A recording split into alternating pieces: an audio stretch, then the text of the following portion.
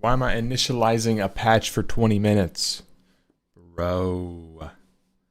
What? Did you see Pirate Software say he would destroy me in an IRL fight?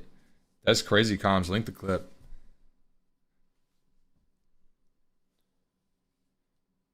That's crazy comms.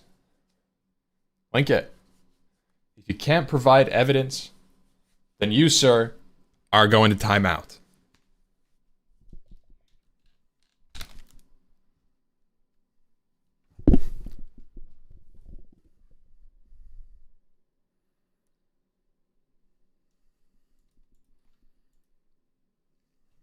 Let's put some music on.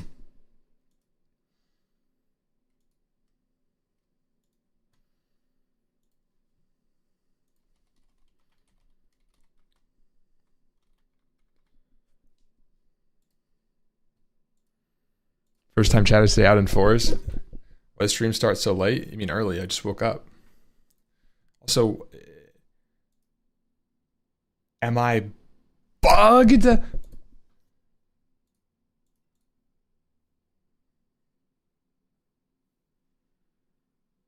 I'm queued? What else is upgrading? What else? Tell me, please, what else is updating?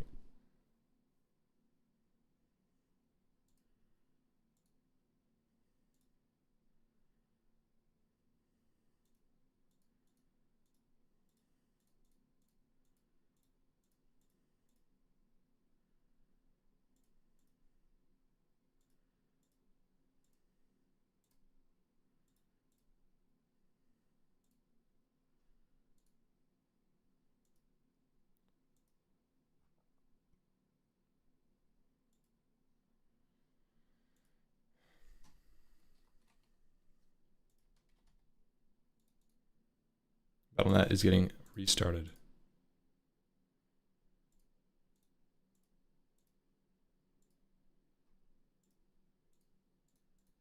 There we go.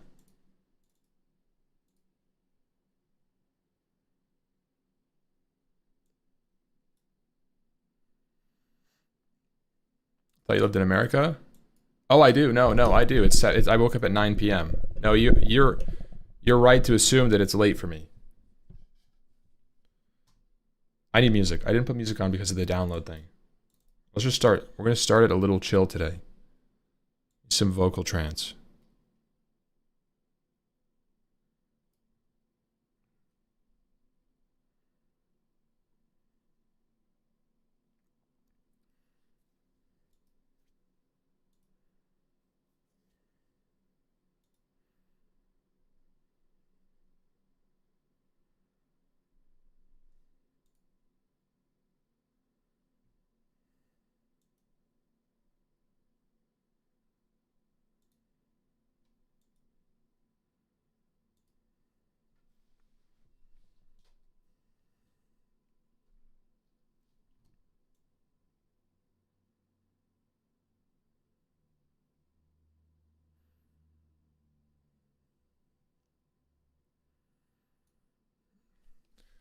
Battle.net. Oh, there we go. Finally, we got it. We got it. We're playing. How many levels today? That remains to be seen. It really depends. I mean, last night I wasn't planning on any of the stream, but the guide was telling me to kill high-level mobs again for the third hour in a row, and I was like, what is going on?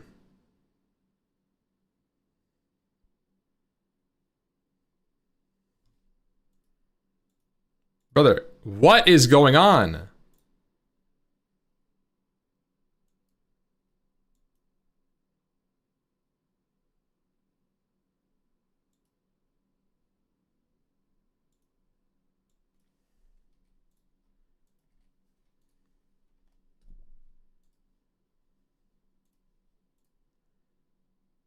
I using the survival guide? No, I'm not. I'm using the normal guide. I'm using the normal guide. And it's not a problem. Like, to be clear, to be 100% clear, killing high-level mobs is not a problem. I was just too damn tired. I don't want to use a survival guide. I would rather use a speedrun guide. Killing high level mobs on a druid on little sleep is just, I'm just clawing shit, and it was actually kind of sus. I like had some close calls on the berserkers last night.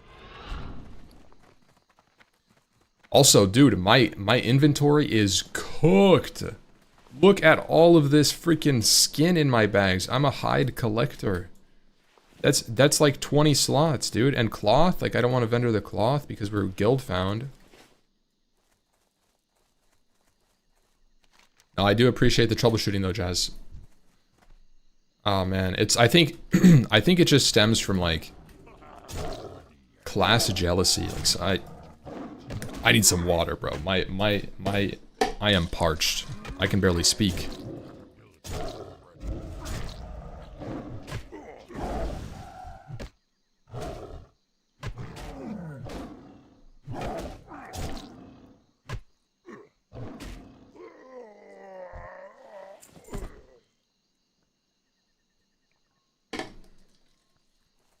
Get a nice hydration injection in the morning.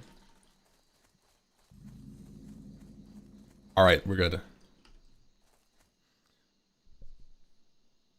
If you DC mid-combat, does your character continue to auto-attack? Yes, but it won't wand.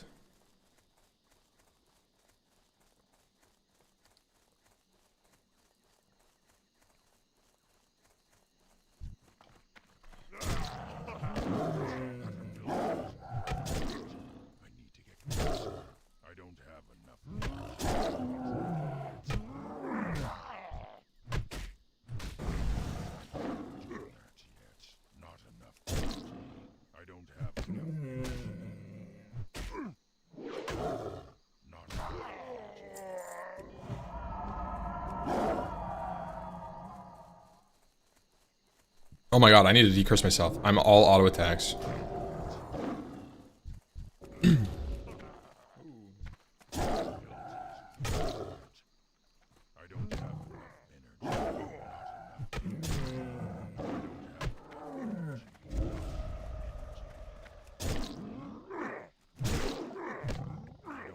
Okay, so I definitely had no business fighting that mob at my level anyway.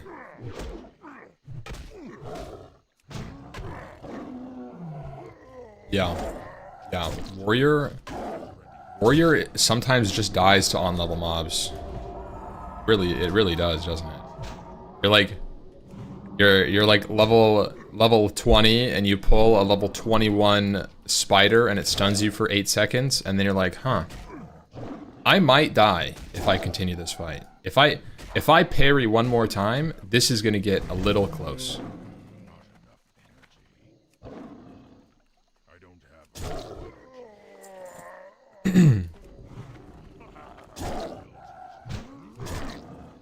You play warrior now, it sucks. It's not that bad. I think warrior gets a lot of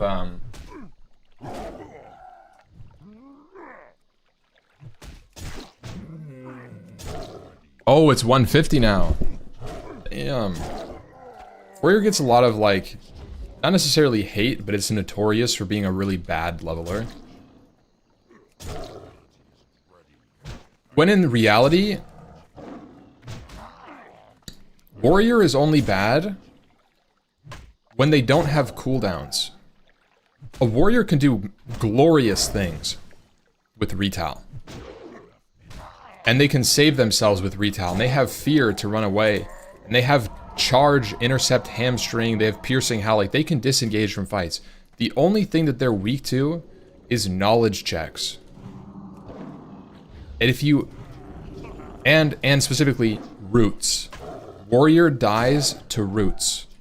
Frost Nova, spider nets, hunter mobs that net you and run away. Those things kill warriors. The most, I would say. And if you can get around that, if you're playing like a gnome warriors are actually amazing levelers. Because they kind of stop that. That's like a big deal for warrior. And then also, sometimes, like, especially early hardcore, when I was kind of newer to warrior, I always went herbalism alchemy and fishing, and I would just get a couple of faps. You don't need to maintain herbalism alchemy the whole way up. You can, Just get to 150 alchemy. It's not super hard. It takes like 3 hours of effort. You just pick herbs while you're leveling, and then maybe you go a little out of your way to get a little extra like strangle kelp or something. And you end up having like that safety net, and then you can almost like never die if you're playing properly. If you have a free action pot on a warrior and you don't use your retail aggressively on cooldown for like XP per hour, it's a super safe leveler. And it depending on your routing, warrior can actually be pretty gnarly. Like in a good way, it can shred mobs that are lower level than it. Like I actually before they got rid of logout skips and around like late TBC, early Wrath era, I was really into warrior speedrunning in classic WoW, and I wanted to get the world record for 1 to 60, and I wanted to route 1 to 60 specifically for a warrior. And what that looks like in my head, the premise that I wanted to do, instead of the hunter guide, where the hunter guide is trying to min-max the most amount of good quests in the least amount of time, the warrior doesn't think like that. The warrior thinks like, how can I kill the most green mobs while questing in the most efficient manner? And so you're shifting the line of like, oh, maybe I should do this orange quest so I don't have to come back, to, okay, I'll commit to coming back here twice, and I'll make sure that I'm over-leveled both times.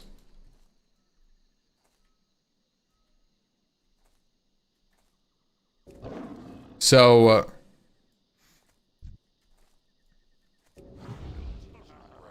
it's, you know, warrior is so great. It actually is. It feels amazing when you're +3. I would say your most optimal time for XP per hour on a warrior is when you're 3 levels higher than the mob.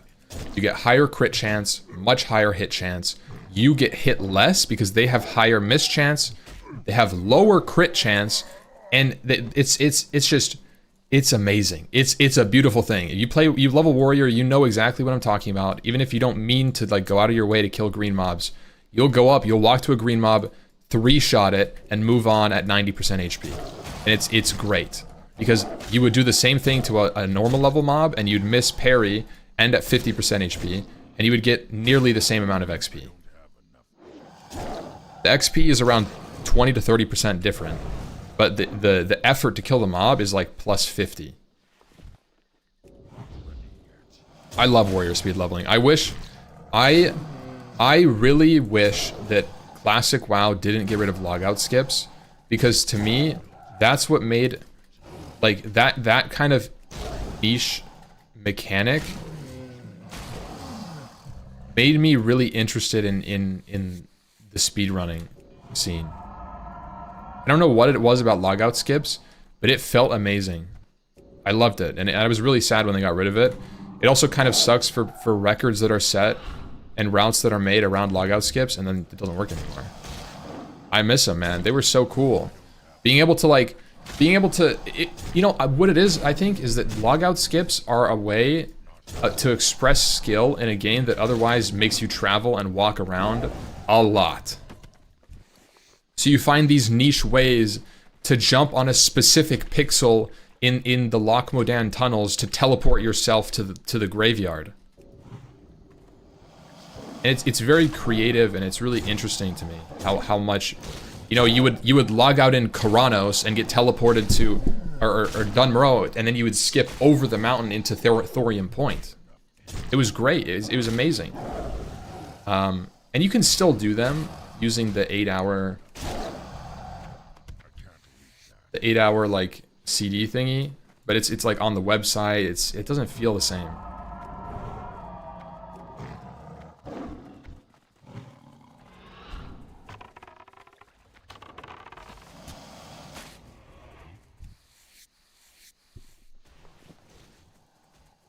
Yes, Thax, that's logout skipping. Correct. And there were tons of them across the world. Some notable ones you could skip from... You're running across Menethil Harbor, right? So you're running from Menethil Harbor, you walk into a cave, log out, and you get teleported to Thelsamar. So you get teleported from here to here, and you just climb the mountain. It's very interesting.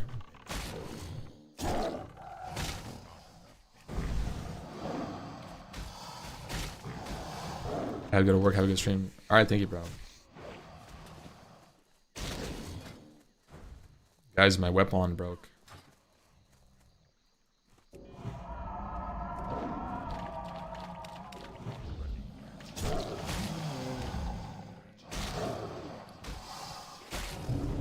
So I'm looking to get into Classic / TBC and Hardcore eventually. What should I start with? Classic first?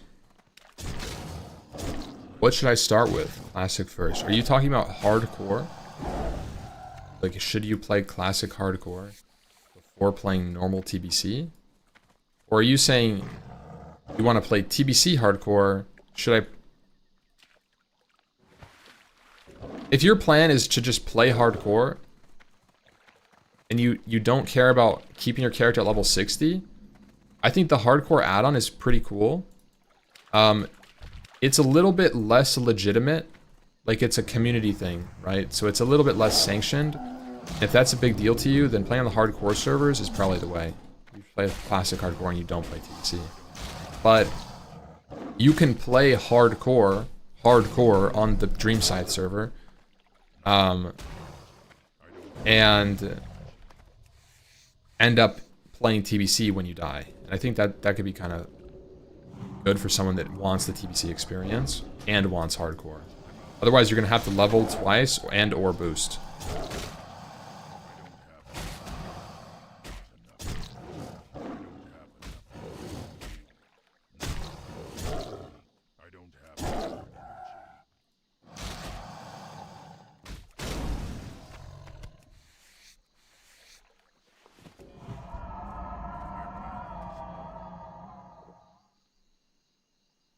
Is 158 accelerated in pre-patch?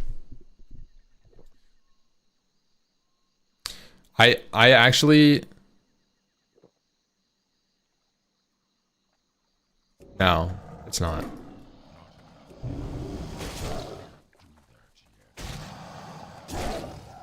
Do...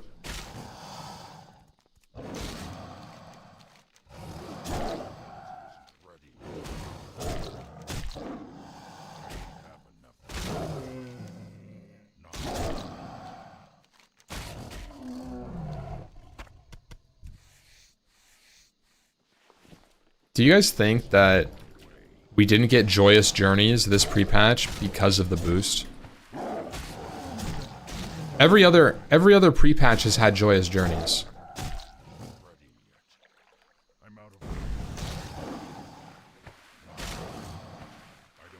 That makes me a little sad.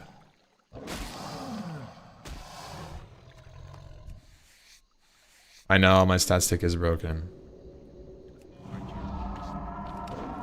I thought they only did that with Wrath pre-patch for last Classic. Maybe it was just Wrath. I thought it was TBC Classic too, but maybe I'm thinking about like Sod. Is Fizzle bugged? He killed my first warrior on release day because he just spammed his life train. No, that's normal, Fizzle.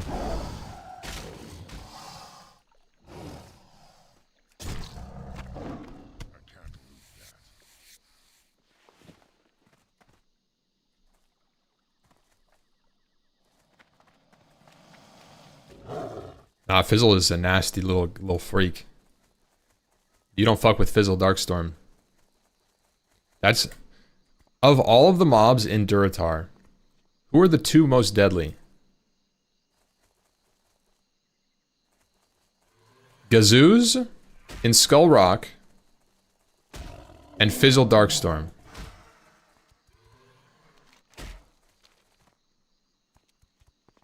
Yeah, those guys are freaks. They're very notable. If you played in add-on days, back in the day when we played on Bloodsail Hardcore Classic in the add-on days, there was a show called F in the chat, or I think that's what it was called. It would basically cover a lot of deaths, and every single time that show was on that like covered the community's deaths, some people were dying to Gazooz or Fizzle, or they were just in Skull Rock, or they got stuck in the Thunder Lizards trying to run away from Fizzle. Like, it's just, you just saw that shit all the time. And I think now that we're back in it, we're back in hardcore, TBC hasn't changed things. These mobs are still as nasty as ever.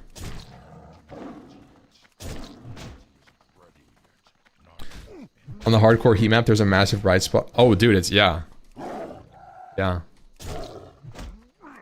I forget that we had, like, the heat map and stuff. The tech is insane. The infrastructure of hardcore community is crazy.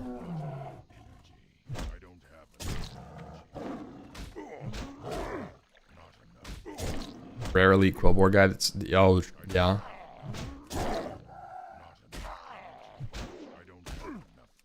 I did kill it. Did Gazooz at 10 with Rend? Bro, Gazooz's Voidwalker does like more damage than a normal level 12 would do anyways. It's like higher, it's crazy. His Voidwalker has insane HP. The way I always killed Gazooz was by LOS spamming him and killing his Voidwalker first, and then LOS spamming to kill Gazooz. That's the way, if anyone is going to do it. That's the way. It's harder. You have to be, you know, you have to have that proficiency in LOSing mobs over and over and over while you're killing them. But that's actually a really important skill anyways.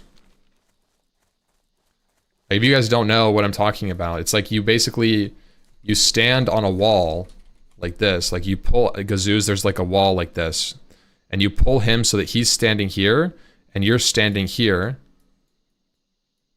right? And every time his cast bar gets to like half, right? His Shadow Bolt is casting halfway. You go run over here and you cancel your attack. And if you do it right, he'll basically flip-flop positions in a way where he'll just move here, you move back to the same spot, and you go to the other side, right? And you can do this anywhere there's LOS and you're fighting a mob that's really difficult, or even just normal caster mobs. And you're next to, you're able to like LOS them next to a wall. Yeah, that's how you fight Defias Pillagers, exactly, yeah. There's so many, that's a really good thing to know. If you're playing like a stupid melee loser idiot class, like Warrior, you kind of need to know those things because it'll help you actually perform what you need to do, which is kill hard caster mobs. And that's a challenge for Warriors.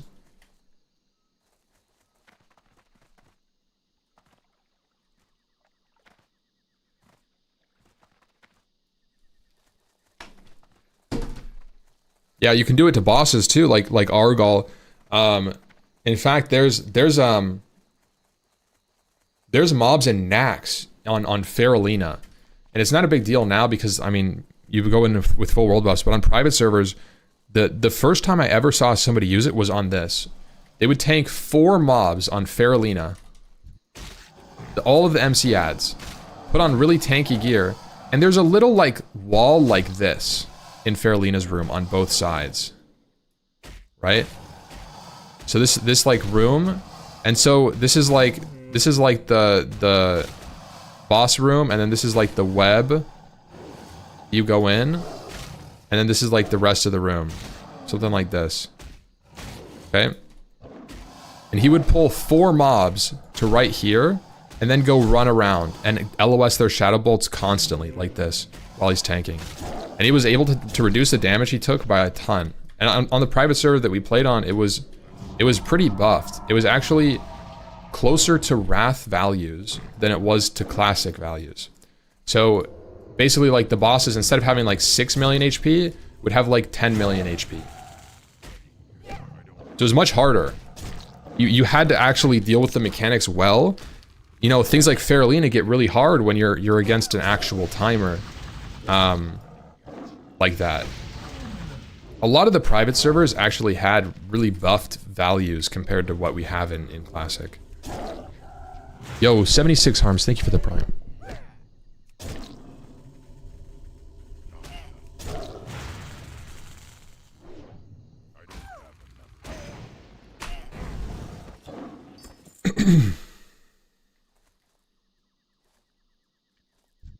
Yeah, like look at this. Here, I'll show you guys. This is the LOSing in action.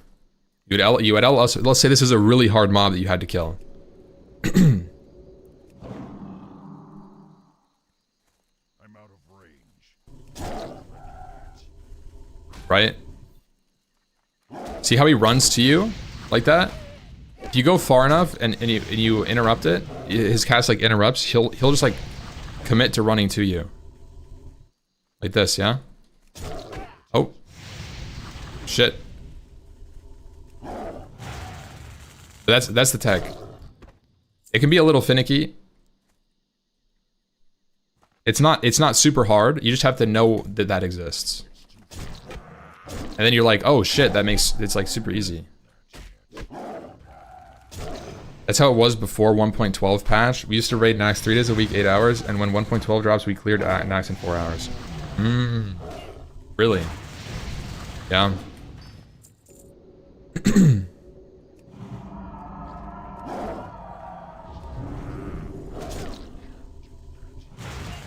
Didn't 1.12 introduce a lot of class changes that made things stronger? I remember that at some point in Classic, classes got reworked or like buffed. I don't really know. But I'm curious if that's what that was.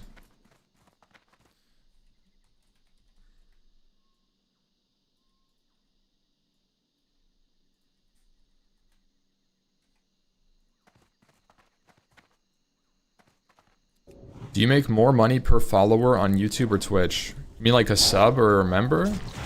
Honestly, I don't know. I have no idea.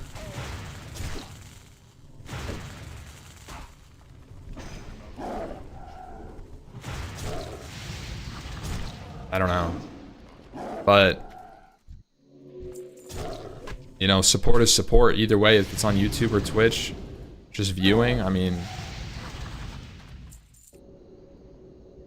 it's all the same.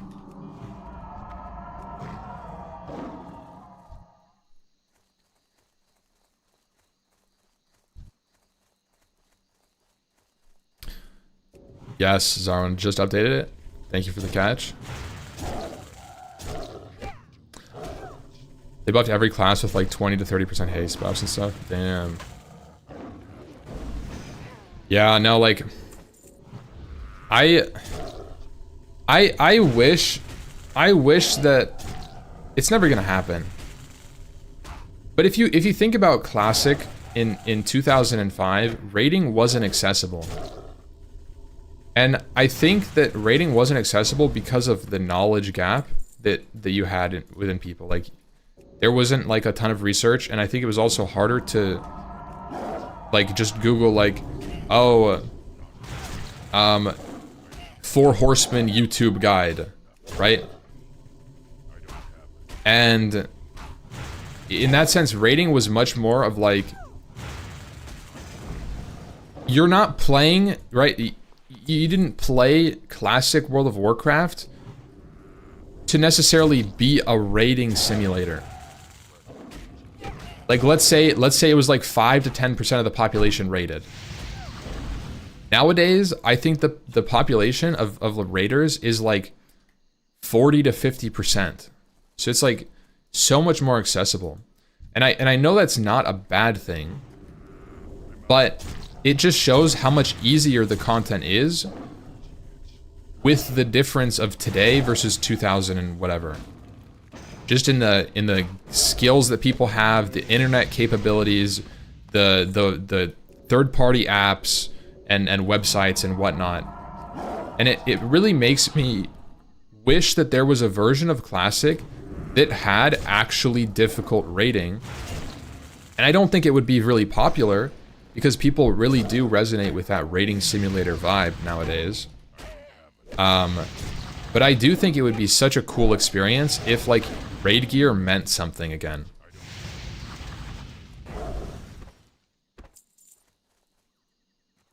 Because it just doesn't, it feels like it's so meaningless. Like, you walk around Stormwind and you see 4 Thunder Furies. And you're like, yeah, I mean, it's cool, don't get me wrong, it's cool.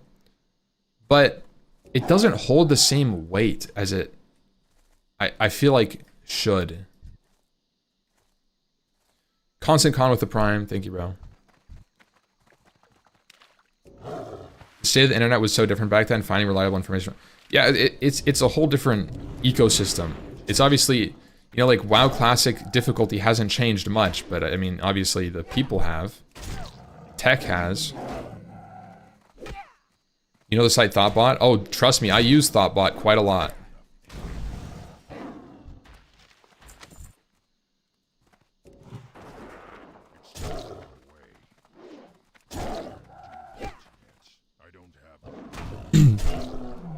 I think that would be true for playing any old/solved games.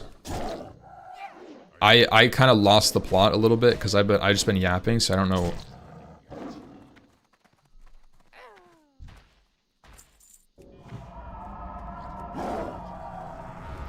Miss WoW Armory.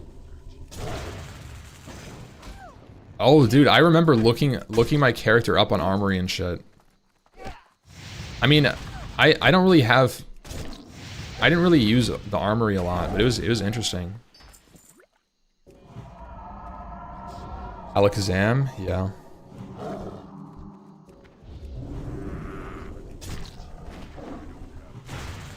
Did you know there are boosts? Yeah, what's up, Veronite? I'm leveling hardcore TBC scythe right now.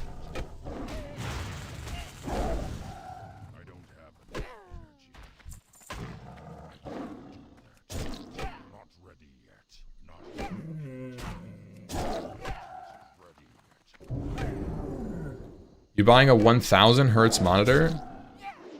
No.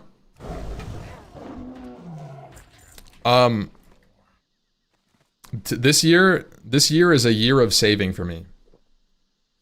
Last year we moved, it was really expensive, dude. We had to pay 3 months of rent right off the rip. Because of the I guess you have to pay first. We paid first and last month, and then deposit. It's rough, bro. It is rough out here. So this is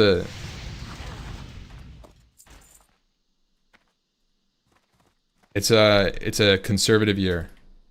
Pretty standard. Yeah, I mean, I'm not complaining in that it's like a abnormal thing. It's just that it's a hefty sum of money.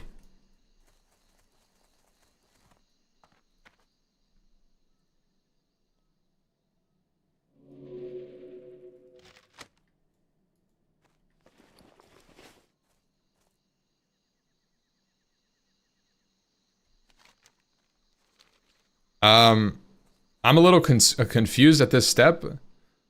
Grind 17,000 out of 58 KXP. I'm gonna go ahead and say that's probably because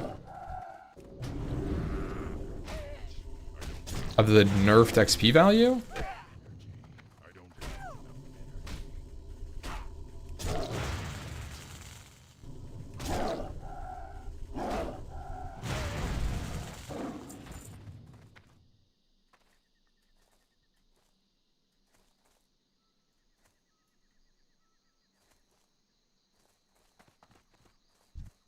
2.5 up front is pretty standard for me. Yeah, I mean, it is standard apparently. I didn't know about it because I haven't really moved a lot. Sounds like it's time to run some dungeons. I think that I hit this step already. I think that's not it. Sorry, your weapon is broken. Yeah, well, I'm playing a druid, so my paws still work. It's okay. It's just 7 strength. It's 9 strength. It's a little worse. It's not worth me running all the way back to here and then running all the way back to where I'm questing.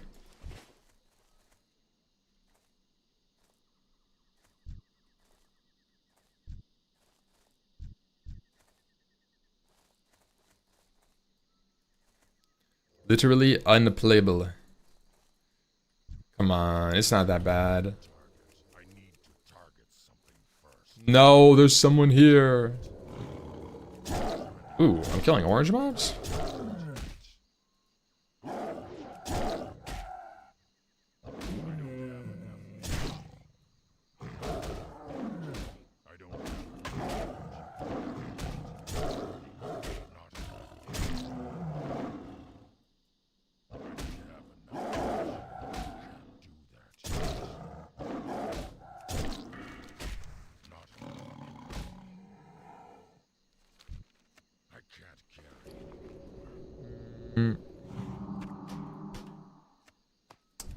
Was Druid your main? No, Druid has never been my main class.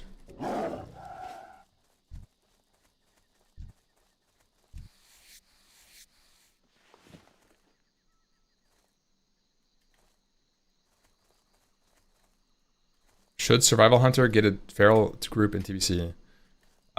You know what? I'm gonna go ahead and say I'm a Survival Hunter player. Yes. Yes, you know why? Because your Survival Hunter is a fucking bro. Okay? And what do?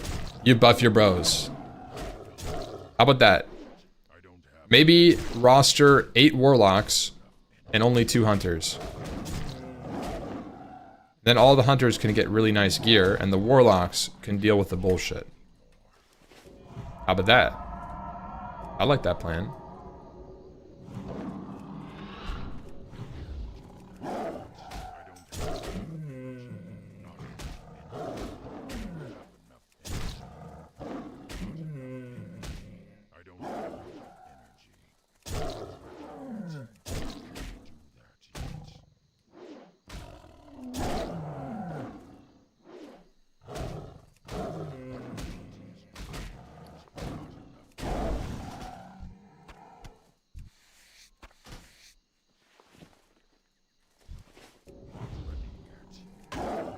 I think, like, the reality for Survival Hunters, don't clip this, right? Send him that clip for sure. But the reality for Survival Hunter is that, like, as long as you have a not super scuffed group, I think it's fine.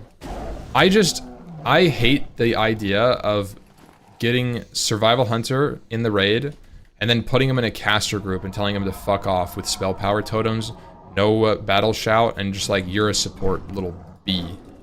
You're our little buff boy. How do you feel? Like, that kind of sucks. Because Survival Hunter isn't really a buff. Like, yes, it's a buff class, but Survival Hunter can do pretty comparable damage to BM Hunters if played the same. Like, a weaved Survival Hunter compared to a weaving BM Hunter is still going to be top DPS compared to non-hunters. Survival isn't that much worse than BM. So, like, you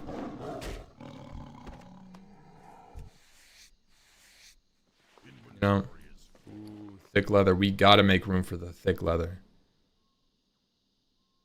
We gotta.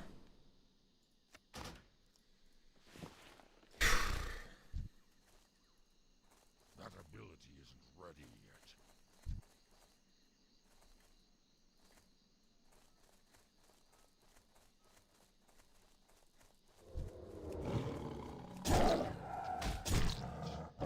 I got both my homie hunters plugged with melee/physical group buffs. Yeah, I think if you play two feral, it's actually really good for the hunters. They're really happy. Playing like a feral cat and a feral bear, and then the second feral goes flex tank if you need. And you can play double warrior, split them up, so you have battle shout in both groups. It's great. That's honestly such a great comp. It feels really nice. Double enhance, double feral, double warrior. 1 rogue, 1 ret, 2 shot. Like, yeah, like that's honestly, it feels really good when you have that kind of setup. 2 melee groups.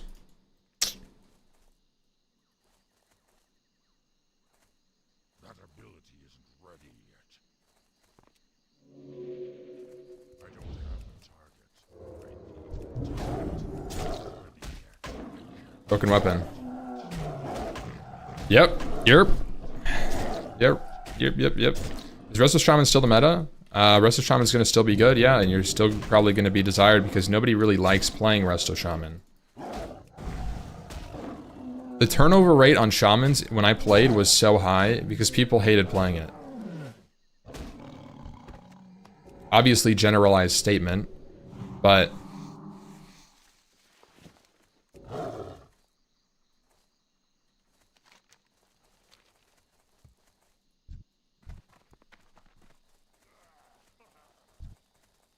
hey, get away from me.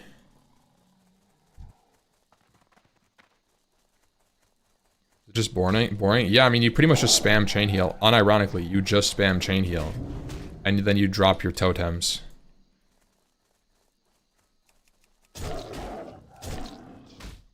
Why do you hate playing Wrestle Shaman? I don't like totems fundamentally. And TBC still has really ass totem management where you can't like place all of your totems at once. Really, like you just go boom and you place 4 totems next to you.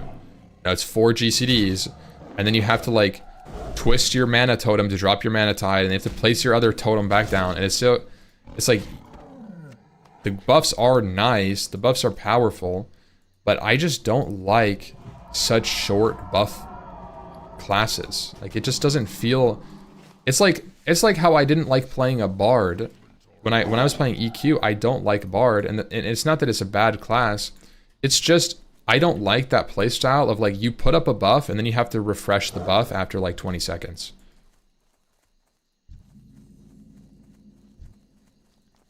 And I think that's kind of what Shaman feels like, where you're like, oh, I'm gonna drop Tremor Totem. Oh, the fear's out. I'm dropping Strength of Earth. My boys give Grace of Air for my boys, and then I'm dropping Mana Tide, and we're putting back our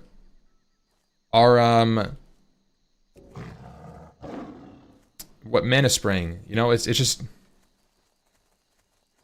yeah.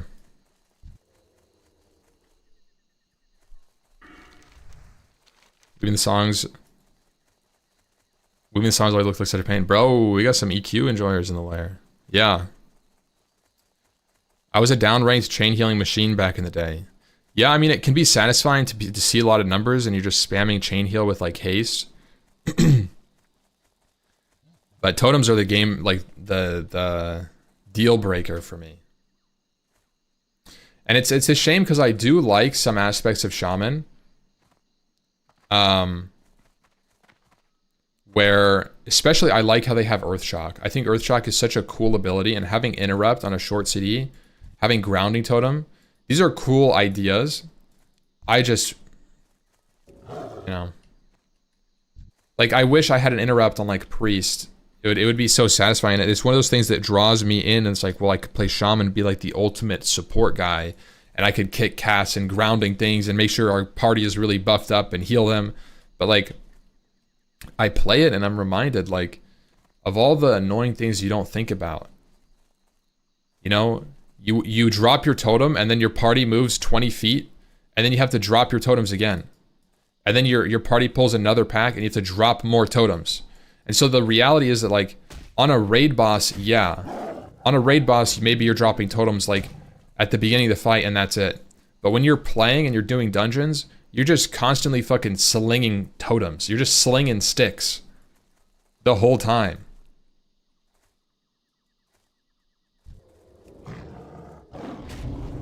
You're like Wind Fury.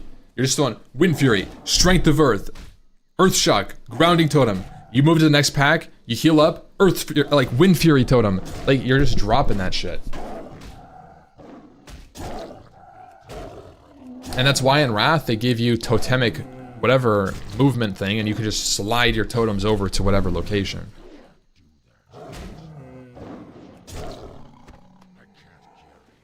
Totem twisting in raids too. Yeah, I don't know if you totem twist in TBC, do you? Do you still twist in TBC? Maybe with like agility, tranquil air or something. You might.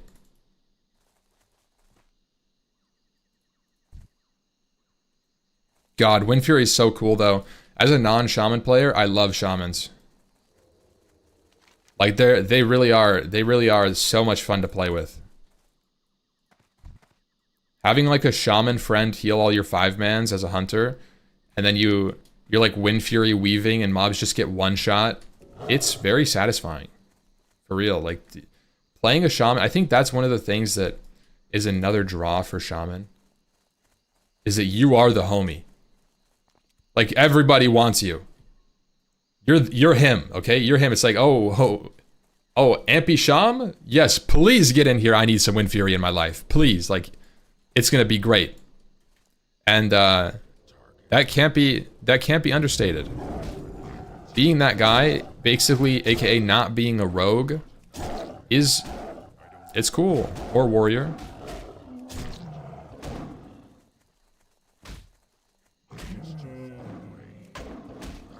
So shout out to all the shamans out there, man.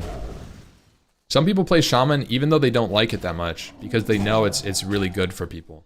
It's a really good support class. Those are the true supports.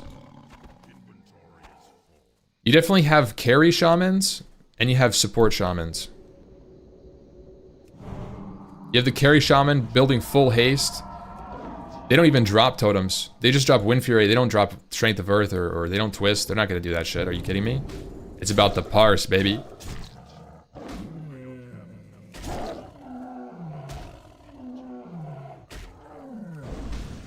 Then you got the twisters. Get the twisters and the parsers.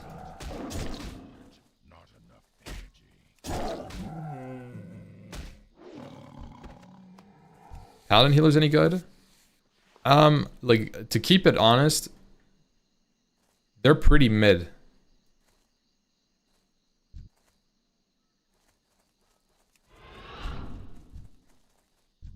TBC.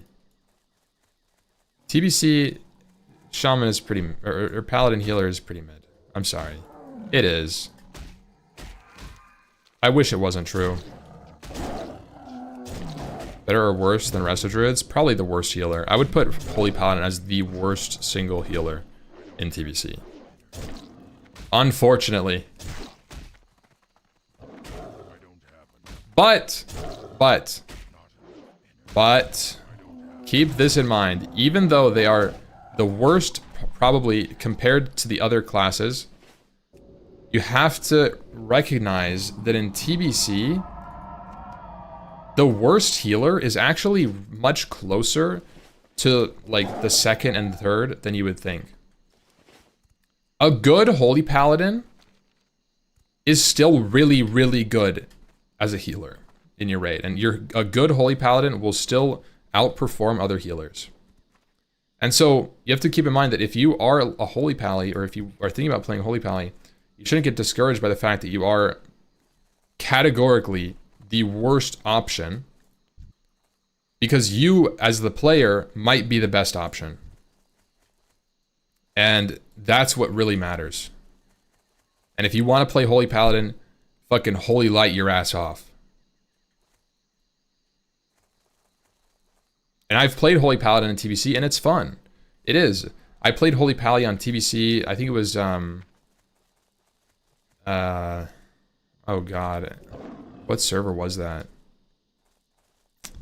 Warmain. I played it on Warmain TBC, I think. You still need one, and they're very strong tank heals. Yeah, no, they are. It's just that you know, tank heals. You only need so many tank heals. The content isn't super hard.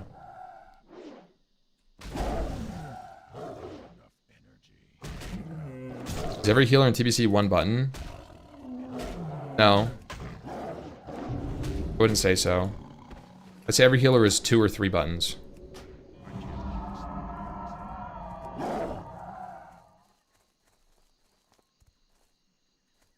Like, Holy Paladin might use Flash Heal or Holy Light. There's 2 different builds you can go.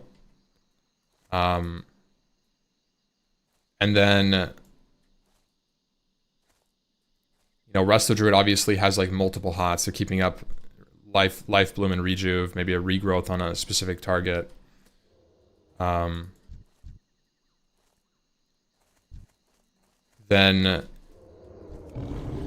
your priest has renew, shield, circle of healing, palm. Priest probably has the most buttons. Maybe like tied with druid. You're pressing palm on cooldown. You're shielding, you know, for pushback. Maybe you are, you know, shielding burst damage. Maybe you press a binding heal because you take a lot of damage and your tank needs a spot heal. Priest is fun. Priest is your carry healer, I would say.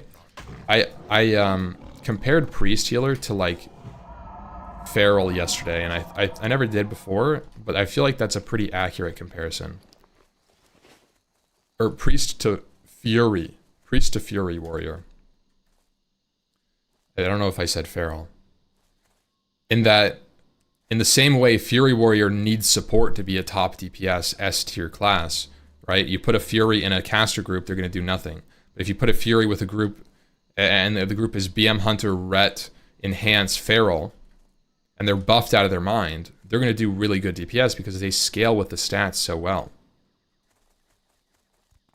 In the same way, Priest, when they have unlimited mana, are amazing healers.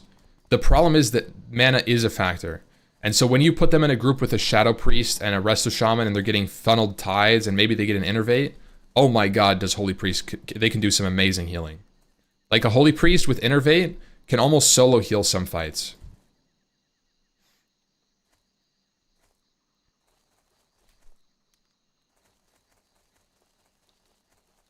Like you know, your Priest with enough mana can pretty much solo heal most raid damage that your raid is going to take, outside of some like notable bosses like Muru. You're not going to solo heal Muru or Twins or whatever, but like, it's great. Same with Mage. Yeah, Mage is also another mana reliant class, very heavily mana reliant. That's why Shadow Priests are so good though, because you have these classes that can use mana so well. Your Mage and your Priests really crave Shadow Priests.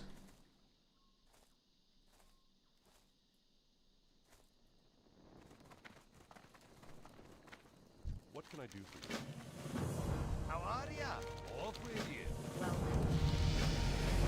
There's something special about how the interactions between classes are in TBC. I think that in Classic you don't have that as much. Like, you know, you have like hunters buffing warriors with True Shot a little bit, but you know, you have Battle Shout for other people, but it's not really like as intense as it is in TBC. Where in TBC, you know, you've got this huge interaction. Your Shadow Priest and your Boomkin really like each other because they're giving each other mana and then crit, and then the crit Mind Blast gives more mana for the Boomkin, and you got this like crazy scaling together. And then the Shadow Priest is giving your Warlocks, it's giving your Warlocks like Shadow vulnerability, and your Boomkin is giving hit chance to your melee and spell users, and your Arms Warrior is giving percent damage to bleeds and physical damage, and you just got like this whole situation where like all these classes are like meshing together super well. And I think that's what balances TBC. It's beautiful synergy on the class level, which you don't really see. Even you kind of like, it's there still in Wrath, but you forget about it because it goes raid wide. It's less localized synergy, where like you're putting your specific Boomkin with your specific Mage and your specific Priest, or your Shadow Priest, whatever, so that they are like getting the buffs. You're deciding who's getting them, who you're gonna synergize with. When it goes to the raid level and your raid gets the entirety of your support, it almost, you lose that decision-making process where you're deciding which people get to synergize the most together. And I think TBC does that in a special way.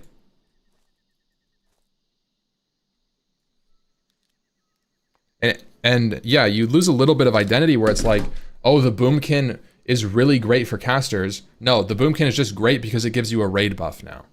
It's not great for casters, it's great for everybody. And then you lose that specialization. You know, the same thing with like Rep Paladin. It just sort of becomes a mandatory on your checklist. It's like, yep, you got this buff, okay, check. You got this buff, check. Well, we have improved Red Aura, bing, yep.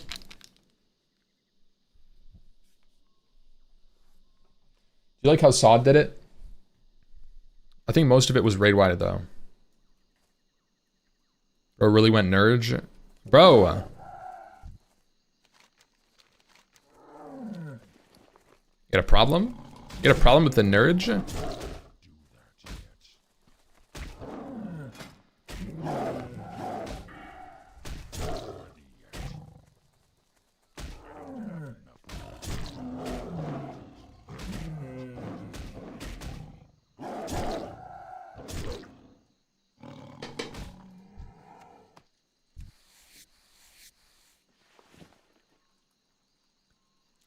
Guys, it has been a yap session this morning. I'm blowing all my energy, and I'm not going to be able to talk by the end of stream. I might need to tone it down a little bit and just mute up, lock in, repair my gear finally, or not. I don't know. We'll see.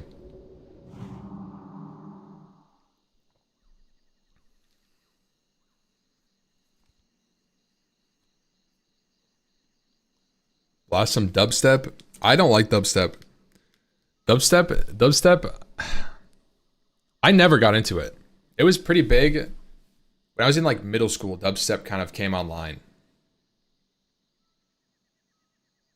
I don't know. Rude? Ah, sorry, man. Hey, nothing wrong with it. Or you.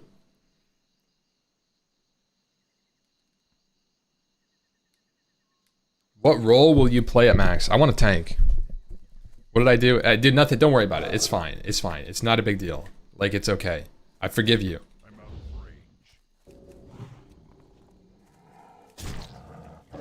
range. You're my edge. Yeah, I'm 27.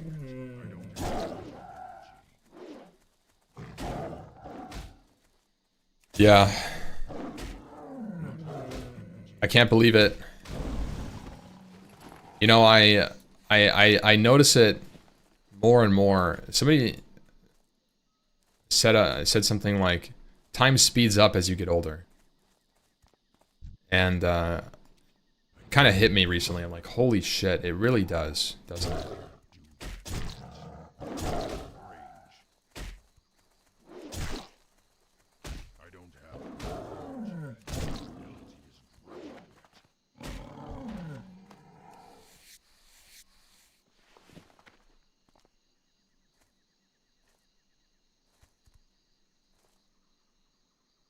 That's too real. Should I tone it back? Back to WoW? Sorry, guys. Sorry, that's my bad. I'm sorry. I kind of zoned out there. That was way too real. What are we doing in TBC? Speaking of fake universes, are you guys doing Honor Farm? It just got buffed. Is the Oh, this is a good one.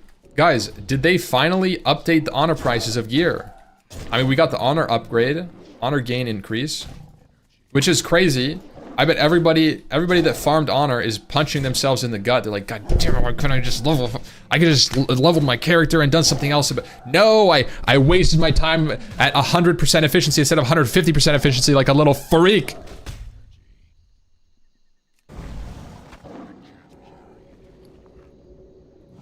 I already know you guys are doing that, some of you.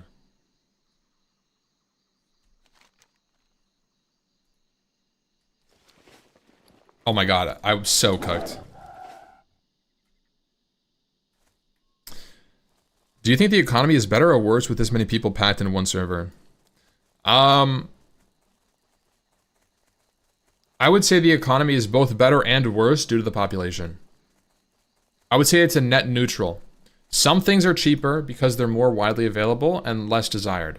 So if you're thinking about something that's like, oh, this item isn't super meta, you don't need it a lot, that thing's going to be super cheap. It's going to be dirt cheap because everybody wants to get rid of it. And the people that do want it is a small percentage, and they can kind of just get some free shit. So that's kind of interesting. Really expensive things, really hard to acquire materials that are limited, especially open world resources, are very hard, very, very inflated. That's why you saw things like Black Lotus, Plague Bloom, some consumables were really high cost. So on a big server like that, when you have that shortage of supply, it kind of messes with the economy on world materials that are scarce in a more intense way than it would have. Because like, if you're playing on a smaller server, you might be able to find a Black Lotus by yourself. Playing on a big server and it's super contested and it's super expensive, you just wouldn't find any. Like, your only option is to pay, which drives the price up so much more.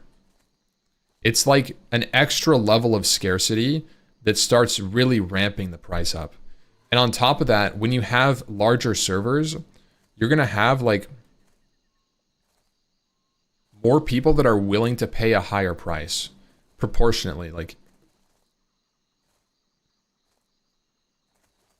proportionally, it might be the same as a small server, but when the number of gold buyers is above a certain point, then it's going to drive the prices up even more because people are willing to pay exorbitant prices for things that shouldn't necessarily be super expensive. They're just willing to pay. They're like, I'll bite the bullet and pay 100 gold for my flask today. 200 gold for my flask? That's fine. I'll just, like, it's fine. Right?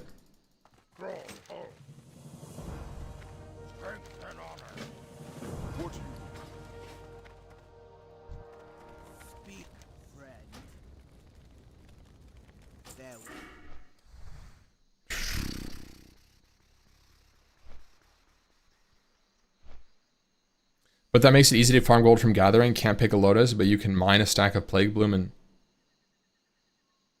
buy one. The problem is that it's not true. When you have one server, all of the bots are on one server. I don't know if you tried to farm plague bloom on Night Slayer, but basically every spawn was camped. So you could go out and farm plague bloom for an hour and you would get like 4 or 5 plague bloom. It's not worth your time. The people that are farming plague bloom are really, they're getting fucking scraps. It's crazy. I don't think it was good at all. The whole gathering thing. Yeah.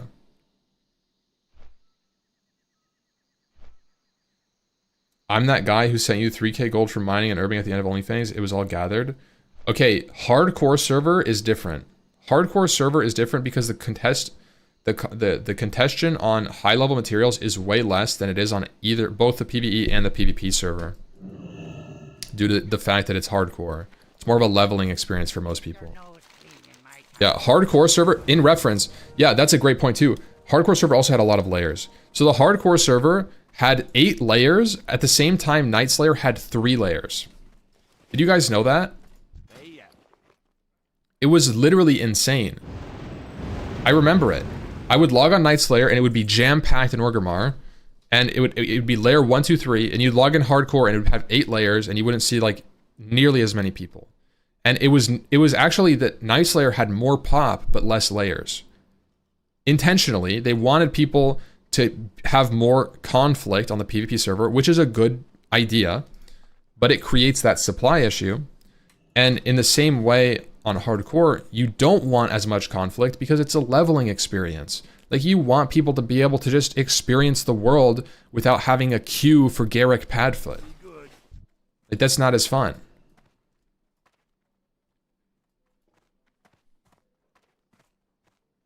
Now Night Slayer has 9 layers? Yeah. Yeah, I mean, Night Slayer does have 9 layers, but only because of pre-patch. It'll go back down to like 3 layers, 4 layers in TBC probably. Unless they plan on keeping it high for resource access.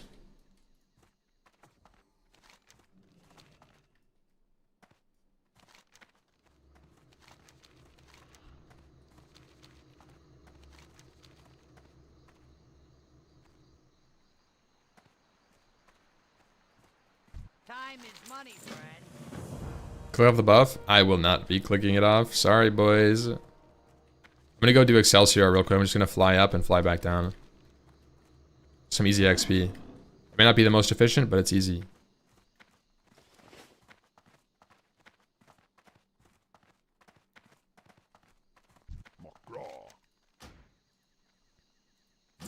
I can see them putting in layers to balance resources as they see fit. Yeah. Yeah, the only problem with layers is it reduces player interaction.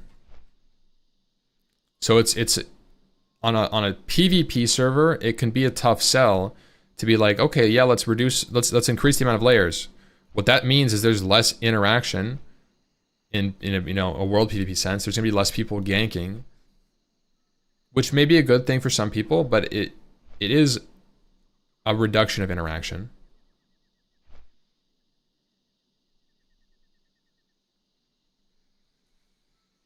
But it can fix the economy. Right, yeah, it can fix the economy. It can help alleviate those supply shortages. But I think the better answer is to increase the supply via spawn rate, not by making a new universe. It's like you have two options. You could grow trees faster, or you could make another multiverse. I mean, you could just grow the trees faster. If you are able to do that, that's like, you know, like there's more than one solution to solving a supply issue.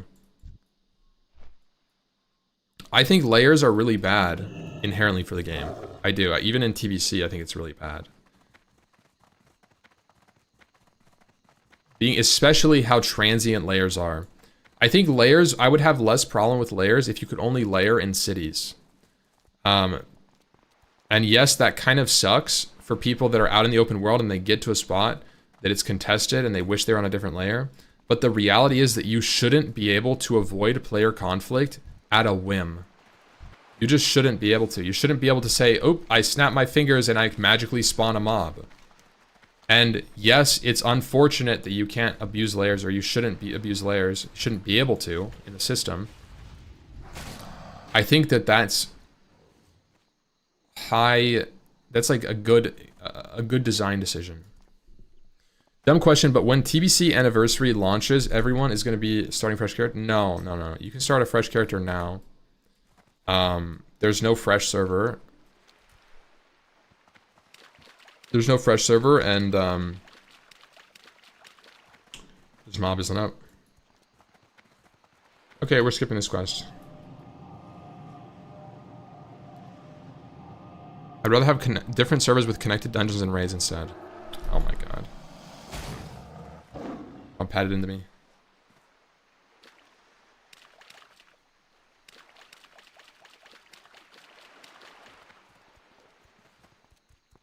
So when the 60 rogue is camping Red Ridge for the 6th month in a row, don't let people escape to a different layer. Got it. Yes. No. I don't think you should be able to escape that freak. You should not be able to. That is peak classic. Getting ganked by the same freak, his name is I Gank Lobies. That's his name, and he leveled to 16, he ranked to 14, and he got geared so that he could gank Lobies. That was his whole purpose in life. You should have to deal with that freak.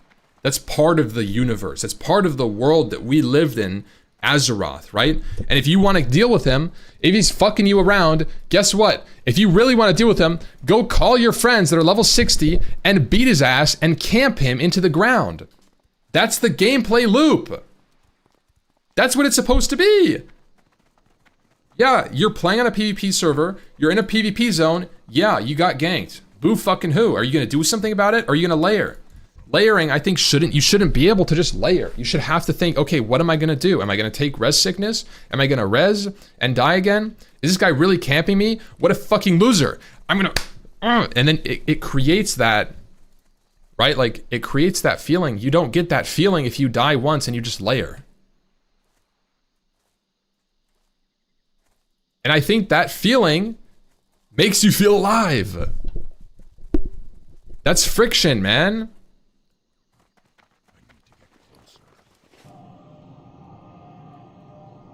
That is the worst take I have ever heard. That should be on my bingo card. That should be, I should make a rant bingo card. And anytime somebody says the same type of shit, I'll put, that's the worst take right in the middle. Every time I say anything on stream, somebody will say, that take is dog shit. Thank you for your valuable feedback, buddy. I'll put that right over there. Free space acquired.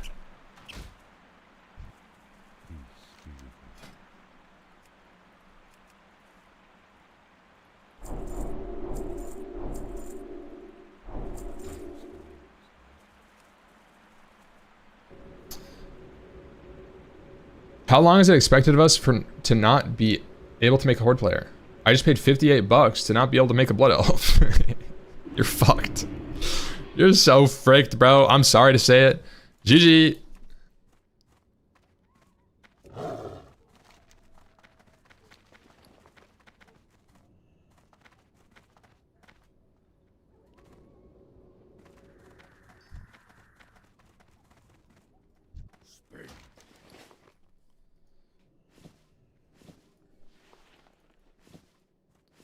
Oh no, guys, I don't have enough light leather.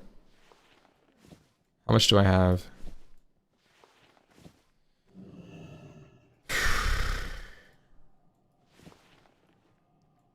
Six stacks? I only have 6 stacks. Oh, frick, man, I have to go farm some freaking... I have to go farm some freaking ducks or something. Like, what do I do? I need a fucking bank alt. Ah, nobody can invite.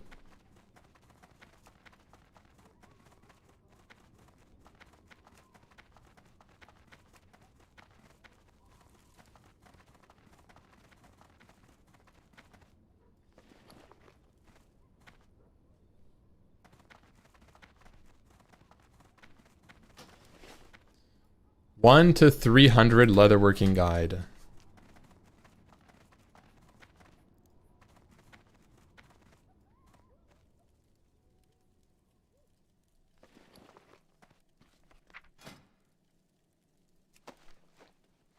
What can I help you with? Alright, we make some light armor kits. To 45. Says make 10 cured light hides. Alright, buddy. I'll raise you. I have none. I have no light hides. So it looks like we're going to be skipping that step. Glory to the Horde.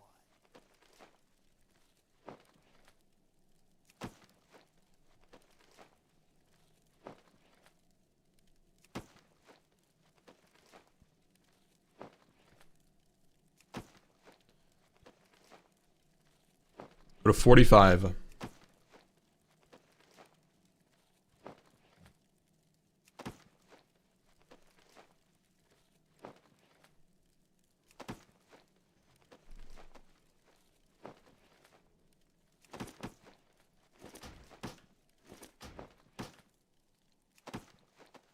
At least this will free up some inventory in my bank. I go to 45, and then I make hand-stitched leather cloaks. Let's buy this. Let's buy this up. Farewell.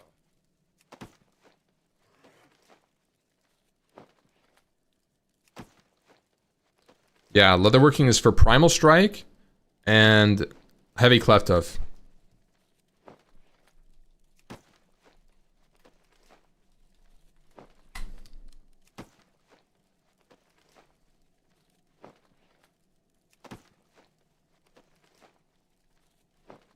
Heavy cleft hoof is basically easily obtained.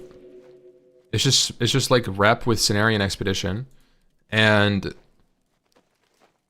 it's really solid early tank gear for Feral. Like really, really solid. It has like double armor.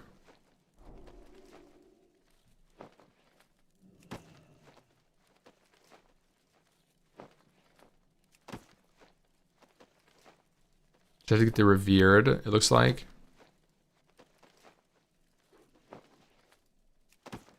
Oh no, just honored with Cenarian Expedition.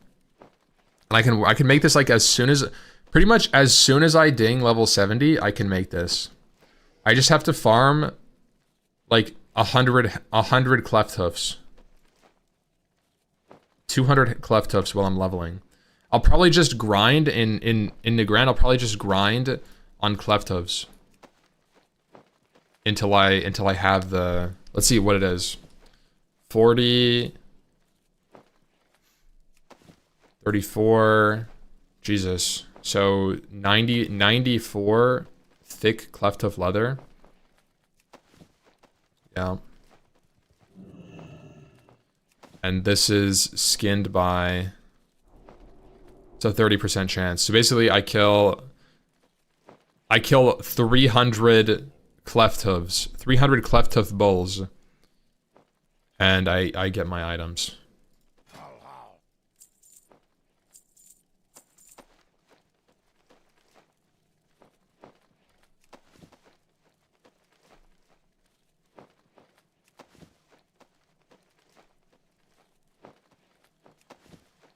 And then I probably will have all the knot hide that I need. I'll probably just need to farm some primal earths and I'll be chilling. Too bad. It's not that bad. No, it's not that bad at all.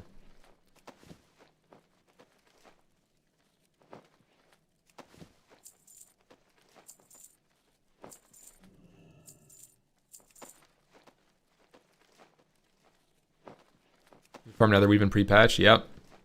It's crazy, isn't it?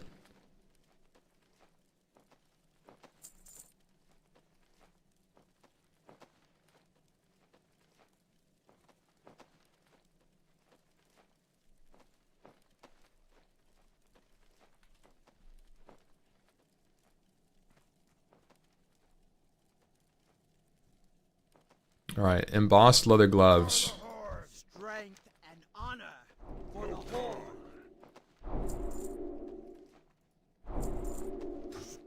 What are you looking for?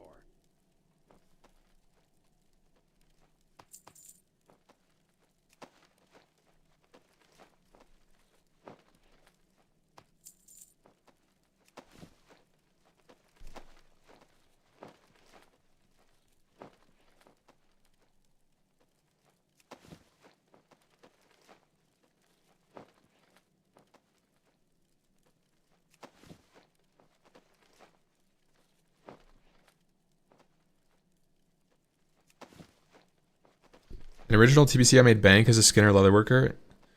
Yeah, dude. It kind of makes me wish that I...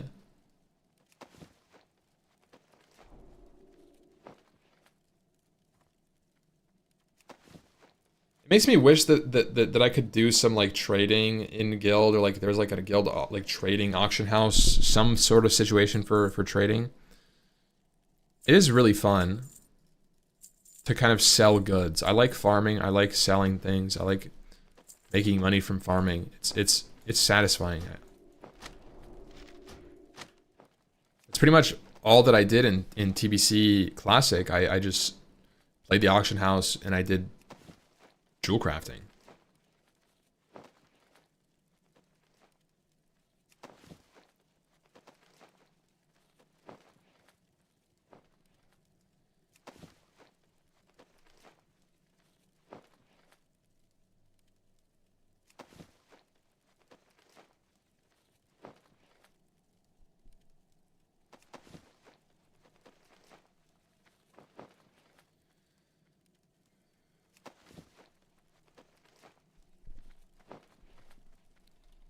So guys, we are currently level 36. Then we're headed to Dust Wall. It's gonna be good. It's gonna be good XP.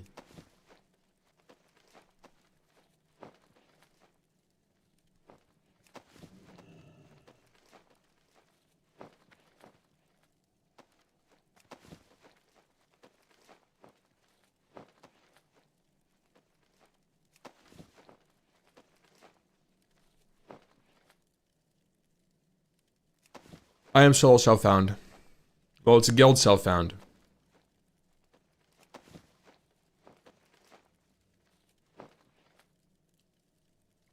Is reduced XP and quest bonus XP noticeable? It's very slight. It's not noticeable. It almost feels the exact same as classic leveling. It actually does. It feels almost exactly the same. The only thing is, you'll just level up slightly faster. It doesn't feel different. It's just slightly faster. And I might notice it more in the 40s.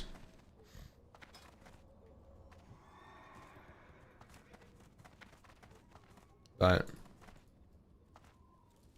we'll see. It smooths it out a bit. Yeah, like I will say I haven't really had to grind. That's one thing that I've noticed. I haven't grinded on this character pretty much at all. So in that way, like it almost feels the same. It feels like you're doing a playthrough without having to do the bullshit grinding. That's pretty much what it feels like. You do everything that you would normally. You just remove the grinding sessions. That's actually what it feels like. All right, guys, we got a 3-4 minute flight path. I'm gonna go AFK. Might make some coffee. What time is it? It's 10 p.m. 11 p.m. Coffee time? It's a little early. I just started stream. Might delay a little bit. I'll be back.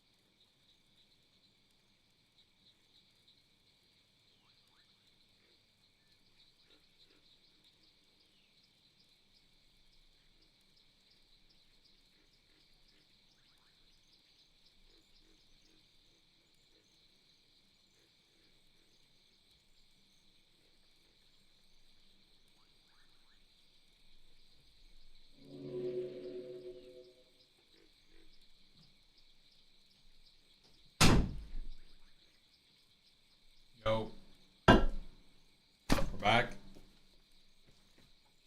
Got some cereal.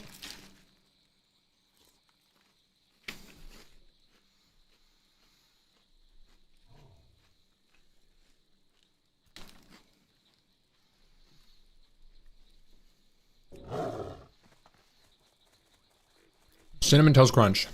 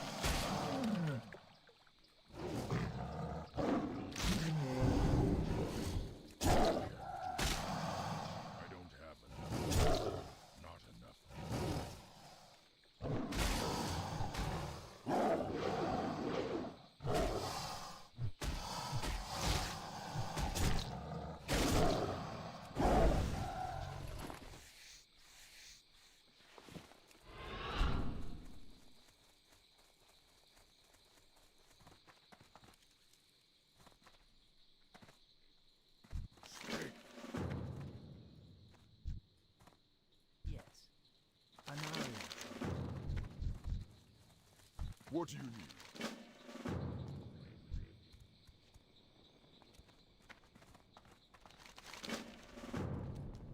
I can't attack that target.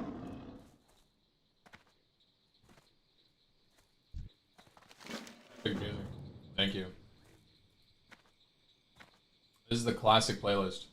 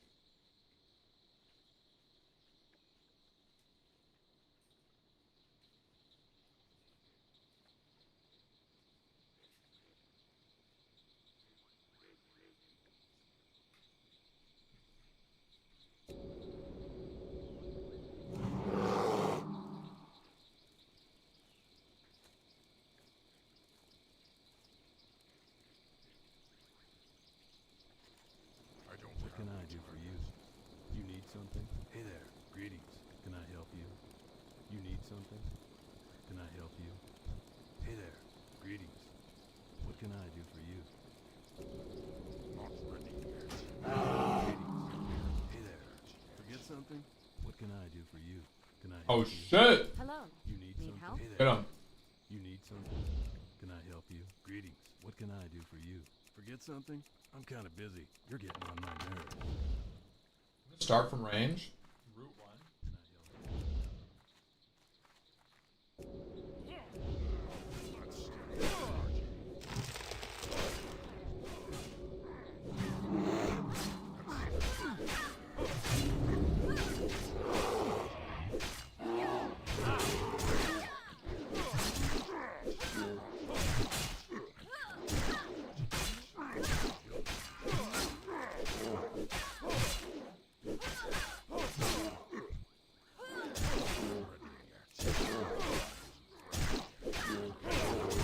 Holy shit, I'm swiping!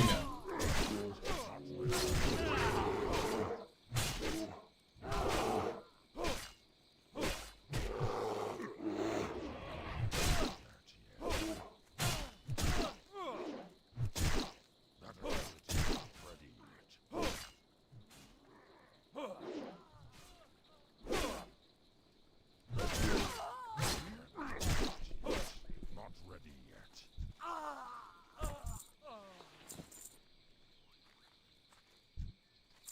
Is Feral not insane?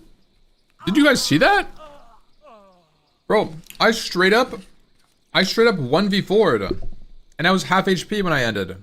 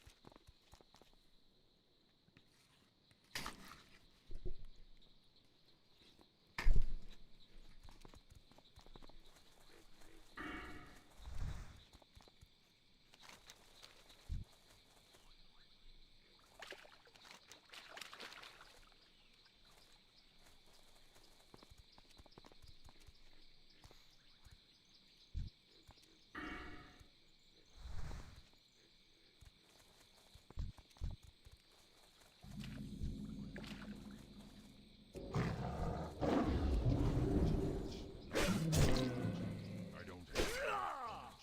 Not enough energy. I don't have enough energy. Not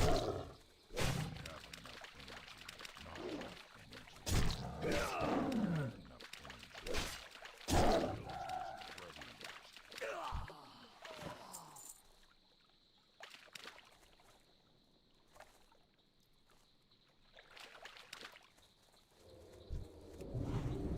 isn't ready yet. What is wrong with the TBC tooltip that increases all stats for 2 hours?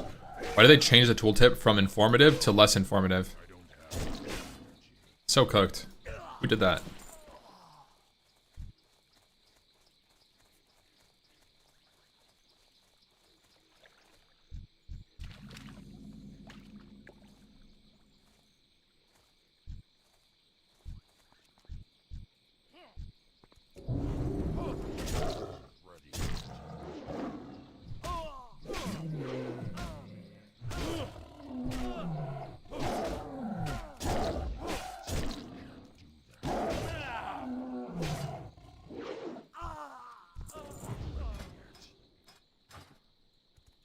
How's the level spread? Most people are still way below level 30. Very bottom heavy. People are dying like, they're dropping like flies, like Ghostlands. Ghostlands is a deadly zone.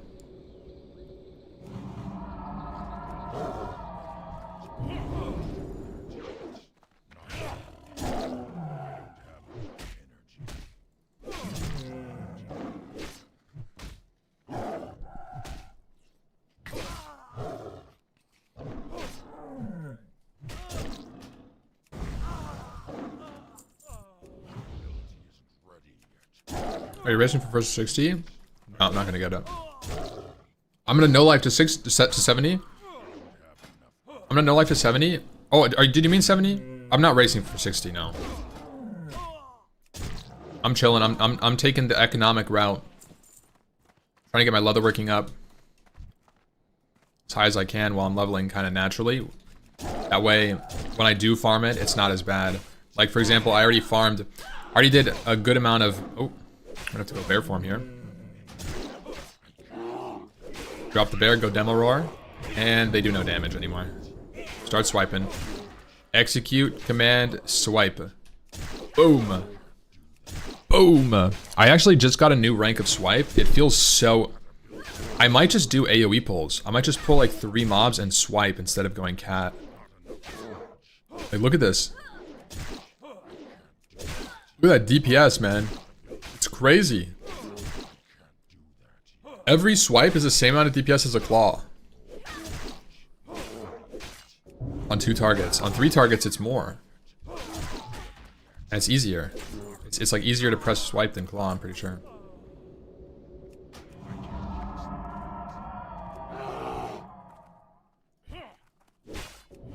Just gonna go for it.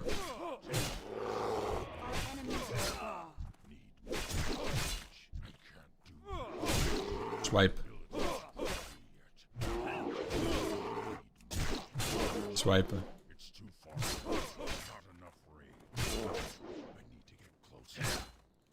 Swipe. Swipe. Okay, we're kind of in a pickle here, guys. Finn's dead.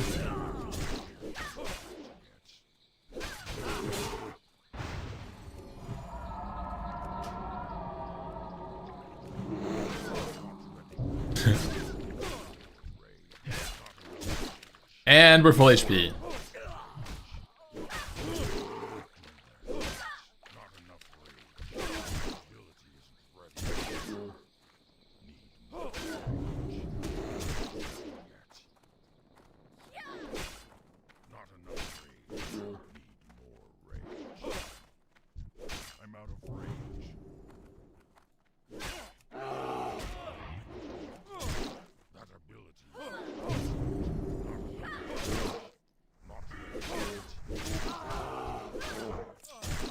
Ooh, a necklace. That was brutal.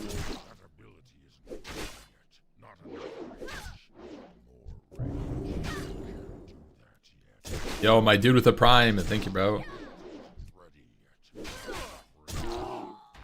Pre-played? I've pre-played.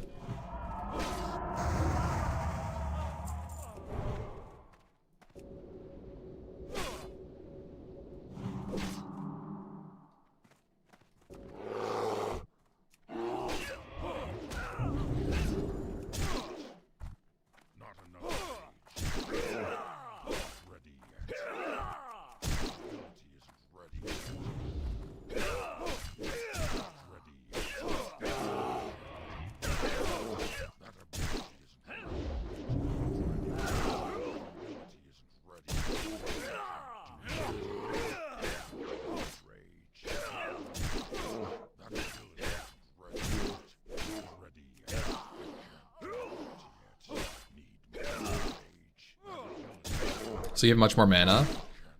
I think it's the ZG buff right now. I did get some intellect gear though. I'm wearing intellect chest, shoulders, and head.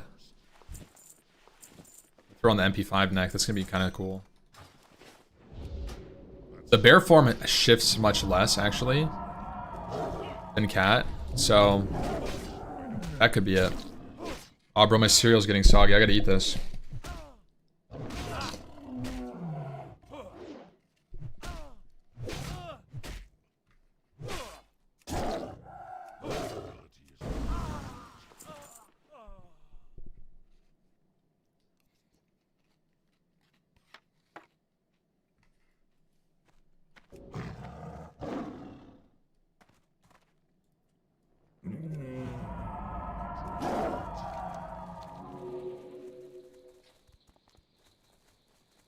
An 8 AM stew?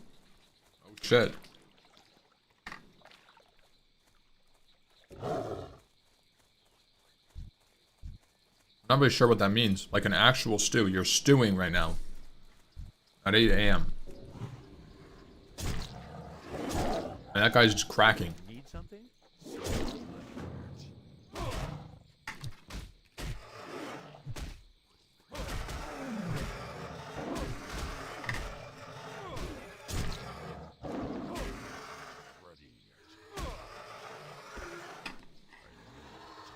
Chat, are you... If you have cereal milk, are you drinking the milk when you're done? Or do you just not? You just throw it away?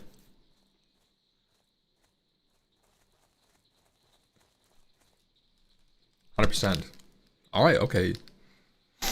Okay, so apparently nobody leaves it.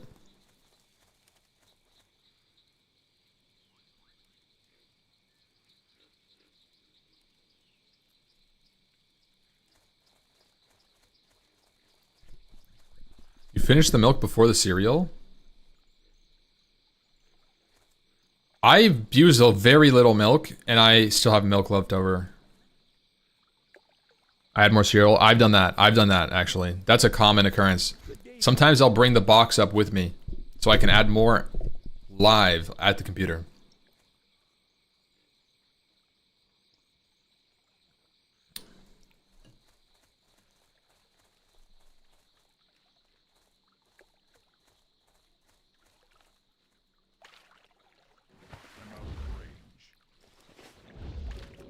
What server? I'm playing Dream Scythe. The paper bowl and plastic spoon. Yep. That's the life, bro. That's the gamer life. I'm fully committed to no dishes. I haven't done a single plate. I haven't done nothing. Nothing has even gone in the sink in like 4 months. Microwave, plastic, and paper. An air fryer. And I'm using an air fryer with like an air fryer paper liner, so I don't have to clean it really.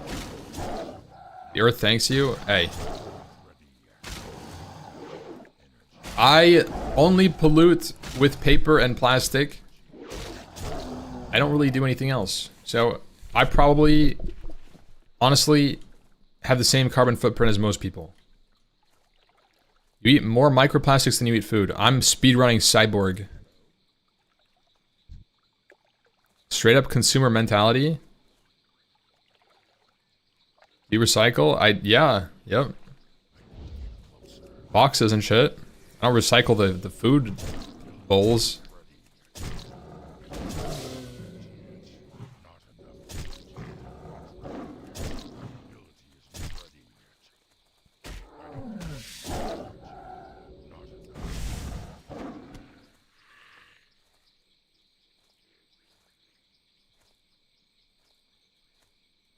Your body will thank you in about 10 years. I mean, you guys will sit here and say it's the paper bowls and the fucking plastic, not sitting on my chair for 14 hours a day and playing a video game my entire life. It's the paper bowls and the plastic spoons, bro. Come on. If you use ceramic, bro, you'd be in a completely different place.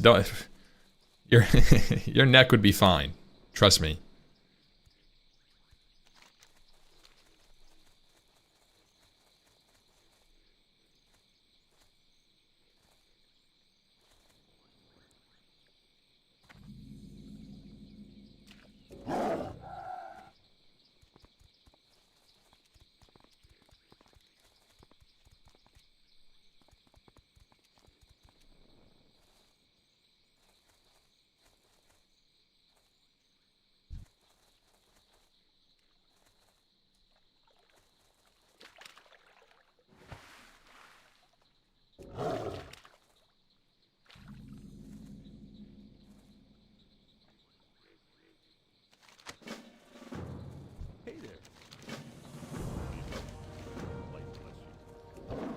Information gathered. Kill risen husks. Should I kill the frogs? Yep.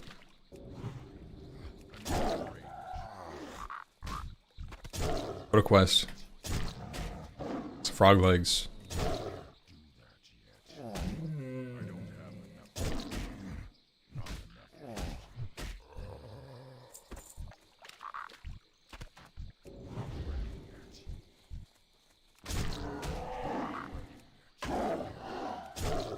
Oh, I didn't loot.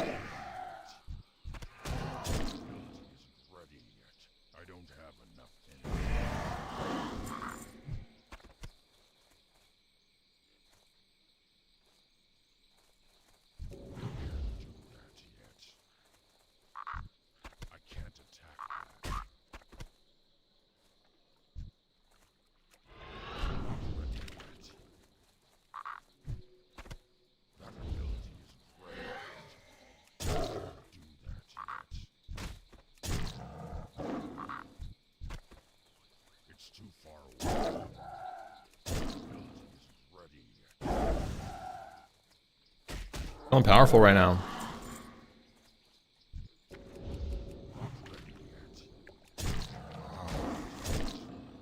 Cats had some decent AoE ability. Like if they had swipe cat, they do in Wrath, and they're amazing.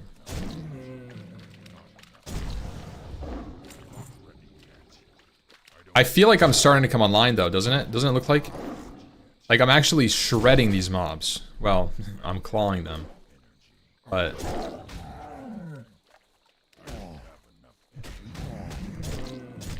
feeling very powerful.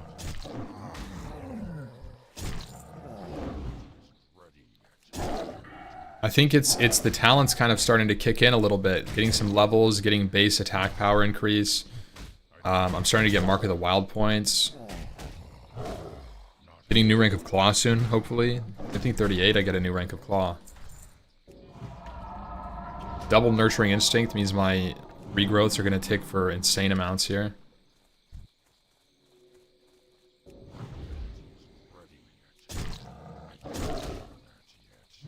Yo, what's up, Sakati?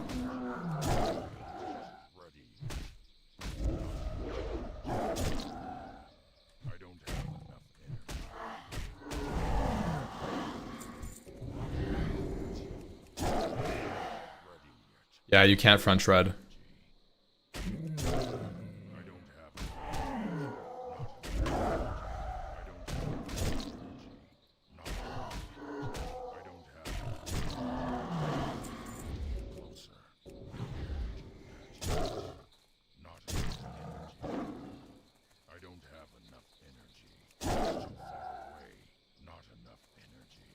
Back swipe Kramer and YMB dead? Really? Can you link it? Holy shit, I did not know that. Kramer Scarab Lord Kramer? Kramer Scarab Lord? The rogue? -1 chat. Oh, his alt. Fucking coward not playing his main. Coward!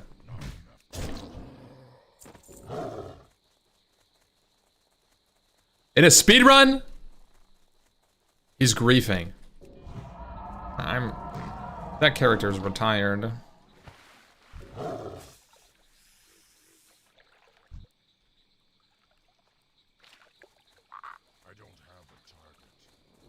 How are you?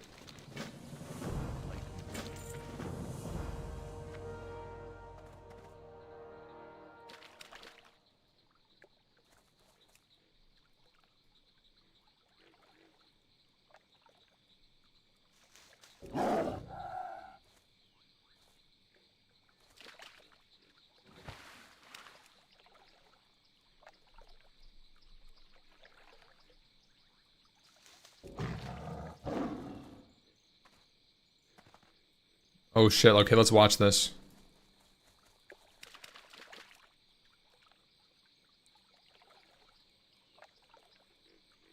I can't loot that right now. I'm out of range. Uh-oh. Does his Petri fail? Does his Petri reset go wrong?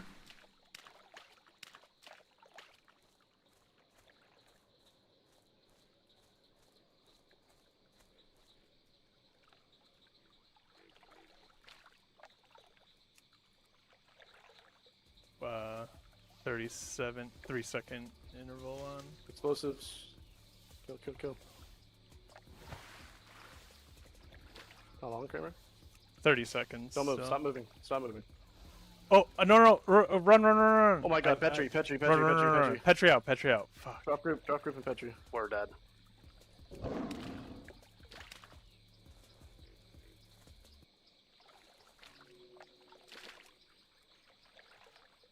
Yeah, he just canceled his reset. He canceled his Petri Yeah, I macro or think I'm something. dead. Just keep going though. I got 37, 3-second interval on. Explosives. Kill, kill, kill. Oh, Kramer. 30 seconds. Don't move. so- Stop moving. Stop moving. Oh, no. Run. Oh my god, Petri, Petri, Petri, Run. Petri. Petri out. Fuck. Drop group, and Petri. We're dead. So he's using his alt rogue. He's using his alt rogue to do a skip. It's really risky. And so what's happening in this clip, he's supposed to be doing a skip where he's in a petchery, and before the end of his petchery, he gets ported out of the instance. So he's supposed to leave the group and then petchery after the pop-up comes. But he probably had mistimed it or something. And so he has 45 seconds in this clip. He has 45 seconds to his Hearthstone and only 43 seconds on petchery. So he's talking about it. He's saying, I'm probably going to die here. He's talking about how his petchery isn't long enough. It's mistimed. And so he was thinking about that. And he either pressed it to try to re-petchery, because you can do that. You can re-petchery from the petchery, and it might work, but it might not work. And it might have been that trying to re-petchery to save his character. Or it's just a mistake and he just accidentally pressed it. Just talking about it. I mean, it happens. Rough, dude. That's crazy. So was YMB died? I want to see the... Oh, 30 Stop moving, seconds. stop moving, stop moving. Watch your feet. Oh, no, run. Oh my god, Petri. Oh, shit! Petri out. Drop group and Petri. We're dead.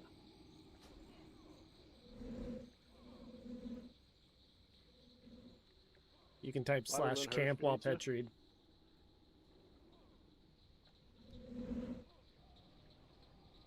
Holy shit.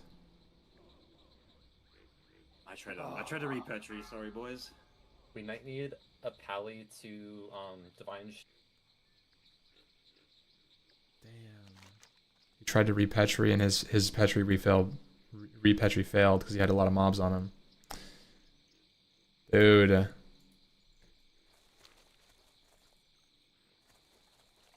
Yeah, that was YMB, not Kramer. YMB died after the fact.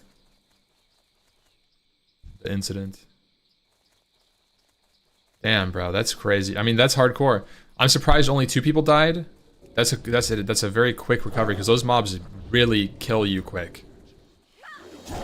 I'm glad only they got it out alive mostly.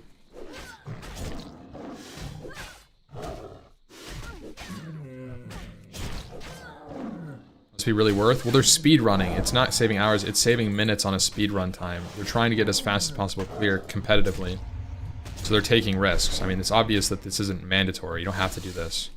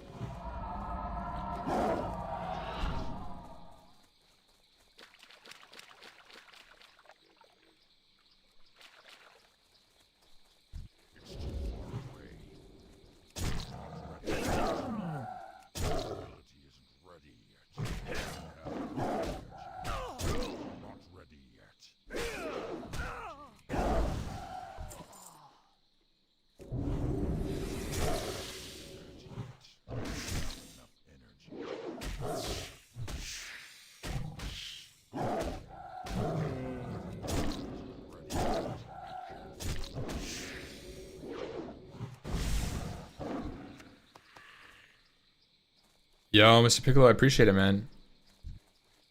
Glad you're enjoying it. It's really wholesome.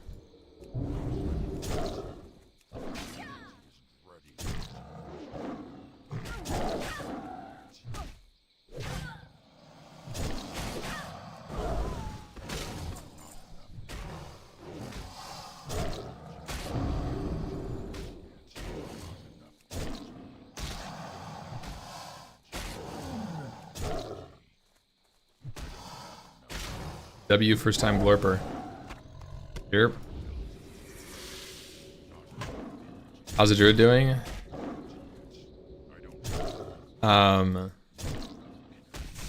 It's better. You know what? It's better.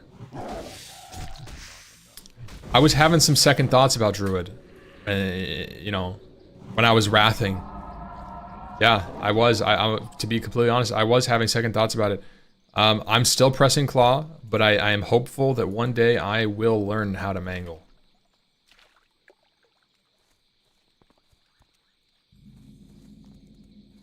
You got some. Hey, hell yeah, Berman.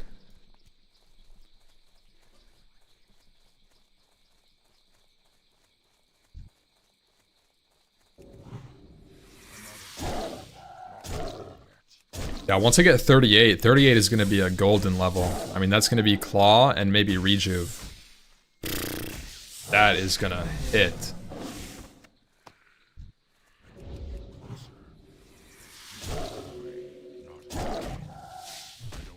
It's putting me off. Bro, what add-ons do you need? Just don't play with add-ons. Liz would freak out if I told her that. I understand it. Some people... You're really particular, are really particular about add-ons and everything. But me, like, I'm just gonna play with the bare minimum that works right now, and it'll get solved the longer pre-patch is out. Right now, a lot of add-ons are broken. That's the reality. A lot of add-ons are broken and they don't work. They have to get updated, and some add-ons won't get updated, and it's gonna suck. But that's what happens when you get a new patch, especially a big one like this with really big back-end code changes. Like they're changing a lot of shit. With edit mode and everything, it just works differently. So we might have to say goodbye, farewell to a couple of OG classic add-on stuff, you know? Peddler not working kills me? Yeah, it's brutal, man.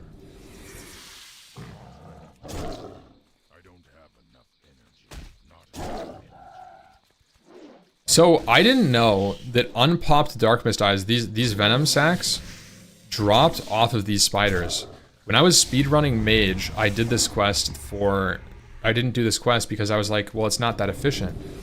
But the fact that you can double dip quests here is kind of good.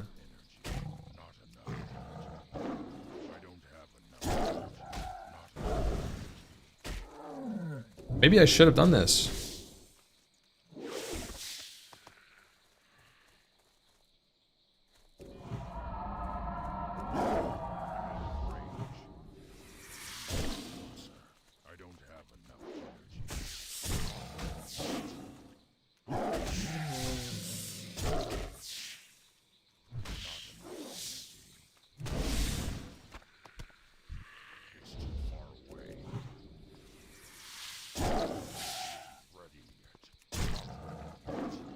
CurseForge is missing a Burning Crusade Classic. I don't know, I'm not using CurseForge like in that. I would just manually download them. You can do that. I mean, if your CurseForge isn't working, you can always just click the download button and then move the file to your interface add-ons folder. It's not hard. It takes me like the same amount of time to do it manually than it does to like open CurseForge and find it on the client.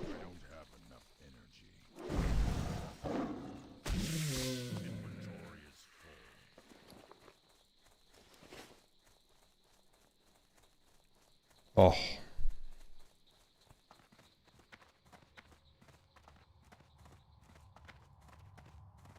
It does have, you just gotta scan your computer. Oh, do a scan.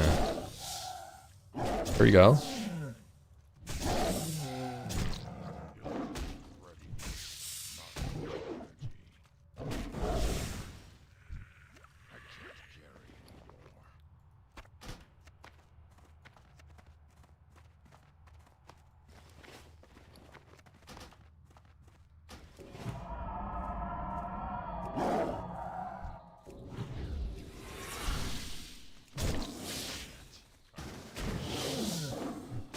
Sorry, Fish Tea.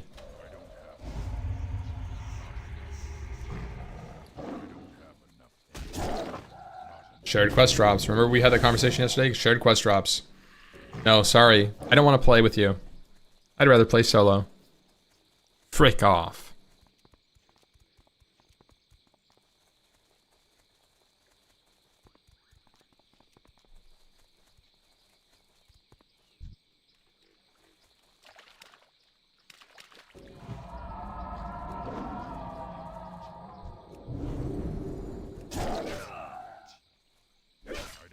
For reference, if you weren't there, we were talking yesterday about how I think on my Classic Plus bingo list, not even necessarily bingo list, that doesn't make any sense. My wish list, like things that I think would be good for the game at minimal cost to implement, shared quest drops in party. So, you know, if you do run into people in the open world, grouping up is easier, less obstructive to your own progress. Basically, it stops people from being selfish as much because they don't have to be. They can be the same speed if they group up with somebody, and it just promotes more interaction with people, which I think is always good. I think Classic WoW is really a social game at its core. It's not a single player game. Like it's supposed to be. It's supposed to be. You know, you log in and you have friends to talk to, and you're showing off your gear. You're flexing on noobs. You're killing. You know, you flex on noobs by killing them. You're flexing on noobs by wearing cool gear on a cool mount in Ironforge. It's all, there's all this, you know, the social fabric is really important to Classic. And enhancing that, I think, is always a plus. I think it's always a big win if you're able to, like, add a little bit more to that substance.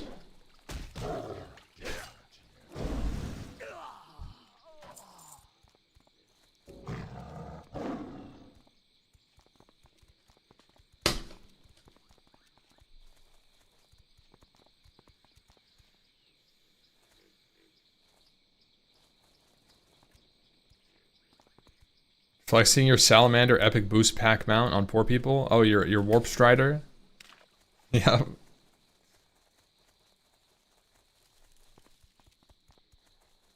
Big flexer in the lair.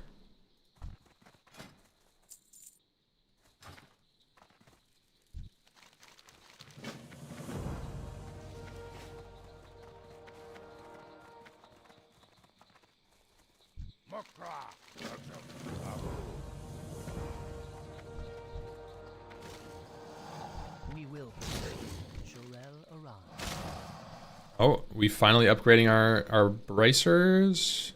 No, I don't think so. We will have justice. So not yet. Close though. Spender.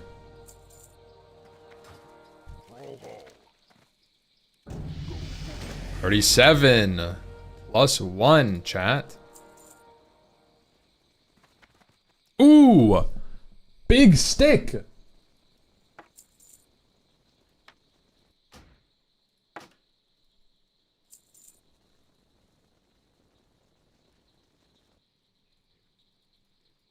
Can you mail stuff? I would need an alt, and there's nobody online to invite my alt. Unless Wubby is on or Mocktail is on. It's kind of late. I mean, I could probably make an alt and then invite them to a guild now. Maybe? Invite them to the guild.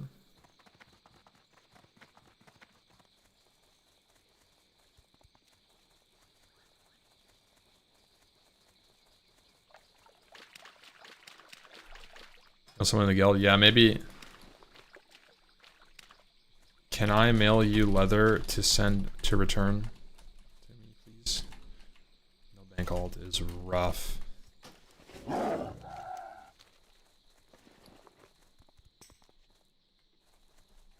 Alright, yeah, that's good comms. I'll mail this now.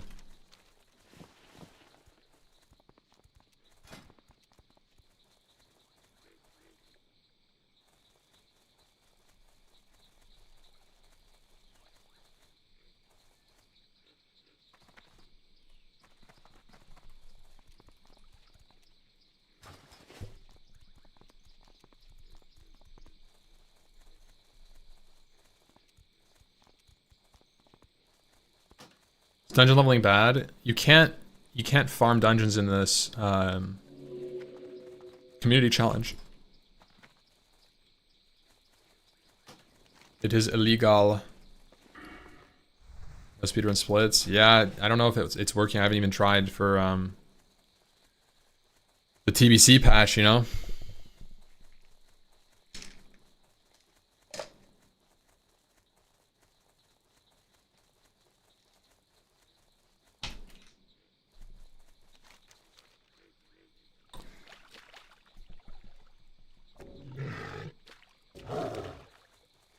How many active players are in the hardcore guild? A lot. A lot. The other guild is full. There's 2 guilds for people sub level 30, and the first one is full, and I think the second one has like 400, 500 people. How many guys? How many members does Super Weenie Hut Jr. have? What a guild name.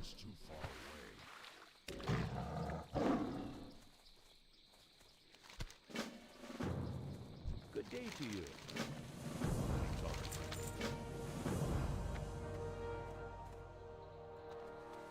275. Okay, so almost 300. Classic plus takes are the best on YouTube. Oh shit. Thank you, bro. Yeah, I fancy myself as a sort of developer. I'm more of a vibe. I'm a vibe developer, though. It's like I develop without knowing or caring about the consequences of my ideas. Just that they're cool.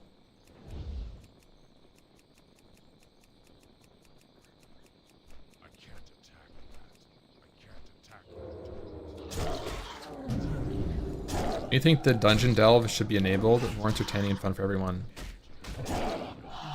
I like dungeon farming. I really do. I don't think it's bad, but ooh, is that better? How does attack power work for Feral? Go with honor, friend. 6 attack power for half a crit. We'll take that.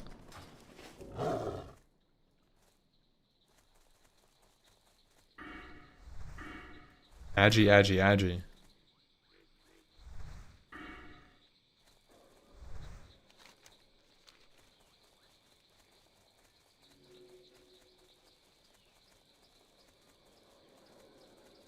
Wait. Yeah, Aussie's in the lair. What time is it? 11? It's midnight for me. It's probably peak Aussie time. I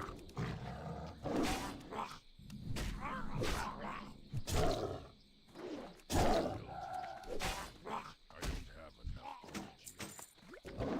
7 p.m. Yep. 37 setting up from Australia. Oh, thank you, man. Thank you. Yeah, it's my schedule. I've been streaming like Australian prime hours for the last little bit. It's been interesting. Australia and Chinese prime time. That's what it is, baby.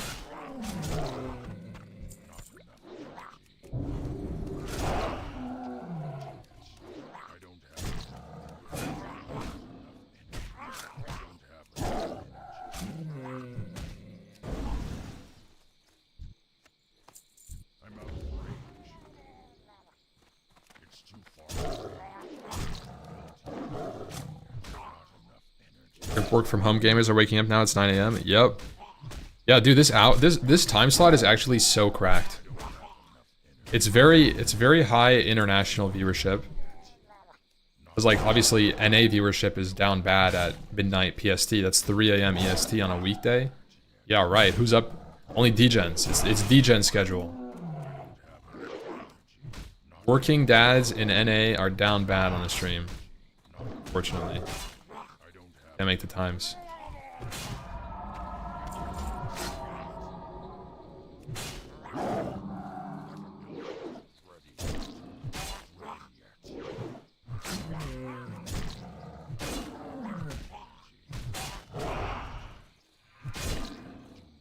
Remember you wanted to take this time slot before with like a 4 a.m.? Yeah, I mean, it's super good.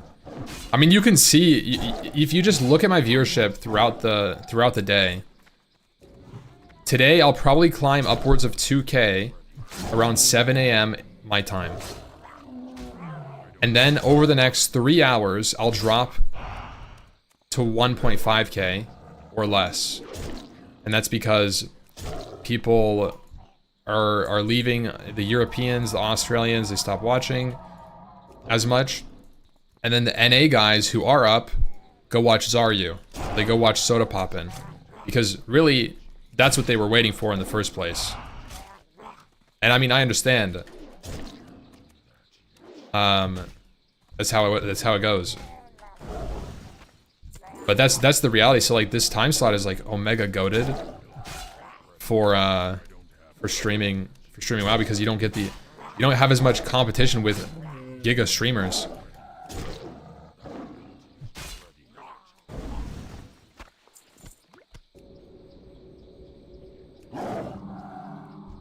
Standard time slot. I mean, I am. That's the thing. I have been streaming this. In Maxi streaming schedules. I mean, it's a pretty big difference. If you think about it, if I streamed standard business hours, let's say I streamed, let's say I streamed 8 a.m. to 5 p.m. my time. My average viewership would probably be around 1K. If I stream midnight to 8 a.m., my average viewership would probably be 1.5 to 1.6. It's super real, and it's right. If you think about it, like, if you were working your job, right, and you're making, let's say you're making $10 an hour, and you could go to night shift and make $20 an hour, it's pretty appealing. And also with streaming, having a bigger stream means it's more fun. It just does. When you have, at least maybe to a point, when you have a larger community to interact with, the chat is moving faster. There's more people talking. There's more takes that I can do. I can like kind of bounce off the chat a little bit more. You know, the chat kind of dies during the day. It's rough, man. It's hard. It's so much harder to stream with a slower chat. Like, that's one thing. That's one thing that I don't miss. From being like a 100 viewer Andy for a really long time, just chilling. Sometimes the chat would just not move for like 30 minutes. And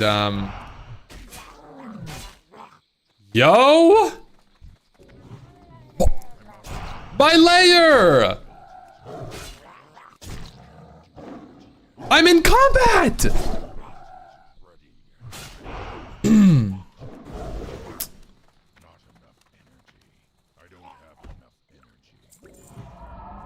What the hell, bro? Now I'm on a giga worse layer. There's a mage here, bro. I was fine. I was chilling.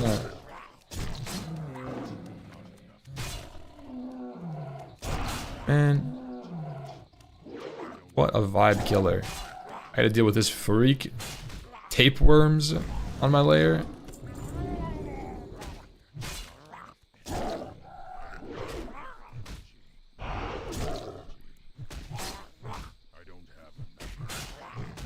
Slideshow chat is pretty miserable for the community vibe. It is. It's so much harder to stream with. And it's less fun for everybody. Honestly, like having...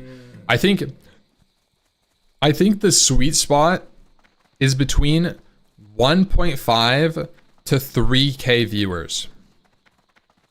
That's the sweet spot. Where you have an active chat that's not so active that your message doesn't get read. Once you start getting into the 4, 5, 6K territory, your message starts, it becomes more of a hive mind chat. Like if you go into Zaryu's chat, for example, or Soda's chat, it acts more like a hive mind than something that you can have like discussions in or talk directly with a streamer. They're not really riffing off the chat like on a one-to-one kind of chat basis. 3K in WoW isn't too bad, but 3K... That's true, it does depend on WoW. It does depend on the game. It really does. Is Liz gonna play TBC? And OnlyFans probably, yeah. Dubstep with the tier 1. Bro, hey. Hey, thank you.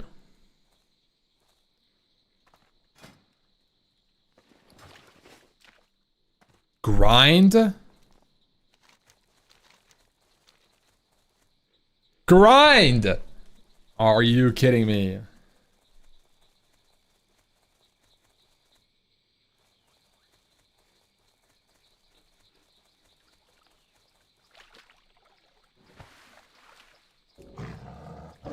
They respond to the trend in the chat, not individual messages. Right, exactly.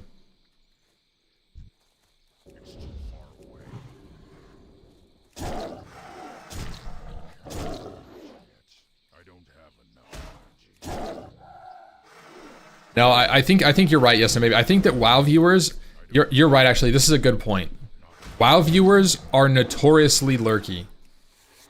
They are. I know if we call upon the lurkers right now? Look, like the chat's been kind of moving at a pretty steady rate. It's kind of it's not super crazy. Lurkers, wake up! Lurkers, one in the chat. A demonstration of power from the lurkers. Tab out, AV. Yeah, that's right. Look at the lurkers, bro. See what I mean? Holy levelers and honor farmers have arrived. Right, so like, I asked one question and got ignored on it, so I became a lurker. You know what, bro? Is it worth questing only a little dungeon? Only... Bro, you're look, bro, maybe you should lurk. That question makes no goddamn sense. So is it worth questing only of a little dungeoning? Question mark. TBC pre-patch? Question mark. I don't know what you're asking. I don't know what you're asking me. You should do dungeons if you want, but they're not going to be faster than questing. If you can get good speed. If you're getting ganked, dungeons will be faster. I'm sorry to call you out, bro. Hey, respect it. Dungeons are it's the same. It's the same as classic. It nothing. Is it worth? Because of XP boost on quest. Ah, I see. You're okay. I see what you're saying. Does the XP bonus on quests make questing better than dungeon farming? The answer is not if you have a good dungeon group. You're still probably going to want to do dungeons if you have a group and you're in the area. It's just easier to brain off do a dungeon than it is to route well and do a good quest route.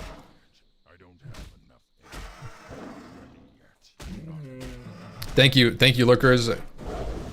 Thank you, lurkers.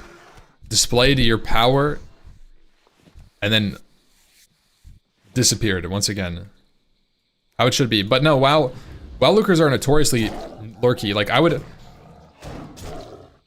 say of, especially my stream. I feel like my stream is much more of a second monitor, yap or radio stream.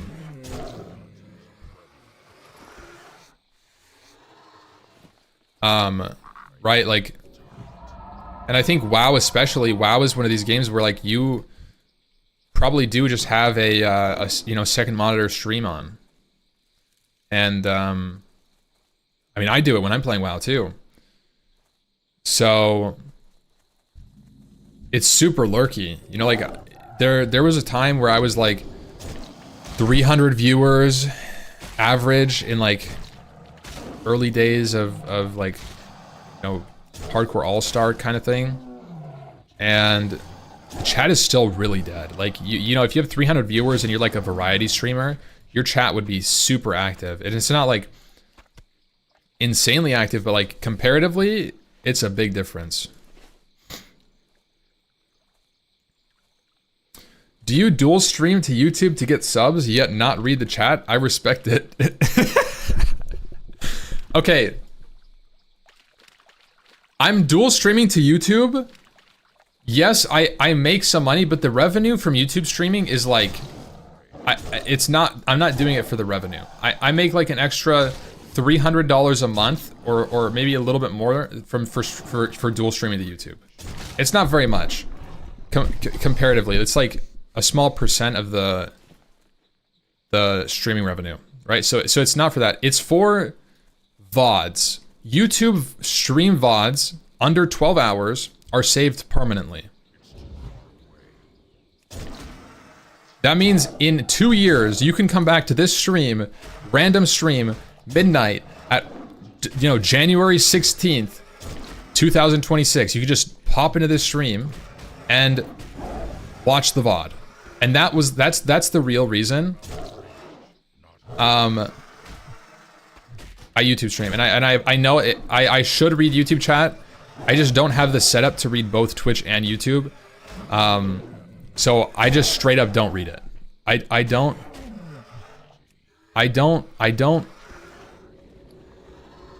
read the YouTube chat. I'm sorry, I don't.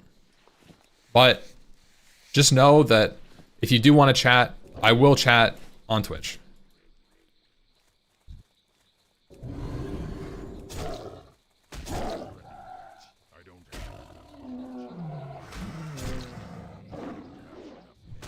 Isn't there a thing that combines the chats? Probably.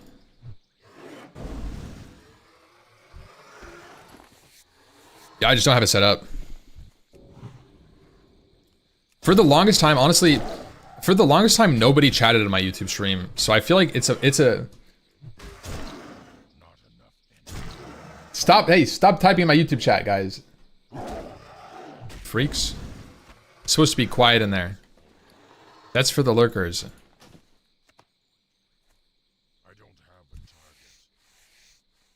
I should start reading it because for the longest time my YouTube stream was only, you know, it was a very small percentage of my viewership. Like in OnlyFans, I would stream like raids and something. I'd have like, you know, I'd have like 3,000 viewers on like a raid day in OnlyFans. And then on YouTube, I'd multi-stream and I'd have like 200 viewers. And if you bring that down to like more normal levels, if I'm not raiding, I'd have like 100 people. The chat kind of gets like super quiet at that point. Because YouTube is also more lurky than Twitch. But now I feel like recently more people have been watching on the YouTube stream. I don't know if that's growth from YouTube or maybe it's just people moving from Twitch to watching on YouTube. But maybe I really should start interacting on YouTube as well. It would be good for my stream. So recovering from getting yelled at. Yeah. Sorry, boys. YouTube's done a better job to recommend live streams related to your front page YouTube videos. Yeah.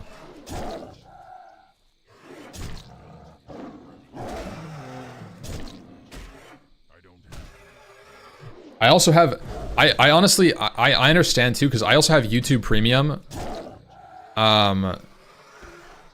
Because I hate watching ads, even like on my phone or something.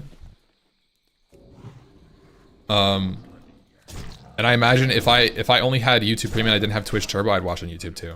Because I'm 100% a lurker. I barely chat any stream I watch. In the World of Warcraft degenerate way. It's kind of fitting, right? One of us.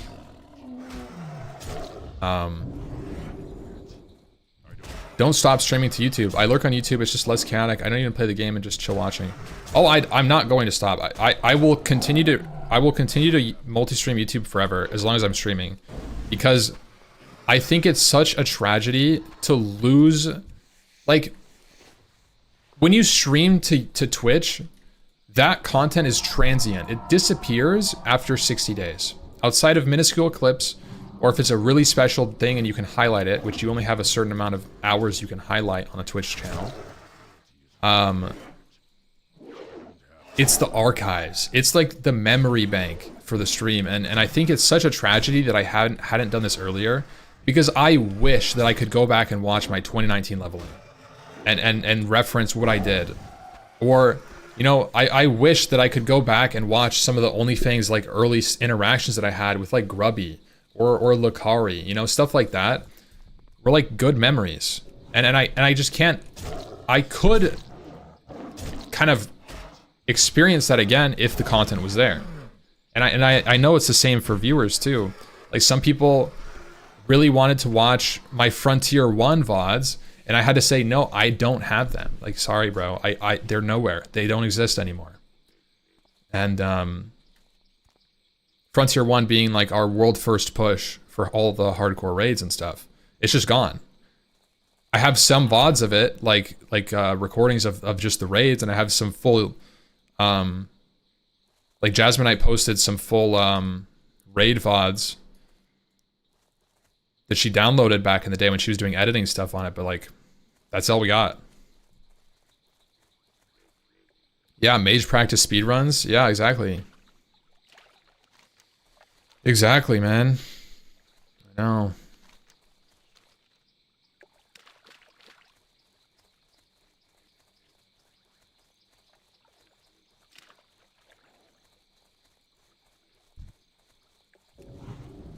Memories live on. Yeah. But so that's why I YouTube stream. Yo, EDT Love with a gifted to Gordon. Oh yeah. Gordon's not playing. I had to take up the mantle of Feral Druid. Gordon, I need some tips, man.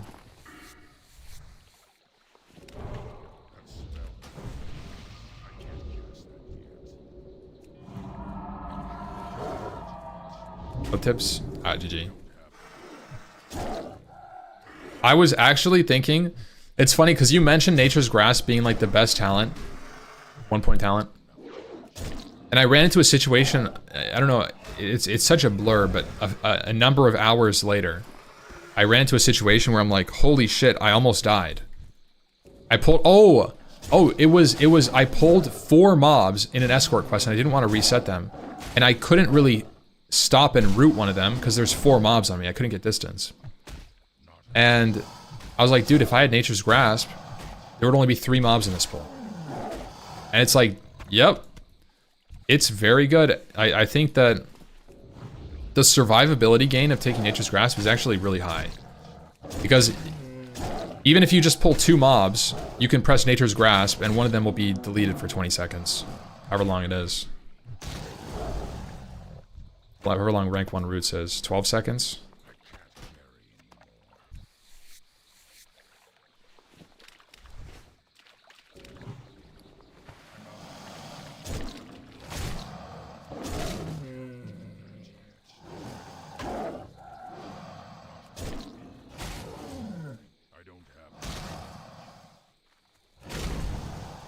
Ooh, the pre-pop.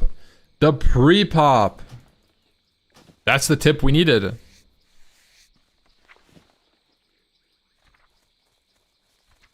I don't even have pounce on my bar.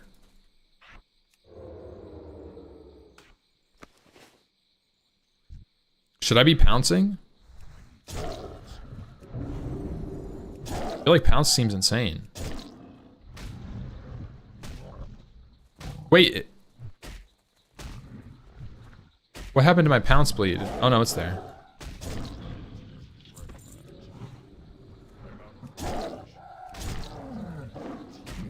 I didn't realize pounce was a 4-second stun, by the way. That's pretty insane. Straight up, it's a cheap shot with a rupture built in.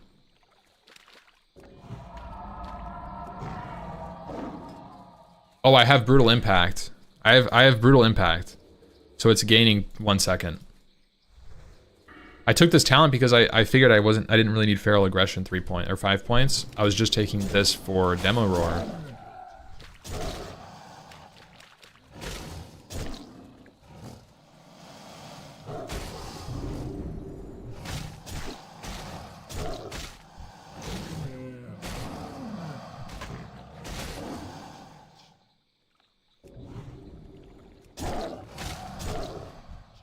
Like 1 combo point though. Yeah. Yeah, dude, Druids are OP. I felt it. I feel like a powerhouse now. 1 to 12, 1 to 15-ish. Pretty bad. All the way, honestly, all the 1 to 20. I don't know why I said 1 to 12, 1 to 15. It's all the way to 20, bro. It doesn't get better. Pretty bad. Cat form, kind of okay. I feel like now that I'm like in my mid-30s, it's coming online again. It's like actually coming online.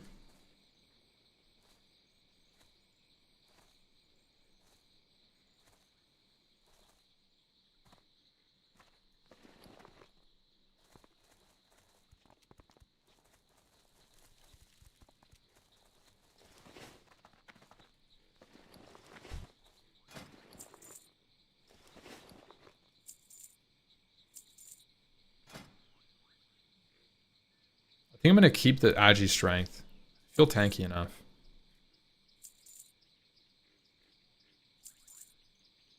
Those shoulders are insane. I should really send them to somebody.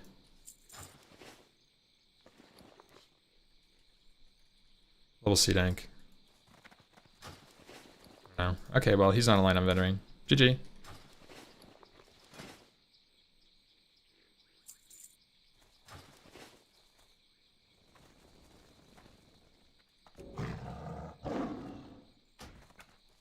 Blood and thunder. Pow, pow.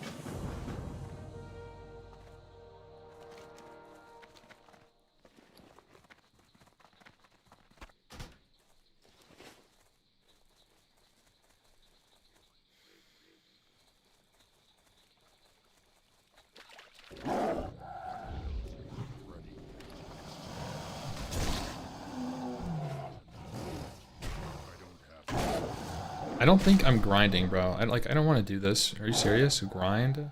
I'll just go do some other quests. Yo, Tyler the Rock, thank you for the tier 1, bro.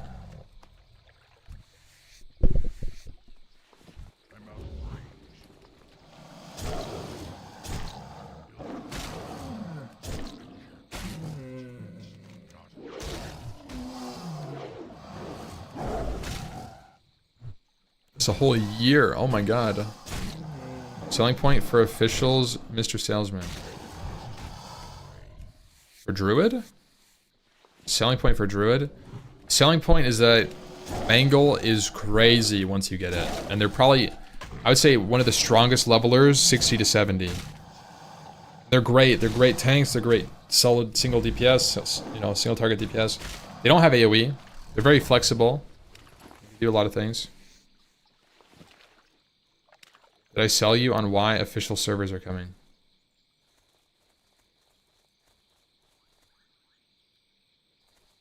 Wait, what?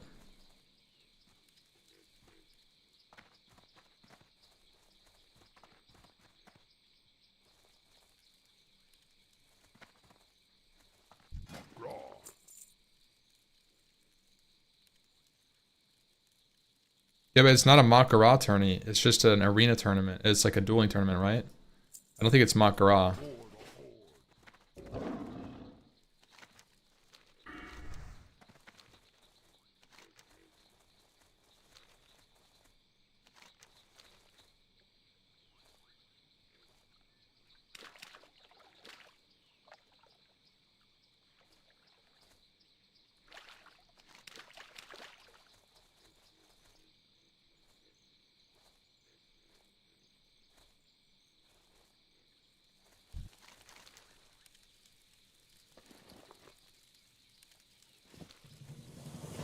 Wouldn't it be crazy if Blizzard released hardcore servers on hardcore TBC servers after they said there's not going to be any, and then the people that wanted to play on hardcore boosted, they bought a boost, and they got to level 60, and then they're like, by the way, we're releasing hardcore servers. Holy. They just baited people.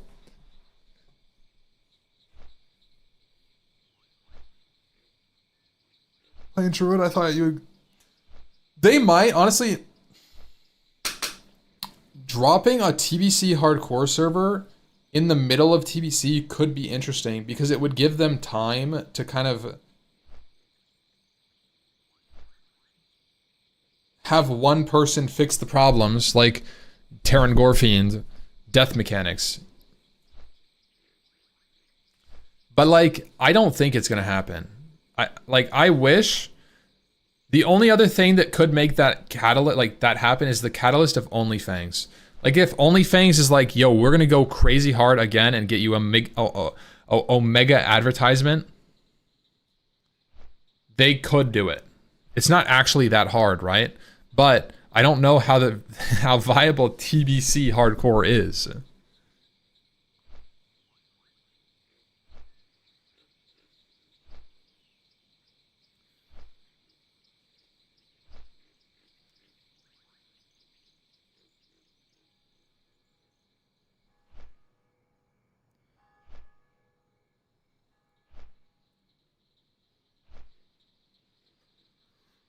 What is Gordon playing if it's not retail or OSRS? Maybe Gordon's on a league arc.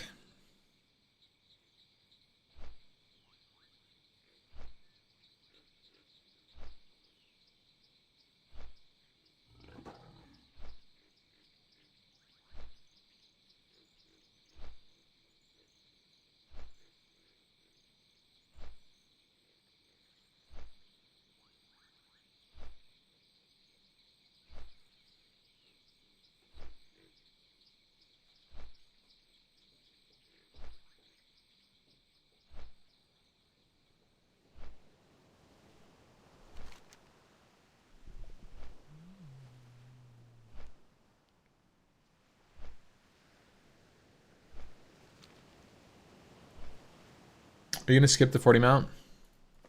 No, I just can't afford it yet.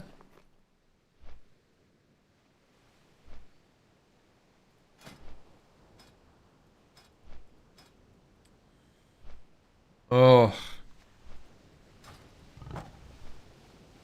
Leveling is still a slog, man. I want level 60.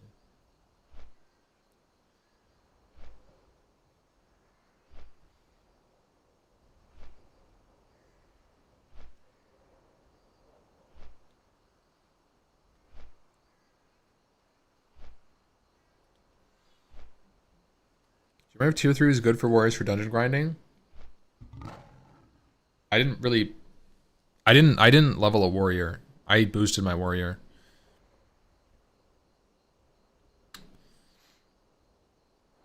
So I don't know. Chat, tier 3 for dungeon boosting? Yes or no?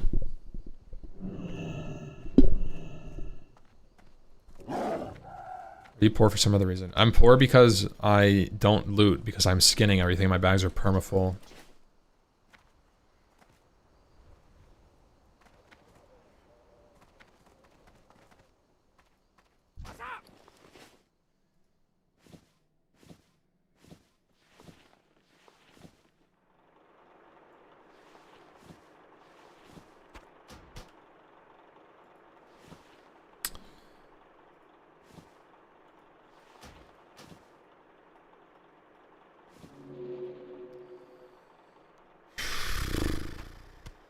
Okay.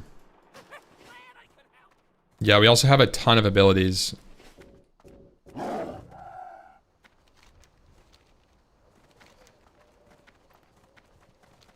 It's crazy.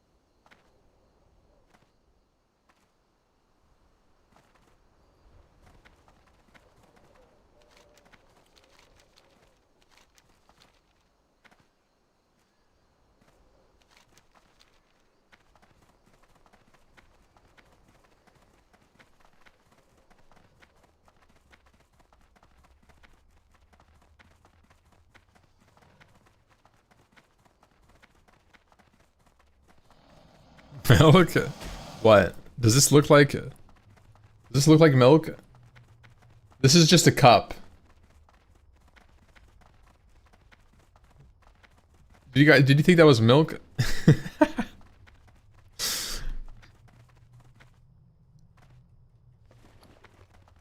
I help you? Alrighty then. Need assistance?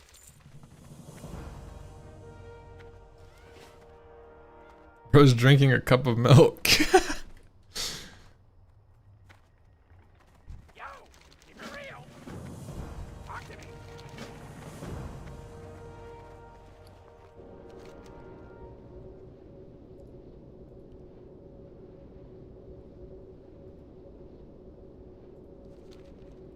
Wait, I don't think I want a hearth.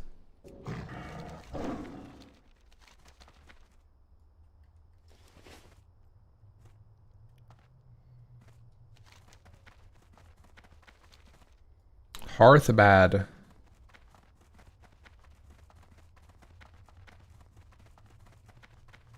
Do you feel the leveling is faster now? No, I don't, bro. I don't. It's rough out here.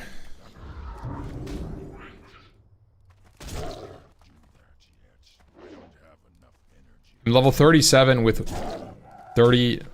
I have 34 hours played at level 37. So like... Yes, it's faster. It is. But I think it's still past that threshold of like it takes a long freaking time. And I don't think that's gonna change. Unless you like halved the leveling speed.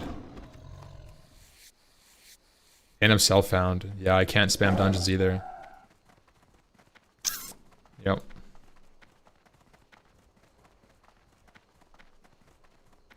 I'm working on leatherworking now, just mats. Well, right now I'm just doing mats. Yeah, I don't have the mats to get to medium leather. I think I'm soft locked on leatherworking because I don't have light leather, even though I have medium, heavy, a good amount of medium and heavy leather. They really should have had Joyous Journeys 1 to 60. Yeah, I think so too.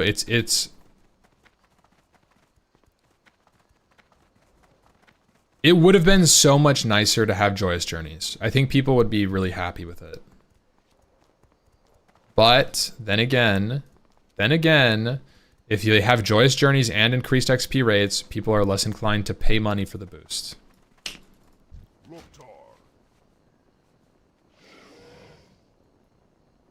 Aren't they?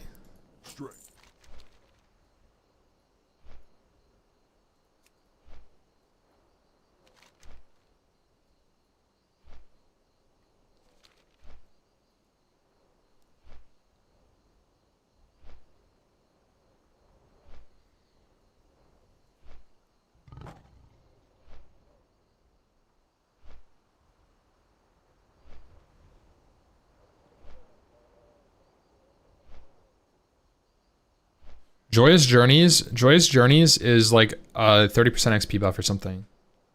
Yo, odd hit with the prime. Thank you, bro.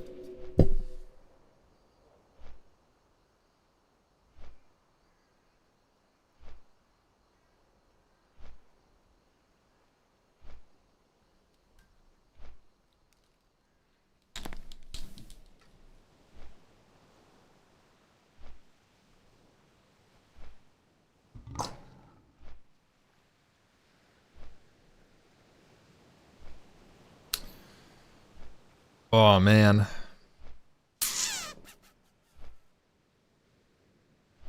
Leveling in like Kata Mop era with Joyous Journeys is so fun because of how fast you fly through the zones of quest. Yeah, it is fun. Honestly, like I'm surprised they didn't do Joyous Journeys. People were kind of expecting it, weren't they?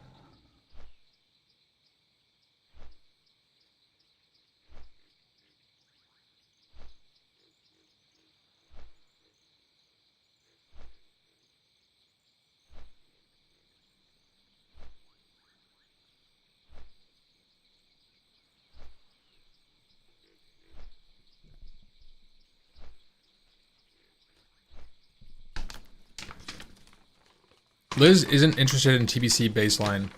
She said she would play in OnlyFans this time around, though.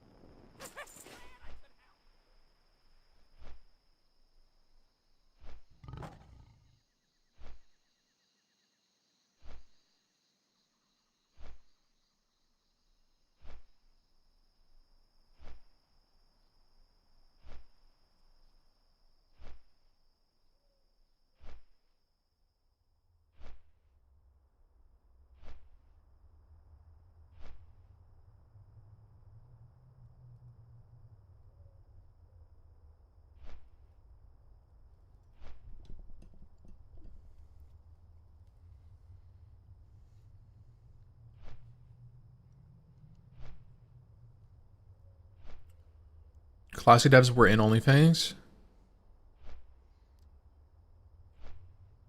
Were they?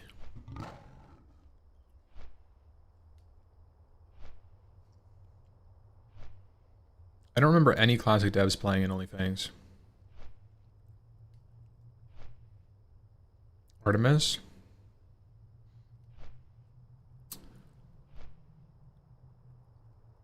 I don't think I ever played with Artemis in OnlyFans. And I'm thinking about it. Oh no, I did later. No, I did. I remember now.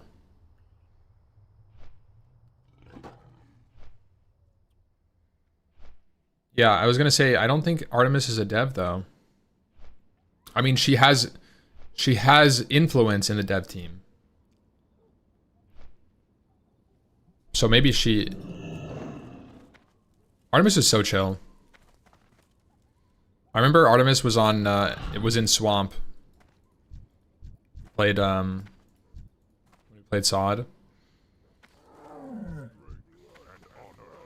People are such freaks though, like, unfortunately people are such freaks when someone like Artemis or someone on the dev or adjacent team, they get harassed for anything. I remember Artemis reached out and was like, dude, I cannot have more people from Swamp ask for dumb shit. Like I am not like a like a support line for people. Like, it's crazy. A lot of people do like harass devs like that if they know. So it's a little unfortunate. I think it's hard for developers to play the game without like playing and hiding.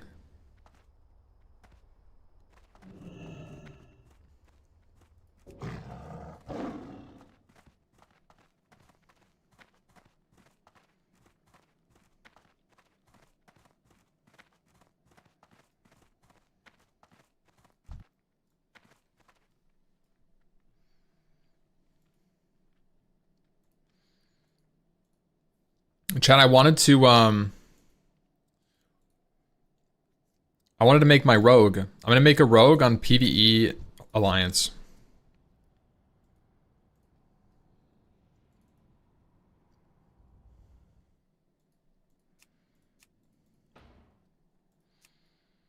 Female human rogue?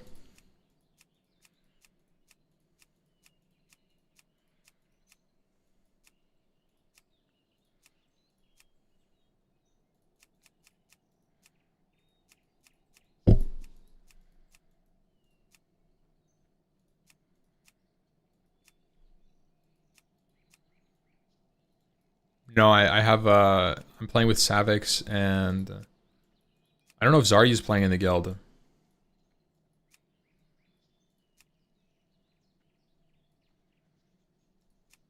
Chat, Ponytail? Ponytail Rogue is iconic, isn't it? Maybe too iconic. We swap it up? Sorry, he made his own guild? Ah, shit.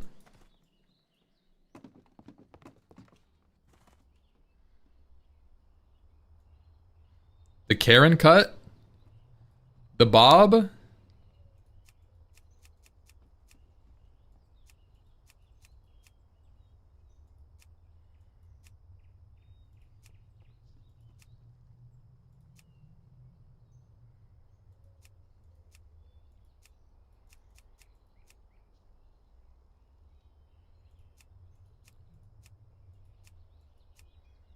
Top bun. It's too generic, man. It's too generic. I think Karen cut. Ampy Karen.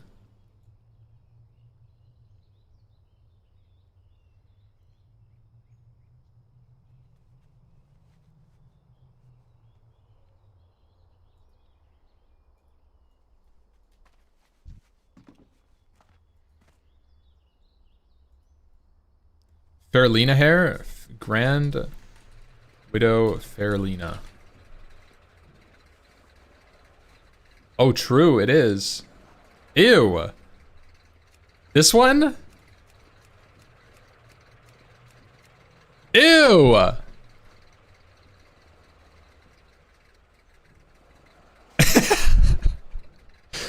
Who takes this hair?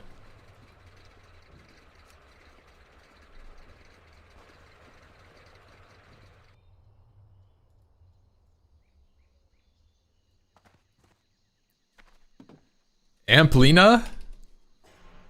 We go Amplina?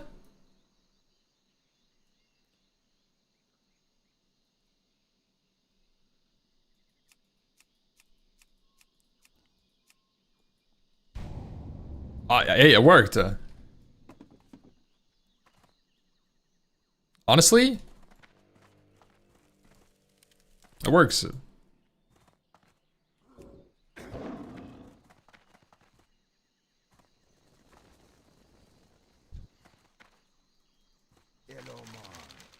thanks we're gonna be a Night Slayer? Ain't no way, bro. Are you kidding me? A Night Slayer? No. Nar. I am still not level 38. We are behind. Any TBC heroic or TBC hardcore on Alliance also? No. No. I'm gonna just boost this character to 58 and then get some gear on it. Talk to me. Hurry back. Hey, what's up? Talk to me. Time is money, friend.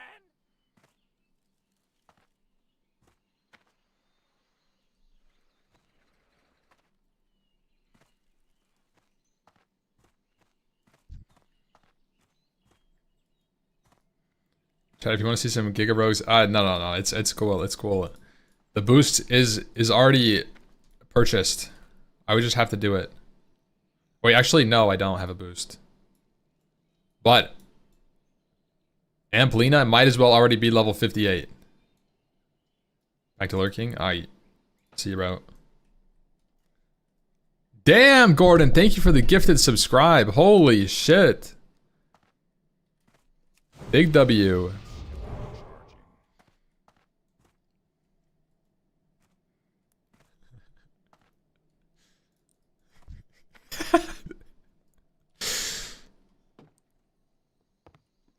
This is literally the Nvidia Microsoft Oracle meme.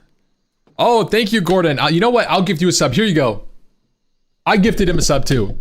There you go, bro. Oh, Justin Payne with a tier 1. Thank you so much, man.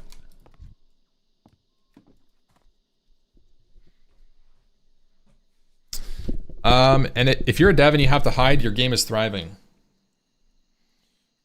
Yeah. I mean, I think that you, even if you have a good game, I think that the game is always going to,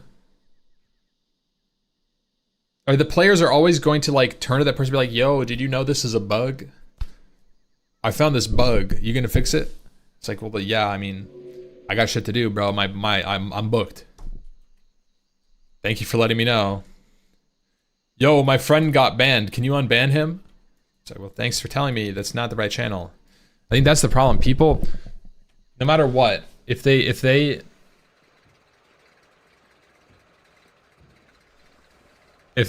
know that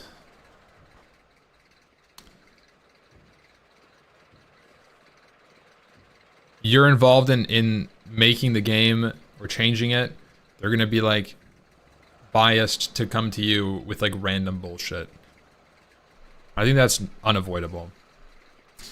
But I agree, like I think Classic is in a situation where like the devs have to decide between the lesser evil constantly. I think the devs have to decide, which group of players are going to get fricked the least by my decisions? Because they don't have the resources to do actual good things. Like, they just don't. I mean, they have resources, but like, it's so understaffed, I feel like. Just, yeah, I don't know. There's nothing really to do.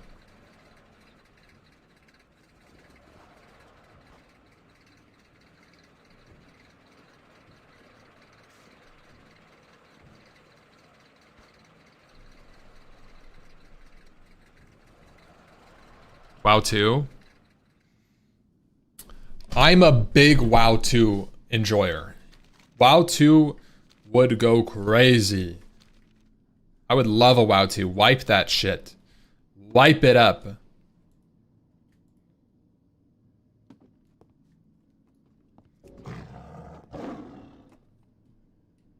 Is WoW 2 not just retail? WoW 2, but start from classic with good lore. The problem with retail is they've exhausted every avenue of the lore. To the point that there is lore to retail. There is lore. It's just so unrelatable. It may be a good story, but it's so unrelatable that I don't fuck with it. I just can't get on. I just can't get interested in it. I can be interested in, there's dragons, they're fucking up the world, let's kill Nefarian. There's bugs everywhere, let's kill Cthulhu. It's hard to get behind Sylvanas betrayed XYZ person, and now we're gonna hunt down the Earthrin in the ground because we're arbitrary reasons and you know, I don't know.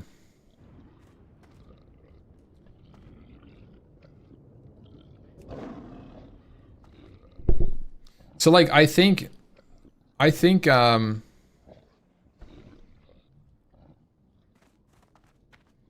retail player, don't rage bait me. That was 100% rage bait lore.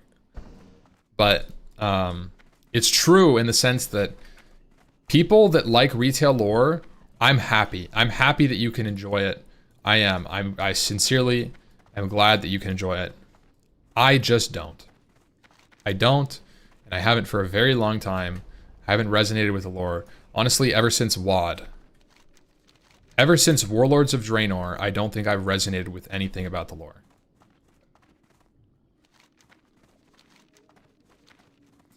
And I think that a WoW 2 could fix that by resetting the lore creep. They can just start with a good story. It doesn't have to be grand. It doesn't have to be so insane that it tops the last story. Right now it's just this like, yo, Vitochi with the raid. Thank you, bro. Hope you had a good stream. Have a good night. The blastin'.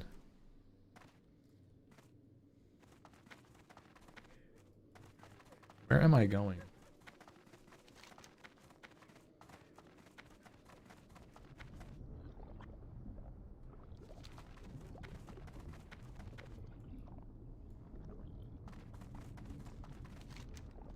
Maybe I'm not. Level 38.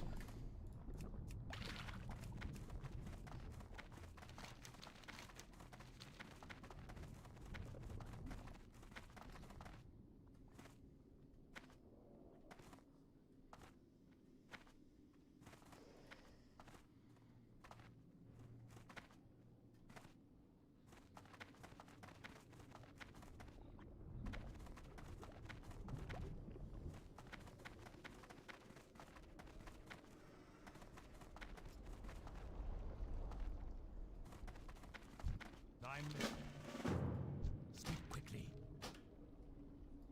I am forcing. Okay. Flying out.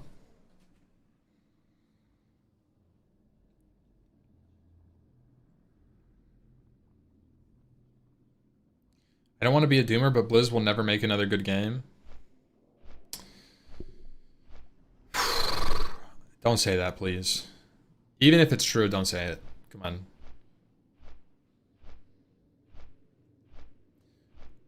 I think it's very possible that the corporate structure behind Blizzard does not allow them to make another good game. I think that's very possible. Good in the sense that it's not rushed. It's not made around artificial financial quotas. It's just made to be a good game. And I think, unfortunately, that's out of the cards. I think the only way you can get that kind of thing, that kind of game, is from a smaller studio nowadays. Because no matter what, a large studio is going to be profiteer, like min-max. Because that's kind of what it's about, right? That's pretty much what it's about. So I think that if we're really looking for the next really good game, unfortunately, it's probably not going to be as good as WoW Classic is already. Because WoW Classic, like, if you imagine it, WoW Classic took a big studio a long time to make. And if only small studios can have the same motivations that this big studio used to have, then it's almost unrealistic to assume you're going to get a good game like this in the future. Impossible to make all players happy. WoW gamers are notorious crybabies. It's not about any community. It's not about crybabies. It's about the whole topic, honestly, is more that I think that the gaming industry has shifted from passion to profit, and that's not going anywhere. Unfortunately, I think that's the damn truth. There's nothing to be done about it.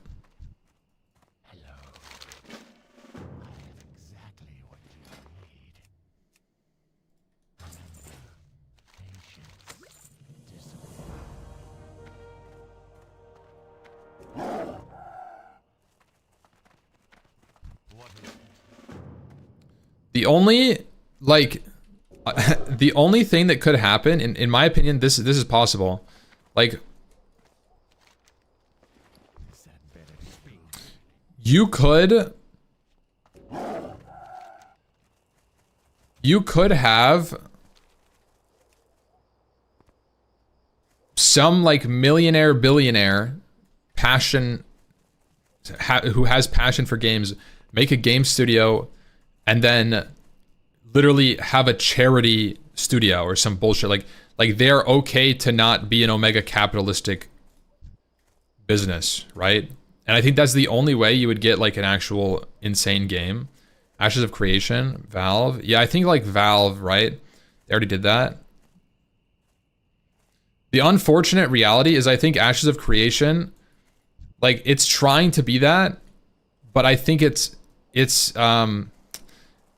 not it. Like, maybe another, we need another millionaire to do that.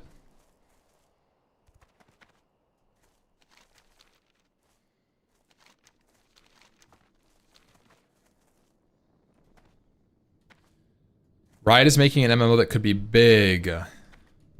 Maybe billion, yeah. If Elon Musk bought Blizzard, I would never play it again. Well, I don't think that Elon Musk would buy a company to then make it less profitable for the product to be better. There's no way he would do that. That just sounds so dumb. You need some like dumbass who really likes classic WoW to make another like.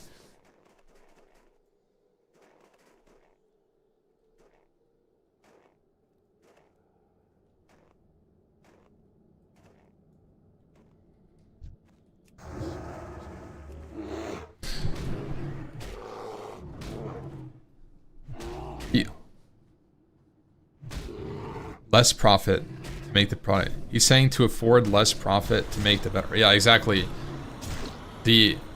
Like, what Elon did with Twitter is he bought Twitter and then fired a ton of people to slim it down.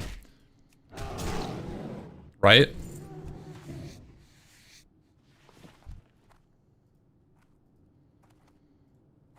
So, like, you would need to do the opposite with a gaming company. You would buy the Blizzard team from Microsoft, and then you would double their overhead, double the amount of staff, quadruple the amount of staff, but keep the profits the same. That's bad business. It is. It's bad business. You're losing money. It was fine. It was working just fine. Right?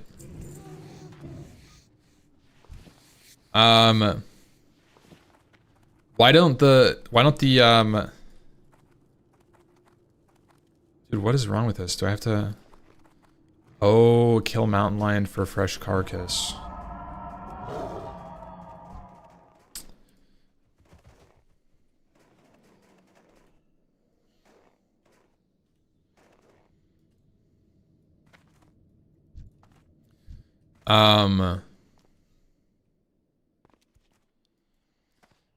Yeah, I think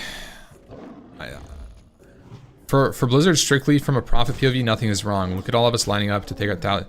Right, exactly. If you look at it from the numbers, right? If you're a CEO, if you're a CEO of Blizzard, and you open the spreadsheet and you look at all of your games, and you see World of Warcraft overhead $10 million, profit $50 million. That's good. Users stable, $40 million profit. Good shit, boys. Keep it up. Right? That's what they're gonna see. And that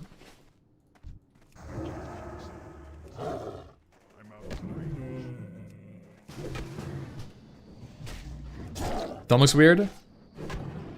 Yeah, I got one of these bad boys. I had the wiggly thumb.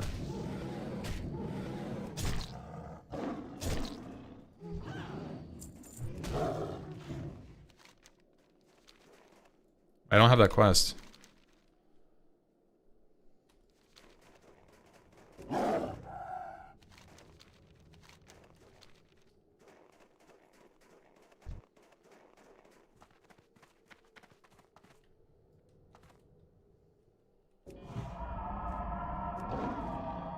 Continue your sentence? Where was I?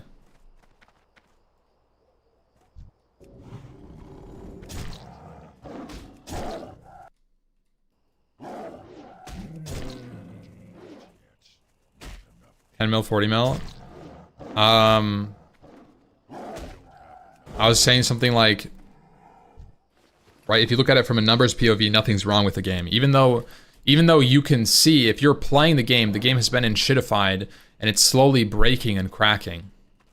From a numbers perspective, it's not gonna show anything. In fact, they've upped the amount of transactions that you do in Classic. In 2019, there was no boost, there was no anything. There was barely anything.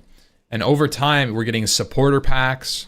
We're getting Omega boosts, right? Oh, like now we have character boosts standalone and supporter packs. So people, right, like let's say random Andy didn't play Classic but loves TBC. Buys the supporter pack because it's extra high, 135% extra value with his money. He basically made money buying the pack. Omega crazy, right? He made money. So he spent $80,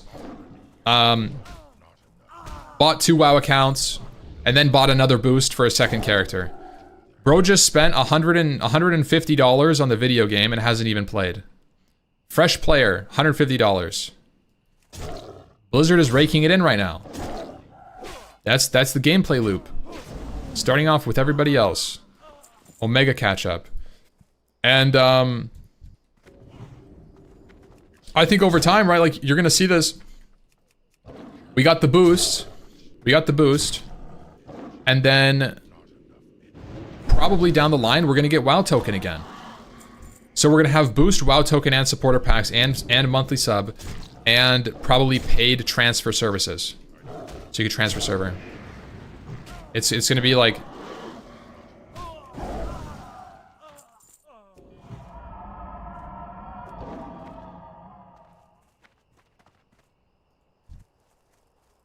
mounts too. Yeah, more retail mounts. They don't even have to do anything. They just put the retail mount that they made in retail and then just sell it on Classic as well. It's free. All it is flipping a switch in the shop, and they're making more money. You know? And people are happy to spend on that shit. Easy money for Blizzard, right? It's easy money as long as the game continues to function. And I think that the game will continue to function forever. And it's, you know.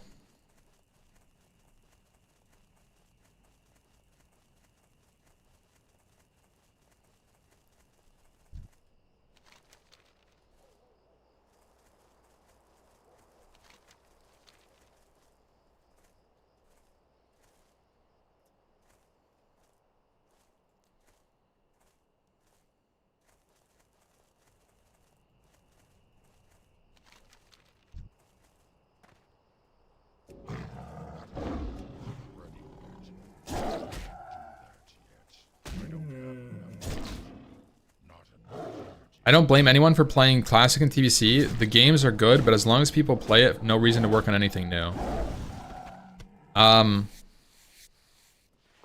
Yeah, I mean...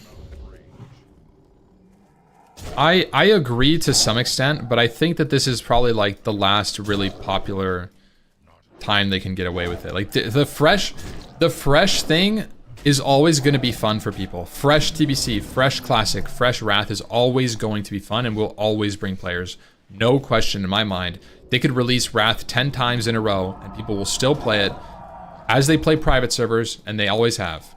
Some people just really like that fresh experience, and I don't blame them. And I think Blizzard will slowly fall into that seasonal reset, almost like a Diablo 2 ladder. I think that's inevitable over a long amount of time. I think it's inevitable to kind of get to that point. And that's okay. I think it's okay.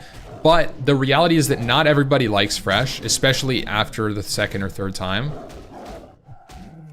And it doesn't hold retention as well. The retention is lower every time, but people will still come back for the fresh. So if Blizzard wanted, they could just do fresh TBC, fresh Classic into fresh TBC into fresh Wrath for the next 50 years. Nothing changed, maybe 30 years, right? I don't know, who knows? And it doesn't matter how popular Wrath Anniversary or TBC Anniversary are.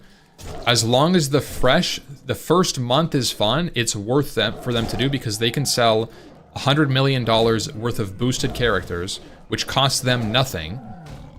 As long as they're offering a fresh level 60 or fresh level 70 experience for the new expansion, people will buy it. Because they just want to play the fresh and then leave.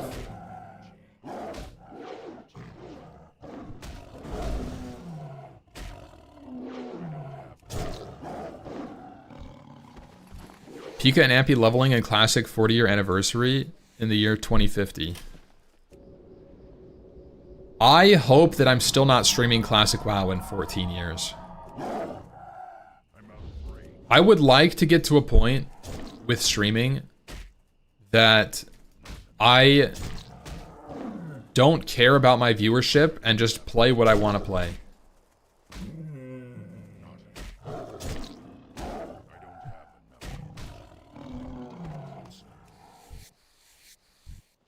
That's my goal with streaming, long term.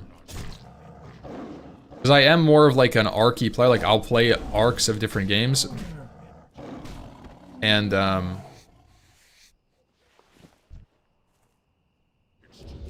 know, being a classic creator, I really don't have the freedom to stream whatever I want. I do, like, don't get me wrong. If I wanted to, I could stream League of Legends tomorrow. But it would be very disruptive for my community, and it wouldn't resonate with my community. Bro, wake up. Why are you killing lions? I'm grinding because I'm not level 38, and the guide wants me to be 38. I'm behind on XP. I don't have this quest.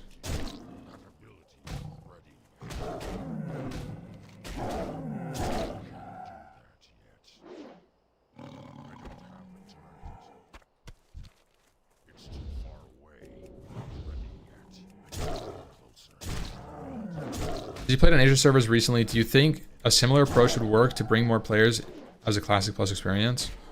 Yeah, I think that the way that Titanforge servers were ran was actually really cool. It was a very cool concept. Unfortunately for me, it missed the mark. And that's the bottom line. It missed the mark when it comes to how the content works at level 70, level 80, I mean. It was just boring. It's just boring. It's not... Right, they limit how much you can do at level 80 every week with the embers, and then they mean nothing after week 1 because they only offer 2 pieces of gear you can buy with it. Then the raids are scaled low, like low difficulty, super low difficulty, and maybe that changes over time, but it just basically left me with no PvP, no PvE, and no day-to-day experience that's interesting and engaging. So it was just like, okay, time to log off. It's log off time. And that's no fun. That's no fun, man. You don't want to have to just log off because you're out of stuff to do. It was very much just level new characters. You ding 80, you play for 3 days, you're ready for raid, you start leveling again. That's the gameplay loop that I did, and I got bored of that.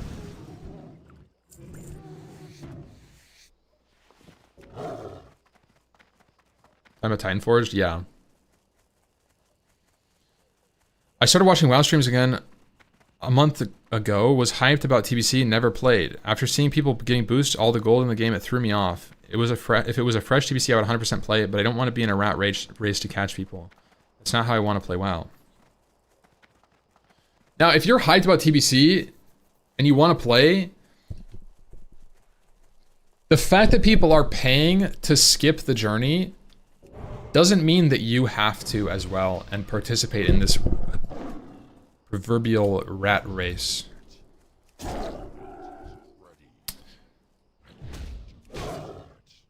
I understand where that sentiment comes from, 100%. Like I get it, but I think that if you wanted to play, you can just level up and willfully ignore the fact that people are cheating to get progression in the game.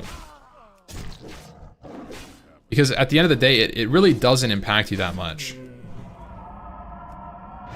In the sense that, like, your day-to-day it's not changing because somebody boosted a character. The only thing that changes is that people around you might have an easier time and they might be more fluid with being able to swap characters because they boost. Or, you know, maybe someone has a professional because they boosted. Yeah, that's unfortunate, but I think for me, it hasn't killed the hype. And you could always play something like TBC Hardcore if you're interested in it. It's a community challenge, and there is no boosting. And it's more of a traditional thing. Yeah, I don't know.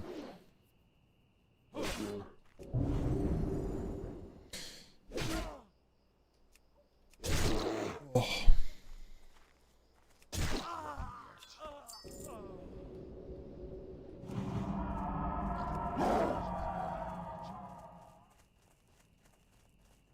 It's too far away. Not enough rage.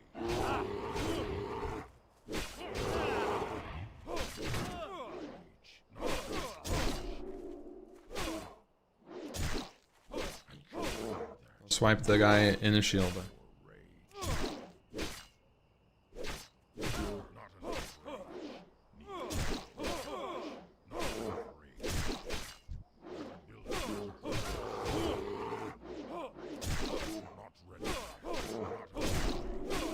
Fire? Oh, true.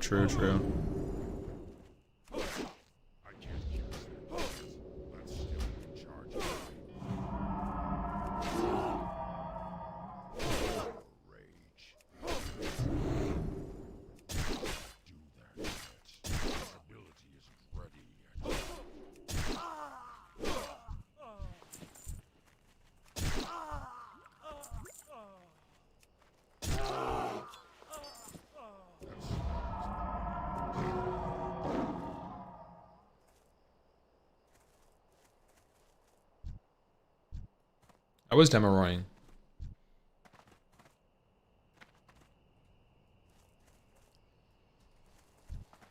I'm out of range.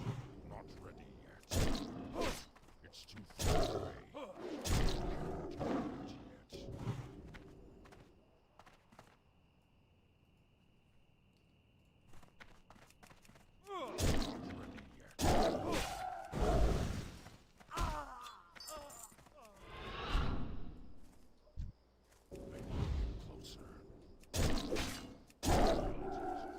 I don't know if Blizzard is going to reduce the price. I'm out of range. Can't do that yet. Not enough energy.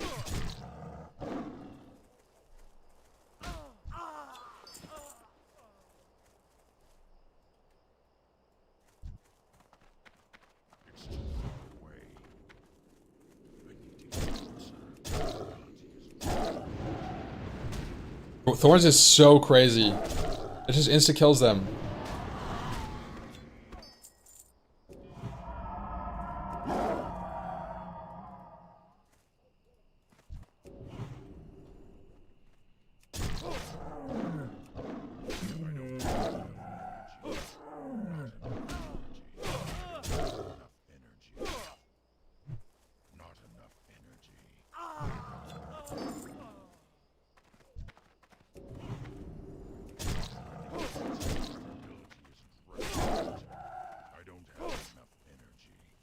of range.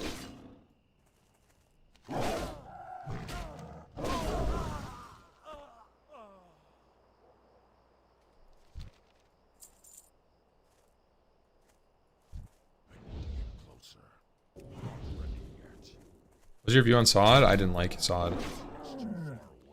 I didn't like Sod as a grumpy old young man.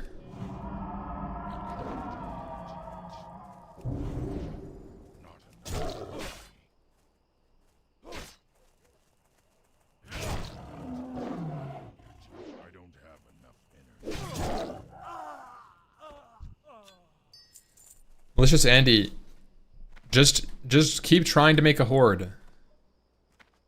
Just keep trying.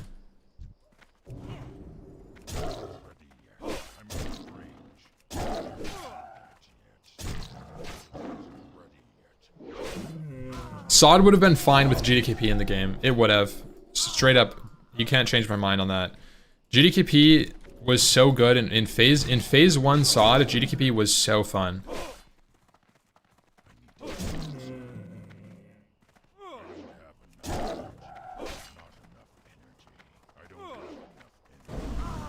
GDKP ban was a vibe killer. GDKP is not needed. You're right, but it was a vibe killer. The ban on it.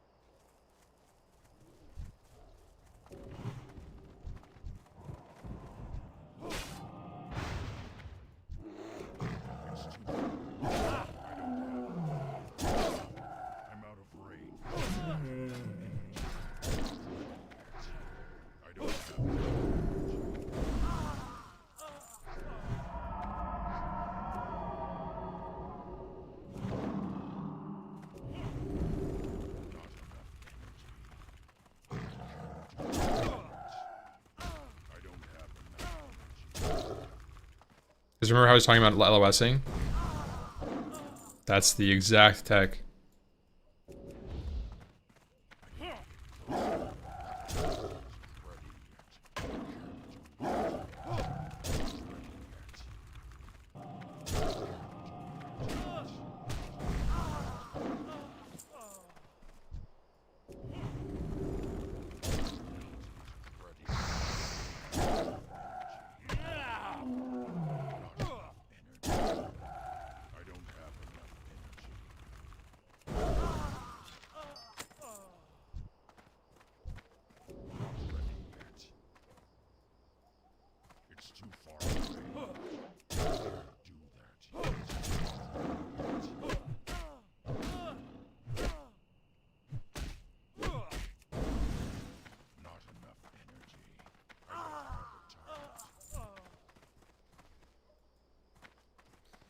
I always say this, like, when people complain about GDKP, they usually say something like, oh, it promotes RMT.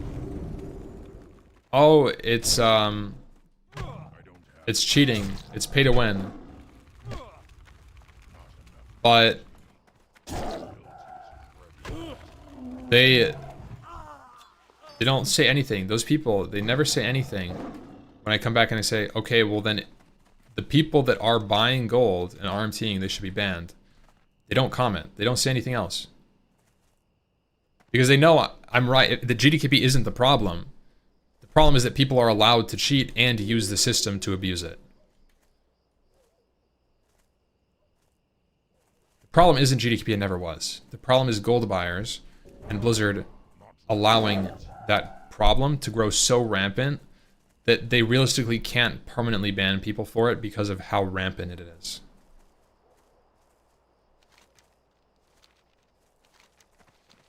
I still stand by, and I have for a long time, stand by the fact that, like, if you cheat in the game, if you buy gold, I think that they should permanently ban you.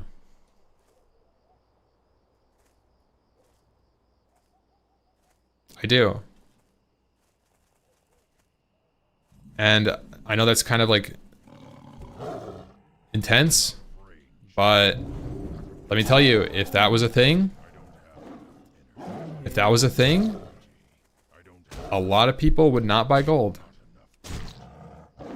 There would still be some people, and they would still get away with it. But oh man, would people not be doing it.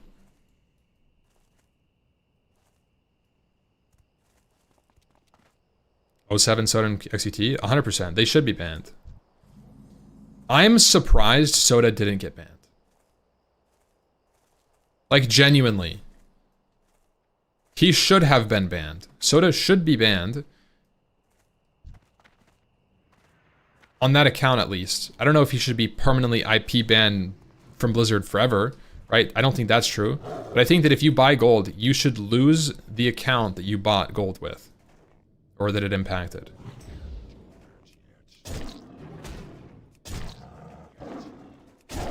They cannot verify...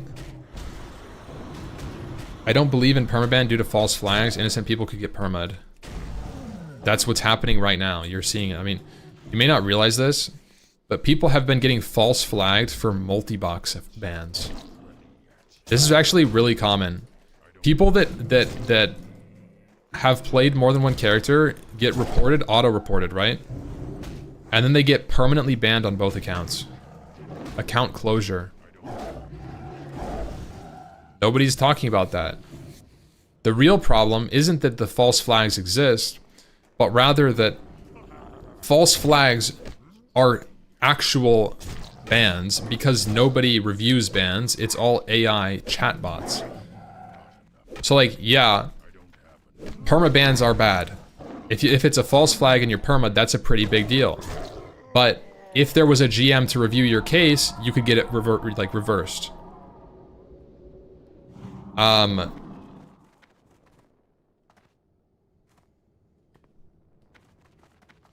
People are buying boosts for 60 bucks. When they get banned on account, they just come back for $12.99. You're misunderstanding. When you buy gold and you get banned, it should be on the character, right? It's like, if you have a full tier 3 warrior and you buy gold, you should lose your full tier 3 warrior if you get caught. Right? It's like, who cares if they subscribe again? That's great for Blizzard. That's fantastic, right? But it doesn't matter to people? What do you mean it doesn't matter to people? Did people buy gold? It's just Activision being cheap and not hiring enough support staff to manage the game. Oh, 100%. Oh yeah, it's getting worse. It's been getting worse for a long time. Like a few years ago, like you actually could get responses through the tickets with actual GMs. Good luck getting that now.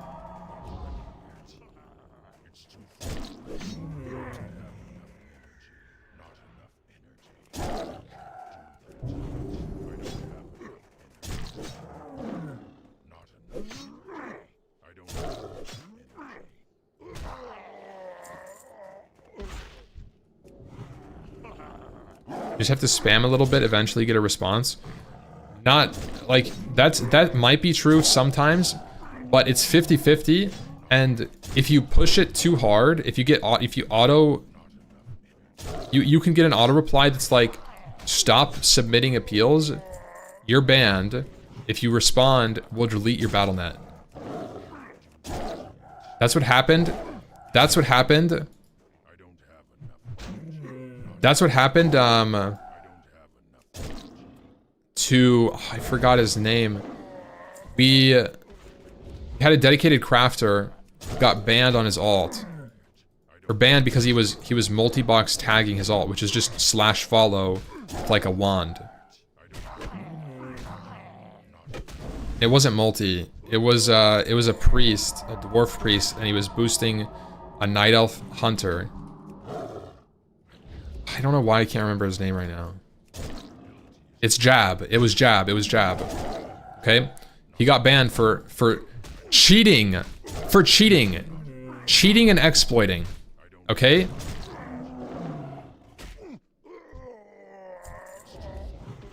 That was the reason. Cheating and exploiting third-party program. And he was just using /follow. He wasn't, I don't think he was streaming at the time, but he streamed at the other times that he was doing it. It was just /follow, like macros. I mean, kind of was cheating. It's not illegal to follow yourself in the game. Mob tagging isn't cheating.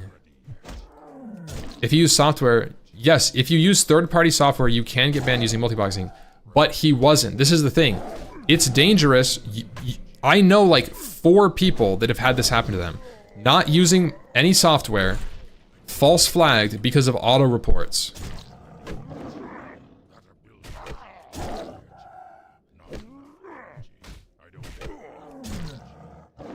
He got reported. He got too many reports. He got banned. Both of his accounts, permanent closures. Accounts he had had for 20 years. Permanently closed. Retail, classic, mop, all of it's gone. And he submitted appeals. He was like, dude, can I like get information on this? And then after like 3 appeals, the automated response was, you are banned. The ban is holding. If you respond, you will lose. We will delete your bat on that account. Something like this. It's crazy. And they don't tell you that there's no information in these posts. They just say fuck off, pretty much. Every time they say no.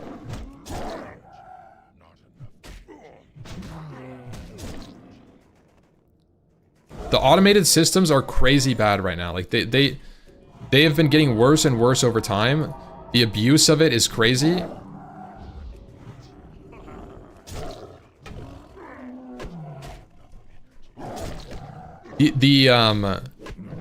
What if he was cheating? He wasn't, man. I'm telling you guys, like, there's people that cheat, and this isn't it. Like, he was streaming. The thing is, he was streaming his like 1 to 30, and then he logged off. He logged back on, and he started leveling again, and he didn't start a stream, and he got banned. And it was the same thing he was doing. He was fucking, he was just auto-attacking on his priest. Hot take, people that get banned lie about the reason to garner support from other players.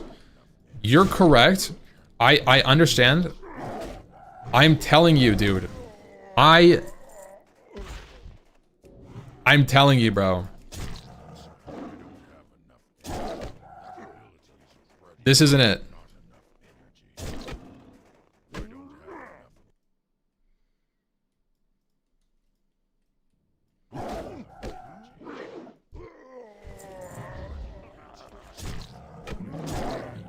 Yeah, I got banned for botting. This is the same thing. Okay, so like, yes, I've gotten banned for botting twice. I've never botted. I just play a lot. Okay? Like, it's so egregious.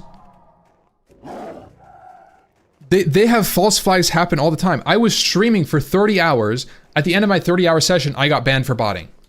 I streamed the whole session. It was just me leveling. And then it happened to Zeroji. Zeroji got banned for botting. Why? He played a lot. Was he botting? No. And the ban that you get when you're botting is the same ban that these people get. It's the same one. It's an auto flag. It happens when you multi-box or boost somebody, or if you play long hours. Okay? If you do any of these 3 things, you're at high risk of losing your shit. Because there's auto flags on mobs or something. There's auto flags on mobs or the amount of time you played or some combination of both. How much XP you get in a certain window of time and where you get it based on like how much you grind versus quest. Something is there, and it's like if you trigger it, you just die. You just get banned. Right? It exists. I'm telling you, it just exists. And it's not even necessarily auto report, it just happens.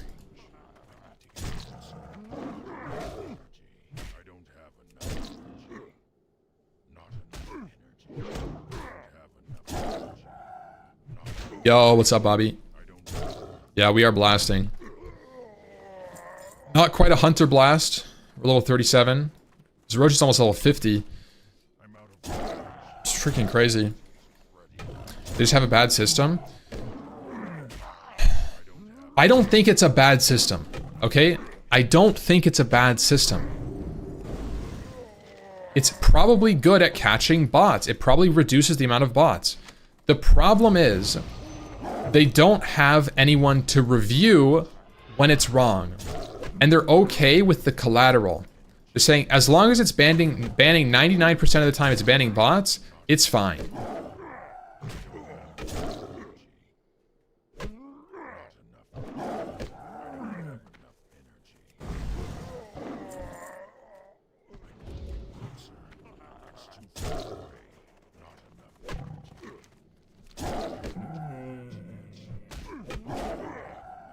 Soda get banned for nothing? I mean, Soda's name was like on the edge of being like weird territory. Like if you name your character Gay Kitty, you're asking for a name change or a suspension. Right? It's just how it is, bro. Like that's not a I honestly think Soda deserved a 24-hour ban for that name.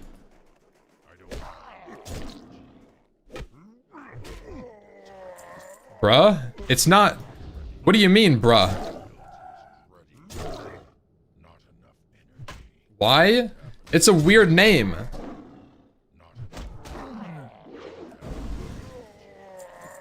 It's not bad. It's not offensive.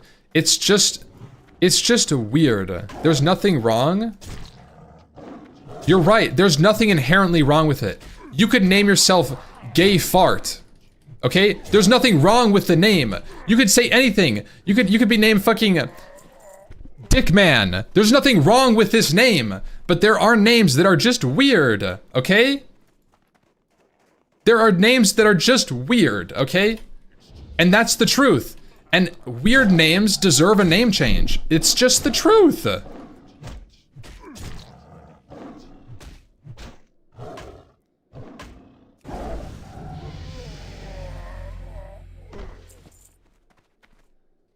It's some edgelord shit. I don't think it's even edgy. It's not even really edgy. It's just like on the verge of being weird. And I think it's like if you get caught with that name and somebody's looking at it, it's like, yeah, no, I'll rule on that being weird. I would be like, you know what? I think that's an appropriate ruling. If his name was like it's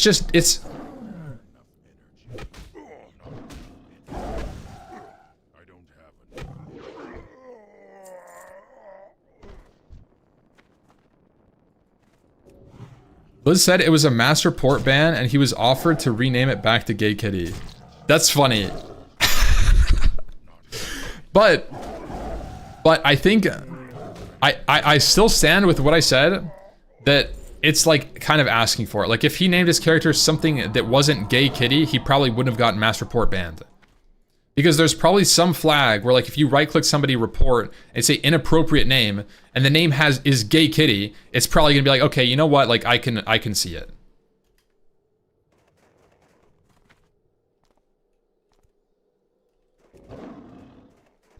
Like if your name was, yeah, if your name was Handjob Bob, like that's a little inappropriate, man. Is it gonna get auto flagged? Probably not. But if you get master ported, you might get banned.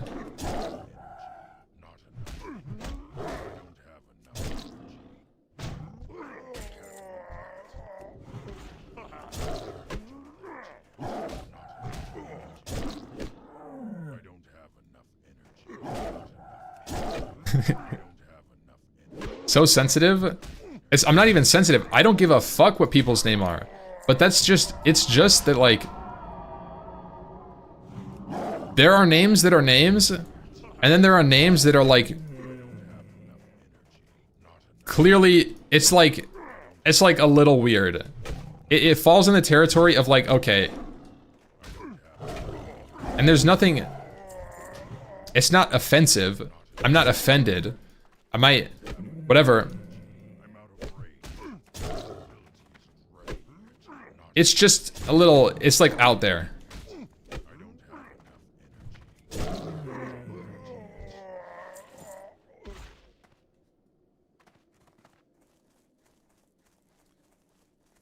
If you can't handle your name gay kitten being called weird, I'd say you're sensitive. I agree. I think that like if you have these names though, I don't think you care about people calling your name weird at all.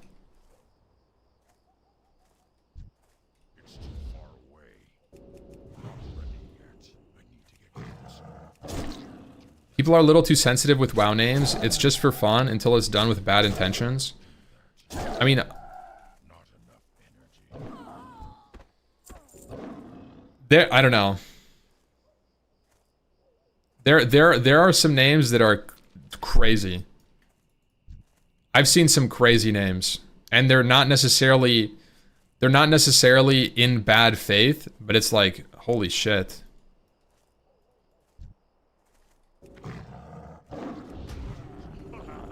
I don't have enough energy. Not enough energy. I don't have enough energy.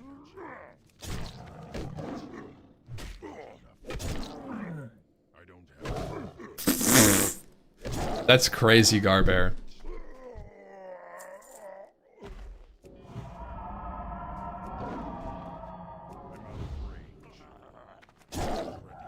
There's a Moonkin named YOLO Cost, and that's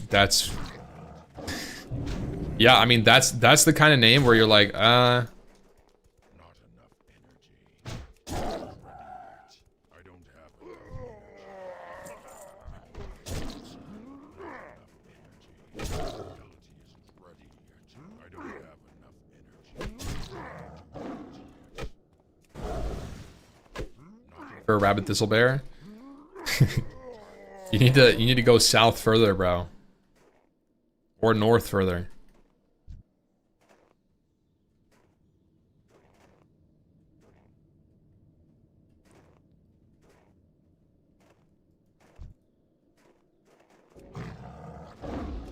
Ready yet.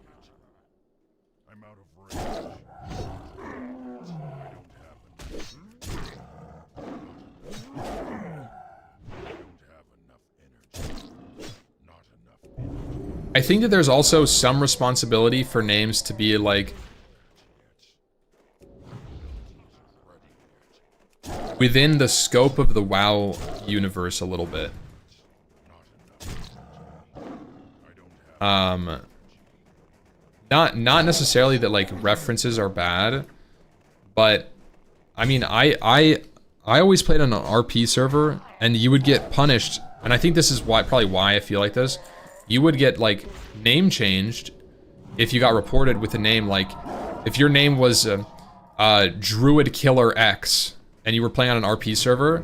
They were pretty serious back in the day about like name changing. Like, no, you can't have that name. Like, you rename your character. And I think that's probably why I have the take that I do, is where it's like a weird name, because I grew up with that like enforcement where you had to have like a character name.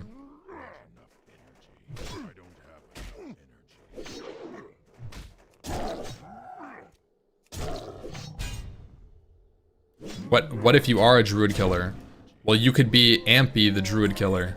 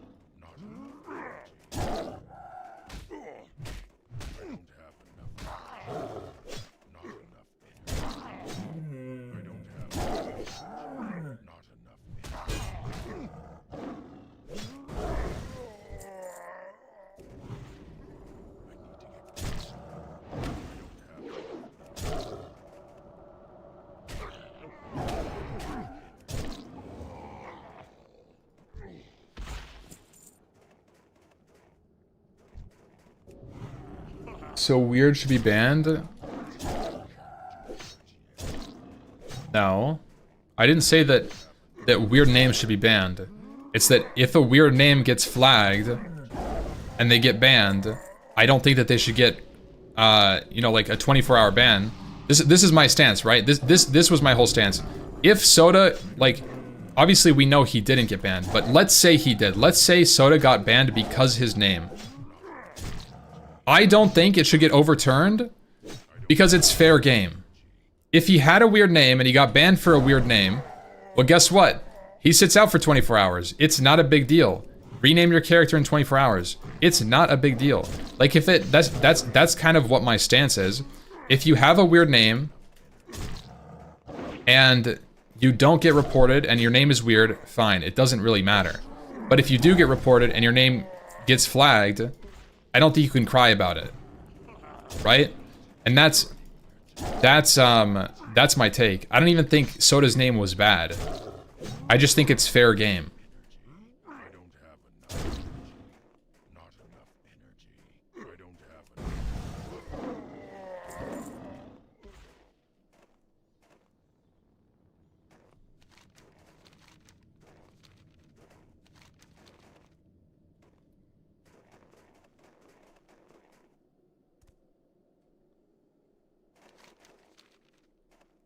Undeserved? Doesn't matter. It doesn't matter if it's undeserved. And even Soda knows that? Yeah.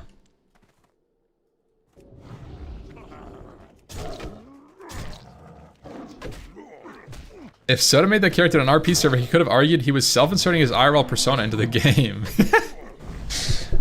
I mean, yeah. I got a 7-day ban for I pee on your mom. That's a crazy name, by the way.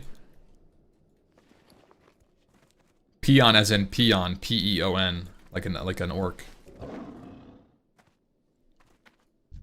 You got banned for Sissy Boy.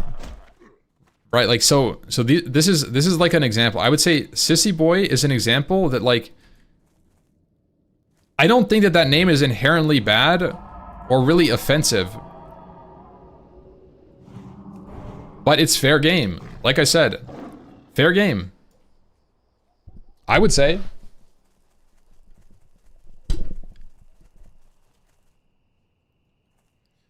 What about your hunter named Comfar? I mean, yeah, that's fair game, bro. Wait, you got Handjob Bob? That's criminal.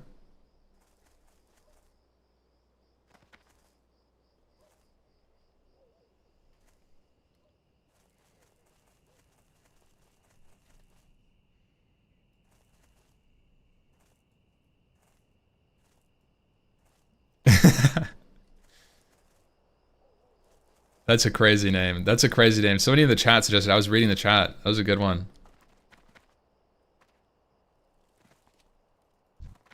What would you I'm listening.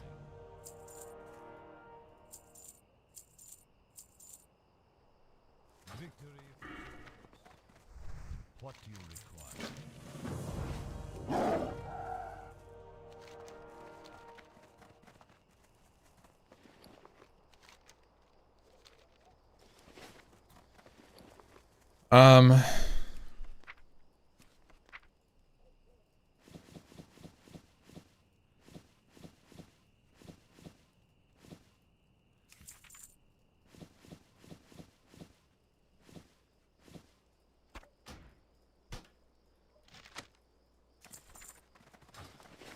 What do you require?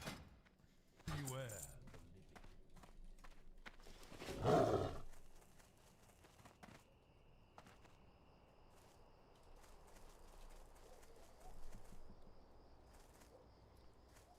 Not surprising after Xal'atath expansion. True. Blizzard is Blizzard is freaky.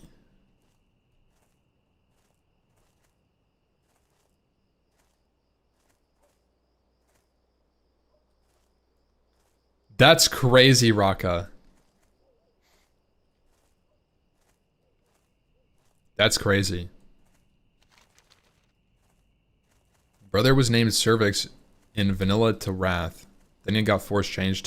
He took the meaning of Latin, of strength in Latin.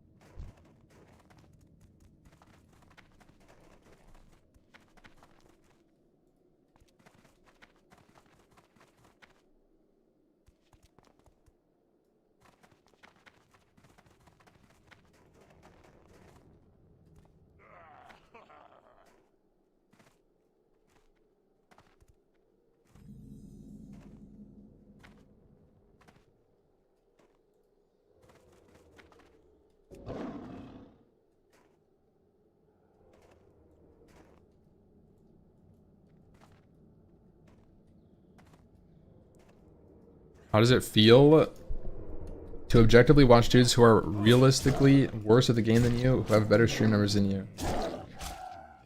It has no relevance. Completely two different things. If you're a streamer and you have 5 viewers, if you're a streamer and you have 5 viewers, and you open Twitch and you see somebody with 20,000 viewers, are you mad? Maybe. Are you mad because they're XYZ, they're worse at XYZ than you? Like, let's say you stream chess and you're a 2500 elo chess player, and then you open Soda Pop and stream and you're like, wow, I'm so much better at chess than this guy. How does he have so many viewers? I'm pissed. Like, that's not how it works, bro. Right? Like, these streamers, they have a brand. They have content. They're funny. They're engaging. They provide an entertaining experience, and that's what streaming is about, more so than skill in any form. It's about entertainment. Skill can be a form of entertainment. You can entertain people by being good at the game. But the reality is that it's just entertainment at the end of the day. Usually, the only people that actually get away with skill-based streams are competitive gamers, and they have a brand because of how good they are. Like Faker. I wouldn't say Faker is entertaining. He's just really good. And so that's why he has a brand, and that's why it's entertaining to watch him, because he's Faker. Right?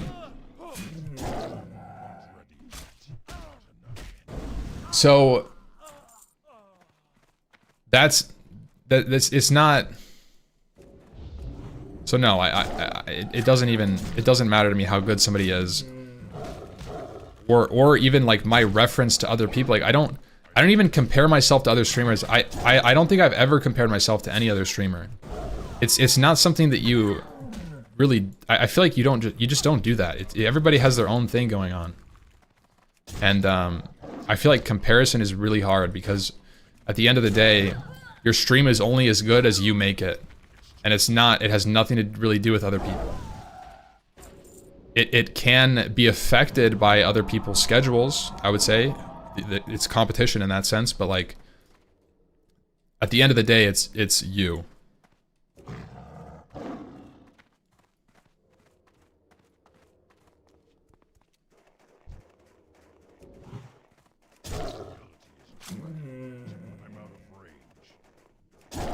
What am I looking for? Rusted iron key. From whom? I don't have enough.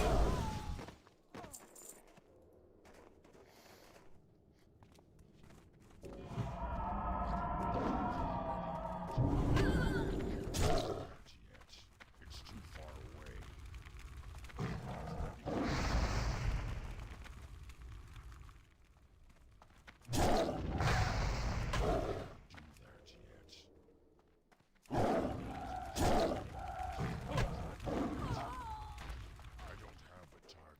I think I actually, like, real talk, I don't think I'm the best player. For reference, I don't even think I'm that good at the game. I just know a lot. I know a lot about the game, and I've played for a really long time, and I think my advantage is that I've played Classic WoW a fuck ton. Humble, no, there's a lot of people that are objectively better at pressing their buttons than me. I think I have the knowledge advantage on a lot of things. I mean, I'm up there. I would say I'm a good player. I can maybe play in the same rate as them, but I will get out DPS'd. I will get out uptimed. I will get out cooldowned. They'll line their stuff up better, right? If you look at actual combat skill, I think I have the niche skill of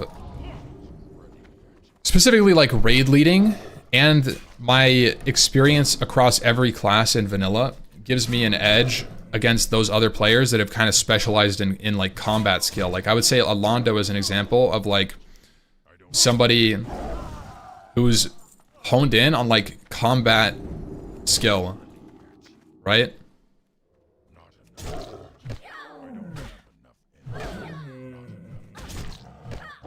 I think there's always going to be those players that are your pumpers. I would break up, like, in any guild, you would probably have, like, maybe 3 categories of players. I'm doing this off the top of my head, so maybe it's more. But, like, generalized categories, you would have your idiots, your pumpers, and your supporters, right? Generalized group here. So, like, your pumpers would play in Classic, or in TBC, right? Your pumpers would play the BM Hunter, the Warlocks, and whatever. But who's playing your healer? Who's playing your tank? Who's playing Boomkin? Who's playing Enhancement? Who's playing Survival Hunter, right? And these people that take these roles, there's a lot of people, I think I'm one of them, where I'm like completely cool to sacrifice my own DPS, let's say, to help the raid reach whatever goal it is. I like doing pulls, I like tanking, I like skipping stuff, I like raid strategy. And to be honest, a good WoW player ain't playing Classic. I think you'd be surprised. I'm not going to sit here and say that Classic WoW players are good, but I think you'd be surprised in that there are a lot of Classic players that don't play retail that could hold their own in Mythic rating. Now, they may not be in Liquid, but I think that there are some really good Classic players, and I've played with them, and they went on to retail, and they became M+, like, racers. Like, I used to play with people that were Classic-only players, and then they moved to retail, and they became M+ warlords, and they started doing, like, MDI racing. And that's just the truth. Like you can get the skills that you need to be good in retail from Classic. You just don't have the entire kit. I think that retail has a separate kit, but Classic teaches you the fundamentals and, like, you know, there's a ton of crossover. These mobs are really weird, aren't they?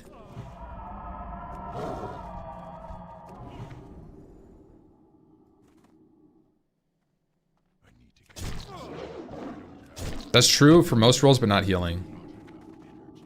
Maybe. I don't really know. I don't know if you're talking about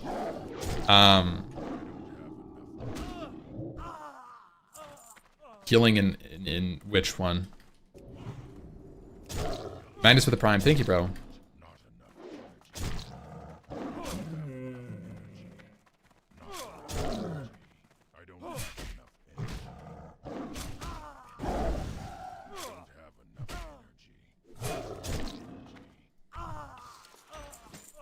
I'm telling my guild they're either pumpers, supporters, or idiots. Let them figure out what they are.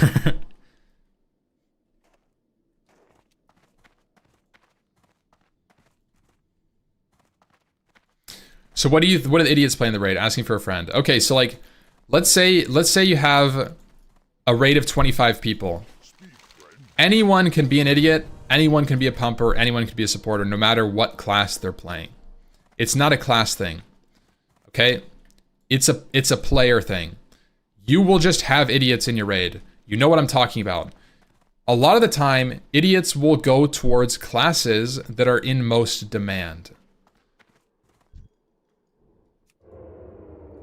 Think about your classic raid, and then think about who are the idiots. It's those stupid ass, dumbass, zug warriors in classic. Why? Because they can make a warrior and they get a raid spot. No matter how bad they are, they get a raid spot because they're a warrior. Okay? That's the truth. Because you need them. You bring the idiot because you need them. So the idiot is playing something that your guild needs. If your guild has no ret paladin, you need a ret paladin. Guess what? You're probably gonna get an idiot. Because you're willing to take them, right? That's the truth. If you don't have a prop paladin and you need one, you're gonna take the first paladin that crosses your path ask them to spec prot, you're gonna give them 1,000 gold and say, please tank my raid. And even though you wipe 5 times, you clear it. Guess who's the idiot? It's the paladin. And you're all winning, right?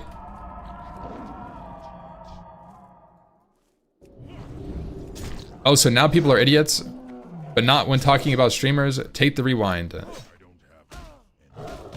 Bro, you came in here wholesome from the YouTube chat. And you're just being delusional. I don't even know who you're talking to. Are you talking to me? It's a Pepe take.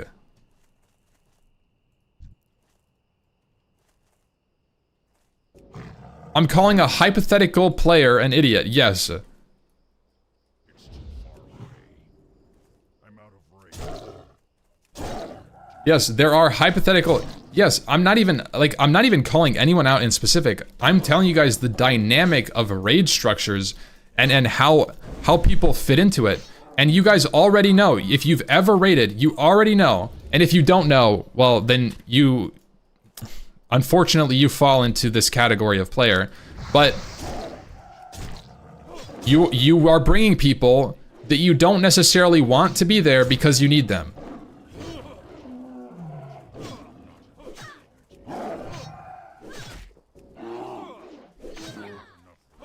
I gotta run. There's a lot.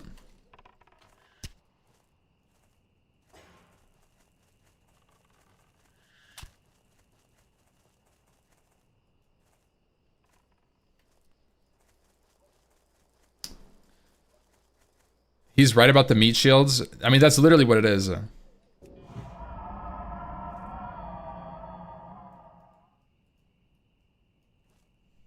What's the gold situation looking like? It's terrible, bro.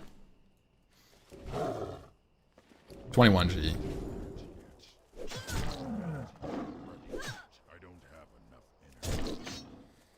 Yeah. So that's the reality. Like, and there's probably another category of like neither pumper nor support nor idiot. Like, you're happy to bring them. Let's call them friends, right? And I think those are probably the 4 categories I would have. Pumper, supporter, friends, and idiots. It's a great raid. If you have all of them, it's gonna be fantastic. You're gonna have a blast. Because you get to wipe because of your idiots, and then you laugh because of your friends, and you kill the boss because of your pumpers and supporters. It's great. Chill times with the boys.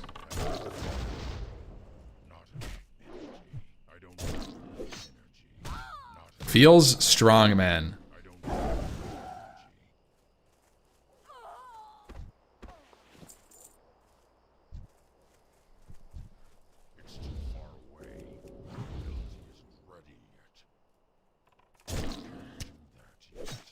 And there's always that one guy who talks too much on comms. There really is, yeah. There's a ton of archetypes. If you could break it down even further, right? Like, there's so many different archetypes. You got the loud mouth. You got the silent pumper. Never says a word. I know this German guy. I played with him for like 4 years. His name was Denerok. The first year I played with him, he never said anything in voice. Not once. Not even once. Okay? And I would be in Discord. We would be PvPing. I would say something in Discord, he would type. Okay? If he even responded. Most of the time, it would be no response. Just a silent acknowledgement. Right?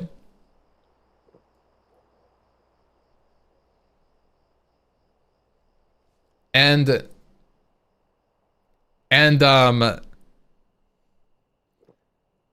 this guy, right? So he silent pumper, top the DPS 100% of the time. Number 1 DPS, highest uptime, highest everything, biggest cleaves, most engineering usage, best cooldown usage, everything. Never said a word. Okay?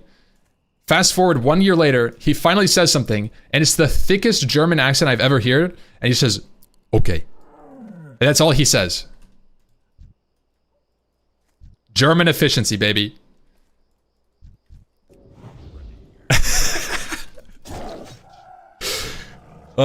Is Ramus. But no, that's an archetype. That's one of my favorite players to play with. The silent pumper. They exist. They're kind of rare. True silent pumpers. You have silent blasters and then you have silent pumpers, okay? You'll find silent blasters everywhere. The silent pumper is a very rare breed. It really is.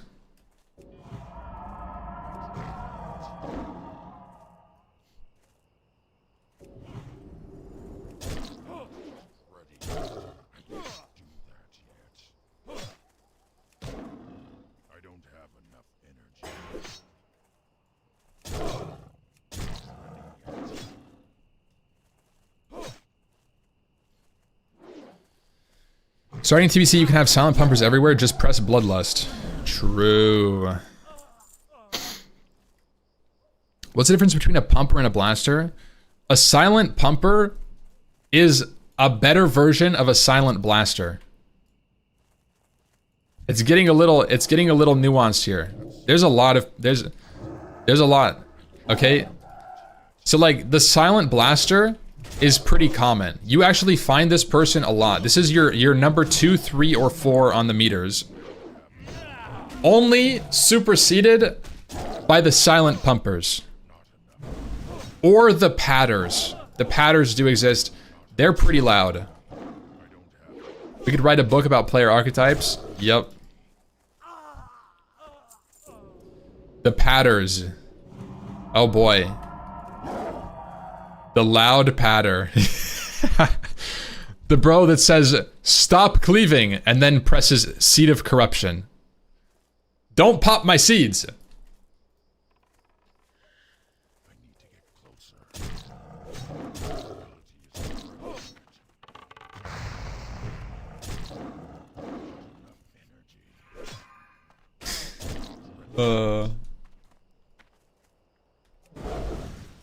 What about healers? They're always diplomats. No, there's a ton of different healer archetypes. Healers are the same. Like I said, the supporter, pumper, everything, this supersedes class. You could be any archetype on any role. You could be a silent pumper tank. I've seen it. You could be a silent pumper healer. You can be a loudmouth patter healer, right? I've seen it all. Those are actually the worst. The really parse-focused healer that pads on AoE healing all the time, and they snipe heals, and then they talk about how good it makes them. Oh my god, ego patter healers are crazy. That's the craziest person. Now that's not to be confused with people who enjoy parsing, but when it becomes an ego, then it's a little destructive. And then you get to the point where it's like, this healer is like whispering druids on the down low to get extra innervates, and then they're like whispering people like, yo, stay in, I need to heal you. They set up the perfect parse, and then they're like, I'm better than you. Like that, they pull out the I'm better than you card.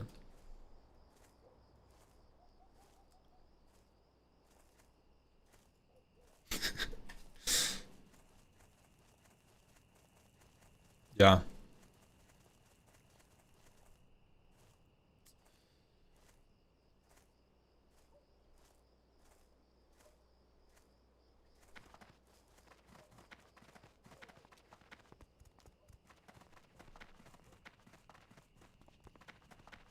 To be honest, sniping heals is all farm is about as a healer.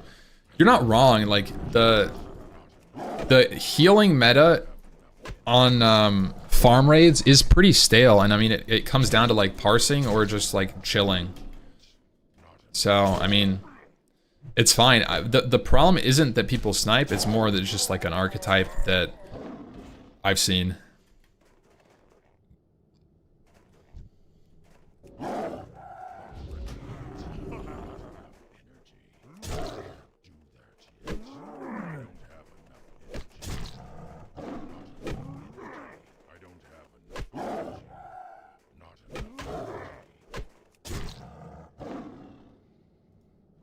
If someone were to start today because of you, what class would you suggest? For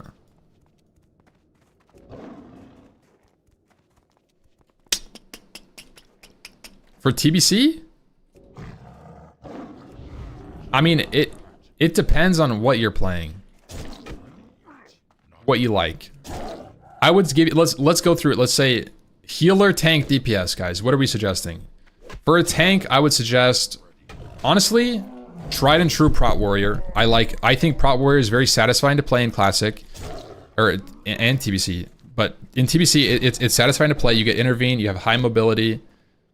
Decent, it's fun. Druid is fun, but I think Warrior is more fun to play. Prot, I don't think Prot is garbage. I think it's fun. Prot Pally is kind of lame. So tanks, I would actually say Warrior is pretty cool. It's also easier. It's easier, I think, to play Prot Warrior because you have oopsie buttons. It's like you pulled an oops and you're standing in something and you can press shield wall. Press last stand. Feral doesn't really have that. Kind of just die.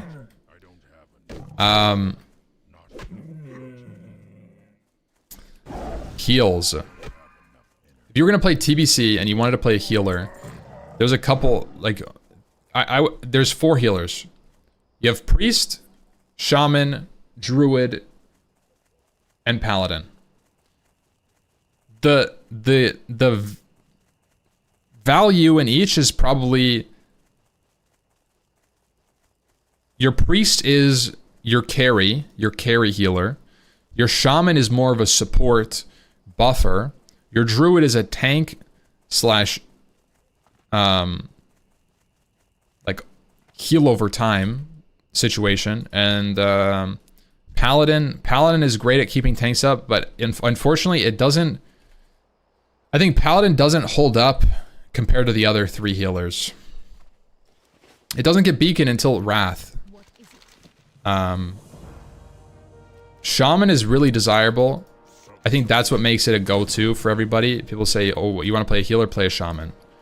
It's great all around. I don't necessarily like the playstyle of totems.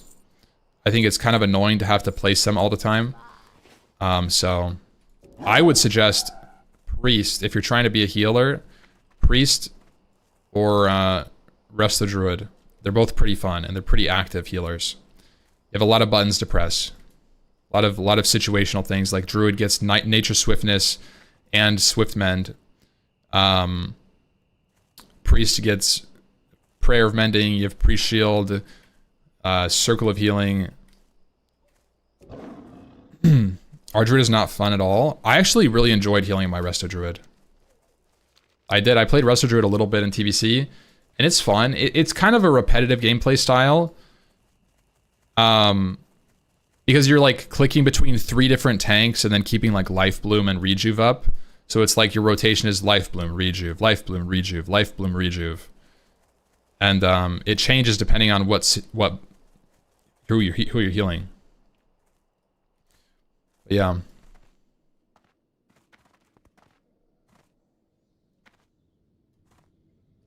Yo, have a good one, man. Thanks for tuning in. Priest is great. Priest is objectively the best healer if you have enough support in raiding. They're great in dungeons. Prayer of Mending is insanely good in dungeons. It's so OP. Prayer of Mending, by the way, if you don't know, Prayer of Mending is a new spell added in TBC for priests. When you take damage, it heals the person who takes damage, and then it bounces to someone nearby who gets the same effect, and it has charges. And so in a dungeon, you throw out Prayer of Mending, and it just bounces between your tank and then maybe your melee DPS and then your tank and your melee DPS and your tank. Oh my god, it's so nasty. And in a good way.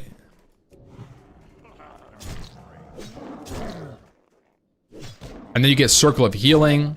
So you have instant AoE heals for everybody. Is Rake worth pressing? Yeah, it is, but I just keep forgetting. I just spam 1. I just press 1, 1, 1, 1, 1. That's how I kill mobs. It's so brainless.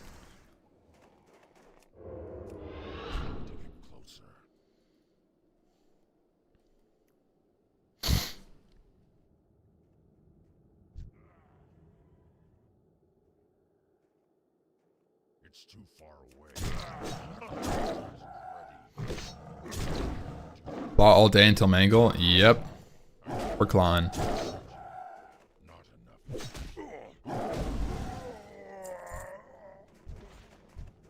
I'm out of range.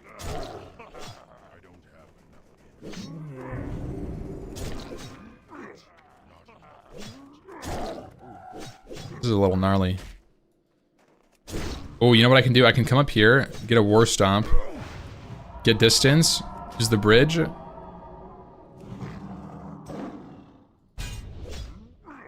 Boom.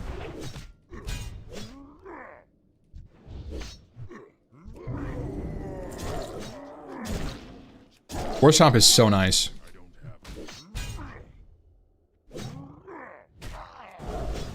Oh, I didn't recommend a DPS class. Yeah, so DPS classes, if you break it down, you've got 3 main carries in TBC. Okay? DPS classes are built in TBC as either carry or support, I would say. You need both, but that's the reality.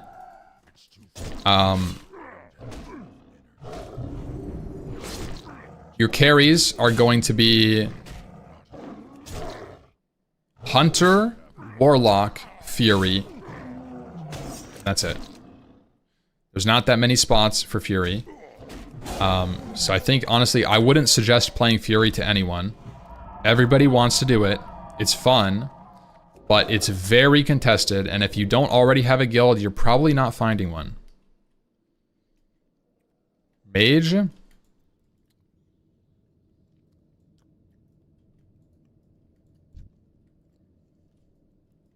Yeah, you're right. Mage can be a carry. I think Mage is in a weird spot where it's so reliant. It's almost so reliant on the group that it's in and catering to them. It's definitely a carry. But man, it's not as good as a Warlock, I don't think. Mage is more of a funnel than a carry. Like, you have resources, so you can play a mage.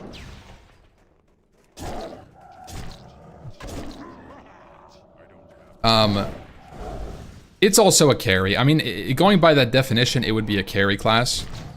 Again, though, mage is one of those things a lot of people want to play because of PvP. There's not that many raid spots because, of course, it's a funnel. You can play 1, maybe 2 mages in a raid.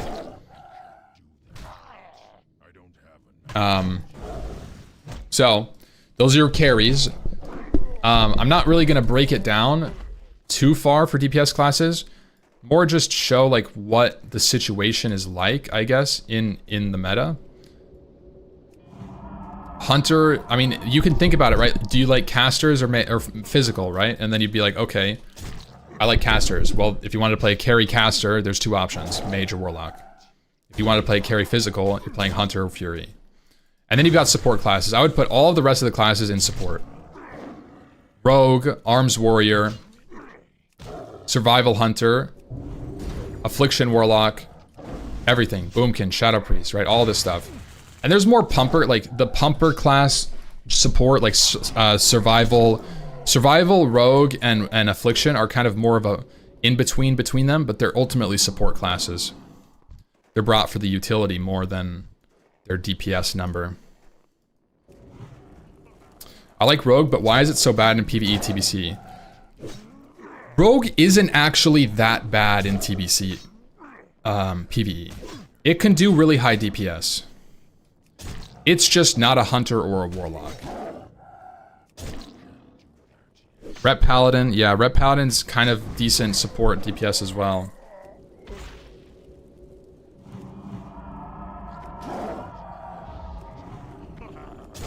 PvP wise in arena, what are your picks? I would say mage or rogue are the go-tos. No questions about it.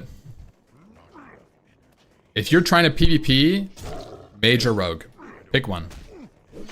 If you're a DPS, if you're trying to DPS and PvP. Lock is one of those classes where you kind of have to be like a little freak. You have to have like long fingernails to play a warlock. You know what I mean.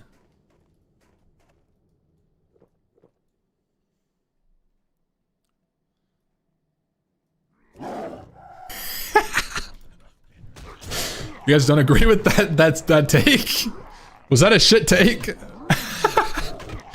Like really long fingernails, just like absolutely freakishly.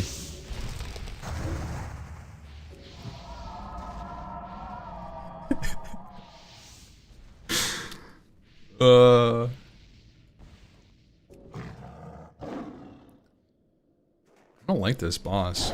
Oh, rain of fire. He's looking at me, man. What it?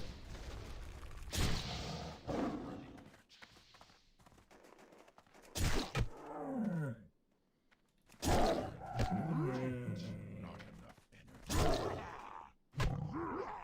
don't have energy. Not enough.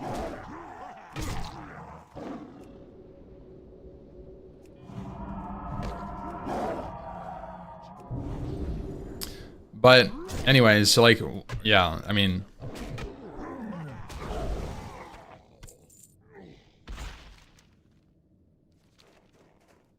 kill Glamis. Support classes. I would say if you're looking for a really good support class, I would say it's Enhancement Shaman. Look, I've always been a shill for Enhancement Shamans in TBC. They're very, I mean, actually nowadays they're probably not as much, but in 2020 relaunch of Classic, they were very underrated to where they should have been. Like, people kind of rated Enhancement Shaman at like a B/C tier when they're like a solid A+ in terms of like personal DPS. Enhancement Shaman brings actually solid, really solid DPS by themselves, and they're a support class.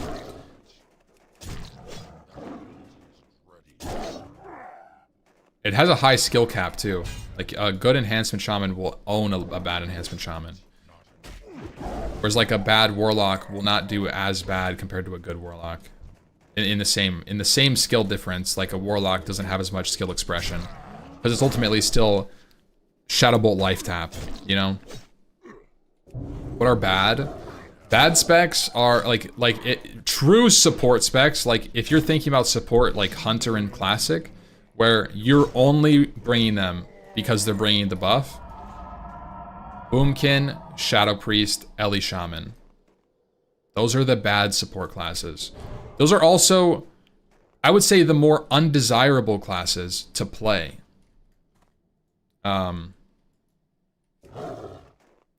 But they're great. You need them. You need them, and you end up not having them, which is good. Kind of, like you kind of need someone to want to play Boomkin. You're like, please, man, will you play Boomkin? And everybody's like, dude, I don't want to do it. It's so boring, and you run out of mana. And you're like, please, we need Fairy Fire. And they're like, okay, fine, I'll do it. That's the Boomkins you get. So.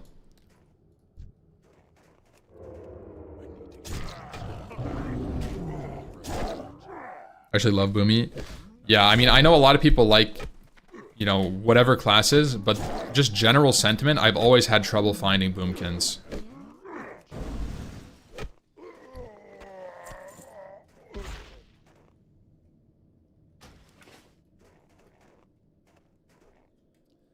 Yo, you're good, man. I didn't take offense to anything you said. It's all in good fun.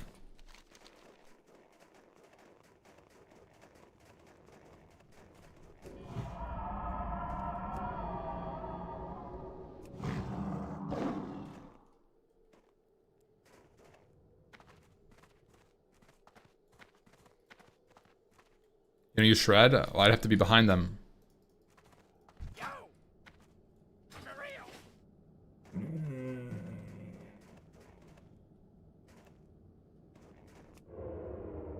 Shadow Priest got on the thing that sucks, and that their range, yeah, that's the thing that sucks. No, yeah, Shadow Priest is like really low range. You have to get super close to press Mind Flay.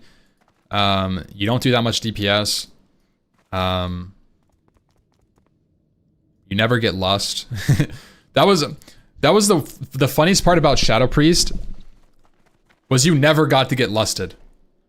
At least at this time, at raid wide Lust, Shadow Priest will get Lust. But in the meta that I always played, Group 5, that's where your Shadow Priest would be. Your Shadow Priest never got Lust because Group 5 Shaman was moved into Group 4. Sorry, buddy. You're with the healers. Healer Lust is a rare breed.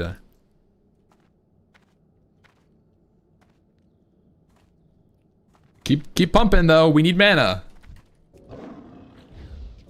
Shadow Priest was fun and not boring. No, it has an engaging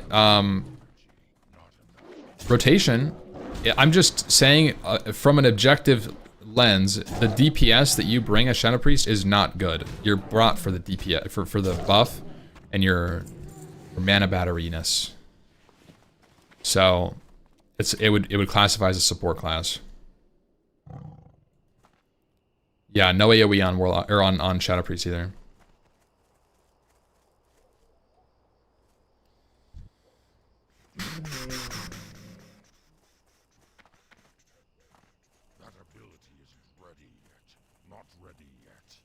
Yeah, Shadow Priest does have decent starter, like in phase 1, Shadow Priest will do okay.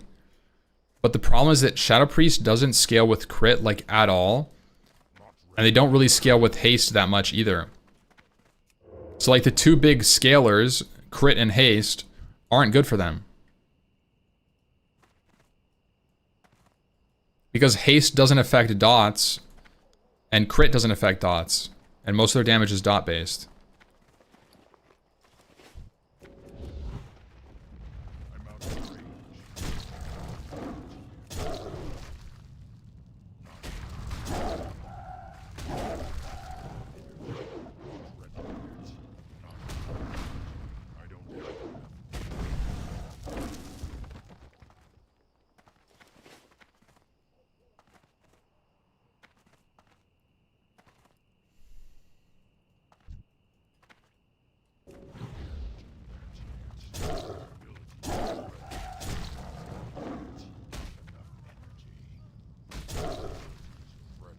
Riven heals. It's your job as a healer to keep your Warlock up. That's the reality.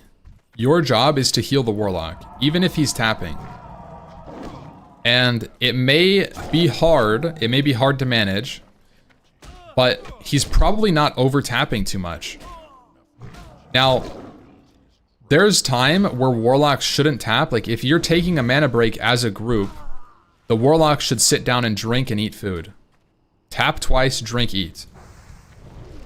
If they're tapping and then not eating, well, that's stupid. They shouldn't do that. But like, yeah, you perma renew him. You try to keep hots on him all the time whenever he's not 100% HP. If he's your friend, right? Guildy does it all the time. Talk to him. Be like, yo, can you drink and eat during our mana breaks so that you, like, I can heal, like it'll be less intense.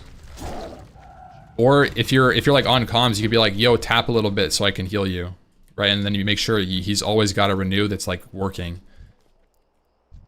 That's a big thing with Warlocks. Like, if he waits until he's 0 mana, to tap and then taps to 10% HP, that's more annoying to deal with as a healer than a Warlock who taps every third GCD. Where it's like, oh, 50% mana, tap, and then you can keep a renew on him. And if the Warlock is good, he'll be cognizant of the hots, like renews, and he'll tap around it and be like, oh, I'm 100% HP and I have a renew on me. I'll tap because I can use the mana eventually, right? Puff puff pass, but with cast tap. That's exactly it. It's bolt bolt tap.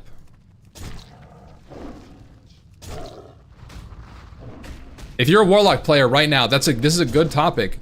If you're a Warlock player, be cognizant of heal over time effects on yourself, because if you're not, healers probably are hotting you in anticipation of you pressing tap, and you don't do it, you're being stupid.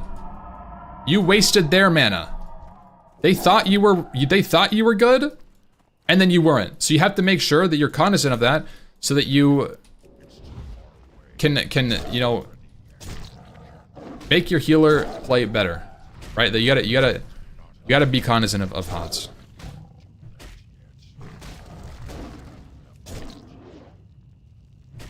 What should Warlock say? Just say, try to like. If you really want me to be honest, some healers are just not going to like it. Some healers are not adapted to healing a lot of load. They don't have the capacity mentally, or like they just don't care enough. Like they just don't want to deal with it. And that's okay. I wouldn't group with them again. In the same way that some tanks are just kind of losers. And they'll be like, oh, you pull it, you tank it. Sorry, bub. My rule is my party. And it's like, okay, well, I'm just not going to play with you. If someone's complaining about you tapping as a warlock, like, they can grow up. If you're trying to be, like, nice about it and be like, yo, I'm going to try to stay at, like, 90% HP. If you can keep a renew on me, I'll tap whenever you have hots on me so that it's easier to keep me up. Because tapping, you could do that. You could be like, yo, I know it's a lot to keep, you know, to heal the taps. I'll try to make sure I'm always missing just a little bit of HP so you can keep hots on me. And that puts the idea in their head where it's like, okay, I didn't realize that was an option where I could just perma renew you. Because that's the reality, is you could just perma renew a warlock and it's not very high mana cost, and it'll pretty much heal the life tap the whole way. I don't have enough energy. Not enough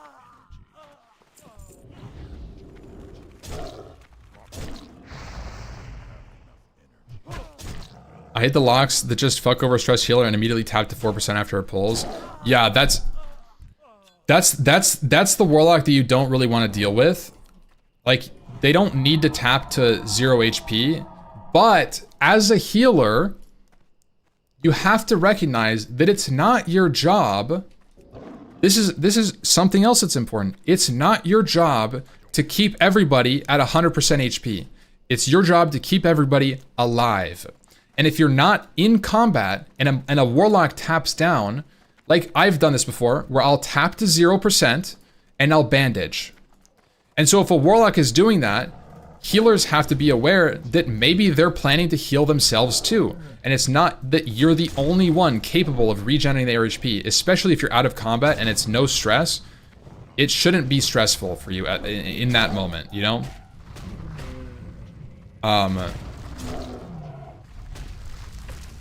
And like I said, it's not your job to top them off 100% of the time. If they tap to 5%, throw a small heal on them, get them to 20% HP. If they're gonna be a dumbass and they're sitting there, they tapped and they're not eating and they're not regenning, you could throw a small heal on them and then renew them up. You don't need to cast an Omega Greater heal instead of drinking. Throw a flash heal, renew, and then keep drinking. You know? What do mages say when someone asks for water? I'm a mage right now. If you're a mage and you refuse to make people water, you're just a grumpy man. Do your job. Unless somebody's asking for like 10 stacks of water, it's not a problem. And in TBC, you're gonna get the table, so people just right click it. It's not a big deal. It's like if you're a priest and somebody in your group asks for fortitude, you can't just be like, ugh, buff? Yeah, fucking right, bub. You think I'm buffing your ass? You do no DPS, you loser. I'm not buffing you. It's like, okay. Or a rogue where it's like, yo, could you distract? And the rogue's like, use my energy on that useless non-damage spell? Are you kidding me? I'm not doing that. I ain't doing that. If it's not damage, I don't do it. I'm a DPS. It's in my class. Rogue does damage. You know, you want totems? I don't think so. You want Wind Fury. You want me... Oh, you want me to drop Wind Fury? Well, if he's an Ellie Shaman, I can tell you he's not going to. I've played with so many Ellie Shamans. You do a dungeon, right? You're doing a heroic dungeon. You bring an Ellie Shaman. You have a warrior, hunter, rogue. Ellie Shaman, priest. Okay? Physical comp with a priest healer. That dude is dropping a fucking elemental air totem, a spell power totem, and he's calling it a day. And the entire group is gonna mauled about it. But the reality is that it doesn't matter that much. And he's the shaman. He's in control. GG. He should drop a Wind Fury, but he won't. Classic Ellie Shaman moment.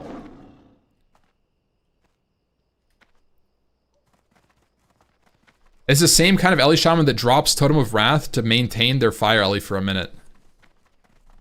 What's the best class for someone who wants to sacrifice his own needs to make the group better? You're probably looking at Resto Shaman, bro. Unfortunately. Hate to say it. Might be Resto Shaman. It might be Prop Paladin. It might be... It might be Boomkin. It depends on your comp. I feel like comps are so flexible. And it depends on your own guild. Right? It just depends on your guild and your situation. If you are missing XYZ, that's probably the thing you need to be the most helpful. Because like raids are so like checklisty in TBC where it's like, do we have a Boomkin? Do we have a Ret? Do we have a Shaman? Do we have a Priest? Do we have a Shadow Priest? Do we have a Ret Shaman or Ret Paladin? Do we have an Enhancement Shaman? Do we have an Ellie Shaman? Do we have an Affliction Lock? Do we have a Shadow Priest? Do we have a Survival Hunter? It goes on and on and on. Do we have a Rogue? Do we have Arms debuff? Do we have a Feral Crit? Like, oh, we're missing Boomkin, we need that. Oh, we're missing this guy, we need that, right? So that's what it is.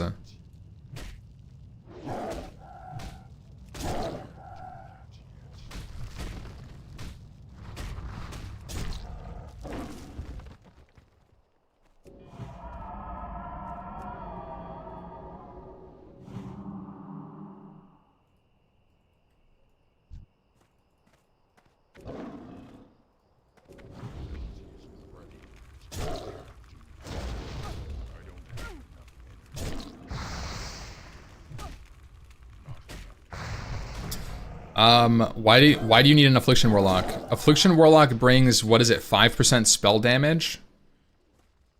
Affliction Warlock brings, I think, 5% spell damage on the targets that they do dots to. Is that correct?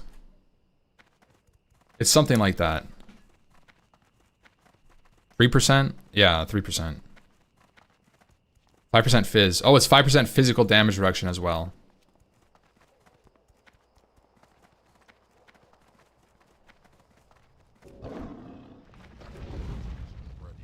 What's the talent, right? It's TBC. It's this thing. This thing. Shadow Embrace. 5% reduced physical damage, which is a pretty big deal. This is like a pretty big deal on tanks. And then Malediction, which is 3% spell damage. So it's pretty good, right? 5% reduced damage. Most bosses do mostly physical. So it's 5% reduced damage and 3% increased spell damage. Really good. If you don't have an Affliction Lock, you need one. Like Affliction Warlock and Survival Hunter are like top 2. No. Your like mandatory support classes that you need, I would say, are like Affliction Warlock, Boomkin, Shadow Priest. And then you want Ret, Survival, and everything else. But like, your needs are Shadow Priest, Boomkin, Affliction. Enhance is obviously really needed. One Enhancement Shaman, yes. But the second one doesn't have to be Enhance. It could be a Resto Shaman. BM Hunter is 3%. Yeah, BM Hunter is 3% damage group-wide buff.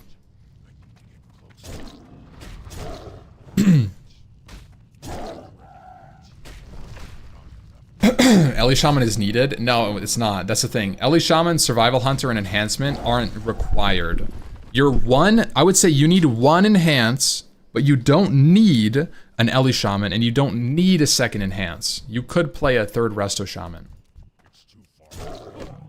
Boomy isn't required.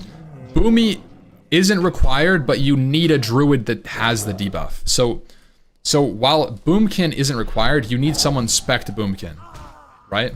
Even if it's a pseudo healer Dream State Druid, but you need it, right?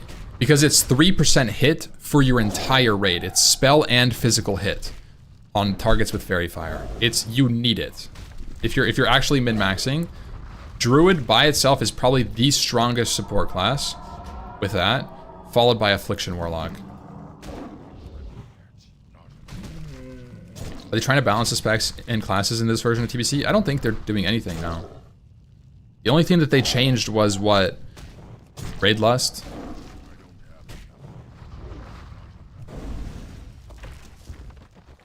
Can you fit 2 Enhances in a TBC raid? Yeah. Yep. Enhance is great. Enhance does high DPS. Enhanced does high DPS, and it's a great support.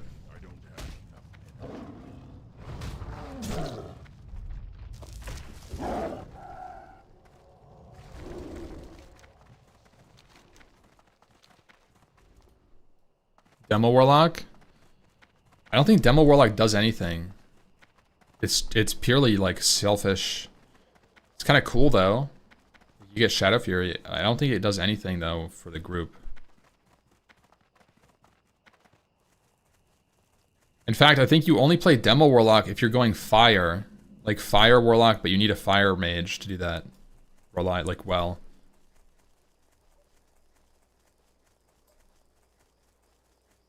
If you double enhance, one of them is going to have to resto an SWP or get replaced.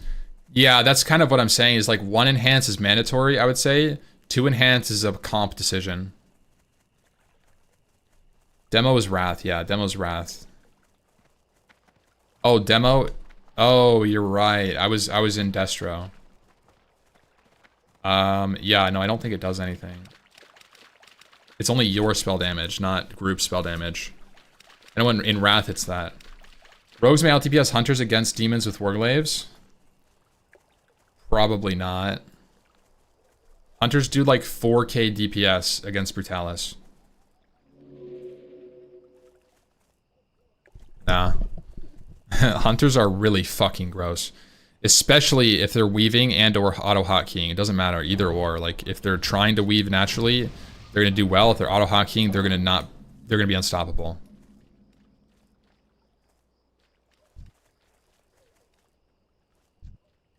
I'm out of range. Ready. I don't have enough energy. Can't do that yet.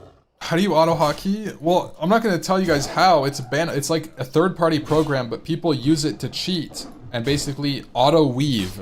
It's like they hold a button down and it does a weave perfectly. It does, and they like auto attack and then they're back to shooting. It's cheating, yeah. It's literally like hacking, right? It's using a third-party program to play the game for you, and it's a predetermined setting where you go like, hold W for 0.3 seconds, and then click your button, and then 180-degree mouse turn into fucking hold W for 0.3 seconds into 180 degrees. It's miserable. It's so miserable to do. Like it's crazy. I remember. In TBC, I changed guilds. It's literally scripting, yeah. In TBC, I changed guilds, okay? I was playing with Bang, sponsored by Bang, which was a guild on Benediction. And then I transferred guilds because the guild died. I transferred guilds, I joined Welcome. And there was a hunter in the raid that I was playing. And he was auto-hockeying. You could see it. You can tell someone's auto-hockeying by the way they're moving. It's not natural. It's clearly a botted movement because this is how they move, right? They do this, right? They're standing in perfect melee range. They walk forward like 1 pixel, 180 degree, like they do this, right? They do this. They do like, and then they turn around. It's like literally impossible to do manually in the amount of time that they do it. They go boom, boom, and then they turn around like that. But it's faster than this. And you're looking at this, I'm like, okay, that guy's auto-hockeying. And I asked him, outside of the game, I said, are you auto-hockeying?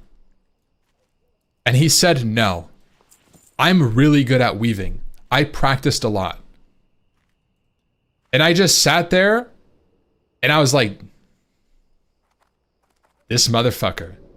This motherfucker thinks he's good because he's scripting. And it's so crazy. It's so crazy.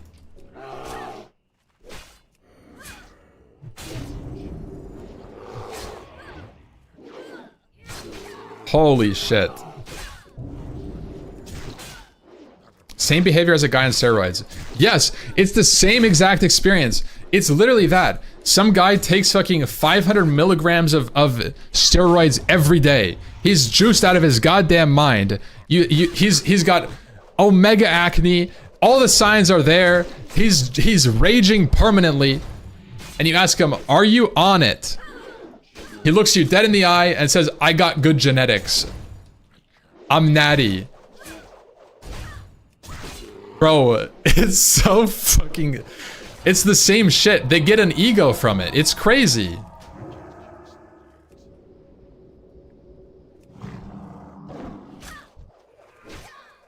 $500 milligrams? I have no idea. I don't even, I'm not even... I have no idea anything about steroids. But that sounds like a lot. 500 milligrams of that is sounds crazy, doesn't it? Is that not a lot?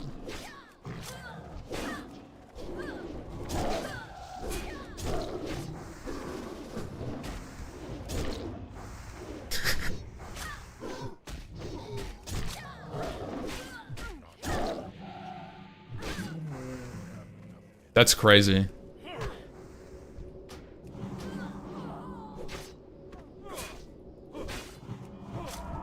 I don't get how people use it. Weaving is the best part. I know. It's such a shame too. It really is. It's such a shame because weaving is so great. It's so much fun, and it's one of the reasons I liked Hunter so much in TBC. But the reality is that cheaters are rampant in this game, and they can get away with auto-hotkeying for so long that, like, it's not fun to play in a raid with an auto-hotkeying because you're getting demolished. No matter how good you think you are manually weaving, you will get outperformed by a scripter every single time. And it's not fun to be like, I sat and practiced weaving for 3 hours this morning to get in the rhythm, and I'm getting outperformed by a guy who's pressing this button on his mouse and he's just holding this button down the whole time. It's like, cool, man.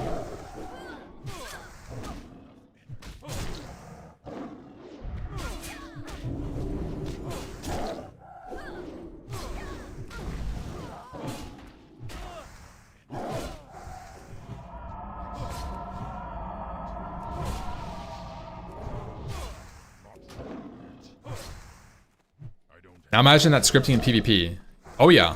No, it would be crazy, right?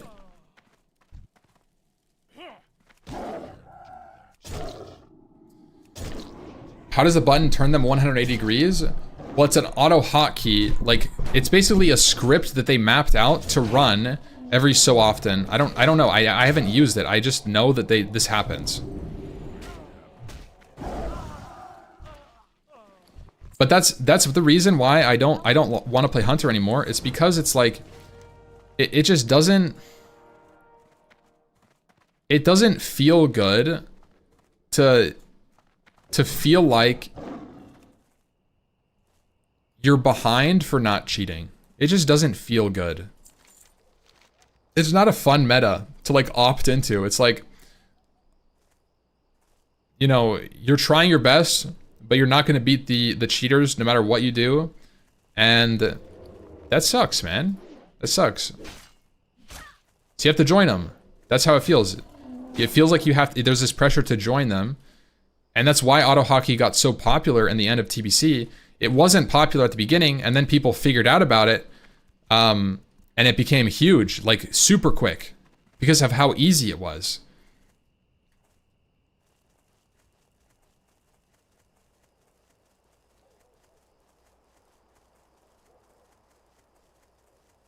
Too much min-max talk? Yeah, I mean, that's true. I mean, this is obviously coming from somebody as a min-maxing, as a min-max person.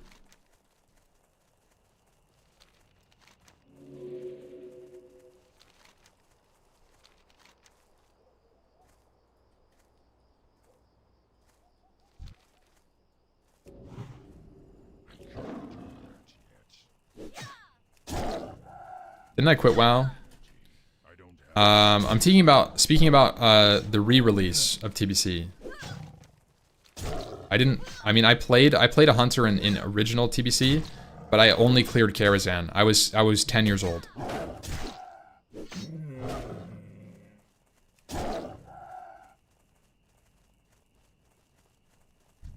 I'm out of range.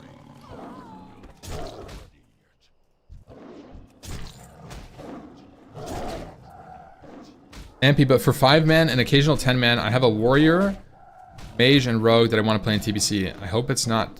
You're fine, bro. Play all those. They're great. You know, I've kind of been itching to play the rogue.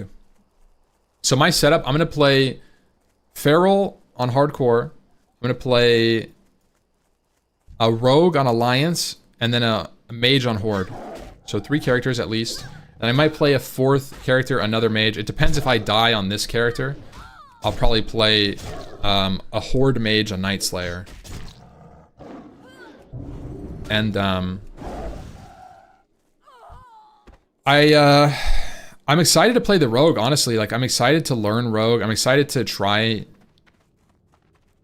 PvP on it. Excited to get some gear. Should be fun. I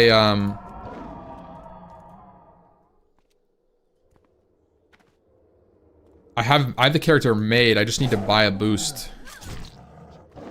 Is human really that broken for PvP? Yeah, it's crazy. It's amazing.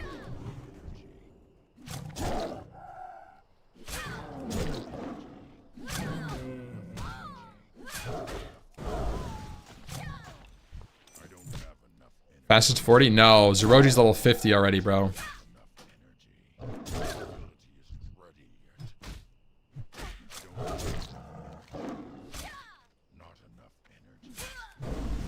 Druid is actually kind of slow, honestly.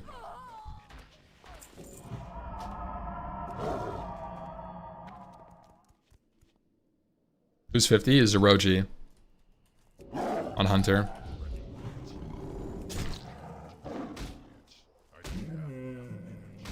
Bitochi, he raided me like an hour or 2 ago. I don't know what level he is. He's not in the hardcore TBC guild. He's in hardcore junior. 44. Yeah. We're kind of close to Vitochi. Is that Hunter Speedrunner? Yeah, it's Zeroji. He's done a lot of leveling stuff. He prepped TBC leveling and everything. I feel like I've been vibed out. This is the first time I've done just vibe leveling on like a fresh kind of situation. Obviously, this isn't an actual fresh. This is you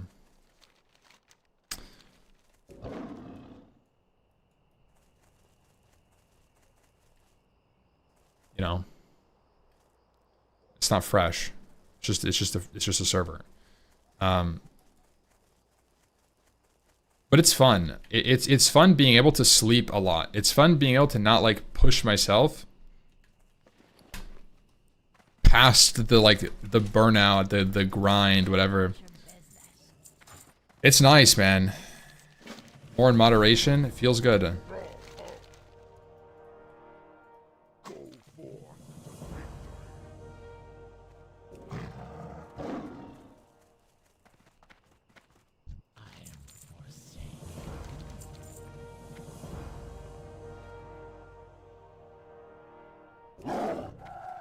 Will the professions be maxed if you buy them first? Ooh, wait. If you get the professions at level 5 and then train, you get 300? Or does that actually work? No, it doesn't work. Ah. Damn it.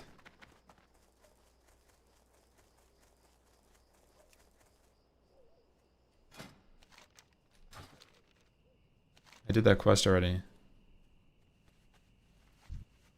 Wait, no, I didn't.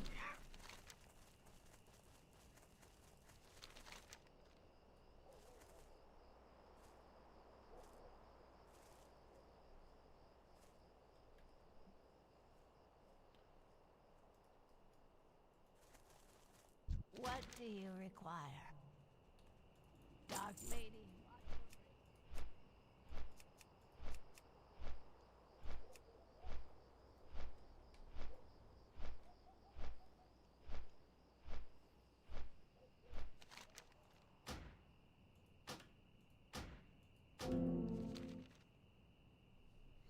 Poison and lockpicking was max. That's nice. That's nice. I need to transfer gold from Horde to Alliance on the PvE server.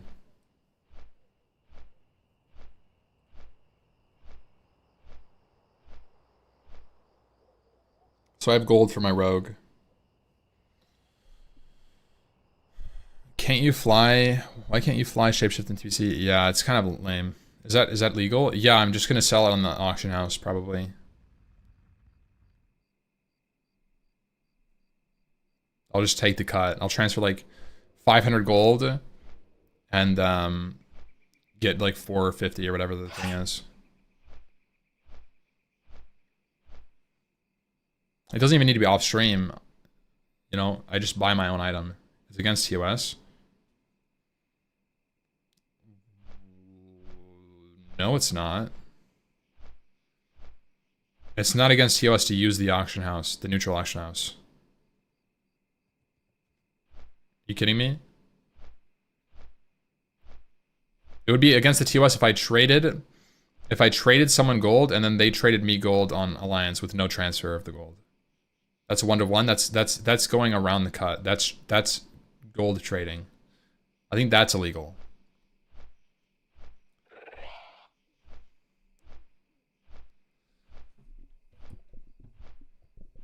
Ask Pika, he got 5k from a viewer. Yeah, that's bot gold. Pika's getting banned. GG.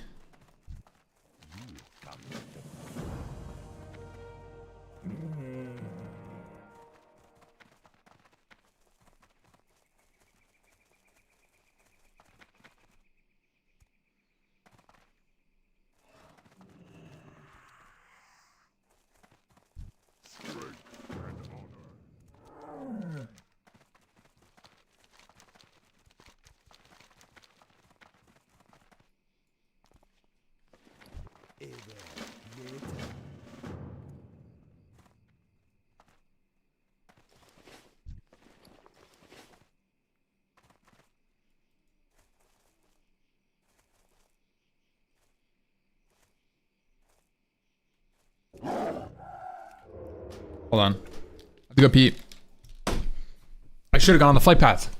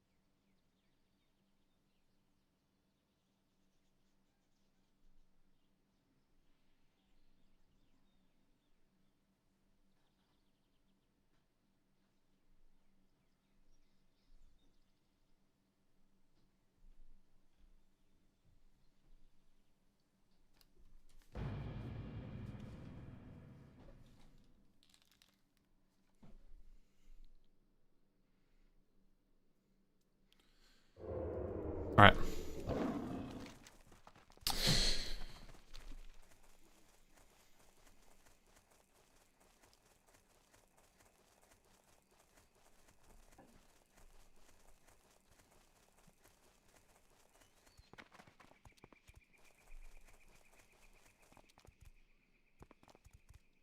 The first pre-patch VOD will be on the 13th. Tuesday. That's when pre-patch came out.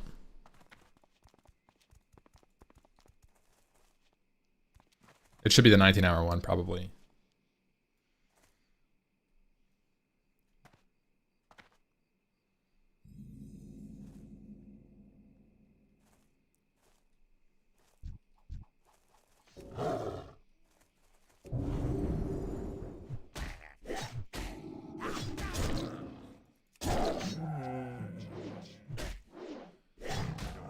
I was gonna go Resolute, but now I'm seriously considering Enhance. Sorry, bro. I will say, Druid has the specific advantage of PvP. If you're a PvPer, Shaman is rough. Shaman comps are much more limited.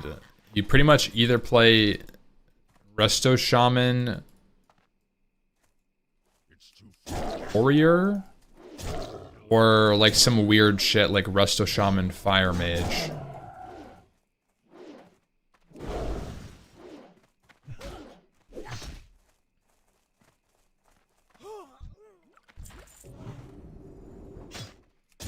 Or Resto Paladin. Yeah, like they're kind of like weird gimmicky comps. Druid, on the other hand, has Druid Rogue, Druid Hunter, Druid Rogue Feral, Druid Lock. And that's pretty much it. It's those are all really good comps too. Like Druid is so crazy. Druid X, but some classes don't work. Druid Mage doesn't really work. Druid Priest doesn't really work. Druid Shaman doesn't work. Druid, Druid Rat doesn't work. But it's very versatile. I would say Priest is probably the most versatile. You could play a lot with Priest. Priest is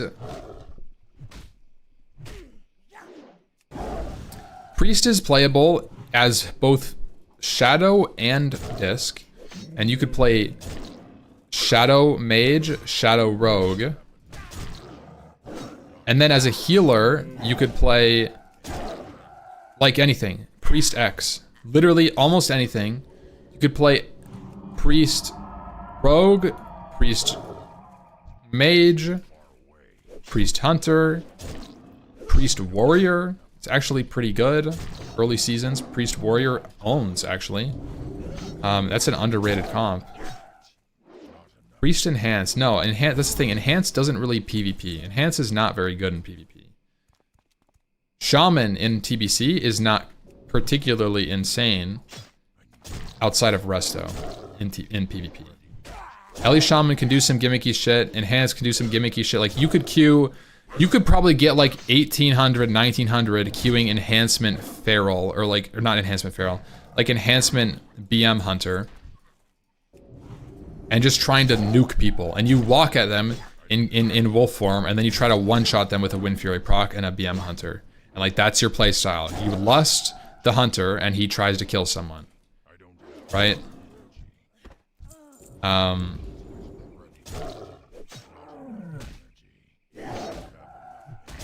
And you could get to like 1900 doing that.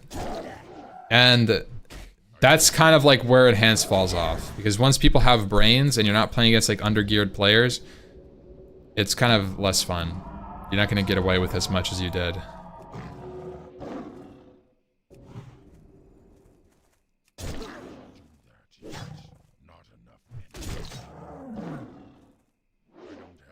You used to hate Red Paladins in Arena during original TBC. They felt unkillable. No, Red Paladins are actually really annoying to deal with. Especially if they're playing Turtle Paladin or whatever the fuck it is. Where they spec into Reckoning, and then if you...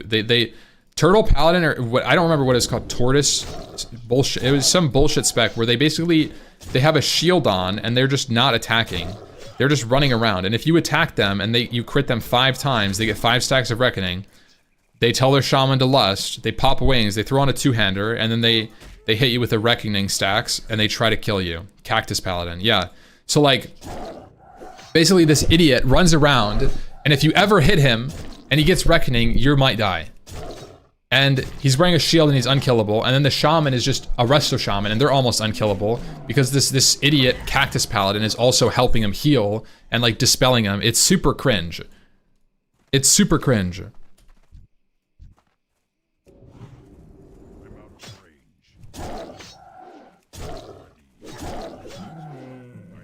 Cactus Paladin is what makes me want to stream Paladin Shaman 2v2.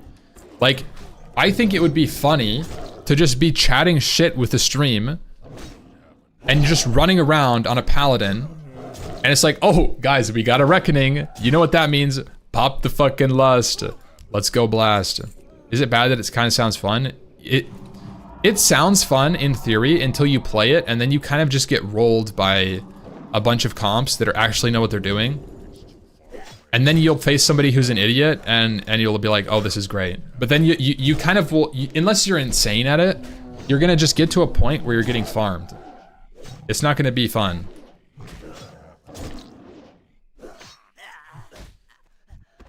Do it? No, I don't. It's so much effort to level a paladin, gear it, to do that. No way.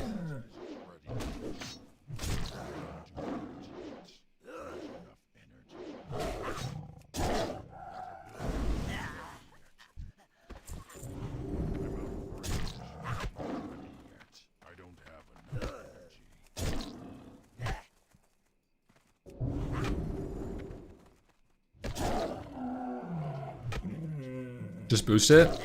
No, I'm saying in TBC. Like, you don't just start at level 70, guys. If you want to do arena, you have to go from level 58 to 60, do your professions, level to 70, get geared, do your reps, get PvP geared, farm BGs for 100 hours to get your PvP gear, and then you can do arenas reasonably. It's a lot. Like, people forget. Early TBC grind to get your honor gear is actually kind of a lot of work. You don't just get handed honor gear in TBC like you do in later expansions. You have to do BGs, and you have to do specific BGs to get the marks that you need. And then you're doing your dailies to try to eke out a little bit of extra honor in Terracar. It's not fun. I remember doing it on multiple characters, and it's kind of bad. The only time it's okay is if you can farm 5v5 to get Omega points and Arena points. Get Omega Arena points, and then you buy the last season's gear, so it's 50% off. That's the only time it's easy to get gear. So, for the first season, it's not gonna be easy. With rep gear, you don't need to farm much? Yeah, maybe with the rep gear.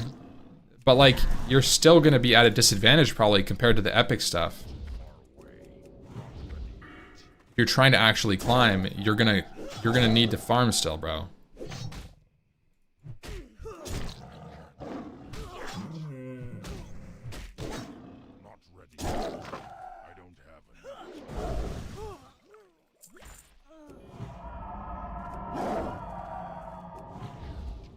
Congrats, thank you guys. We're almost at leader of the pack, but that's gonna be a huge spike for us to 20% crit chance. We get that bad boy.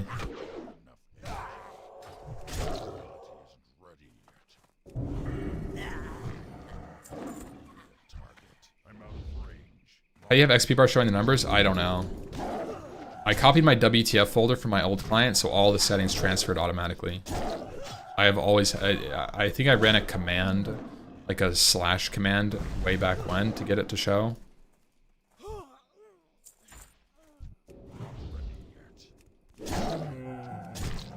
Yeah, console command, yeah.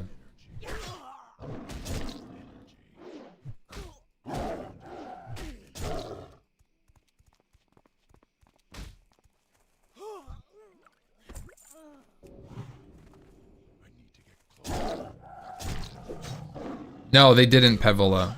Or Pedalva. They didn't exist until like ZA patch.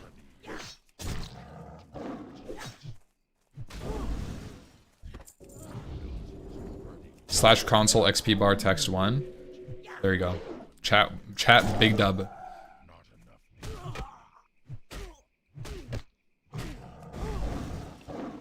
Ooh! Chat, guess how many stats are on it? Tundra Ring of the Tiger. Is that a 4-4? We've got a 3-3 on. Perhaps it's a 4-4. Think it's 6-7? 6 Agi, 7 and... Ooh, a 5? 4-5? Let's see it, let's see it, let's see it. Oh, it's a 5-4. Dizzle got it. That's a good upgrade. That's nice.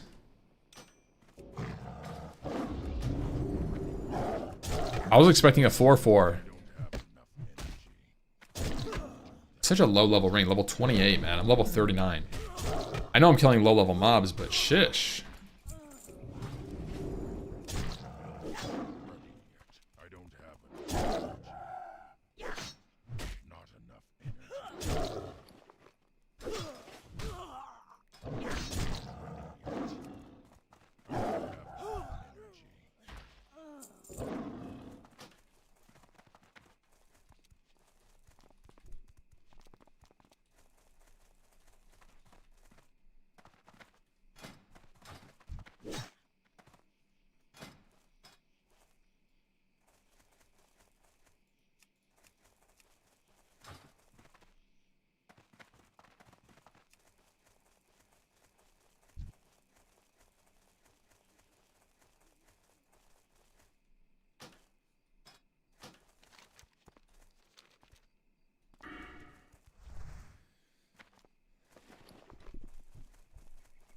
Oh yeah, Nimar's headdress. Yeah, I remember that helmet. I actually have it in my mage guide on Alliance.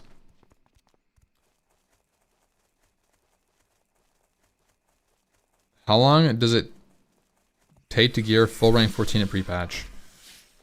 It's a long time, bro. Right now, I think it's something like... People were getting like 2k honor an hour, and you need 70k honor. Right? So that's 35 hours. It's pretty bad. That's a lot of effort. I don't have a target. It's 3 to 3.5k per hour now. And if they reduce the cost of items, then it'll be even less, right? Now it's way more, closer to 4 to 5. So it's 3 to 3.5, 4 to 5. Okay, something maybe 4k-ish.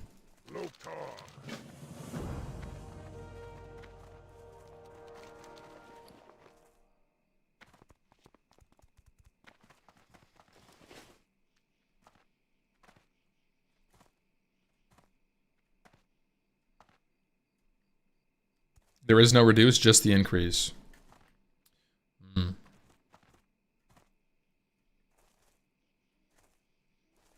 Sitting in BGs to get gear that's a few item levels above Hellfire questing items is so degen. Well, the thing is that they're not getting items that are better than... They're not only getting items that are better than Hellfire items, they're getting items that are better than their dog shit gear that they're wearing now. Which is relevant in TBC. Because you have to get through Hellfire. And it's going to take you 4 hours to get through Hellfire Peninsula. And if you're going to wear dog shit, it's going to take you 5 or 6 hours. Because you're going to die to Hellboars. Doing Hellfire Peninsula under geared is not a fun experience. I can tell you, from doing it on private servers, it's not fun. You have to play really safe, and it's really boring. You can't do any of the like hard quests until you get the gear. You have to level weapon skill because you're gonna have to use the first weapon that appears, and it's probably gonna be a polearm. For whatever reason, you have to get a polearm weapon. You know, and you're getting PvP'd by full tier 3 idiots. True.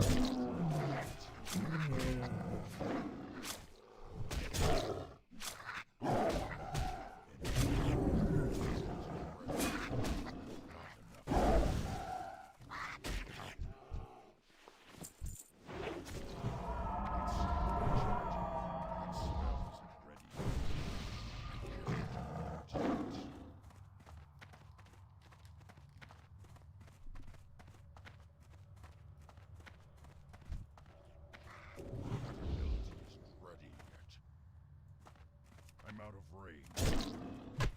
Do that. I don't have enough energy. I think on my rogue, what I'm gonna do on the PvE server, I think I'm gonna have the rogue level 60. I'm gonna farm honor to get closer to honor cap. I don't know if I'm gonna cap out. Try to get some marks, and then I don't think I'm spending it in classic. I think I'm just gonna bear with the tough Hellfire Peninsula and use it in TBC. Otherwise, it's just like double farming. It's like you use your farmed materials to level faster to then farm more materials. It's a net negative. Unless it's a net negative unless you farm, buy the gear, and then farm to cap. So that you're entering TBC with honor cap.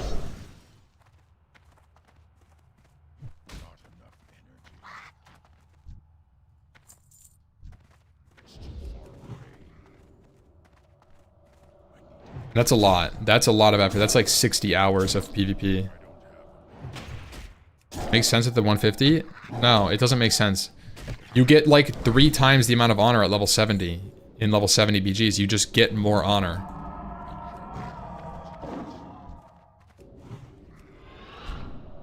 I don't know if the number's 3 times, but you get more honor.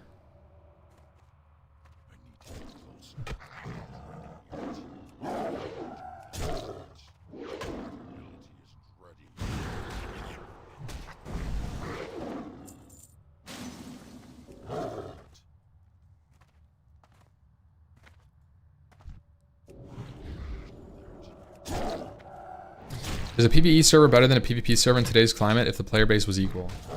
I think so. I don't think the PvP server does anything. You know why? Because they're just gonna layer anyways. As soon as somebody gets PvP that's unfavorable to them, they're gonna layer and only take favorable fights because they can with layering. It's terrible. The PvP server meta is dead because you're not forced to interact with these people. You have the option to opt out of PvP.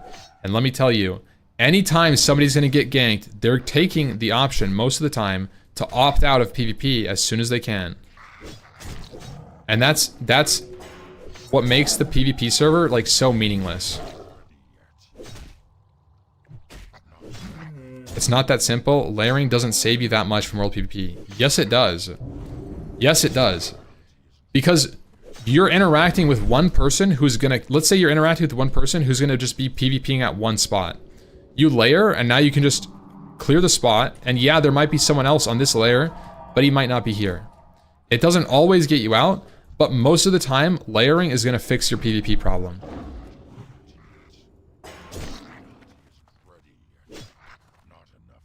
Yes, you're gonna get PvP'd once. You're gonna get PvP'd once, but you're avoiding the follow-up. You're avoiding the actual conflict. Usually the first gank is like an appearance, right?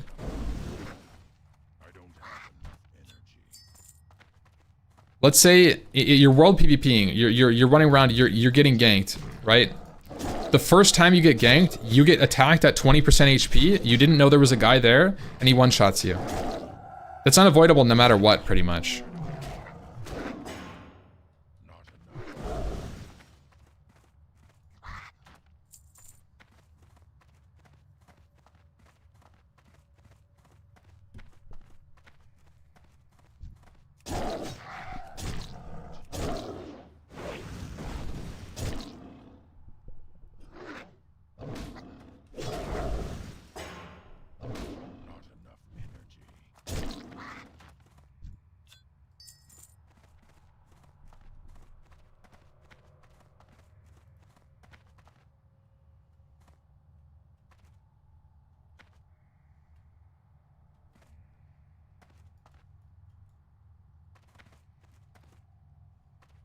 It's avoided by playing on a PvE server. That's correct. But what I'm saying is that playing on a PvP server isn't even a good experience nowadays because you're not getting a true PvP server experience. You're getting like PvP server light where it's like a diet PvP server. That's what it is. PvP servers are just diet PvP. Like, okay, you get ganked once and then you call it a day and you move on. And there's no like follow-up gank. There's no like, please come kill this guy, he's griefing the quest area here. You just layer. Anniversary is Diet Classic, that's true too.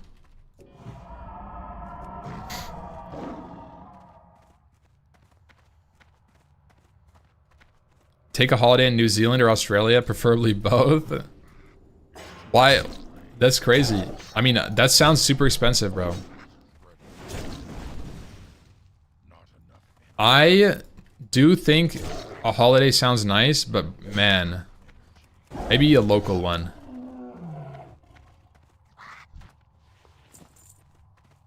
PvP with flying is stupid anyways. That too. TBC World PvP is basically ganking at summoning stones. It's not really good. It's not a really good experience. I mean, I played a lot of private servers and that's what it turns into.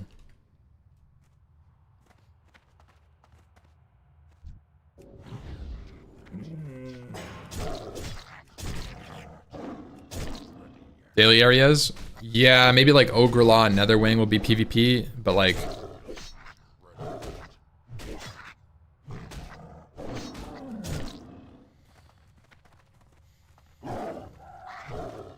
And at Summoning Stones, it's always 3. Yeah, at Summoning Stones, it's always like a party just finished summoning, and then you get killed. Or like, it's a 4-man that's coming out to summon their final person, and then you get rolled as 2. It's 4v2. Now, honestly, talking about that does make me remember some times where like, you take some underdog fight, you're like 2v4, and you kill them. And it feels good, honestly. Like, I do think that that's a very real world PvP aspect of TBC.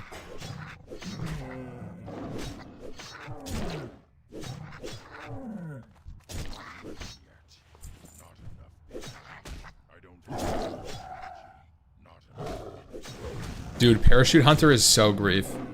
You like Parachute, you like Palm Pyro Mage. I remember, so fucking freaky.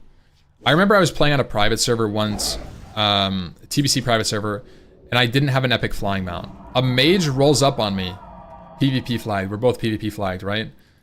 I'm on a 60% flying mount, 60% flying speed. He rolls up on an epic flyer, looks at me, does a little wiggle. You know, the AD strafe. He does this on his epic wyvern, and then he palm pyros me. Slow falls to the ground, blinks, mounts up, walks up, like flies up to me, fire blasts me, falls to the ground, blinks, mounts up, flies to me, fire blasts me, and I die. And it's like, dude, like you can't do anything because he's on a 360% speed mount and you're on a 60%er. You can't even like outrange him to run away. You can't fly up to get out of range because he's just gonna come up faster. Nothing personal, kid. It's so cringe, bro. I hate getting killed on a flying mount. 280. Oh, it's 280, my bad. 280. But it's still super crazy.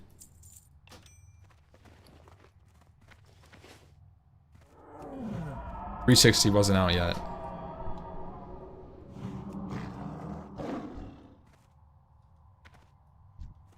But it's still so much faster. It's like 4x your speed. I bet he was a gnome or undead. It was a female undead mage. That like Omega Giga farmed gold the first week of like AoE farming, right? At 70. Meanwhile, I'm getting bissed out of my gourd doing dungeons. I have like 1,000 gold, right? You can't afford an epic mount. This guy rolls up, pulls out his gold baron mount and uses it. So you get fucked. If you're a druid, you can haunt yourself and remount in the air. That's true, but I was a hunter.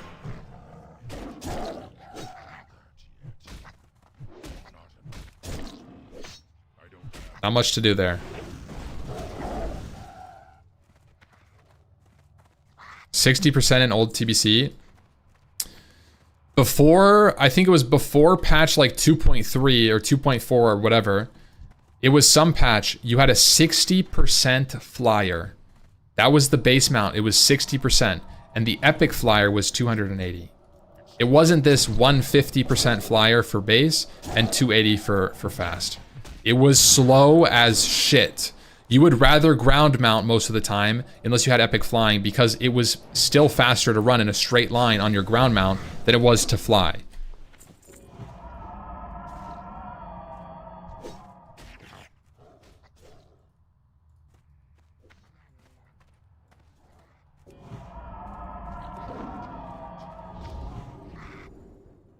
My god. Golden Griffin.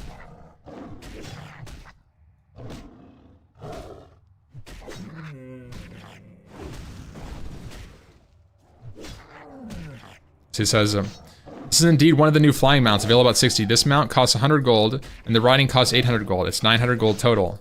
This mount is actually slower than your epic mount, running and flying at 60% speed. 150 was Wrath? Oh, it might be, yeah. 60% might just be all of TBC. It's so freaking bad.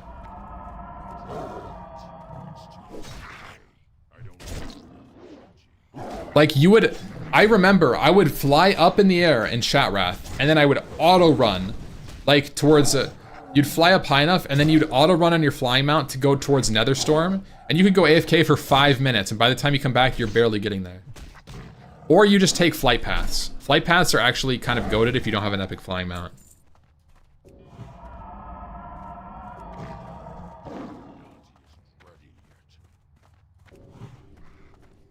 Like, you take the flight path to Nether Crank.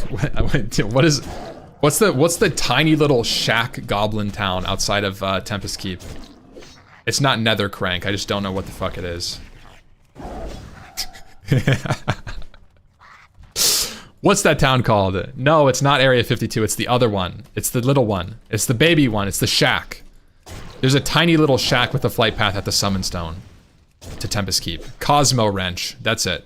Yeah, I like Nether Crank better. The little camp. But like that, yeah, you would fly to that, and that was a PvP war zone, that little fucking shack. There's like a boomkin safe zoning the guards on the roof of the little shack, killing people on the flight path, or on the flight path to go AFK. There's 50 people in the air just trying to summon their last person, and nobody can do it. So they're waiting 10 minutes for their stupid friend to come back.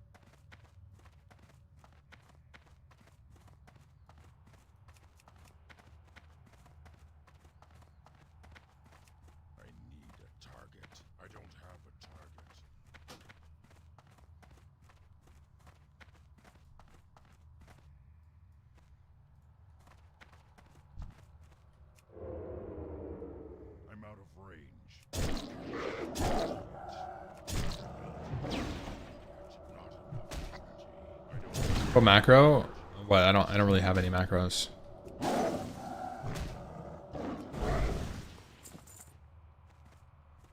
How expensive is it for Druids to get epic flight form? It's a good question. I don't really know.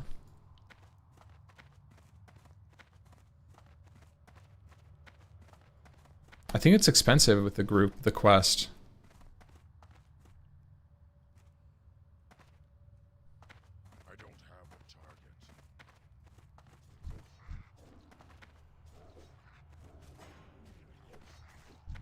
Oh my god, man. There's 2 druids here.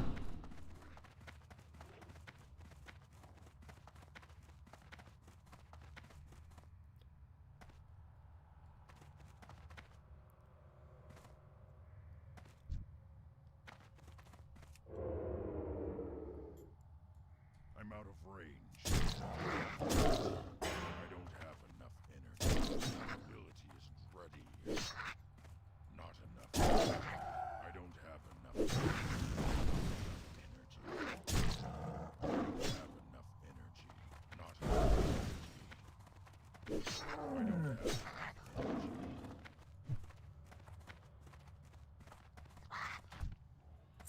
I can't do that yet. Dude, these freaking cats.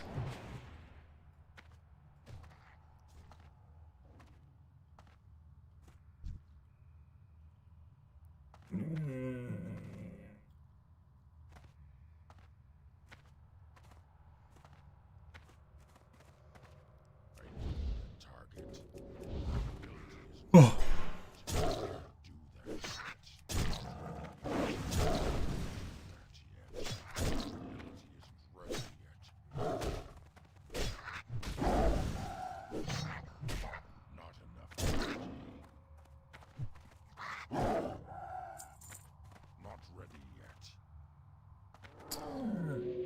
Bro.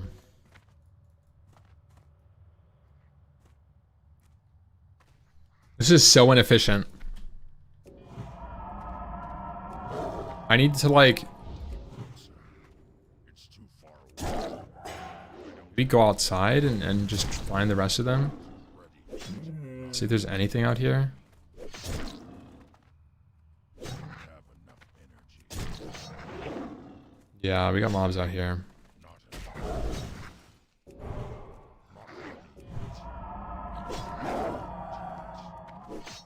I don't have enough energy.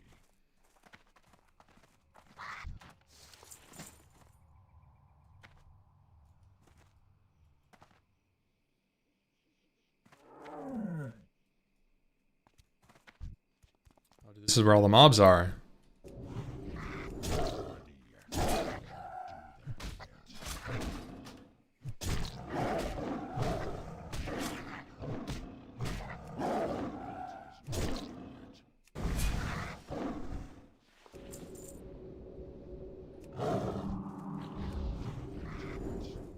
Not enough energy. I don't have enough energy.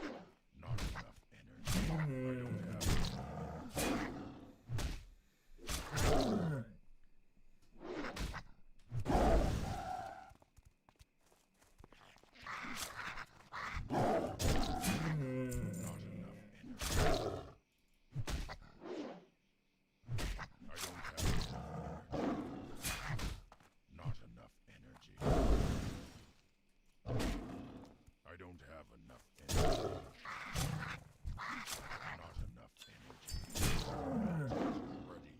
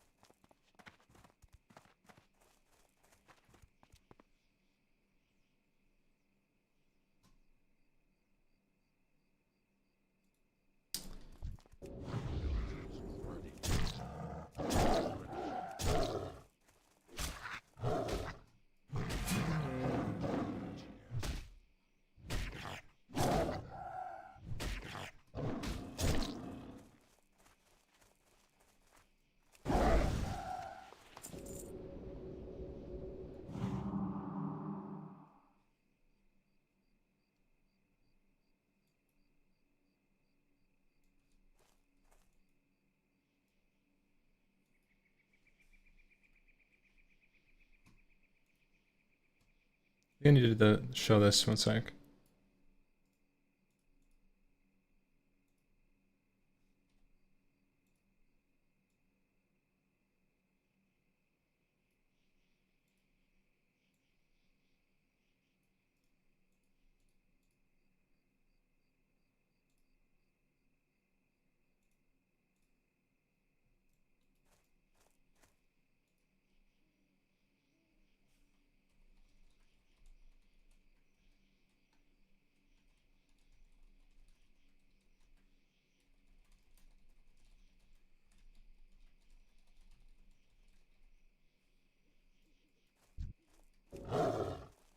I'm out of range.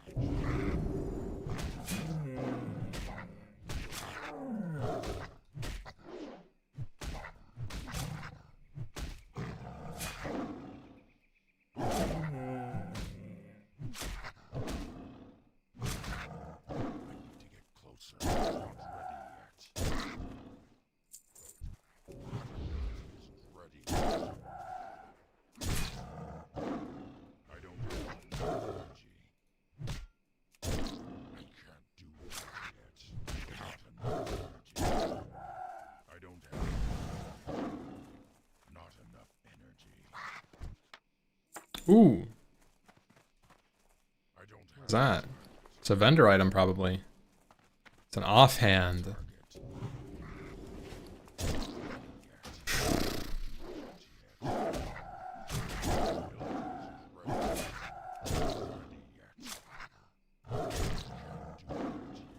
I'm out of range.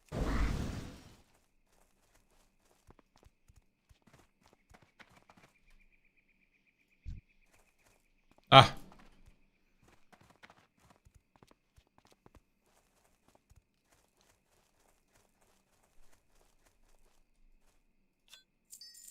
I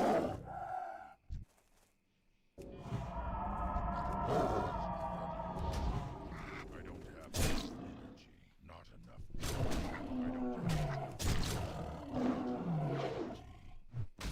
I don't have enough energy.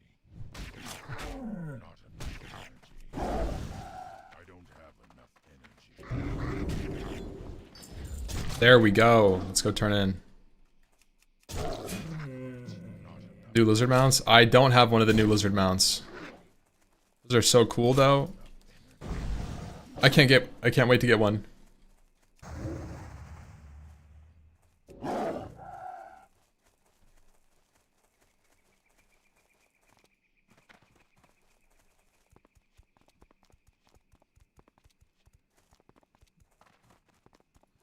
How do you feel about leveling in Desolace in no time? Oh my god. I hate Desolace with a burning passion. The only time I liked Desolace was when I was mining. Came back at like level 50, 60. And I mined. Desolace was kind of nice because we'd get a ton of mithril from in the caves of Mardon.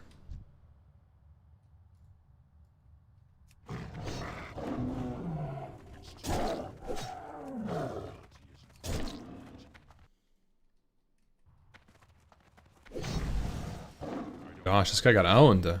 I even missed my Ravage.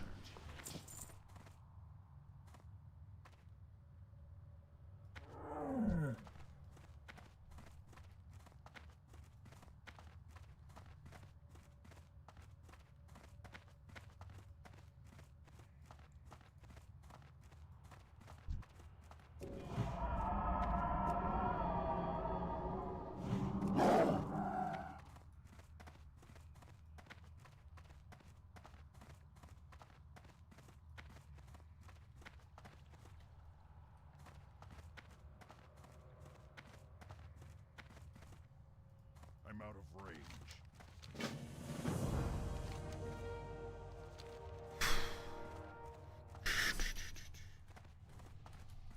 That quest took me 30 minutes. Do you think it was worth 30 minutes of grinding?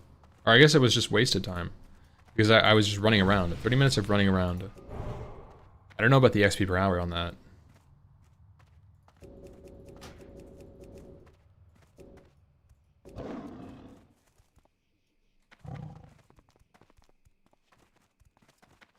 What do you think about adding hardcore? Adding to hardcore when you mock across someone, it drops all their loot. That's kind of hard because you can't trade loot unless you Makara. I think that could work if loot was tradable and it didn't bind to your character. Which is actually something that you do in RuneScape, right? There's some items that you can't trade, like Fire Cape, right? Wait, no, can you? Can you trade Infernal Cape and shit? I don't know if you can. But there's most of the items you can, right? That's how it is in EQ actually. Most gear doesn't bind until you get to the high end rating stuff. It's like, you know, when you outgrow your gear, you sell it or you trade it to somebody.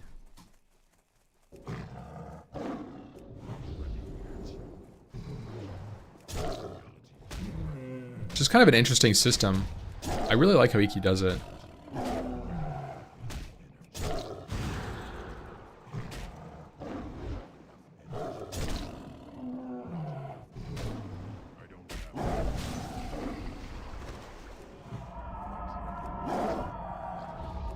The RMT in early EQ was probably so egregious.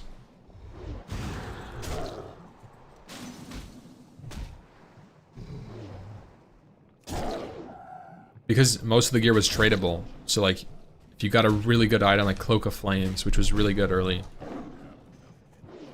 you'd sell it like $1,000. Somebody might buy it. Some freak of nature. Buy a loan. or secure a loan just for in-game transaction.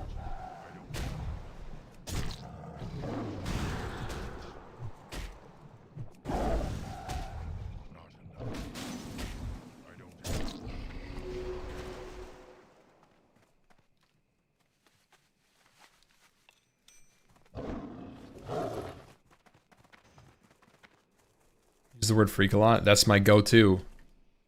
That's a go-to for me. Right? What is that? What is going on, dude? What the fuck is this hair doing?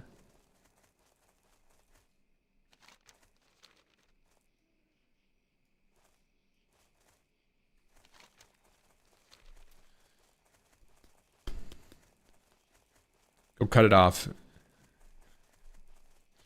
I gotta warn him first. He's off. For insubordination, indeed. As final warning. What do you think would be a more efficient way of leveling TBC for me? Grinding ZF and Mara at level 45. Or just quest with Resident XP?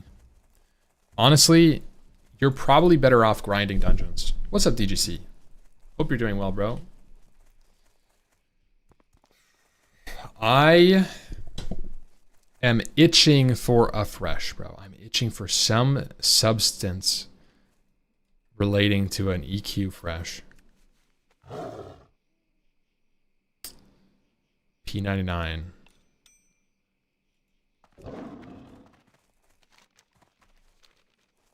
I really am.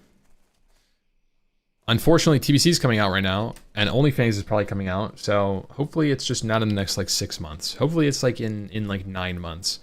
9 months is, like, a perfect time for it to launch. 9 months from now. That's my next window. Was there ever a P99 Fresh Green server? Yes. That came out in 2020, 2019, something like that.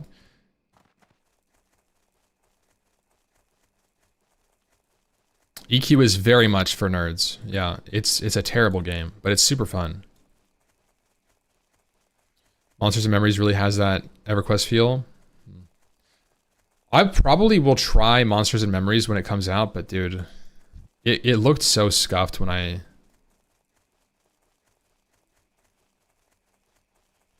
I'm not joking. I will open the forums, the P99 forums every like couple of weeks and be like, oh shit, December they dropped a patch and they changed how this thing works in the timeline. Now it comes out in August 2000. Holy!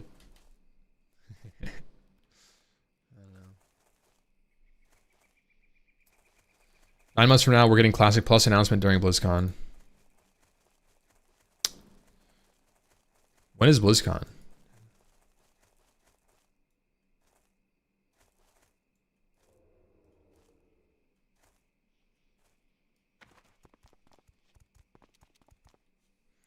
You've got so much invested in your green characters, maybe I'm anti-fresh. Damn.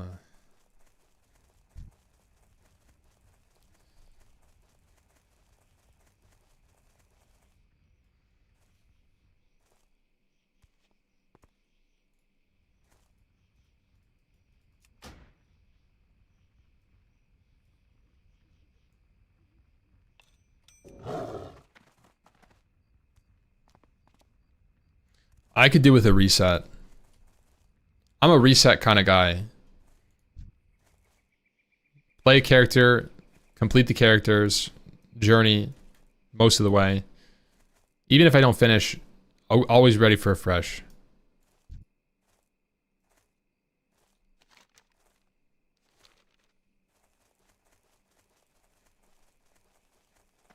I'm not terribly excited for Classic Plus. I don't know if Blizzard can make good games anymore.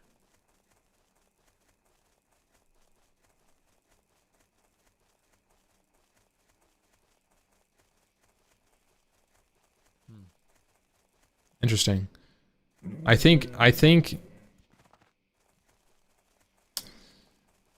It's not a question of if Blizzard can make good games anymore. It's a question of, can Blizzard turn a good game into a slightly better version? Can they just modify it in some way? They don't have to make a new game, right? They're not inventing the wheel. They're just trying to make a better tire. Can they just make a better tire? I think yes, right? I think yes, they probably can. Yeah, did you see? That's insane, bro. Congrats on the beads.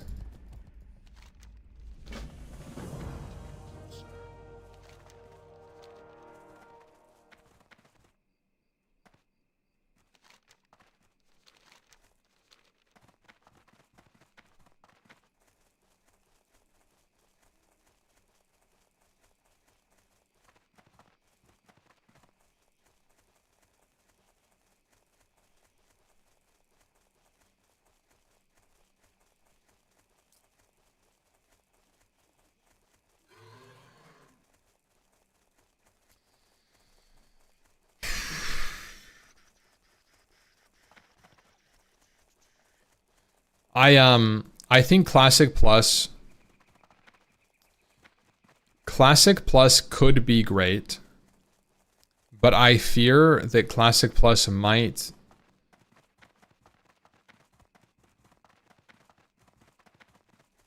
get that same treatment that Classic has been getting for a long time. You know, like I wouldn't put it past Blizzard to be like, at the end of the day, this is a milk machine, and it should be designed as such. It shouldn't be designed to be a good game. It should be designed to milk these addicted freaks, right? And I think that would be my biggest worry with the development of Classic Plus, and I think that's the biggest hurdle to overcome. If the company can say, let's try to make the most authentic version of this product to bring more players in, and then we'll make more money for more players, right? But I think unfortunately it's easier to go down the route of, let's just try to make as much money as possible. What does that look like? By catering to probably the wrong audience and adding things that casuals want, adding shortcuts, adding accessibility, and all of that leads into, in my opinion, a bad game. I don't think a game needs to be accessible to be fun as a casual. I don't think people should be, I don't think people are inherently deserve end game experience. Like, just because you pay for the game doesn't mean you should get the same experience as some Omega nerd who plays a ton. And I think that that's probably what we are going to get, if anything, you know?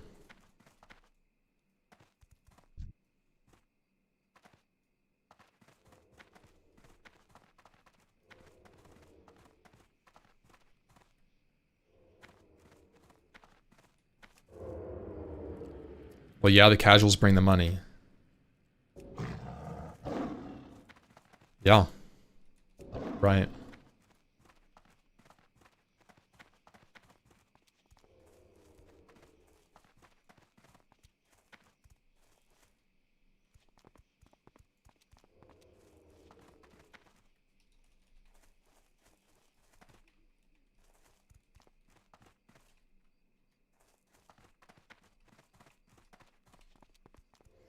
I think my problem with the whole concept of casuals bring the money is this game wasn't built upon the foundation of casual players.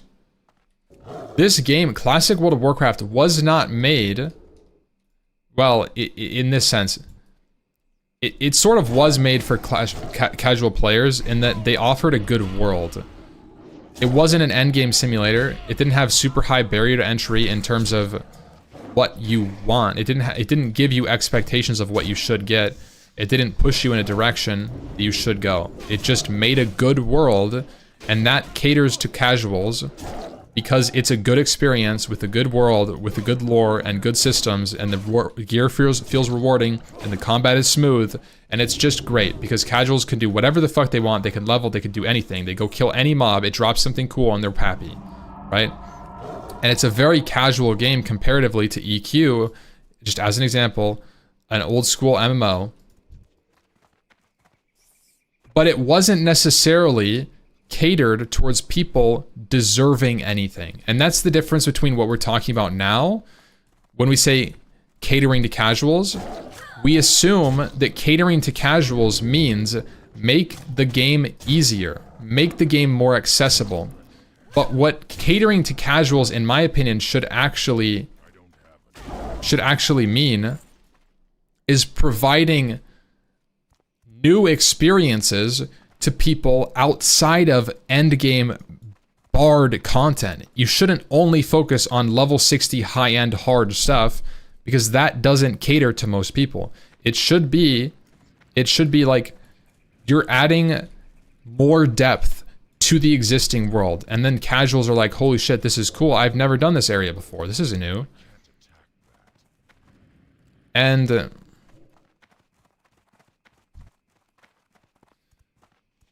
I don't think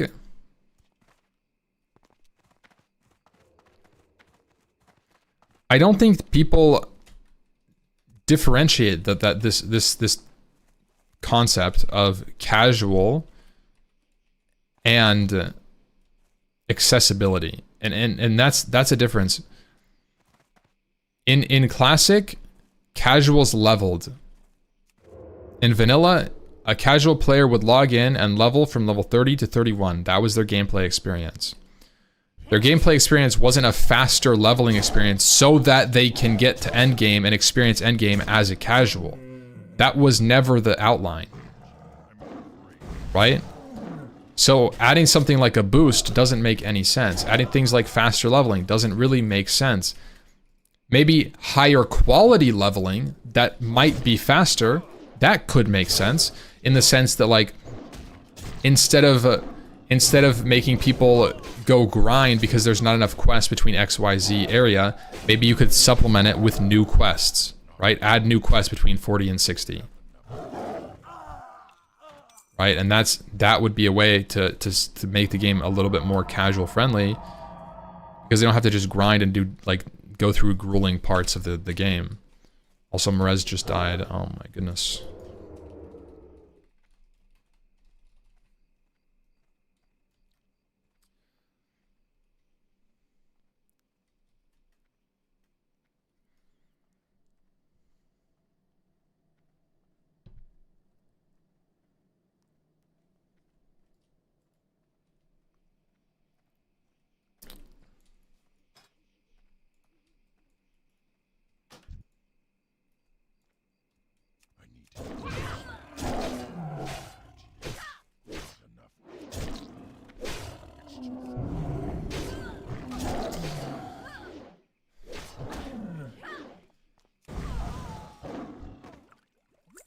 I'm playing TBC to get to Outland. Without the boost, I would have to play 6 months of Classic to arrive in Outland. Therefore, boost is good.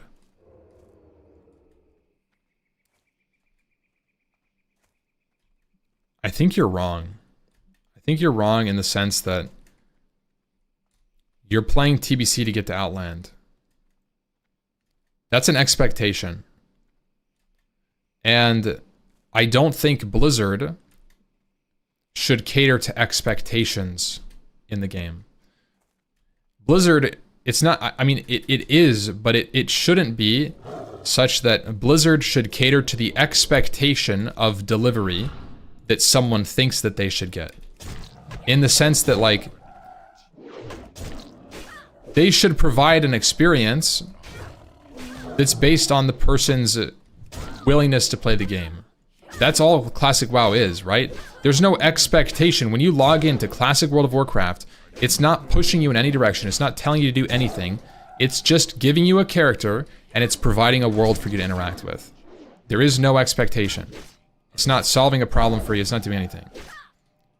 The fact that you want to experience Outland without going through the journey, I think is dense. I don't think that that's like something that it's like I want it's entitlement, right? I want new content, but I don't want to level a character. I want to lose weight, but I don't want to work out. I want to lose weight, but I don't want to cut my calories. It's the same shit, bro. Like, without friction, when you have a boost, without the journey, you're getting nothing. You're getting nothing. Okay? So I hope you boost, and I hope you enjoy TBC, but the reality is that with a boost and no journey, there's no end game. You're not getting an attached character. You're getting some soulless character that you get to log into to do TBC, and you're gonna be like, wow, it's so cool, TBC's so cool, guys. And then you're gonna log off after raiding for 2 weeks because you're bored of it, because you're not attached to your character, you were just trying to tour the content. And that's fine. That's fine. But I don't think that's what the game should be designed around.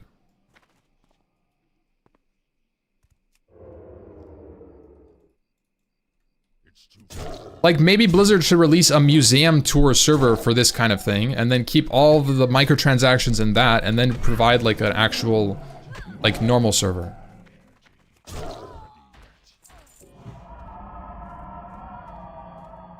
Brain Deadly following the arrow of an add-on isn't that much different. I don't know, I still feel like I'm getting an attachment to this character. I agree to the sense, though. I think it's a little different. I am leveling for an endgame. Right? I'm leveling for a goal. I have a goal for this character. And I'm putting in the time to get there. If my goal was to play hardcore TBC, and I boosted to 60, I wouldn't have put the time to get it there.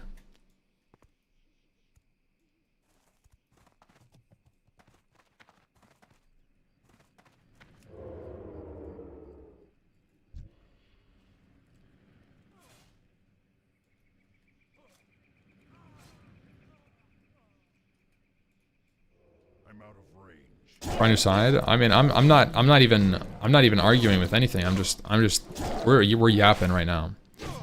But I think that's the unfortunate reality of, like, right now, right? People are playing World of Warcraft with an expectation of what they deserve.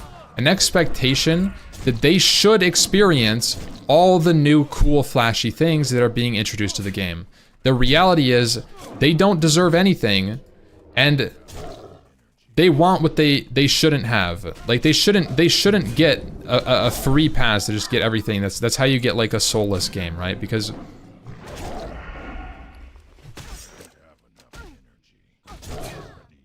that's just, I mean, without leveling and without leveling speed, you get this whole, like, alt focused gameplay. I talked about this in SOD, how promoting such small time frame max level areas like level 25 promotes alts, but that had a major flaw that I didn't realize even until it happened to me. I ended up having 18 level 25 characters, and what that did was devalue my attachment to my main character. I feel like I didn't have a main. And in SOD, I feel like in some ways it promoted such alt-focused gameplay to a fault. It's like you try all these classes to see what you like, and then you don't put enough time into one character to really bond with the new stuff.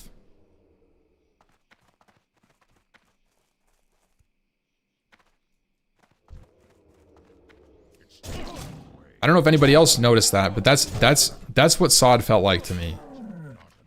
I couldn't get attached to any of it.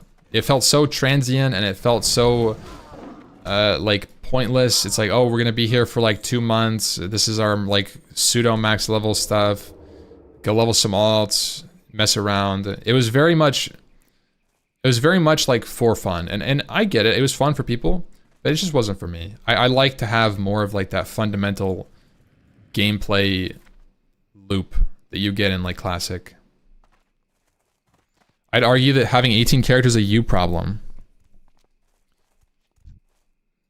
Yeah, of course.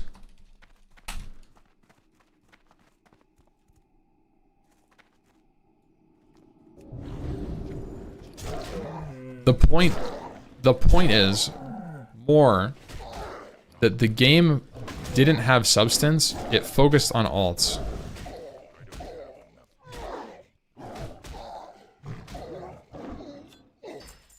Yeah, I think that might have been part of it too, Trey, where it's like, you know it's seasonal, so it's much harder to keep an attachment to a character.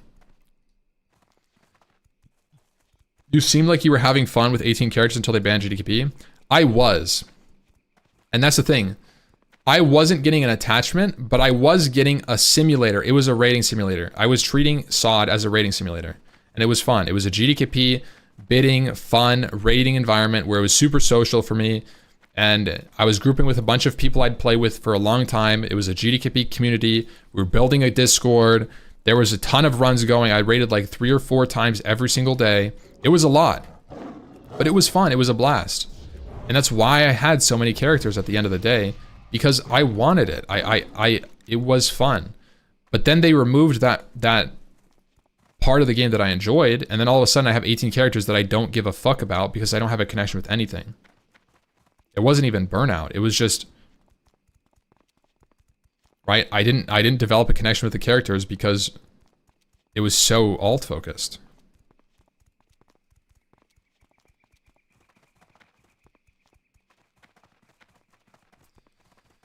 And not even talking about, this is like not even a GDP rant or a SOD rant. It's more of like a principle that I think Classic WoW does really well, and it's creating a bond with your character. You go through trials and tribulations on any character that you level, and you should have to go through trials and tribulations, right? Like, I don't think that you should be able to boost at all. I don't think in my ideal Classic Plus, you can't boost and there's no paid boosting. So they keep the boosting changes that they made, and then they remove the boost. Because that means that if you want a character, you can't take the shortcut. You have to work for it. And I think that's important because of the effect it has on your long-term interest in those characters. That's what they did in hardcore, right? And how attached is everybody to their hardcore character? They're super attached. They cry when they die, right? It's super hard. That's attachment to your character that you get. You get that attachment because you're putting in work.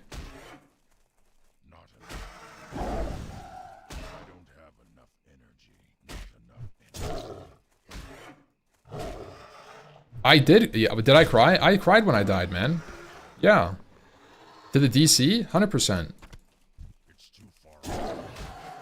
Now there's other characters like you get boosted on like your second ult, you know, you're not as attached to it.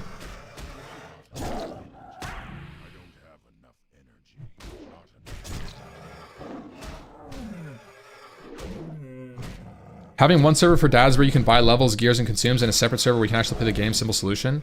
I actually think that's not a bad idea. Make a PvE server, right? Make a PvE server and provide boosts, instant or whatever. Like you could buy an instant level 60. Boosting is allowed. You know, whatever features, shortcuts. You put it in that server, and you know people can play on that server and boost. And if they don't have time to level up, they just play on that server. And I think I've seen that. I have seen that in private servers, where you have an instant 70 server and then you have a level server, and that was actually pretty common. Instant 80, instant 80 war main, PvP server for people who don't want to level. It's a PvP server, and like a dad raiding guild. That's retail, yeah. I'm so attached to my only 60 hardcore tune that I'm never logging in him again. That lives forever. Yeah, it's crazy, right? It's a super cool experience, and hardcore goes to show, like when you ban the boosts, you ban the cheesy ways to level like dungeon cleave. You have to go through a lot to get a character to max level. And you know, it's hardcore, and hardcore, one of the things that hardcore does really well is it creates more memories along your way.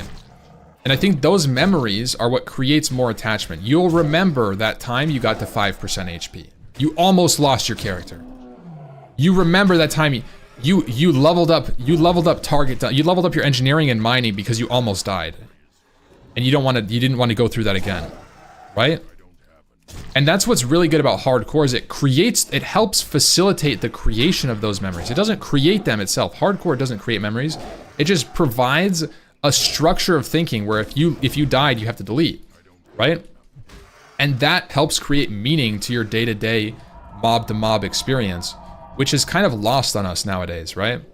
The grandeur of logging into Arathi Highlands and seeing a really big spider run around isn't there like it used to be, like when I was 8 years old. That's the reality. The grandeur of classic WoW isn't there because this is the 3rd time, 4th time, Omega 15th time I'm seeing these mobs, doing these quests, whatever. And I think that also makes it really hard to get that same experience you did back in the day.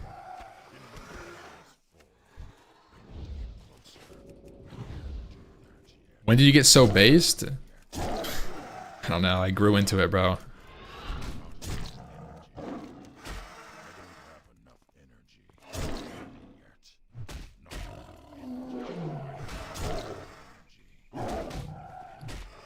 I think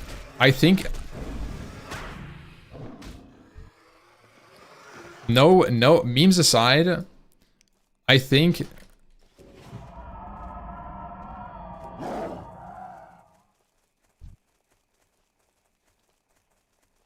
I went through like some sort of a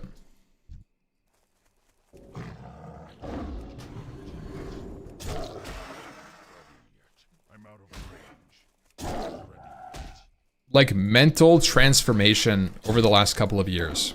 I don't really know how to explain it, but like my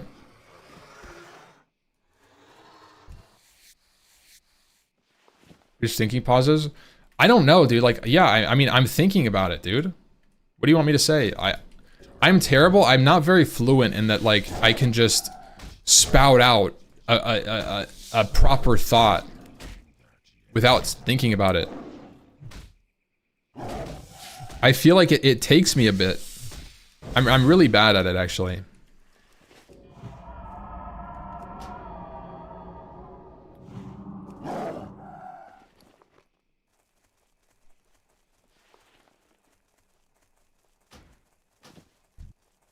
It's COVID brain fog? Bro, I've been like this my whole life. It's not fucking COVID brain fog.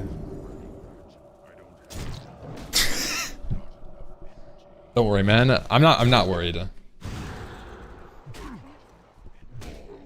I think it's just that I kind of like realized all the bullshit that happened in Classic WoW. Like in terms of Classic WoW, I feel like I've done a ton of soul searching, not even soul searching, but thinking about why I like Classic WoW, why I've played Classic WoW so much, specifically on the topic of Classic Plus. It really sparked my inspiration to think about why, because I want to know how we can make good Classic Plus changes. And I feel like as a content creator, as a WoW content creator, I don't really have pull within the dev community, but I feel like I can present concepts to people and kind of talk about how I think Classic Plus things should be handled and talk about why, so that people can also think about it. And then when we do get Classic Plus, complain why they're not like that.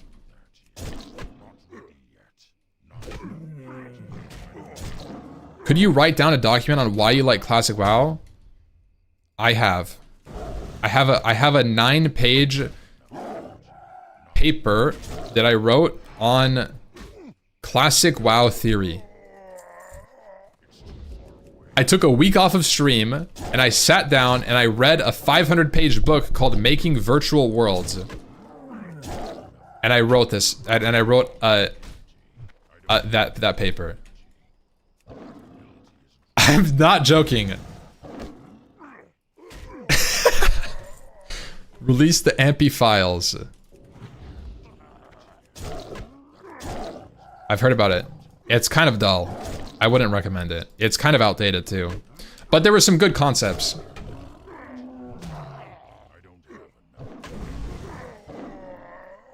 Basically, TLDR, the book, it was like the first, the guy who made like the first quote-unquote MMO is called a multi-user dungeon back in the day. It's like really rudimentary dungeons, like stuff like that. But it was very interesting on the takes. It talked a lot about friction, about player expectations, and rewarding players by making them solve problems.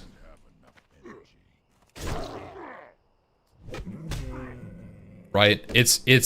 You're not giving someone a reward, you're just providing them a world and then presenting them with a world full of problems.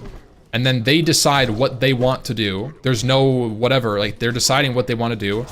And then all you're doing as a creator of this world is you're facilitating a depth within that, right? And that's all that Classic WoW devs are doing, is they're facilitating you to find new problems to solve, and they're trying to incentivize it with rewards that are interesting based on the problem. Do you eat wasabi with your sushi or leave it? Only a little bit sometimes.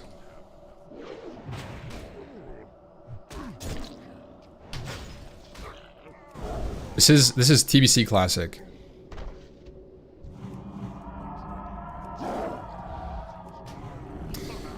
Were you gonna get with other streamers to deep dive Classic Plus of what would be solid and not? Sorry, you mentioned doing it with you. I mean, I don't think I'm not really that kind of guy. I'm not really the kind of podcast hoster, Classic Plus, have a conversation with everybody about. I'm just doing my own thing, and I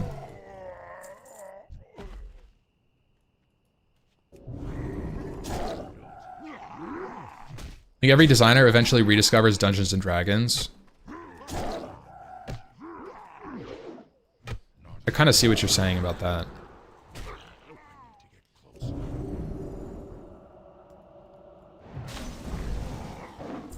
And it's so sad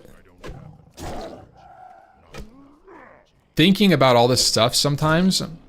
What we could do, what Blizzard could do, how they could implement it, why, what problems it's solving, how players would interact with all this stuff, and it just kind of isn't going to go anywhere. Like, you know, to be honest, we could come up with, as a community, we could come up with like insane ideas and like put them on a fucking spreadsheet and like put it on Twitter and have Mark Kern deliver it by himself to the CEO of Blizzard, and it goes to like, and it just would go nowhere. It would straight. I do really think it would go nowhere. It feels really sad, and I think that's part of the reason why I haven't really invested in like this whole, oh, you know, get everybody together, talk about Classic Plus. Because at the end of the day, Blizzard has a plan, and they're trying to meet metrics presented to them from above, and they only have XYZ amount of time and 5 developers to do it, and they already have enough ideas for them to do it, right? And that's just...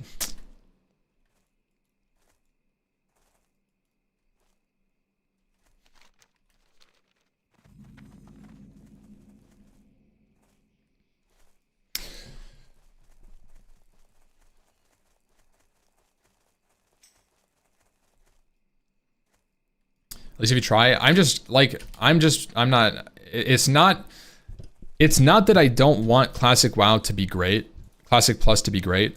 It's that I don't think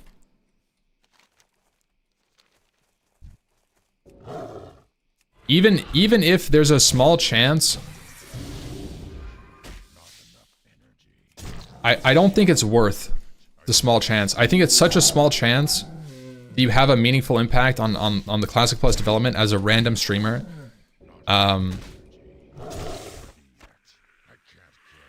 That it's just, it's like not worth the effort.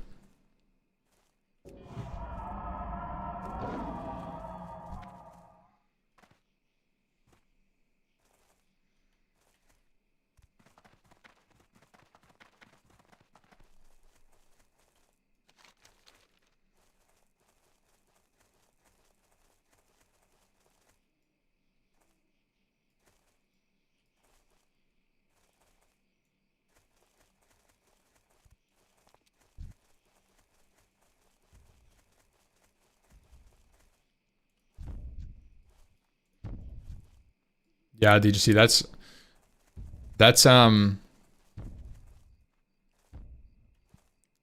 funny you say that.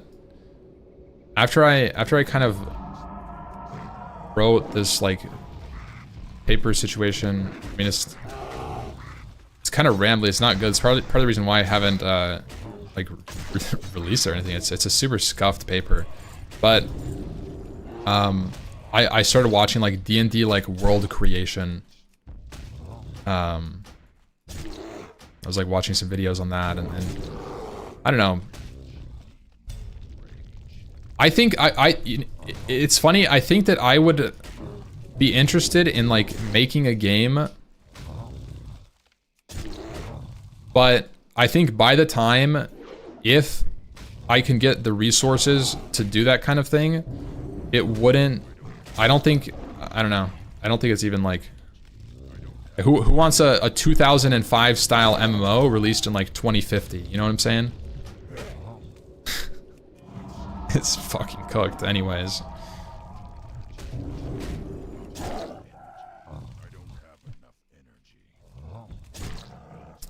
I don't know.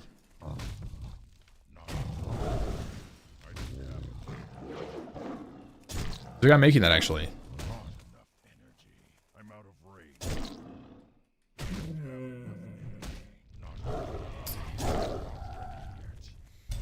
By 2050, all WoW gamers are dead. I think that's real. That's too real, bro.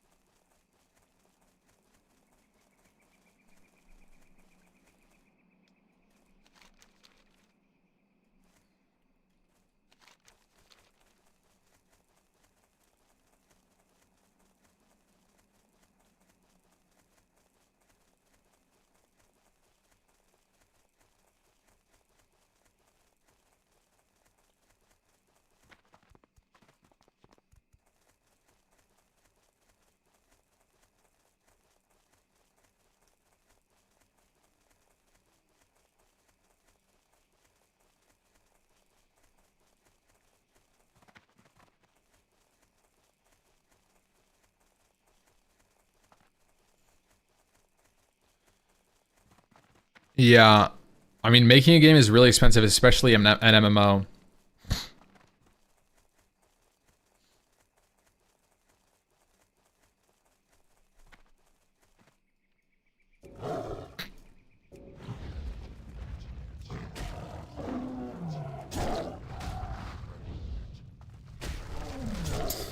What's your favorite thing about Druid? Claw. Look at this. Or claw on this shit.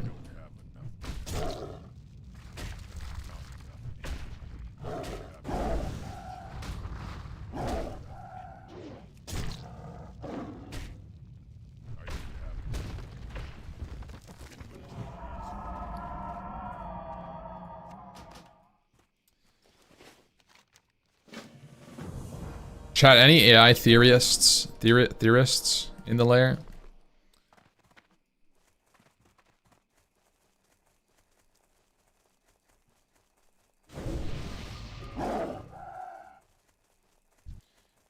Is it possible that the way that AI works right now, which is my assumption, language models, fail to provide a generalized artificial intelligence? Or what is it, AGI? Artificial General Intelligence. And then all this AI meme doesn't happen. And then we're back to square one. We just have a smart chatbot to reflect off of.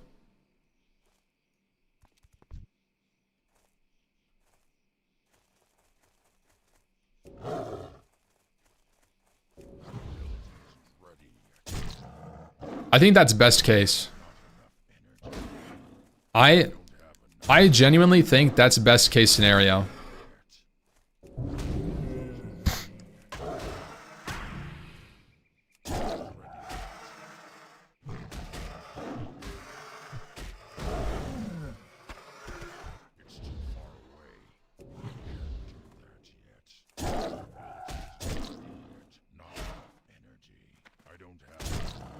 Because if it does, if you know, you get the whole, have you guys heard the 2028 theory or whatever? Is it that right?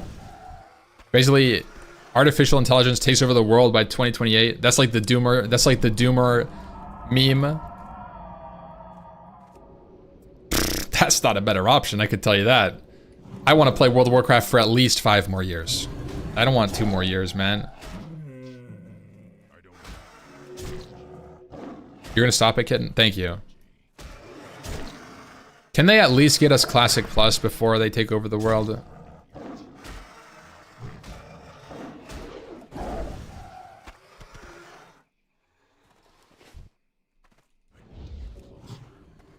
It's too far away. That ability isn't ready. I don't have enough energy. I don't have. That timeline's already whack. They've adjusted it. Oh, have they? Hey, that's a good sign. That's a W. That's a W for the non-doomer. Let AI make Classic Plus? Honestly, I bet AI would make a better Classic Plus than fucking Blizzard. If you gave AI the prompt, make a good Classic Plus, they would make a better prompt. They would make it better because Blizzard's prompt is make a profitable Classic Plus. No way. 100 fucking %.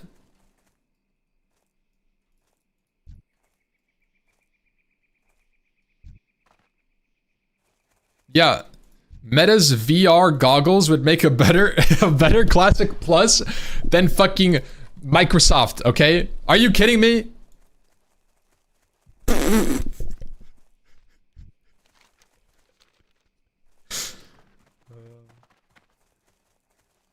I'm not saying that they would do the coding, but the concepts, right? If AI created all of the concepts that got implemented into Classic Plus, I bet that the concepts would be in line with the game's core philosophy, and I think they would be better ideas than the ideas we're gonna get. I think Grok could do it. That's my Grok. My Classic Plus is made by Grok. Please, Grok, give me anime girls in Classic Plus.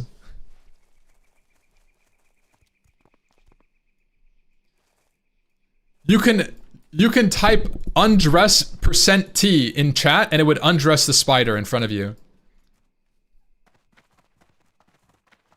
/ undress %T. That's a macro. Now we're talking. Chat / bikini %T. Holy fuck, man, that would be so cooked. Claw rot is getting to me. I've been clawing shit for 40 hours in the past 2 days. I am so unbelievably cooked. I get it. I get why Grays gets so cooked on his leveling streams. Because he's just sitting here. It's the most brain rot thing. You don't even sit to drink or eat. When you're playing a mage or a warrior or anything, or warlock, at least you stop and you take a second and you look around and you press your drink keybind and you reset. Druid doesn't have it. It's just go, go, go. Claw, claw, claw, claw, claw, claw, claw, claw, claw, claw, claw, claw, claw, claw, claw, claw. Bite. Claw. That's all it is.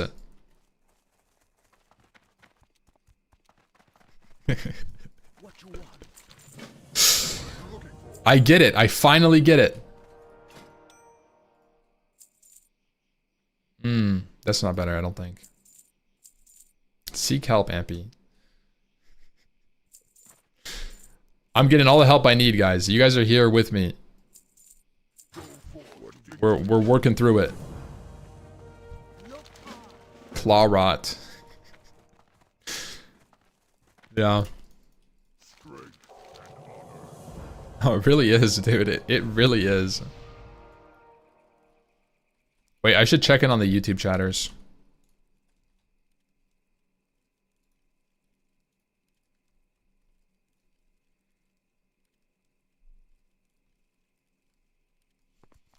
Blood and thunder.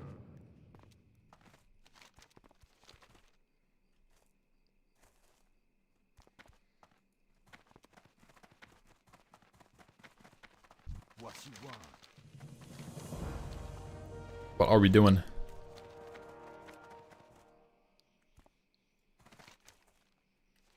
Go kill the Boulder Lord.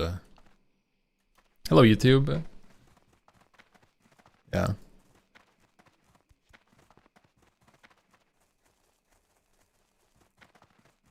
It's chill. People are lurking.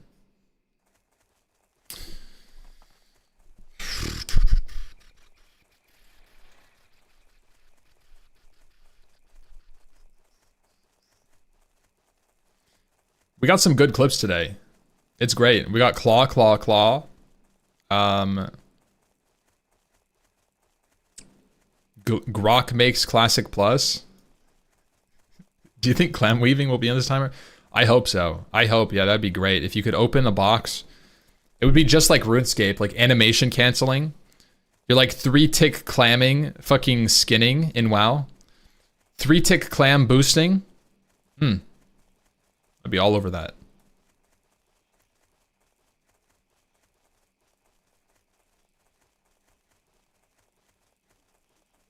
Playtime is 40 hours. 40 hours at this point. Can this cat use claw too?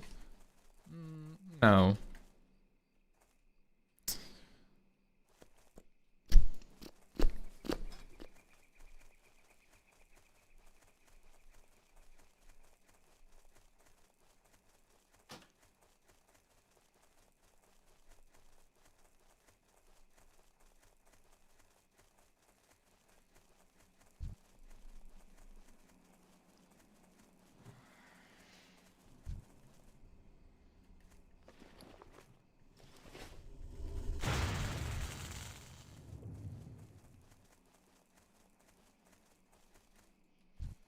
You just asked Grok to make me Classic Plus and it said you don't want that. GG. You think you do, but you don't. It's built in the code. It's in the source code, man. We can't escape it. Not enough.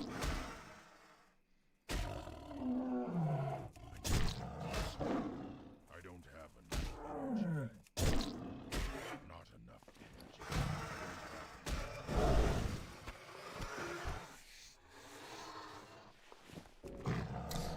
If Grok made Classic WoW, we could have...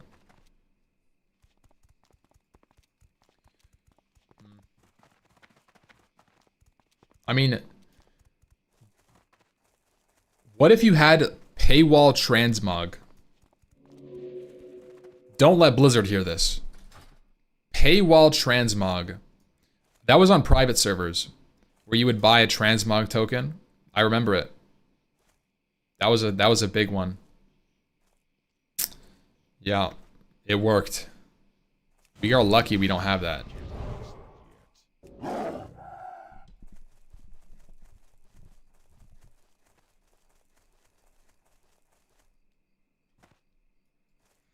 Do you guys want transmog in Classic Plus?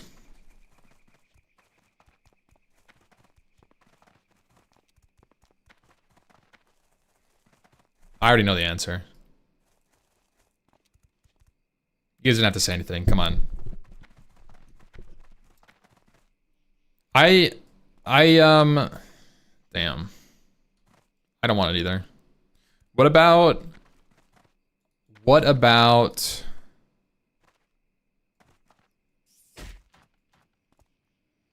like mounts and like pet tabs? I'm just going through some systems. What do we think? Mount and collection tab. Let's go. What do we think? Yay or nay? I think that's not bad. I don't think that's bad. I think that That's not a big deal. I don't know how I feel, but it's not a big deal either way. Don't care. Okay. Oh, here's one. Achievements. What are we thinking?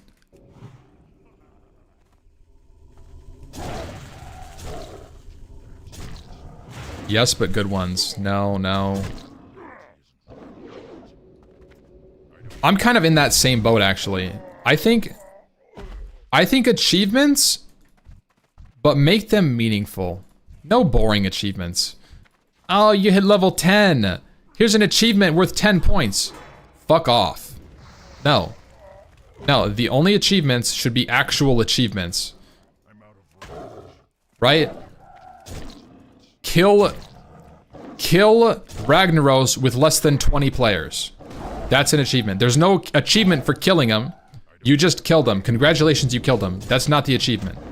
Do the entirety of Nax without dying. Anyone, on trash or bosses. Hardcore, right? That's an achievement. Give him a title. The Undying, right? Those are cool achievements. Those are fun, those are meaningful, that changes the way you play, gives you a different thing to do that you wouldn't normally do. It's a challenge run, right? You know, give people, you know, leveling achievements. Make an achievement, leveled solo cell found. That could be an achievement. Leveled without taking damage. Leveled with no quests, right? Bullshit like this, right? Give people things to do. It doesn't even have to be things for everybody, you know? I'm out of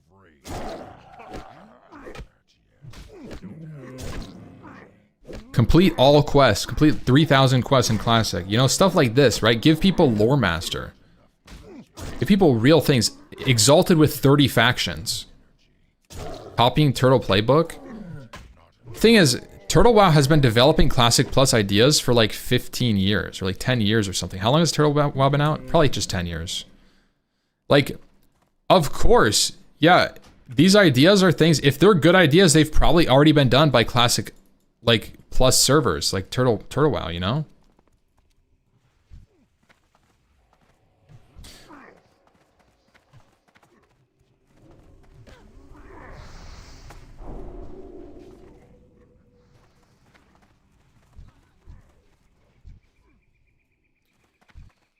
You don't think there should be achievement points, but rather titles?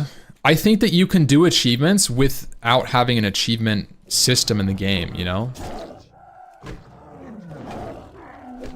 Like maybe we reimagine achievements and you give physical manifestations of your achievements. We were talking yesterday, we had a conversation about this. I came up and I was like, what about this, guys? What if you had a tabard in game, and this was just like a small idea, tabard of flexing, right? And on the tabard, you would have badges based on what you've accomplished. And you could have, and it was originally just like, I was just talking about like leveling stuff, and I was like, level to 60 without taking a single point of damage. Never took damage, and it shows it like fucking circle on your tabard, and it's only there for people that have done that achievement. You know, stuff like that. That's a physical manifestation because the item that you have shows it to other people. It's not in your notebook that you did something. It's a flex. And I think that having like physical manifestations of your achievements is very important for them to be actually meaningful and sought after.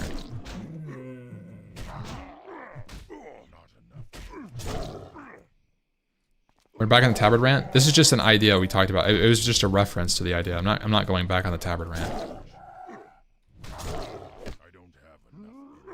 PoE has trophies you place in your hideout from each league that grows based on the number of league challenges you completed. Yeah, that kind of shit, right? Like give people a big fucking sword, it looks really cool if they do something really cool. Fuck it, give people a real Ashbringer if they can kill 4 horsemen with 15 people. Give them a real Ashbringer. Give them something cool.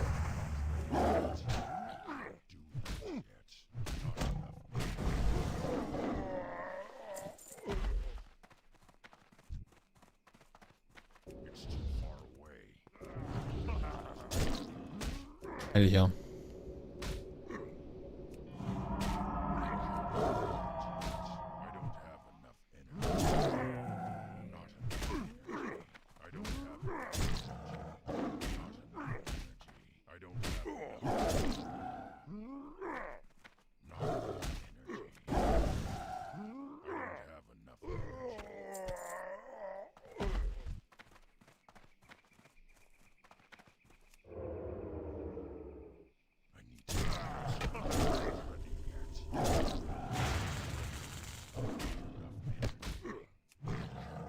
So you're saying typing, yeah, no, exactly.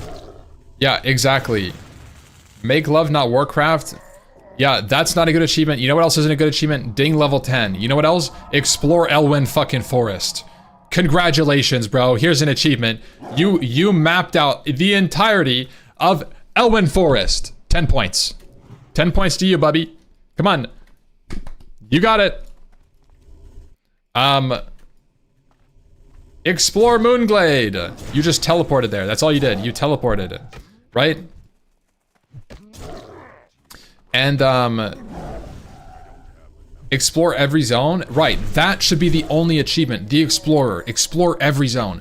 And then there should be the little ticks where it's like explore and then it goes green. It's not an achievement with 100 sub achievements. It just has one achievement and a bunch of little checkboxes that you have to hit to get the one achievement. Right? That's more fun because that creates one meaningful achievement.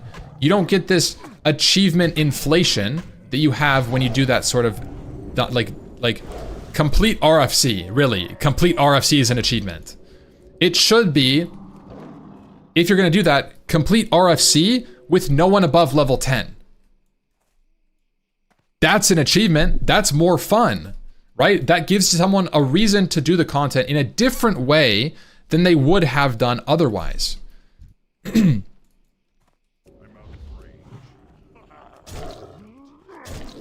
Aren't achievements a complete list of checkboxes?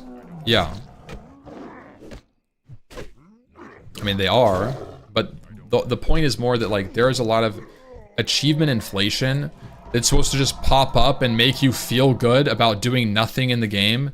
Like, it's dumb. Yes, it probably feels cool to casual players like, oh wow, what is that glowy thing that just popped? Oh, we did an achievement, guys. You know, like that kind of shit ruins achievements. It really does, and it sucks. It's never gonna go away. That would never go away. I think achievements as a system wouldn't be bad for Classic Plus if the system didn't reward dog shit. Nothing wrong with casual achievements. You're right. There's nothing wrong with casual achievements. There's something wrong with doing nothing and getting achievements, though. That's the thing. Casual achievements can be, you know, do this content, right? People can be a casual and do something that's different, right? Complete RFC with only walking. Some random shit. That's just completely bullshit random, right? But it's different. You have to do something. There's no... I think that any achievement should be like RuneScape challenges. It shouldn't just like pop up and you complete it without realizing, unless you get lucky with like a drop or something. I don't know. Achievements need to be achieved. It's nothing you should just get by playing the game. Like combat tasks. Yeah, it's exactly like combat tasks. Play the game normally shouldn't be one. Exactly. Right? Complete 5 quests. Complete 5 daily quests.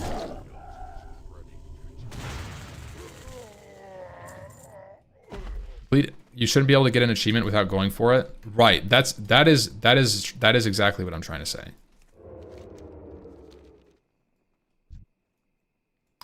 And I think the majority of my achievements that I get playing like Wrath and whatever are achievements that you just passively get playing the game.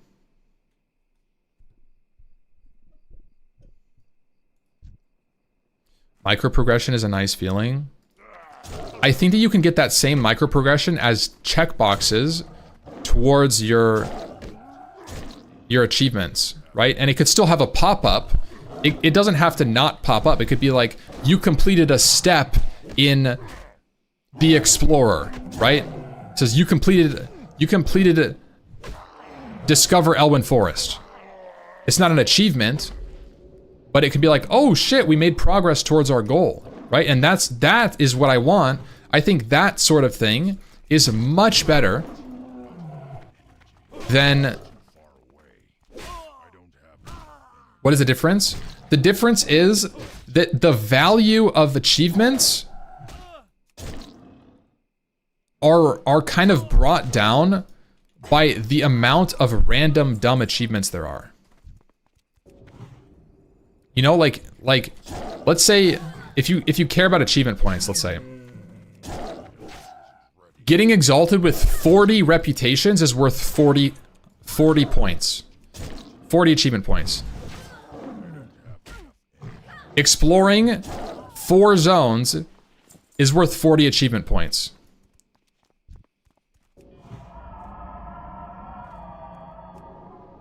You know? That's the difference. Getting 40 exalted reputations is very clearly much harder than exploring 4 zones. One takes 30 minutes, the other takes 3 months. And they're valued at the same number. And it's very hard to value achievements properly, so I don't think you should just have bullshit achievements. I also don't think it makes sense to have bullshit achievements. You're not actually getting anything out of it. There's no... It makes them worthless, right? It makes them less desirable. Why do we need to have a currency on achieves? I don't know. That's just what the current system has in retail. So I'm just operating off that same system.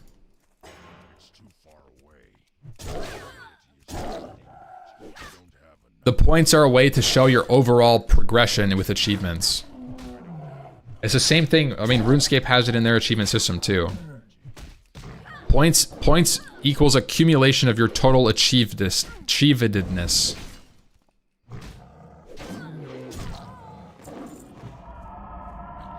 I think the points aren't bad. Yeah, I don't think it's bad either. I just think that the problem is that there's a bunch of dumb achievements. Like I said.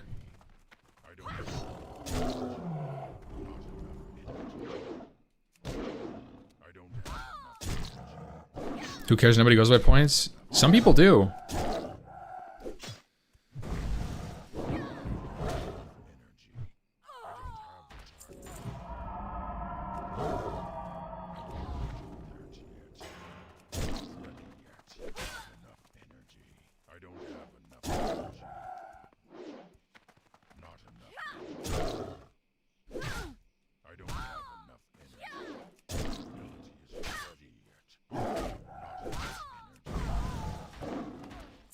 I think that, honestly, what Peter said, I think that having achievements could be more interesting too. Like let's say that if you completed the Explorer, this is just completely random.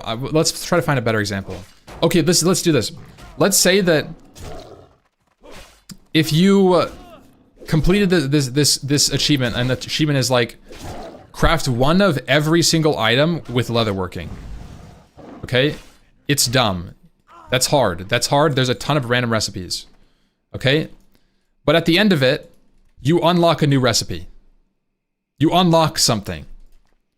You unlock some sort of power, or it's like when you make X item, you actually make 2. Your proficiency in leatherworking allows you to increase your yield when you craft items. And then all of a sudden, it's cool. It creates an interesting way that shifts how you play the game just a little bit. Or it allows you to be more of a specialist, right? Like, mine 1,000 ore, and then you can unlock a 5th tap on mining nodes. Because that sounds like a grind fest. Yeah, but you don't have to do it. Nobody is forcing you to have the most... That's the whole thing. Great for botters? Well, yeah, I mean, this is like just random stuff.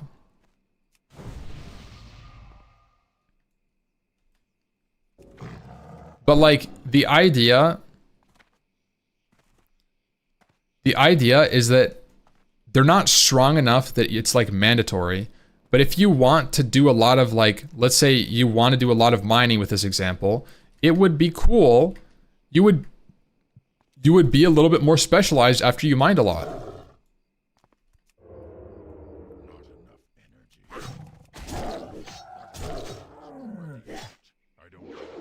Only way to get Petries or big pots?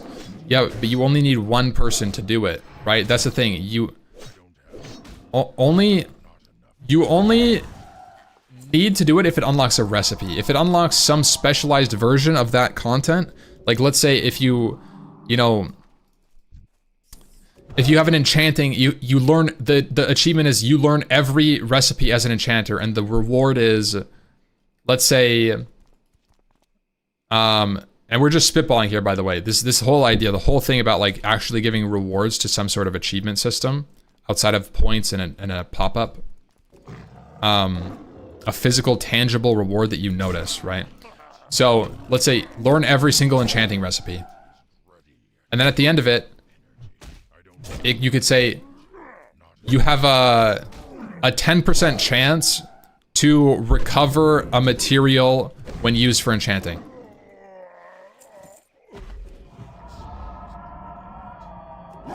Like that's really cool. Now that might be game breaking, right? But I mean, that's not like really game breaking. It just makes a little bit of enchanting mats like recovered. Sounds like modern professions, right? And I think that there's some taking you can take from modern ideas and put them into classic without it being implemented in a modern way.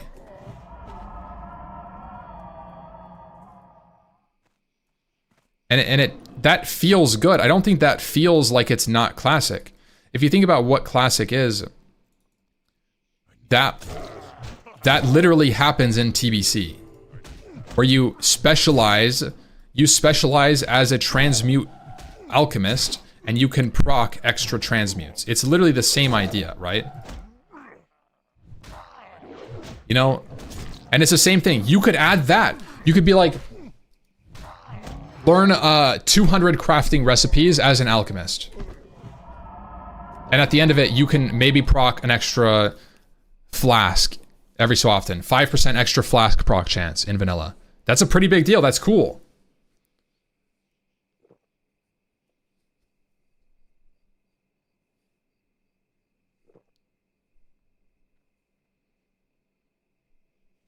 Or you don't need a rod to enchant. Ooh! That's a good idea. You no longer need a rod to enchant. You saved an inventory slot. And people would love that kind of shit. It would be cool because then you don't have to carry your rod anymore. It's literally +1. And in classic, you need the old rods too. It's like, sorry, I don't have true silver rod on me. You would never have that problem. Blacksmiths wouldn't love it. Yes, they would, because it doesn't matter.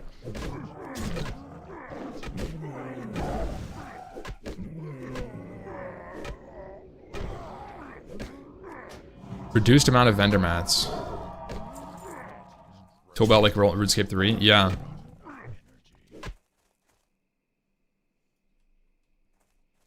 Could be cool.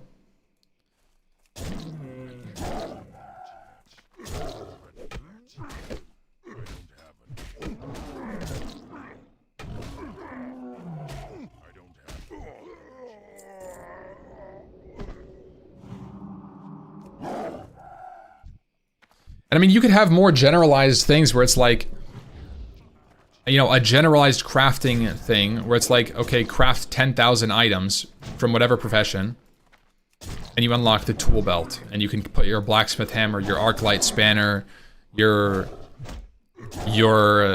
skinning knife, your whatever, right? And It doesn't have to be craft 10,000 items. It might be based on your profession or something. I don't know. It's obviously like, but that kind of stuff is cool. It's interesting. It's an interesting reward. It's not just a point. It's a tangible thing that your character progresses with after completing an arbitrary achievement, which is what they are. They're, at the end of the day, they're arbitrary things for your character to do with an arbitrary reason. But yeah.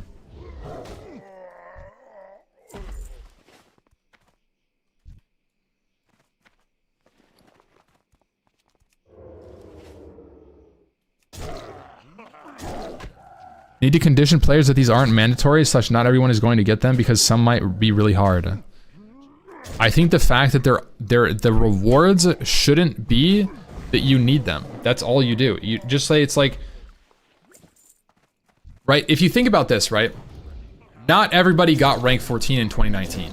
When people played in 2019 Classic, the amount of people that got rank 14 then versus now was a very minute fraction.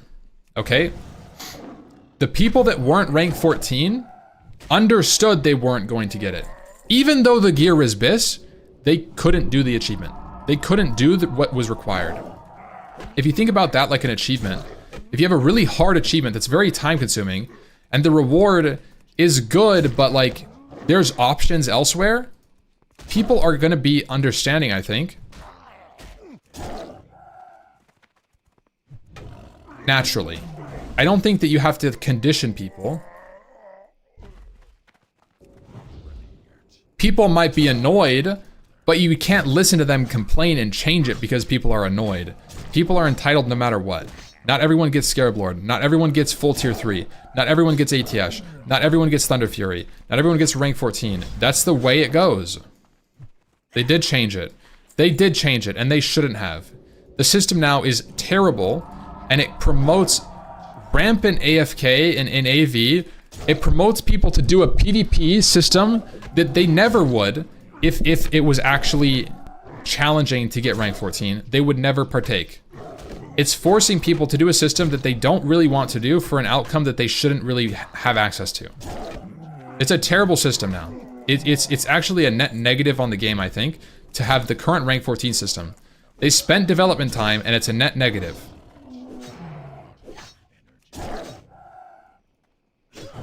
They modernized it and made it worse. That's the reality. That's what happened with it. So like now, I'm curious how much this opinion is shared among people who play amounts regular people can't. The amount of people that were required to go rank 14 in today's day and age, in Anniversary Classic, requirement is a social pressure, okay? Nobody is required to do anything. They're not. But their guild is full of rank 14s. And people are saying, it's so easy to get rank 14. If you care about your character, go rank 14. It's easy. You can do it over time on AV weekends only. You could cheese it, right?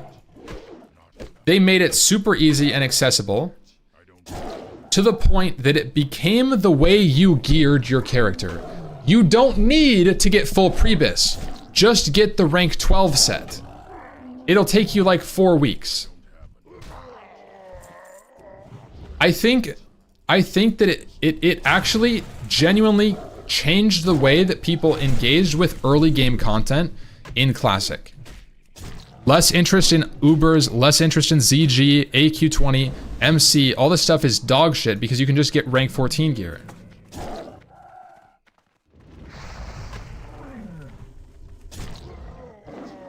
Even all the way to BWL. Even all the way to BWL, people don't care about items like chromatically tempered sword anymore because everyone's rank 14 and they have a better sword from a vendor and they didn't really have to grind for it. And people who say it's a grind, it's 100 hours. It's like 130 hours over the course of 11 weeks.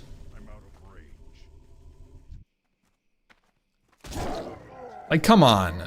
They didn't grind shit. They spent a week AFKing at IBGY. They didn't get banned and they got their rank 14 gear. Boo fucking who? Oh, you feel bad about that? Oh, they had to log in.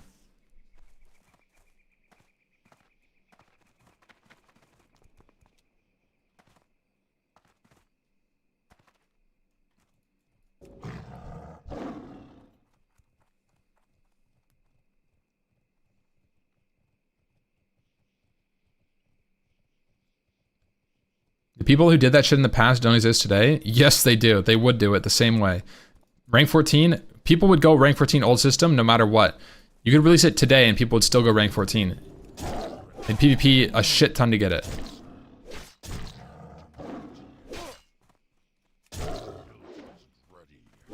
don't have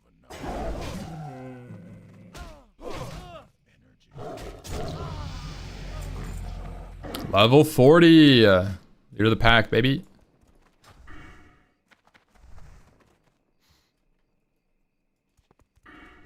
Mangle's in 10 levels, by the way.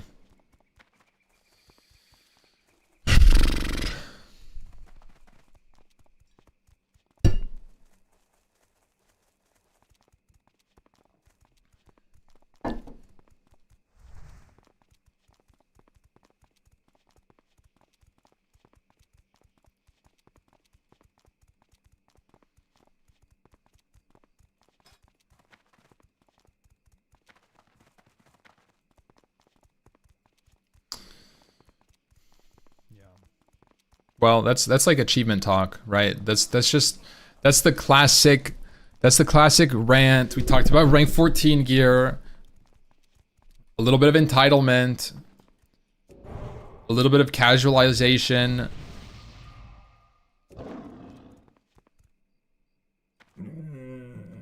Bro, I've been drinking milk all day. The cup, I looked at it in the camera. It does look like milk. Cheers, boys. It's just a cup.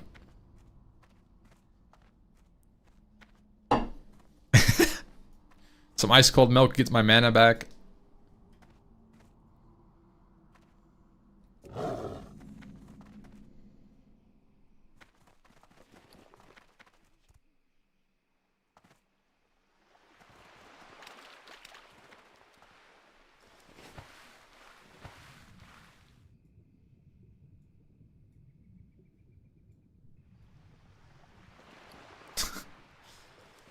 Tauren milk, by the way. I think people in different circumstances have different ideas of what's good in mind. Much of what you want is borderline what makes the game inaccessible with careers and families, and we also still love the game.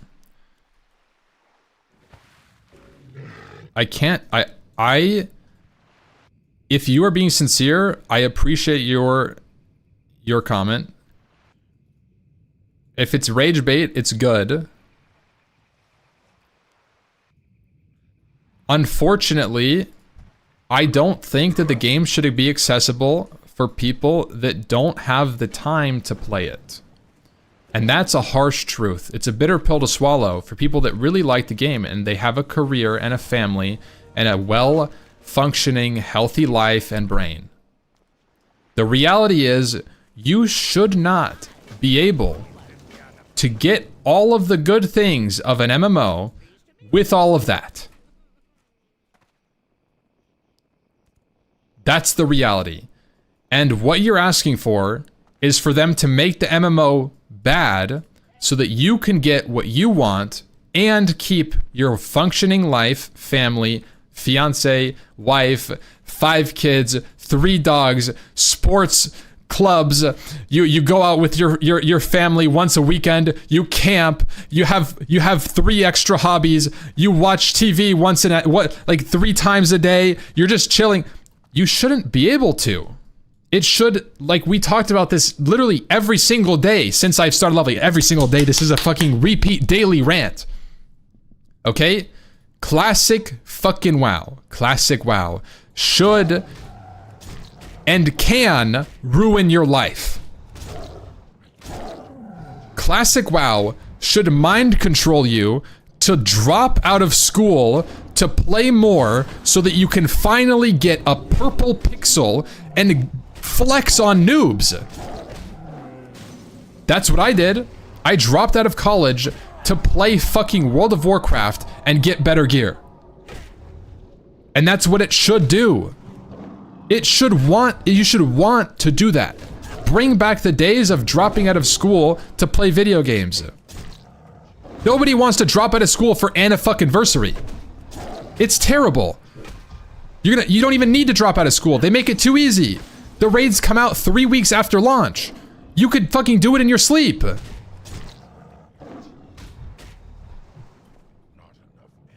It sucks, man.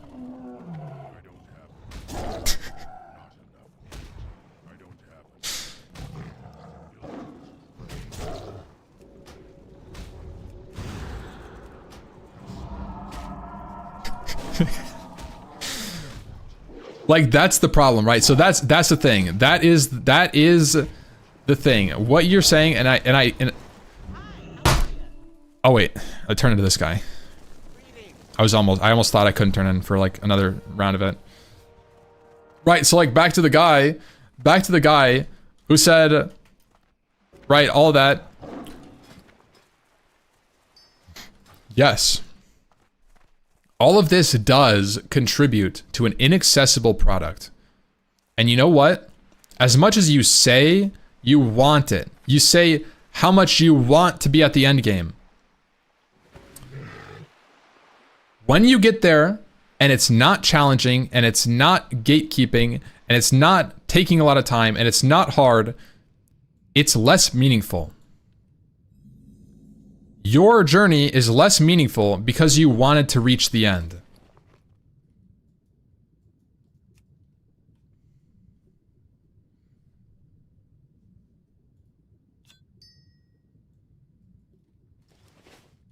So a requirement to get a good experience from an MMO is being a streamer or mooching off of other real-life humans around you. It should ruin your life, lol. Yeah, no, it should. Yeah, that's correct. A requirement of a good MMO, yeah.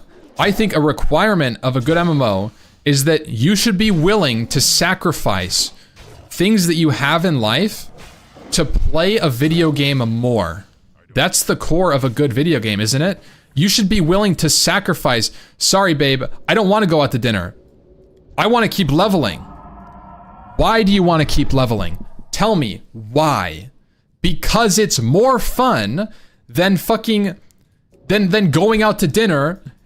You'd rather just level, and that's the point. It should be more fun. And if it's not, the game is not as good as it could be. This guy is trolling, right? I'm not fucking trolling. I will yell into my mic louder. I will raise my voice, okay? Don't tempt me.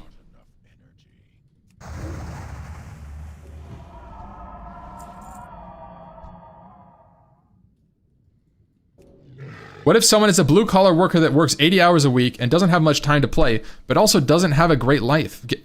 The problem with this rant is you only think of people that have this issue and are entitled with perfect lives. Big tubes. The difference is that the person with a perfect life wants it all. And the person with a shitty life who's working 80 hours a week, comes home, can't afford a computer, has no desk, has no computer, like they have nothing. They come home and they sit in a lawn chair, they jerk off and they go to sleep. Guess what? They're not going to complain. They're not going to sit here. They're not going to sit here and complain that they can't play World of Warcraft because they know life is unfair. They already know it. They're not entitled. Okay? The person who has it all is entitled. And that's why I'm talking about that person. I'm talking about entitlement. I'm not talking about people who can't play fucking World of Warcraft.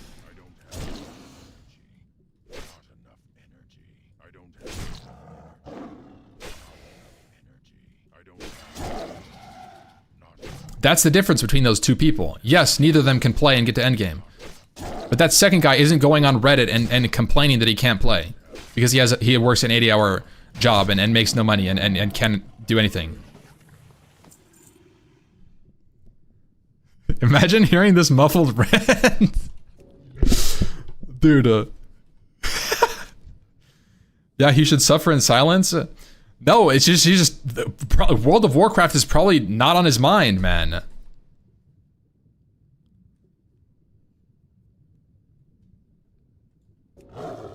Your hand job, Bob? That's crazy.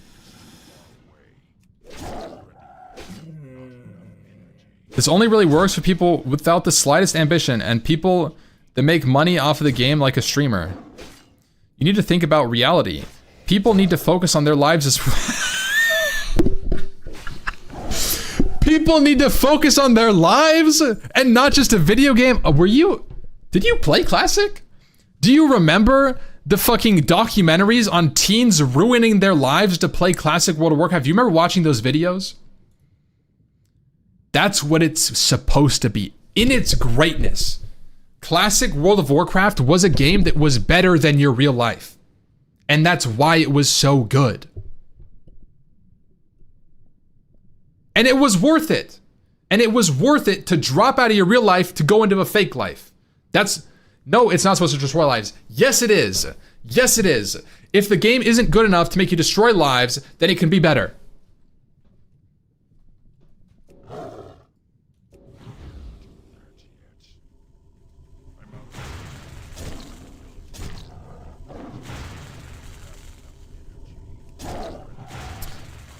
If you don't want to leave your wife to raid in classic World of Warcraft, then you're missing out.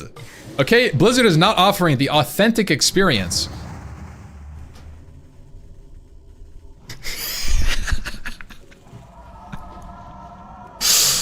Oh god, I'm riling the chat up right now, guys. You guys are getting rage baited too. You guys are getting rage baited.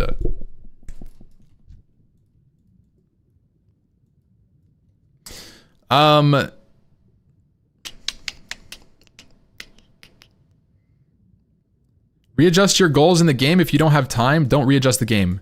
True, Anas. True. That's the problem. People are trying to adjust the game to fit their lives. But they shouldn't be able to do that. People shouldn't have the power to adjust their game to fit their healthy lifestyle, man. That's fucked up.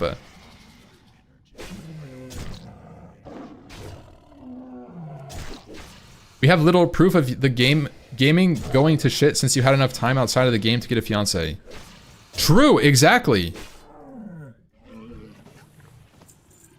What a bunch of normies. Lives, you freaks.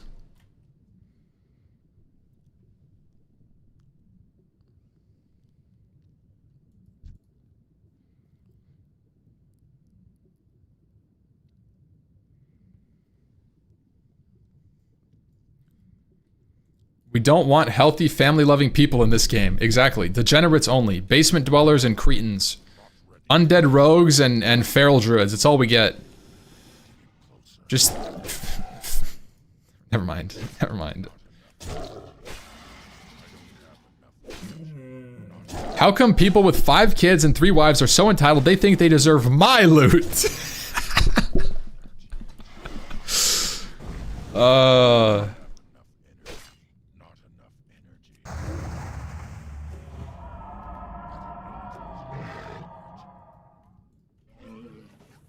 Who do they think they are?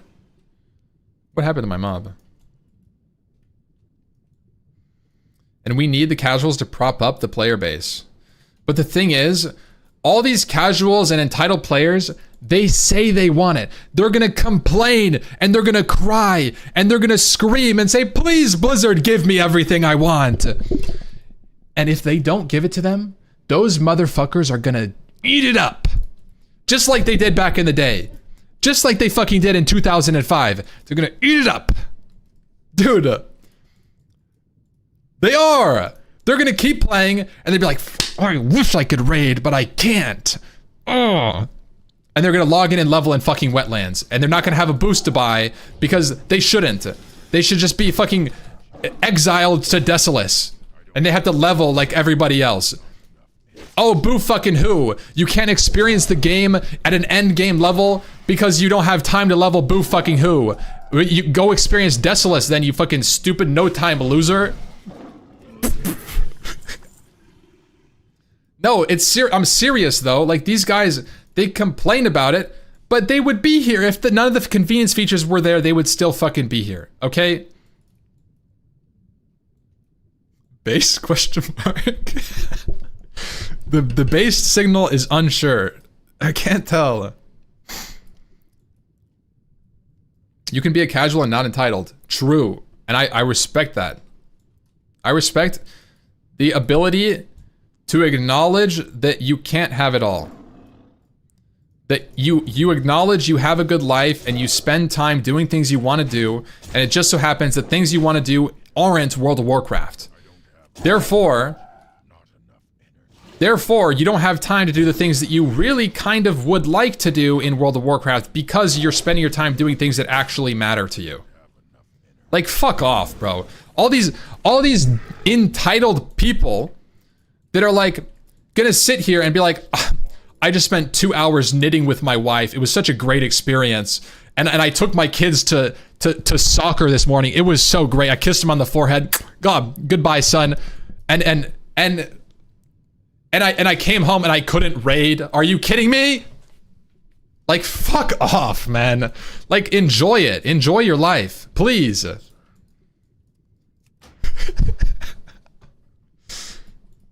Dude.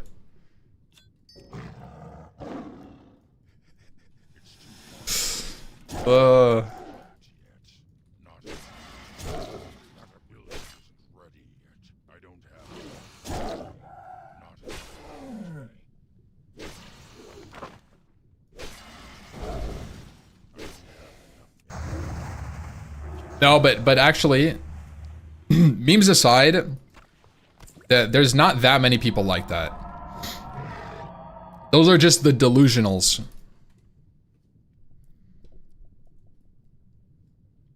Most people that are entitled about WoW stuff spend time doing things that they're not happy about in their real life. And they wish they could escape to classic WoW like they did as a kid, but they have commitments and they can't. They're locked in to a life they don't like, and they wish they could get WoW stuff, and that's why they want shortcuts. That's the fucking reality. And that sucks. That does suck. It's sad. It sucks. It happens.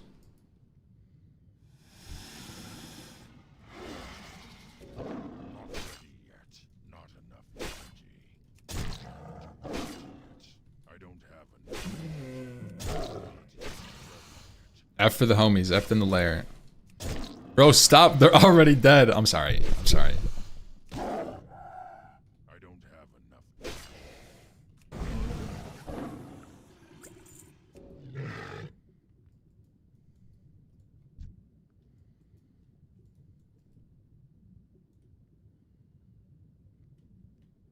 enough. There's pussies though. I have a 9-month-old and a wife, and I gotta farm my rank 14 gear. Based. Hey, baby boy can wait. I got a raid. No, it's true though. It's true. You can find time. It's not that hard to play classic World of Warcraft. The time commitment nowadays is pretty low. You need like 3 hours a week. You need like 3 hours a week. It's not that hard.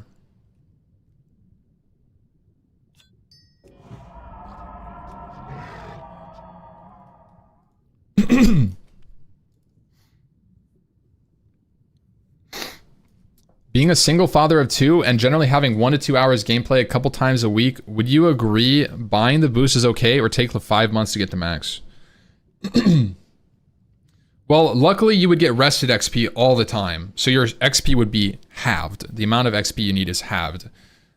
Let's say it takes 200 hours, bring that to 100. You play a couple times a week, 1 to 2 hours. Let's say it's 5 hours a week, okay? 5 hours a week, you need to do 100 hours. How many weeks is that? 20? That's not that bad. 20 weeks? 5 months? We did the same math, pretty much. Honestly, yeah. I think that it should take you 5 months to get the max. And I think that yeah, you miss out on some. I think you miss out on some endgame stuff, but when you boost, you're getting the same experience. Like, are you not spending 5 hours playing World of Warcraft either way? Does it matter? Does it matter that you're level 15 or 60?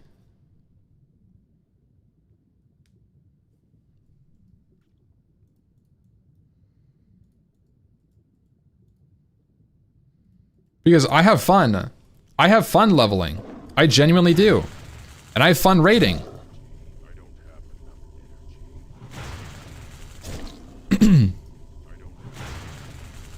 Like, I think leveling can be really rewarding, and I think especially leveling with an end goal in sight of level 60, and you're slowly creeping towards that, and you're working on professions, and it's a journey, man. It's supposed to be a journey. It's not supposed to just be a skip to the end, get the reward kind of situation. You're like teleporting to the end of the fucking rainbow. Who cares? I don't know. Hitting 60 as a casual actually feels good. That's what I'm saying. Like, leveling is cool, actually. Can you stop being such a know-it-all streamer? I think the billion-dollar company knows what people want. I mean, honestly, they might know. They might know. Maybe people do just want rating simulator. I was talking about this. Like, WoW being a comfort food of gaming, like a comfort game. People returning to their old childhood memories of classic WoW, and that being a primary reason that the player base keeps showing up. And if that's the case, boosting makes sense because it gives people the tourist angle where they can kind of get that experience that they wanted as a kid and they didn't get, so they get to see their Ashbringers and they get to see the tier 3 and they don't have to level. They could get all this stuff, like, you know, all of this stuff. It's like kind of speed running your nostalgia a little bit and keeping it, you know, giving you the opportunity to experience that stuff. And in that sense, all of the casual features and whatnot make sense. And I was talking like a couple hours ago, we were talking about this. I actually think that there should be a dad server, a quote unquote dad server. Dad server doesn't make any sense. I don't know why you'd call it that, but like, you know what I mean? A server with convenience features, instant 60, or maybe you can buy a boost, or level speed is 3x or something, right? And it's you get to level 60 and you can be a tourist. That's what it's designed for. And then you have a standard server. You have a 3x classic WoW experience where you can buy a boost or you can level at 3x level speed. Or, you know, you have a 1x and a normal WoW server. And I think that they should be separate, and they're different people and they're different communities. It's a completely different community. And I think that they could appeal to both people. In fact, I think the level 60 server, no one would play normal. I disagree. I think people would play on both. I think your levelers and your classic fanatics and people that really like the journey are going to play on the 1x server. And then the high speed server is going to be for people who don't have very much time. They want to pay to win. They just want to see endgame. Maybe they want just endgame PvP or endgame PvE. And those simulator people, right? So people who are looking for a simulator might play on the instant 60 server, right? This happened, okay?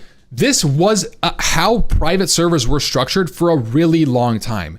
You would have like 10x XP rate, 10x. You level 10 times as fast. And obviously these are private servers, they're a little sketchy, so they kind of had to rope people in. But I think that you have like, I think the experience of having an accelerated XP is pretty good. It's actually cool. It's a new experience. You're flying through the zones, you're flying through the quests, you're level 60 in no time. It's a breeze. It's great for casuals.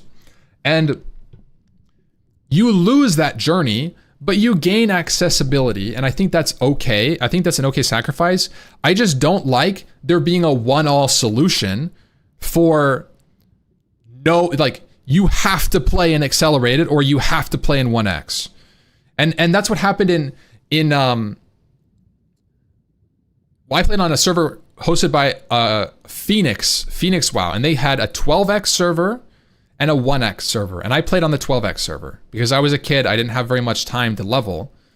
I played on the 1x server, but I only got to level 30.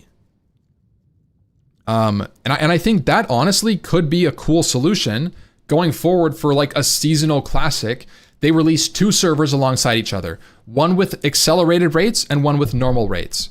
And they just let you pick. Do you want a faster, accelerated, touristy version, or do you want the classic, gritty, slower phases, like less loot, like whatever, like normal experience? And let people pick. And I think that could be a really cool solution where you get both camps. Because I don't think, as much as I was just riffing off the dads and I was fucking with them and I was memeing, at the end of the day, that's all it is. I'm memeing. This is content. This is for fun. I'm not actually attacking people. I don't think these people are terrible people. Okay? And I think that they do deserve to be able to play a game that's fun for them. Right?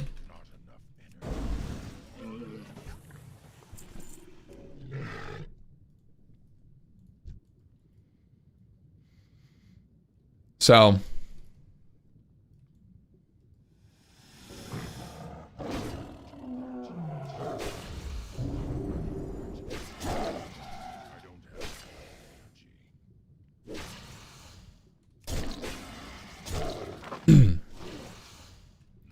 and it was cool. I will say, having the instant 60 server on Phoenix was cool. I played on it. I played multiple characters. It was cool to try out new classes that you wouldn't have otherwise played.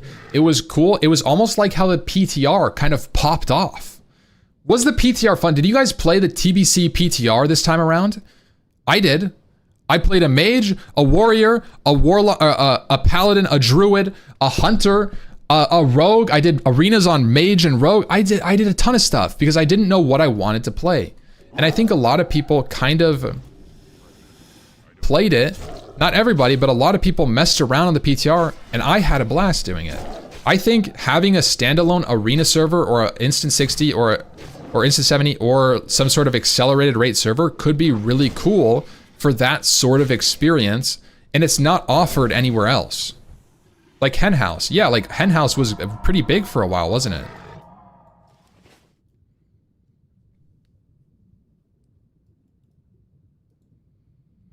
Everything you described is what retail has is.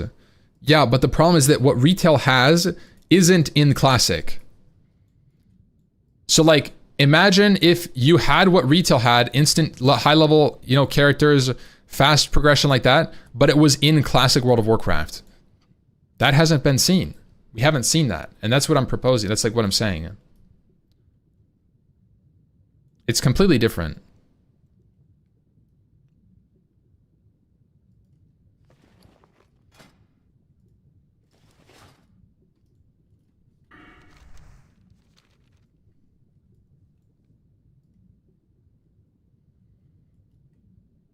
What's the difference of the world? The world and the content would be Classic. I'd much rather have faster XP rates than paid boosts. Yeah, I think that the thing is though, if you have faster XP rates, you should be able to buy a boost because the leveling is like less meaningful, right? And Blizzard needs it, right? Blizzard needs the money. They can't afford to host Classic without boosts. It's very clear.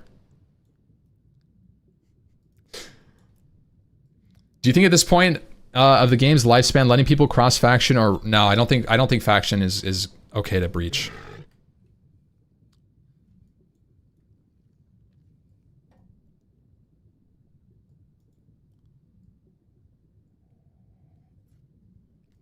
Blizzard can't afford. Yeah, they can't afford it, man. It's expensive running an MMO, guys. We need to give them more money. Buy their supporter pack. Get a boost. Boost an alt. Pray for the WoW token. They need it. That's why they're making all these financial decisions, right? They need the money.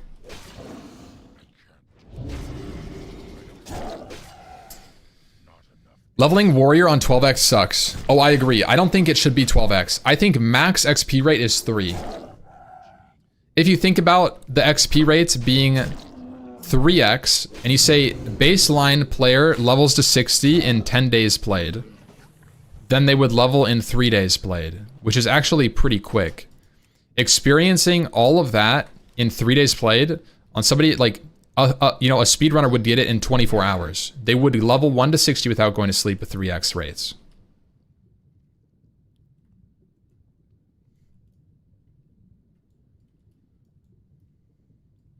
How do you think these multi-billions were made? Blood, sweat, and tears.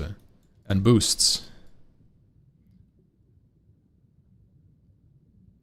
3 days played is like 2 months of my gameplay time after taking care of my 7 kids. That's great. I think, you know what, actually, I think that maybe these dads with all these kids should realize the potential in their lives. They have free farmers. They have free labor. Those kids have hands, don't they? Put them to fucking work. Buddy, you want mac and cheese for dinner? You better get to fucking grinding. I better be level 42 by the time it's done, or you're not eating.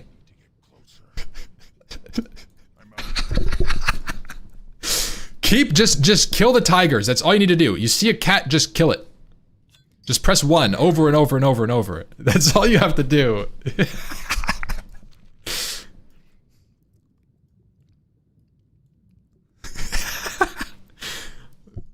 Bad grades in school. Looks like someone's stuck in Karazhan. I'm not doing it. Just press need on everything. Just press the dice. That one. Yep. It's the top one. That's dice.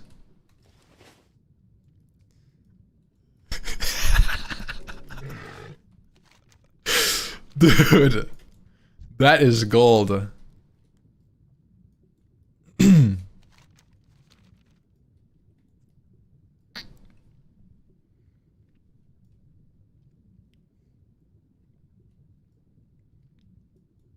How's it going? Yo. Stream is good today. I'm feeling good.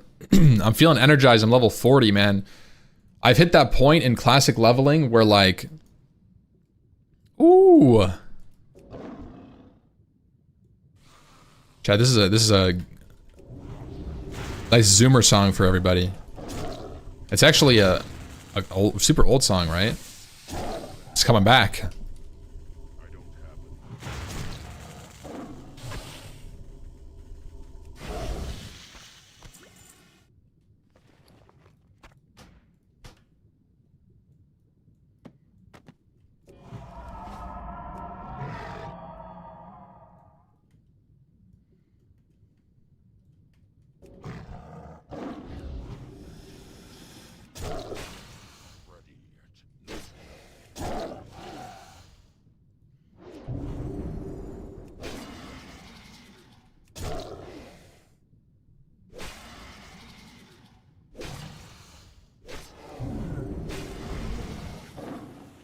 Dude, that was a good bite.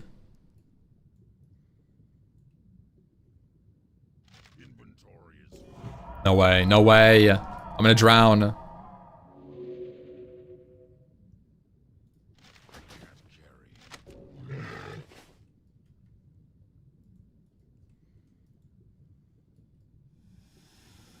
Ampy shorts on YouTube are gonna be crazy. Oh, it was Clip Farm Central today.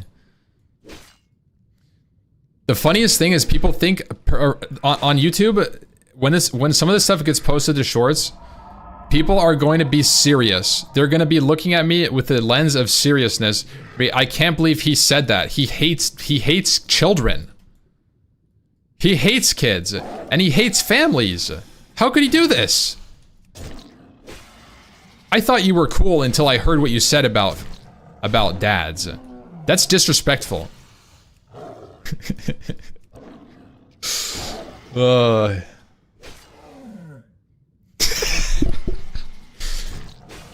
you know how hard I work? The song is so annoying. Dude, I like it. I can't attack that target.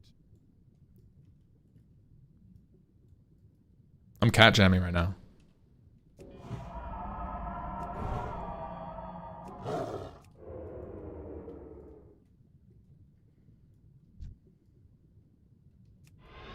Why am I swimming so slow?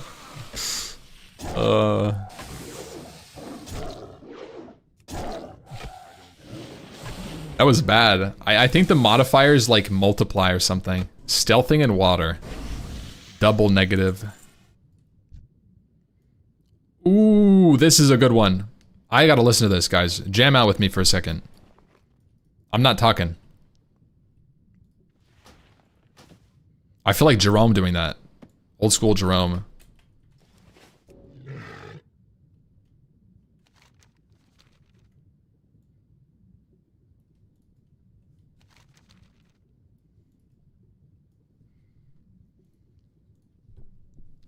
Did anybody watch Old School Jerome? 29. Sorry, I'm talking. My bad. I'm muting up.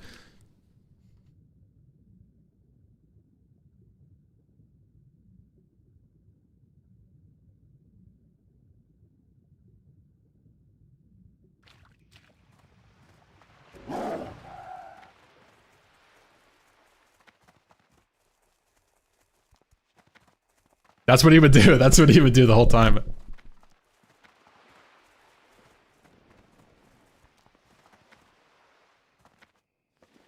Hey, how you doing? Pleased to meet you. Hold up! Pause the music! The servo mechanic sledgehammer has been acquired. 17 expertise. Oh, shit! Back to jamming.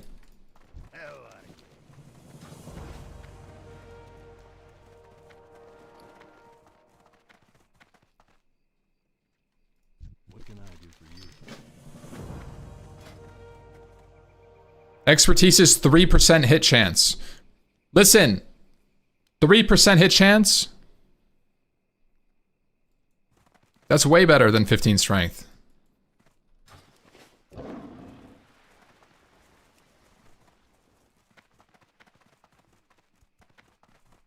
can't attack that.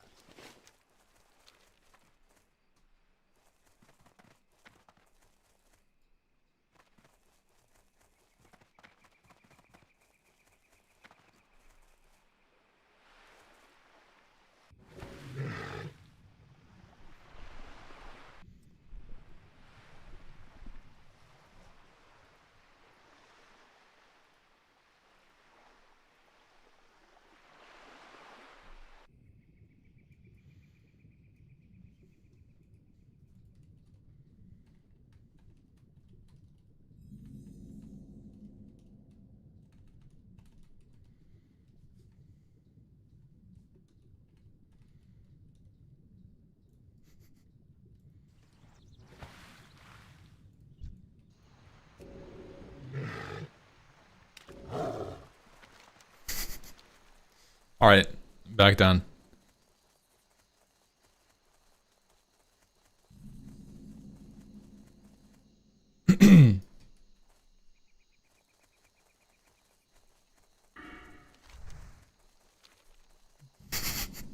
Jerome was so crazy back in the day.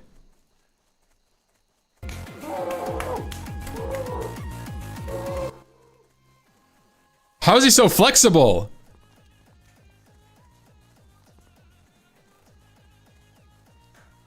Like, that's impressive. Honestly.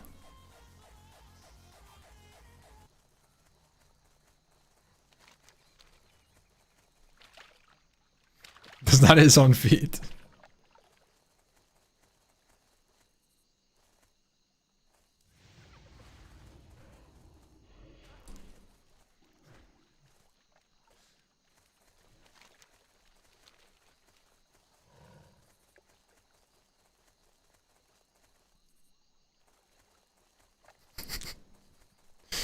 Dude.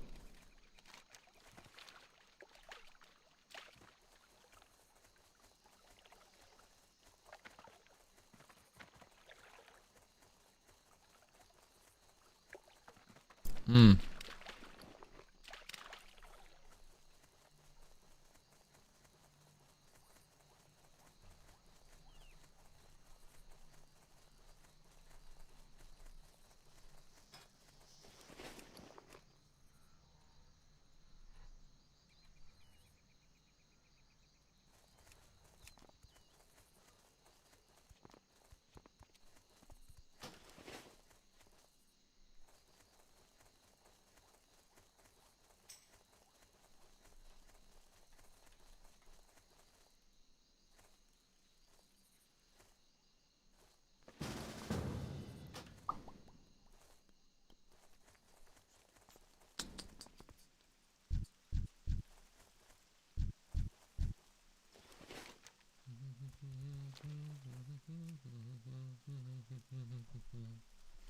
What if I just didn't pay this guy?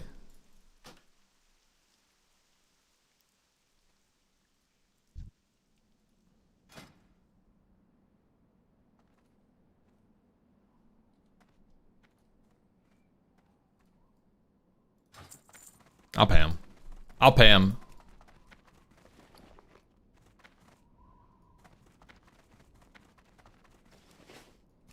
Sorry, I'm solo hardcore. Can't pay. Ah, shit. Forgot I'm solo self-found. What do you need? 5 gold? It's not that bad. It's worth it. Otherwise, I would have had to get flagged. Running there naturally. Most likely flagged. I may have dodged the card.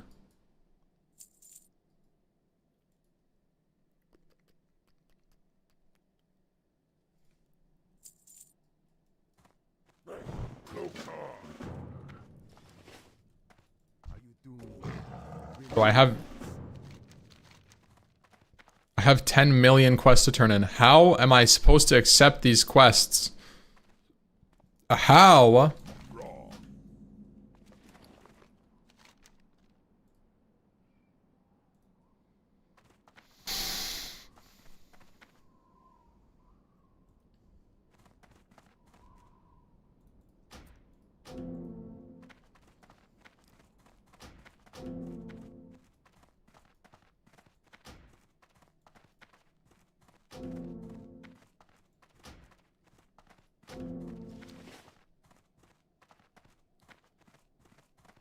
What can I do for you? Where the hell is this quest? There he is.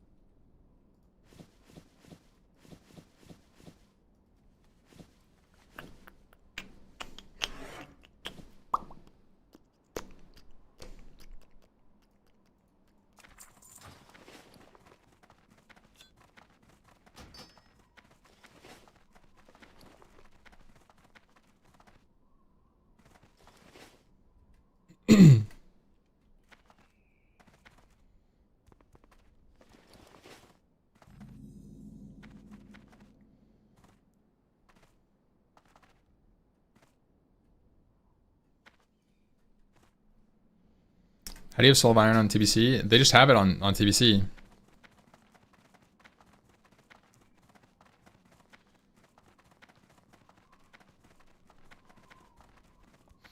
No way, dude. Somebody's killing all the monsters.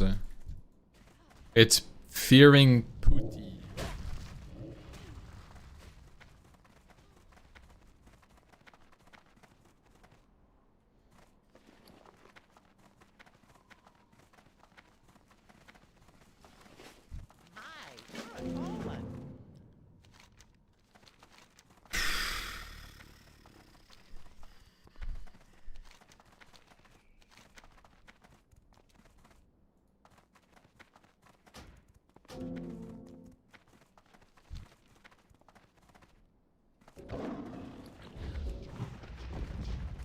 My gosh, I can't even use Fairy Fire on these mobs. And they're rock elementals, which means they're super tanky. And my Thorns doesn't even do damage. I'm so nerfed.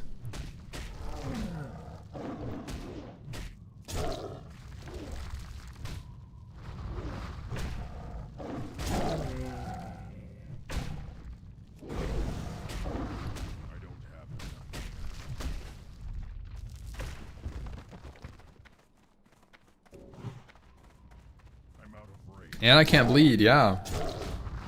Just clawing. God. 5 claws? This is gonna be a double biter.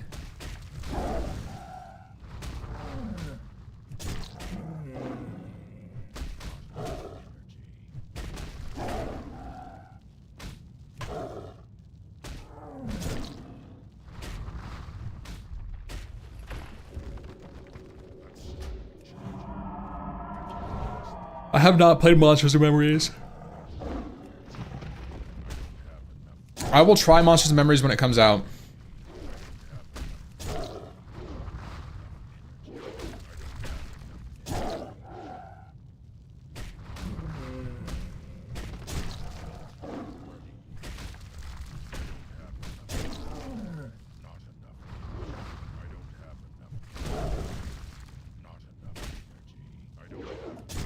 Oh, they do bleed. Really? You can bleed rock elementals in TBC? How many monsters a day? I've been having 1 cup of coffee and like half a monster. It's like 200 milligrams of caffeine. It's not a lot that bad.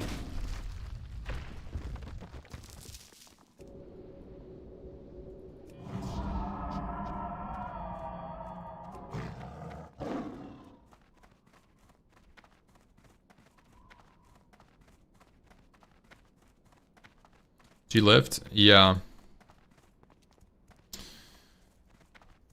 Recently started to. What do you do with the other half? I just don't drink it. Sometimes I'll finish the monster though.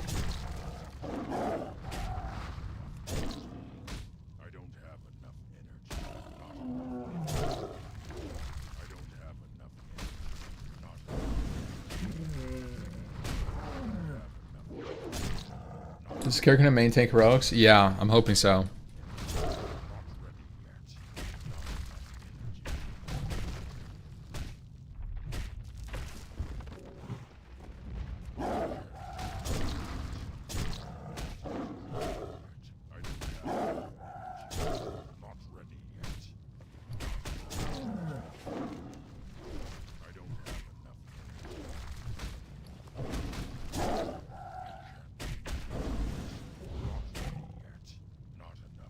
Does a monster give you even just a slight boost and then a big dip?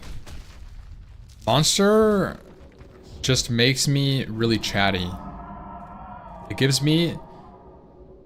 I don't feel more awake. It makes me like rambly, if that makes sense at all. Like if I drink a monster, I will go on a rant.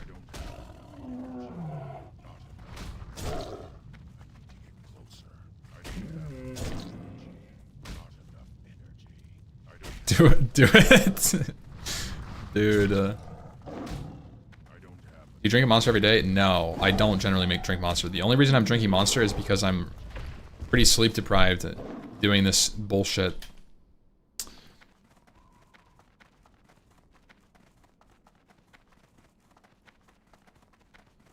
Oh, boost buyer. Oh my god, they're both boosters. Why are you leveling? You bought the pack. Use your boost.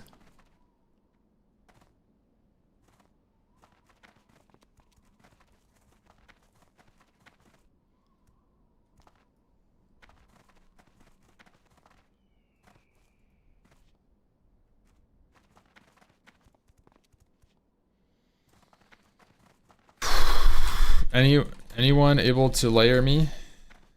Please? This is grim. Shit.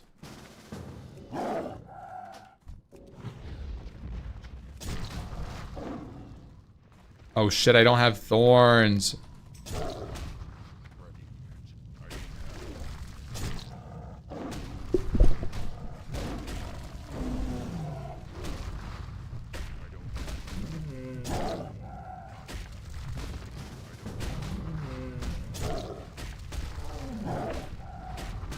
A great grinding spot. Are you fucking me? Big Tony?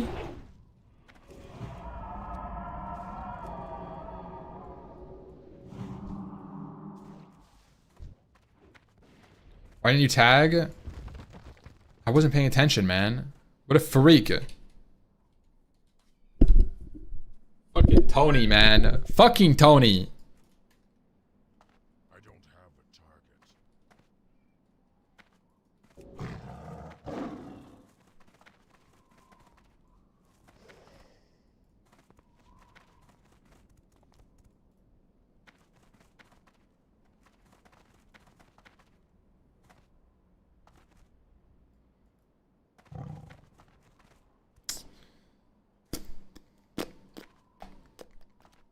That's when you flag. I dropped the dual flag on him. I'm not typing /PvP. Oh my god, there's even an orc rogue here.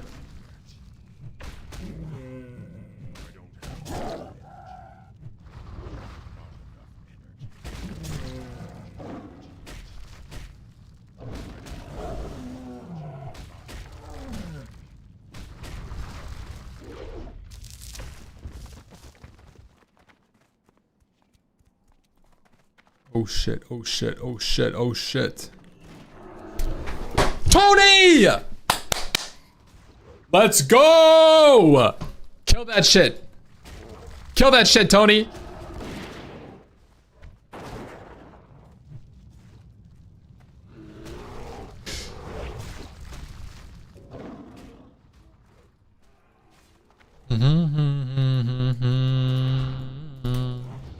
How many monsters? I haven't had any. I haven't even finished my cup of coffee, man. I've been sipping a cup of coffee for like 4 hours. It's so cold. Boom! Take my mob, Tony. Fucking Lil Tony my ass.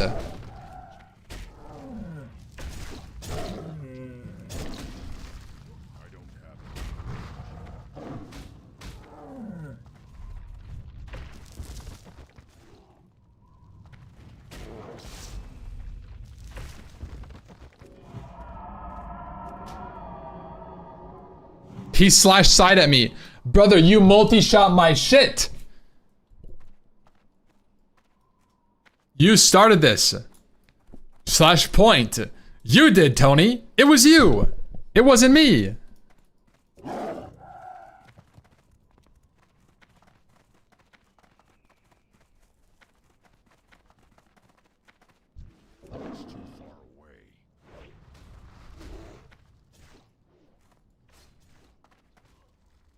He wants your ass.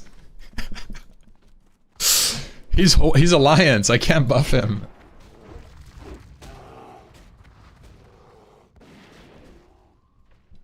Terrorizing another gamer dad? Bro, I am gonna tag this shit out of Tony.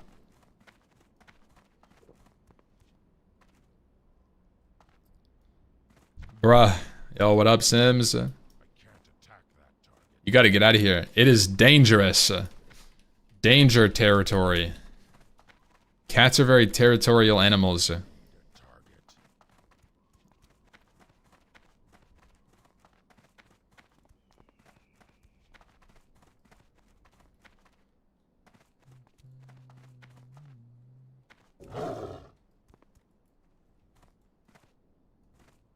get griefed.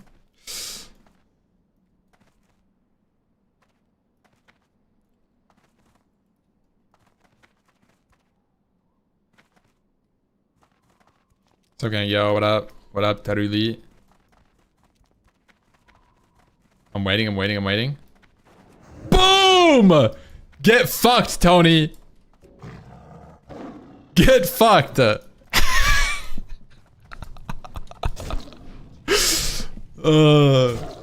alright, alright. We're done fucking with them.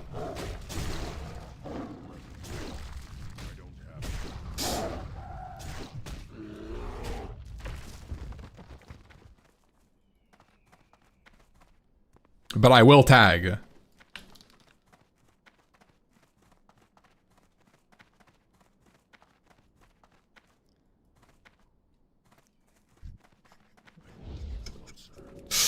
The karma is building? Bro, this is peak classic WoW, isn't it?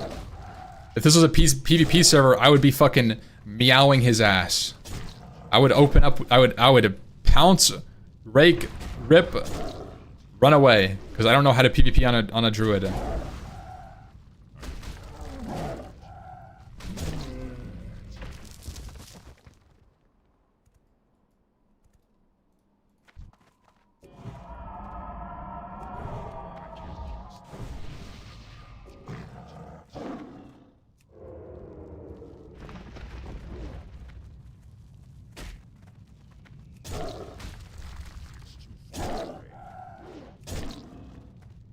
Ask a Big Tony for some help.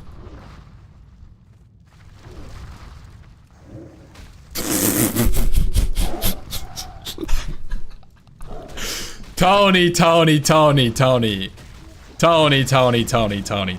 You don't say. You want to help me kill some shit? Druids are so OP. God, druids are so OP. You're bully? I'm trying to complete my quest. There's nothing, It's free game. This guy's running after a mob I was gonna get to first. I already laid my eyes on it. It's my mob. The fact that I tagged it first is just proving it. Liz, have you been up for a while? I have been getting active. Oh, here he comes. Here he comes. Here he comes. Here he comes. Oh shit, he baited me! He dismounted! He said, that's right, you fucking loser. Tag it! The fucking mind games from Big Tony.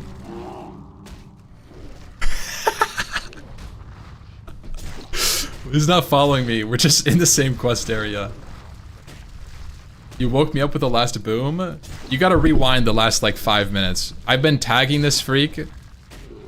He's not even a freak. He slash laughed at me.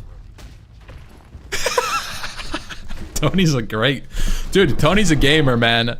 Hey, shout out to Tony.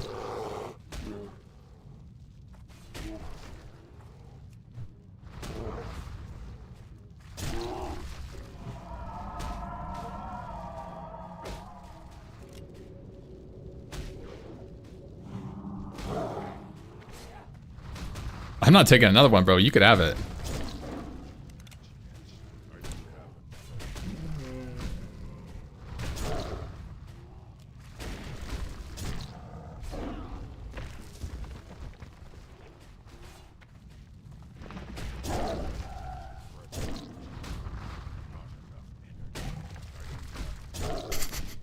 Tony did a slash lol.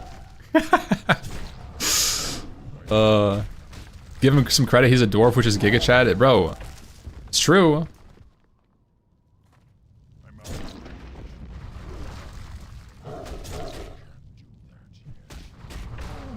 Dwarf is Giga Chad.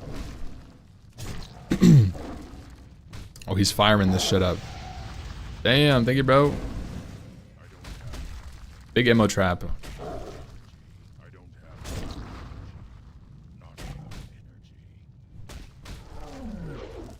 Dwarf with bear, true. It does. The pet combo does matter here. It should be recognized.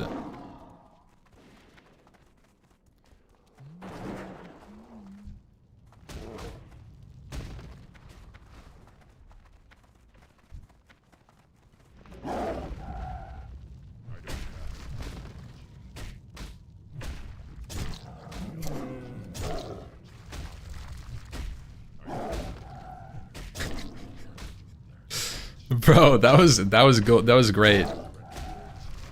Big Tony's a gamer, bro.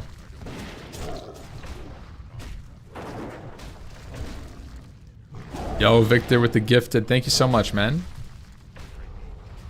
Oh my gosh. Somehow still we're not done with this. Somehow we're still not done with this quest.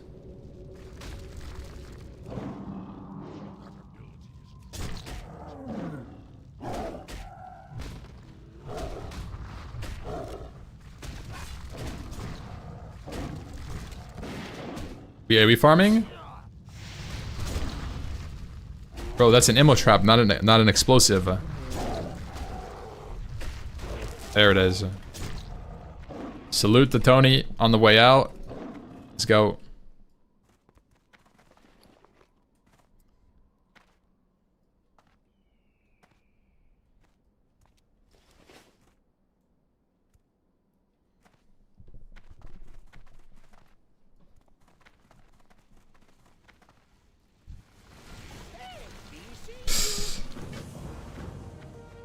Alright, what are we doing next?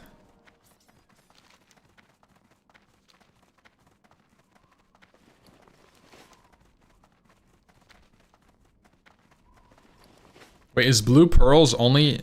Oh no, guys. I think Blue Pearls is an engineering only quest now.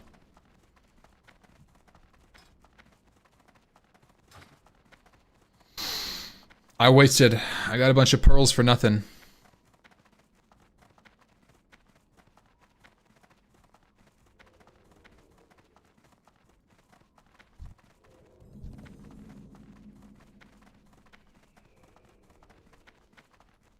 The song sucks. Shout out to Booty Leak.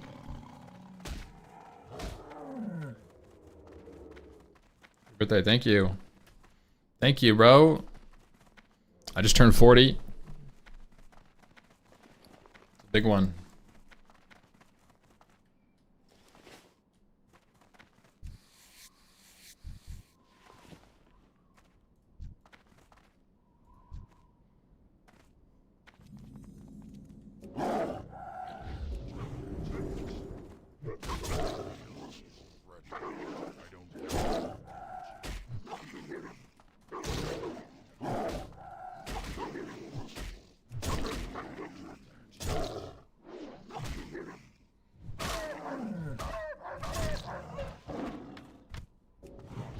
My gosh. 1 out of 30 jawbones. That is going to be a long grind.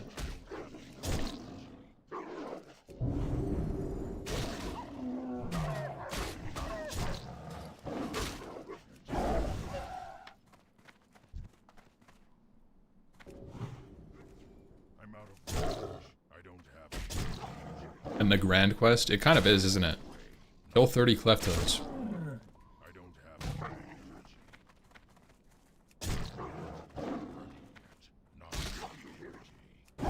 I was just talking about this today, actually. I was talking about cleft hooves, leatherworking, and skinning. And I need 100 cleft hoof leather, 95, I think, to make all of my heavy cleft hoof gear, which I want to make. I should be able to get the recipes. Power stones and pearl diving. Oh, pearl diving. Be good. Have a good one. What up? Be good. Keep it real. Have a good one.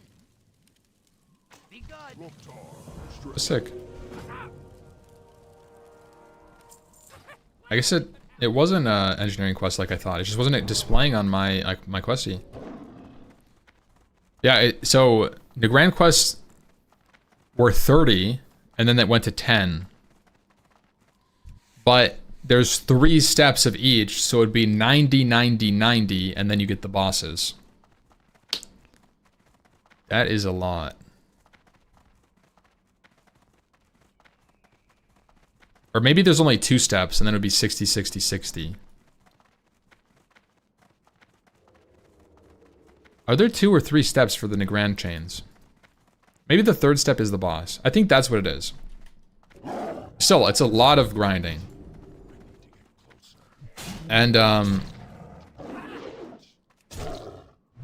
what I was doing is you have to kill 300. That was the math. I have to kill 300 Clefthoof bulls, which is basically like doing the Grand quest, but 10 times. And that's how much leather I need for my heavy Clefthoof set.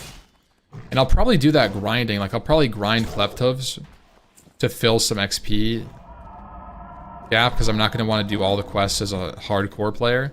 So it'll probably be a decent grind. Grind like 65, 66-ish. On those Clefthooves. And I should be able to make the Clefthoof gear right when I ding 70, which is great. I think in general I'm going to try to grind on wildlife so that I can make sure that I have enough skinning materials to level my leatherworking up fast.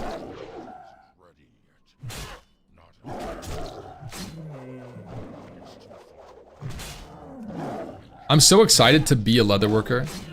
Back in the day, I would have so when I played Guildfound TBC, I was playing on a server that was just really small. It was a super small private server with like a population of 200 people. The auction house didn't exist. It was basically Guildfound. And I would play. I played Leatherworker Skinner, and I would play with a bag. And the bag was a leatherworking bag. And in the leatherworking bag, you can place a lot of things. Drums, leather, scales, and all primals. So I had a bag on me at all times, which carried a stack of each primal, mana, water, fire, earth, you know, etc., shadow. and I would have like a stack of heavy knot hide and some scales and drums, and it would all fit in that 18 slot bag. And I would make people enchants. Whenever legs dropped, I would instantly make them a cobra hide or a nether strike or a cleft hoof enchant for their pants. It was so sick. I would be like, oh, you got legs? Boom.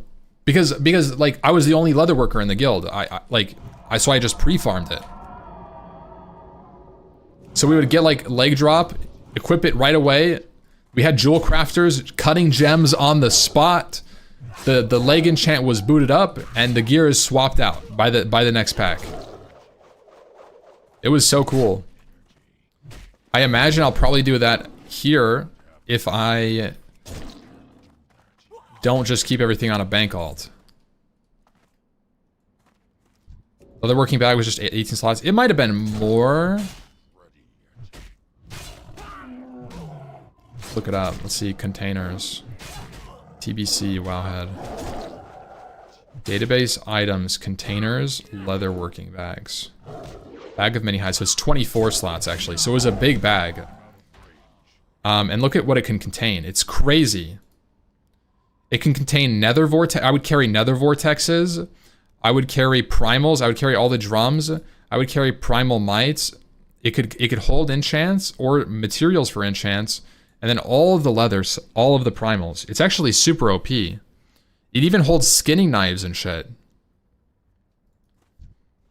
Leatherworking bag is underrated.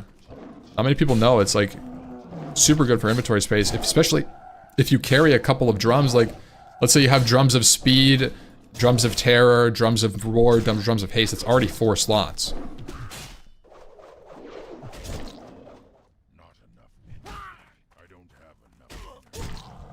Like already, right off the rip, you're down 4. If you only have one of each drum. Sometimes you might have like a low count drum, and you bring a second one because you're just trying to get rid of the old one. You're not going to delete a 10 stack drum. You're going to use it.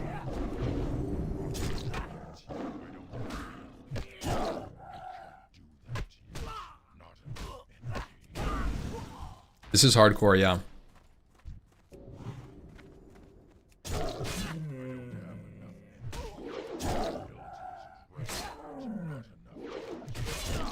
Guys, do you think the weapon rack and empty barrel are downstairs or upstairs? I don't know. I've never leveled horde here.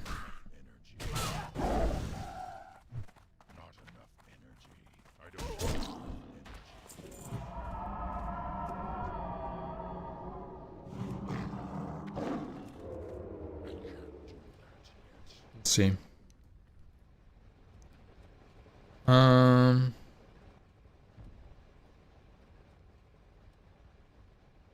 Is it up there?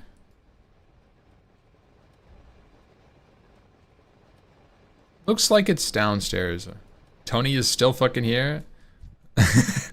Fucking Tony. Ooh. Oh, it could have been bad.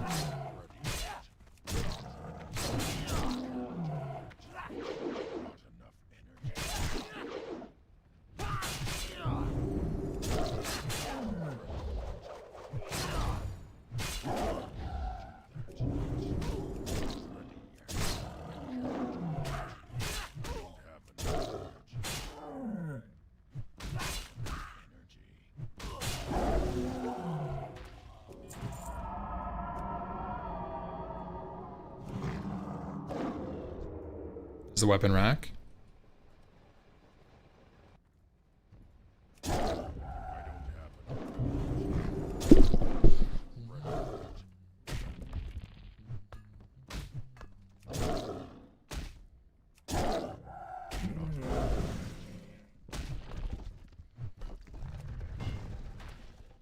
Can dead hardcore transfers transfer to PvP now?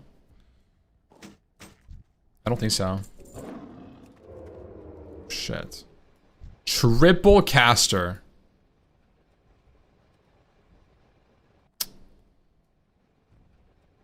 I think we can handle it.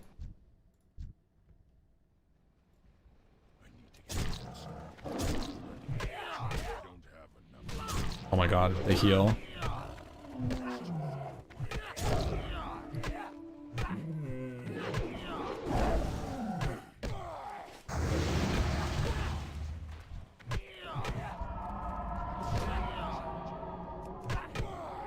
Get off me.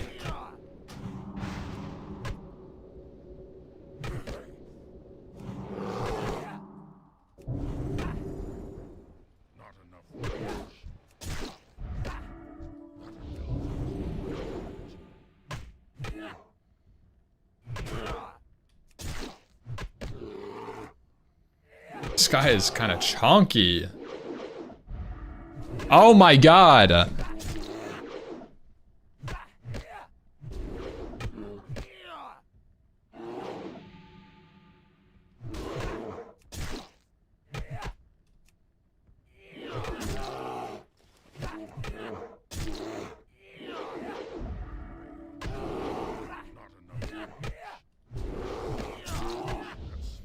Holy fuck. Okay. Going cat form. Kill him. No more fucking around in bear form. He's double shielded!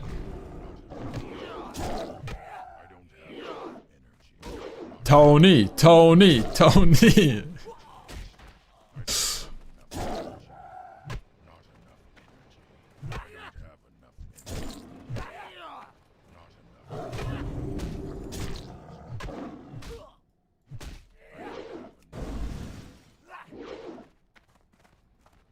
What a miserable fight. Triple. Ooh! Put that on. Oh. There's one though, right?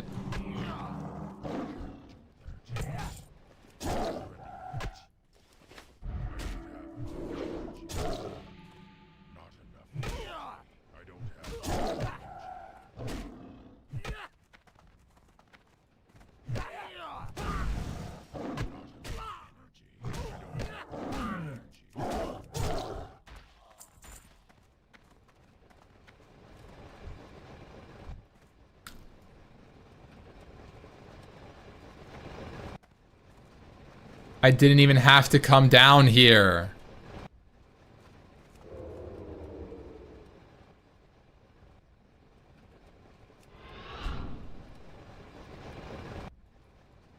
God.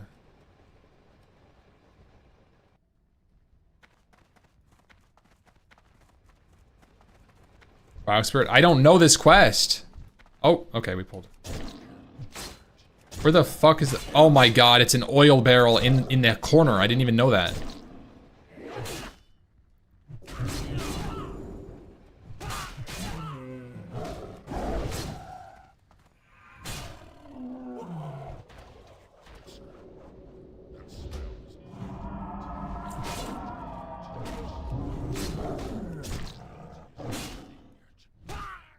What a crazy ass quest. I can't believe I went through and did a triple caster risk pull for nothing, and then I just turned around. So funny. A Ravage open. Actually, Pounce. Pounce is probably better because then I can get nice damage before he puts a shield up. Play like PvP here.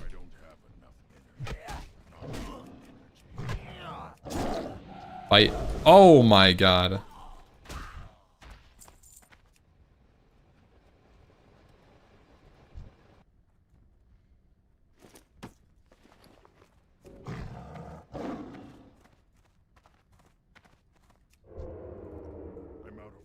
It's kind of sussy.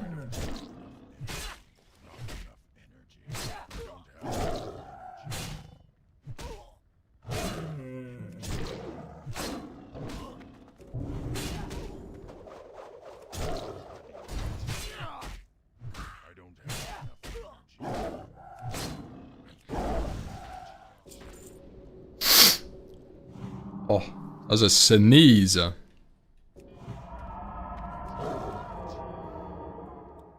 It's just pissing me off that there's so much stuff here.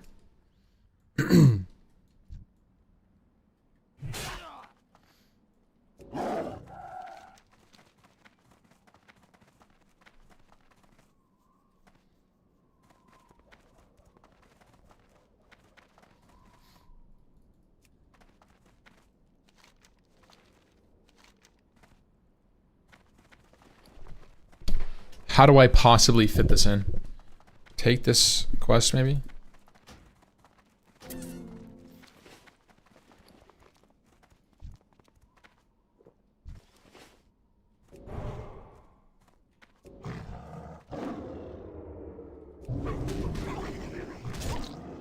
I pay the money or just level?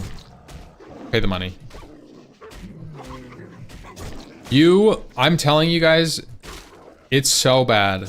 Leveling still takes at least 3 days played for probably most people.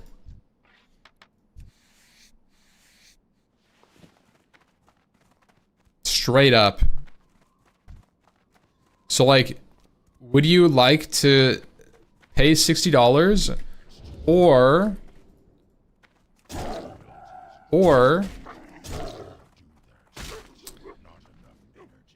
level for the next 3 weeks? Just time your leveling with world buffs. It's still really long. It is.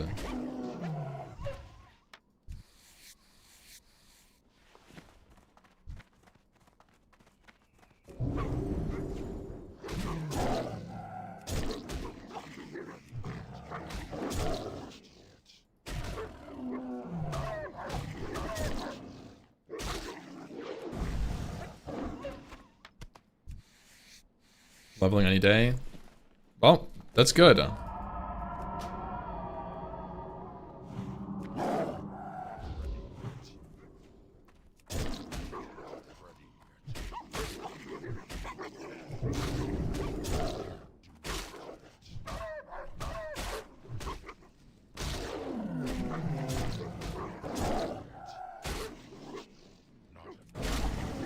What is there to pay?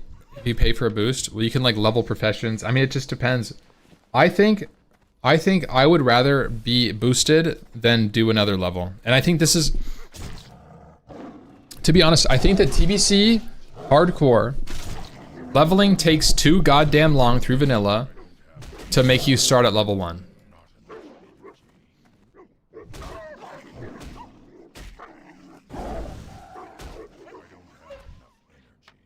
Oh, I didn't even notice Rockman until you pointed it out, to be honest.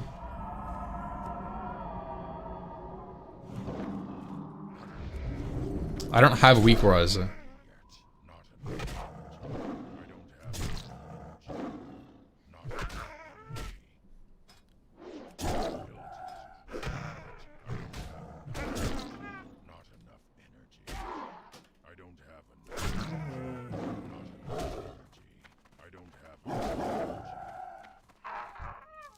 Then skin the wolf. Good comms. Gotta make sure I get every thick leather I can possibly find. It's a heavy. Not worth. Sword mantle with a tier 1. Thank you so much, man.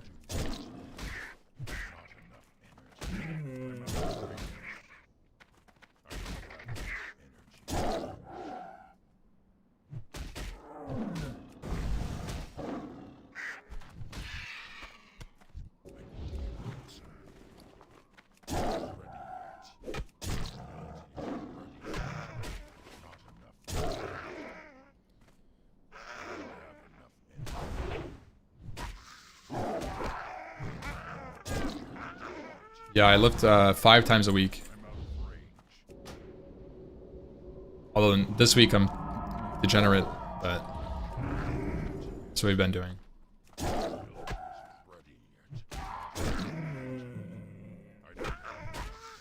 We have a 4-day split with 1 rest day. So it's like 3 days on, chest, back, legs.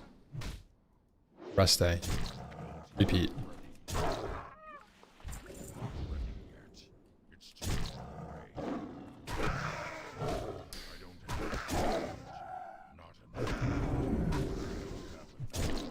Gone through a couple phases of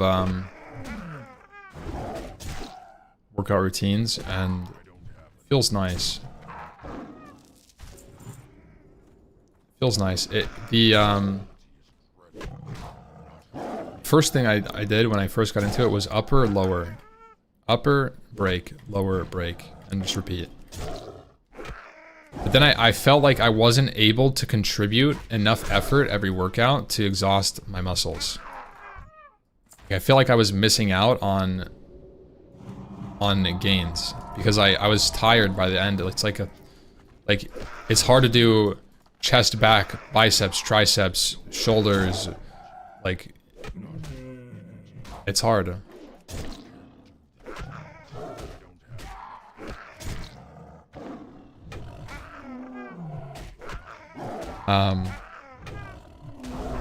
So I split that up a little bit.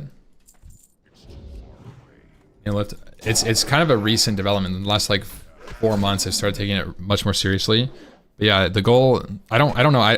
The goal is to be fit, with a specific interest in gaining muscle mass, because I know that my body is weak because I've sat down my entire life, and I want to make sure that I can live a healthy life and not be a decrepit, crippled 40-year-old. Because that was the path I was on, to be honest. Like I just, like, I wasn't taking care of my body. So that's the goal.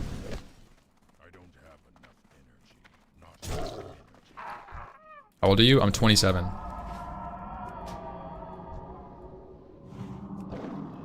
Strength instead of muscle? Yeah, I mean, that's, I guess, it's like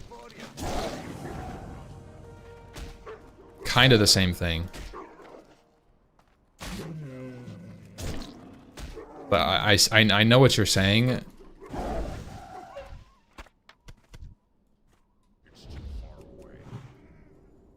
"40 isn't old."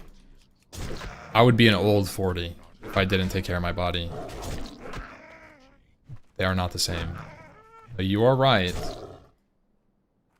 But they are very close. Like if I'm strength training to gain muscle, I'm strength training and I'm gaining muscle.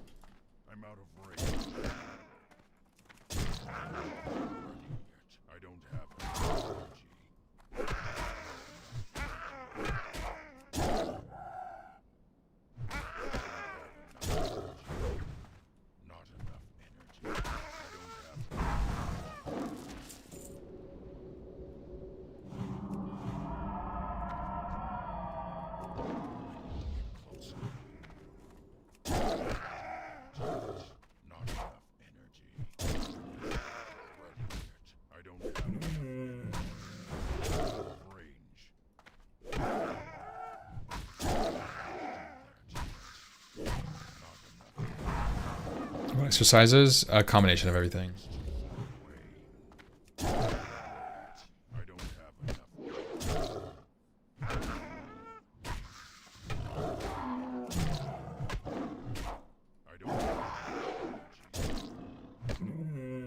I mean, yeah,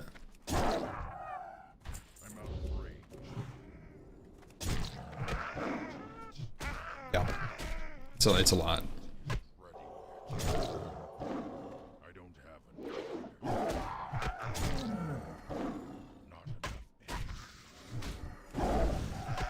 Approaching 50 and have had a sit-in chair job for years. Having some minimum exercise is very important. Yeah.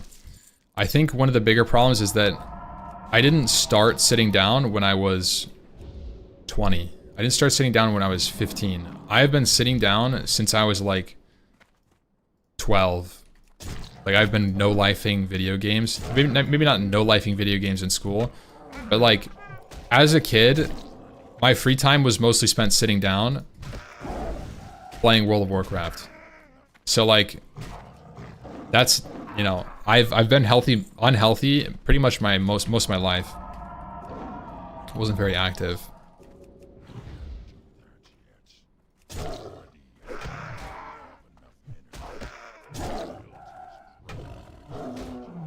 Draenei male or female shaman? Draenei female or male shaman?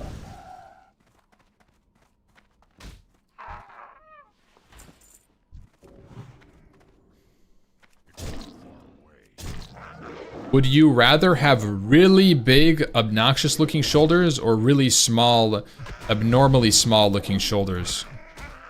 Like, you put on your tier 6, Do you want them to be crazy looking, or do you want to not notice your shoulders? That's the difference. When you're wearing full tier 6, that's the only thing you're gonna notice. Okay, male it is. Yeah. If you want bigger shoulders or not to notice your shoulders, that's the difference. Female, bro. You look at your character from behind. Which backside do you want to stare at most? Female, female. You want to play a female, otherwise you're gay. What does that take, man? If you play a male character, you're looking at a dude's ass. That's gay. Okay, man. What are you saying? It's personal preference. It's whatever. It's a character decision, man.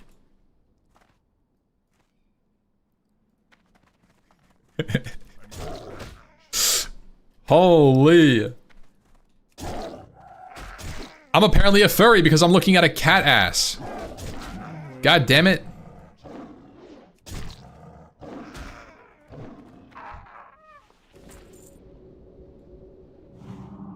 Shit.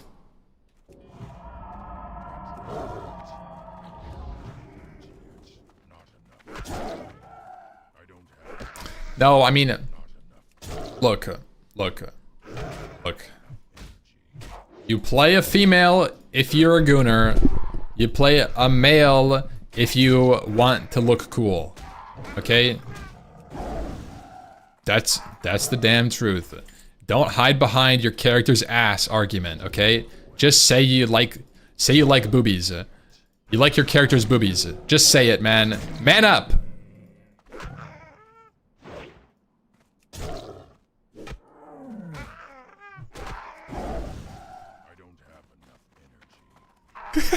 God.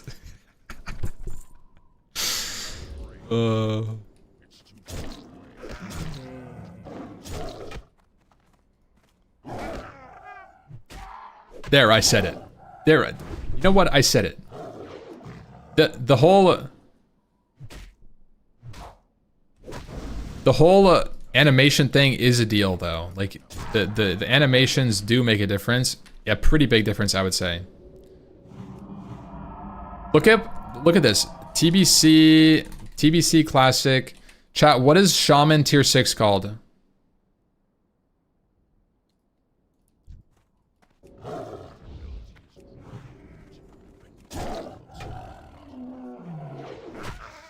Look at that Giga Chad, by the way.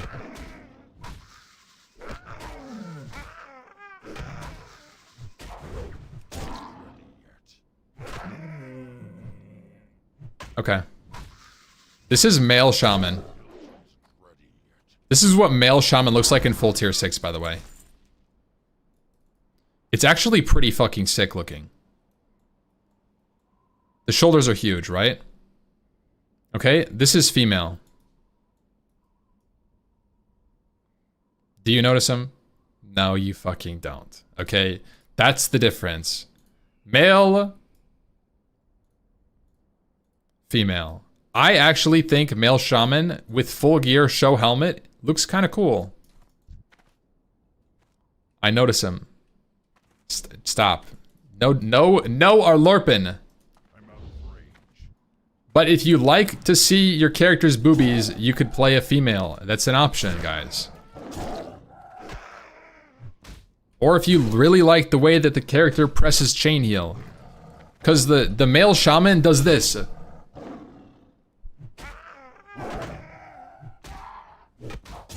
That's what he does. And it's kind of goofy looking, but female Shaman isn't much better.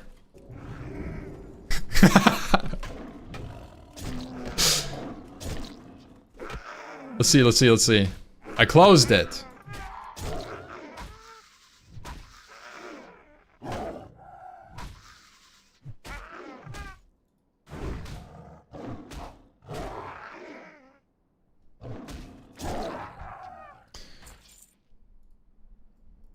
That's what you look like. This is what you would look like. If you're casting chain heel, you would look like this. Or this. That's what it looks like, actually. Because that's the only thing you're going to notice is your hand going out. It's pretty similar. Sheath weapons. Yeah, that's what it looks like. You look like a monk in there. That actually looks kind of sick. Female? Why is she wiggling her fingers, bro? What is that? Bro, what? What? Bro, what are those? What is that?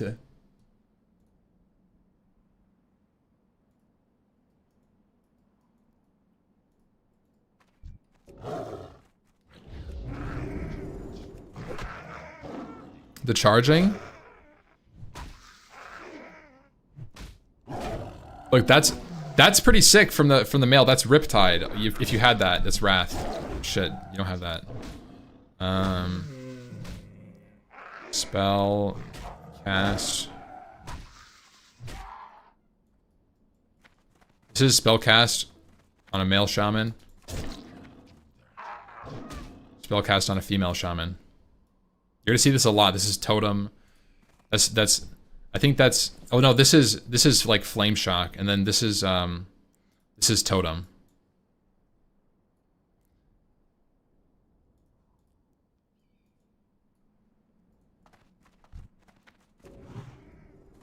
I'm out of range.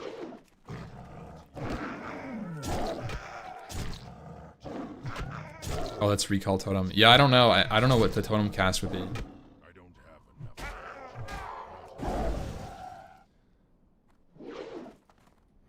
Oh shit, Graze. Good morning. The tail? I didn't notice. Let's see.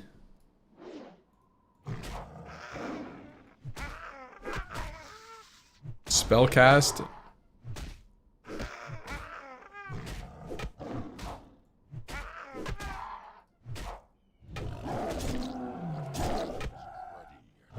Oh, it's the same as normal casting? I'm gonna die.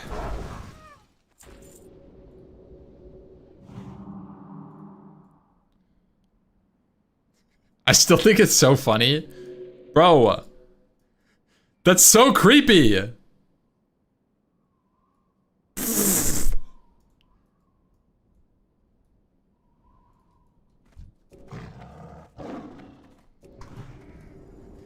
What the fuck?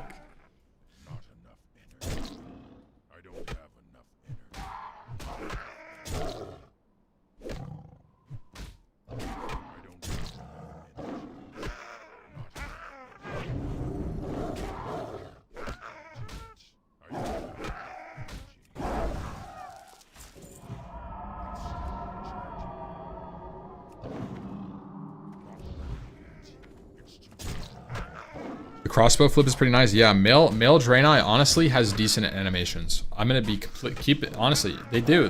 Male Draenei is pretty sick.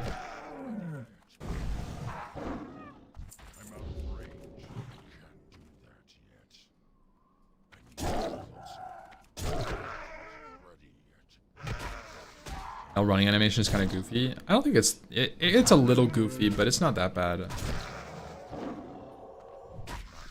I've played male Draenei Hunter.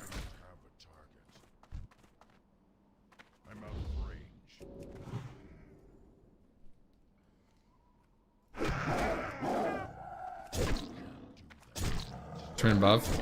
It's just it just hovers this. It says what this is.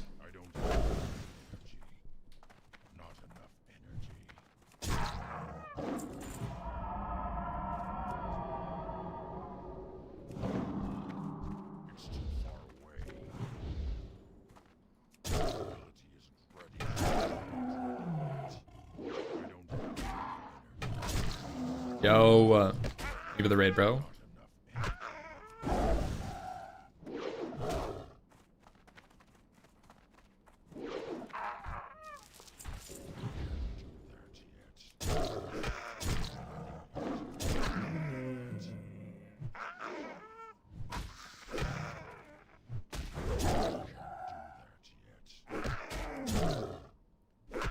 I know exactly what you're saying about the female Night Elf backpedal animation. I've seen it.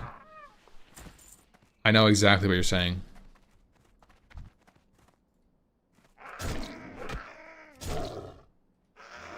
Server's down in 45. Server's down in 45 minutes? That might be the end of the stream. Gym angle?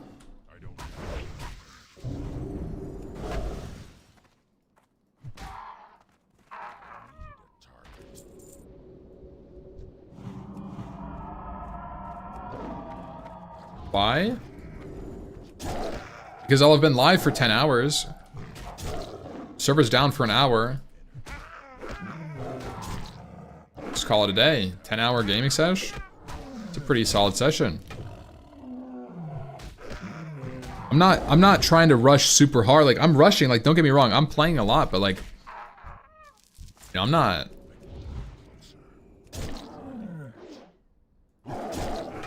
Like I'm gonna hit 60 and then have nobody to do dungeons with. Like, if I go hard.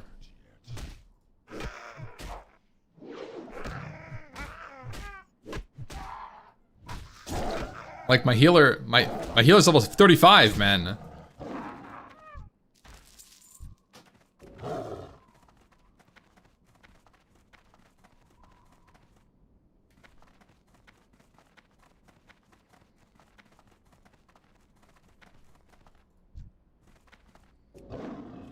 So Maester. Maester, you're playing healer? Weird. Loser. Top level, it's Eroji. He's probably hitting 60 today. I think there's a chance that Blizzard will do official hardcore one day. I don't think it's happening. But I think there's a chance, yes. I don't think it's happening.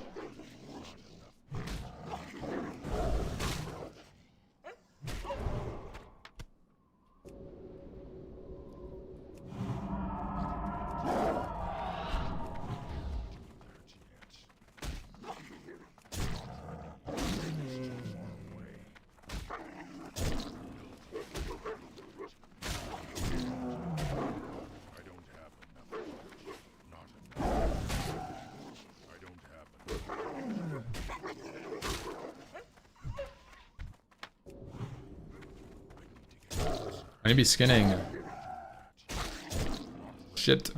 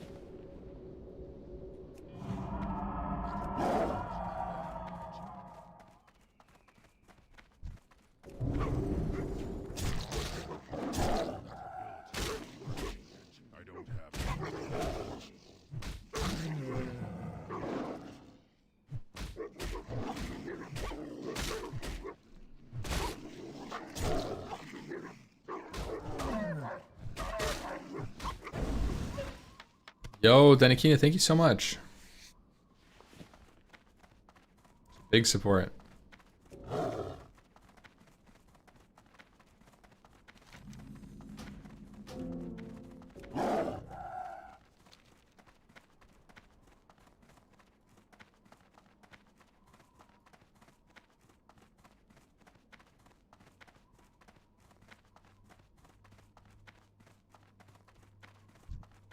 No, where's the elementals?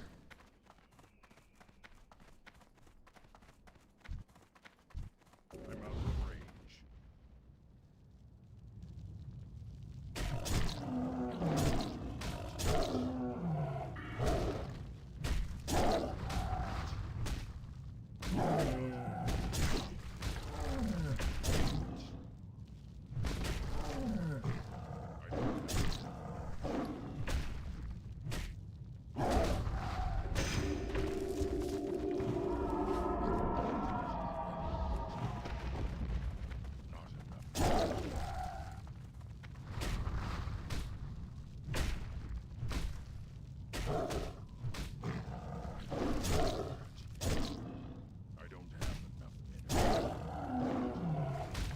Yeah, my slash played right now is 24.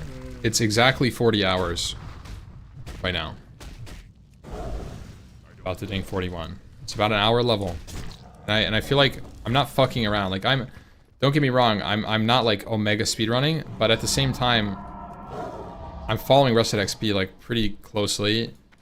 Optimize your route. Ox and bleed. Yeah, it's weird. Does it speed up at 50? Supposedly. I don't think it speeds up much though.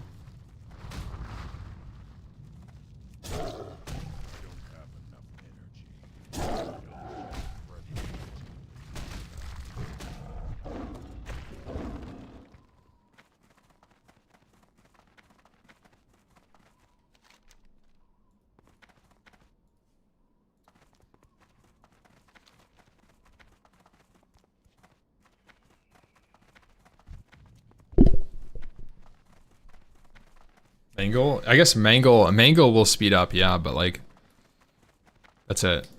Nothing else is gonna speed me up. It's not like the speed at which you gained XP is like buffed by like 20-30%.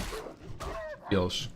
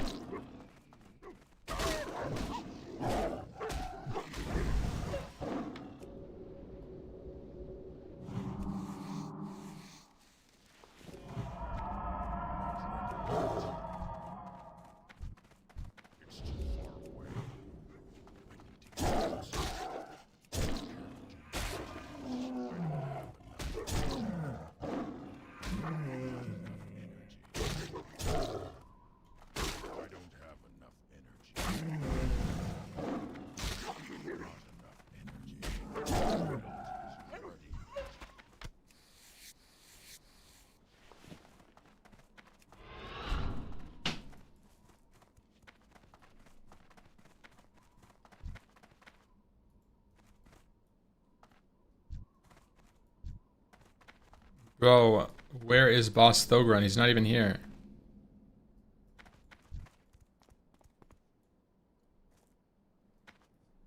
Behind them?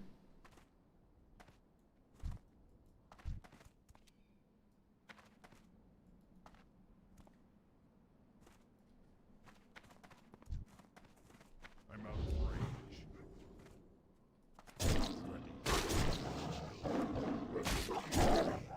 I don't have not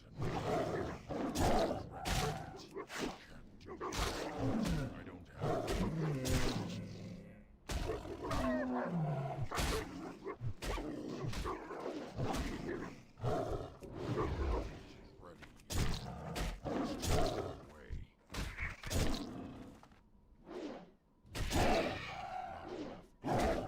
I don't have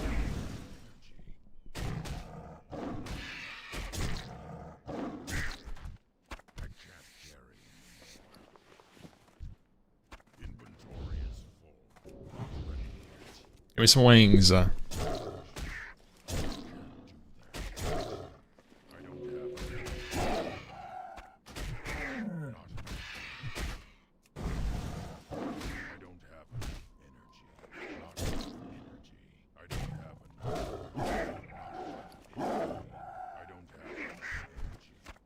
can't carry Nice.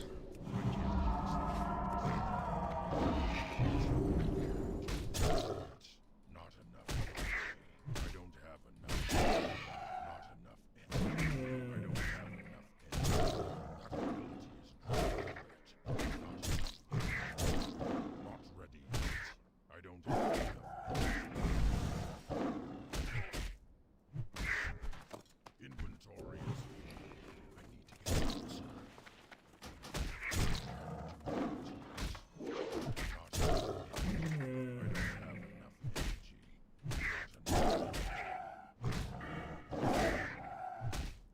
Not 20% crit chance.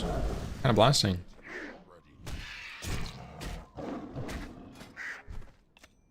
Ooh, what is that?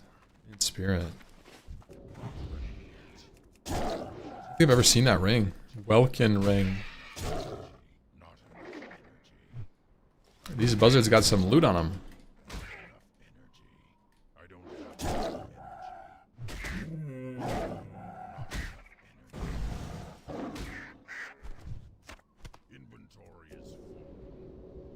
Is that healing talent really worth it? Well, what else are you going to put your points into? Leveling. But get a little bit extra damage and feral aggression. I think it actually helps me with my uptime. Because I'm getting, if you look at it, 100 healing power, which is a pretty big deal. And also, after that healing power is applied, I'm getting a 20% modifier on top of it in cat form. So it means I could just throw Rejuve on like this, and my mana efficiency, my uptime is so much higher because it's healing for 117 when it's supposed to be healing for 76. It's a really big difference. And now it's overhealing me right now, but it's just because I was just doing it as an example. One shred? Yeah, but I don't even shred. Like, I'm just walking in and clawing. Shredding, you have to get... When you shred, you have to include the extra energy cost and the lost auto attacks, because you lose uptime walking up to a mob in stealth. You lose probably like 4 autos. Autos are king. Try to keep hitting. Just keep bonking mobs.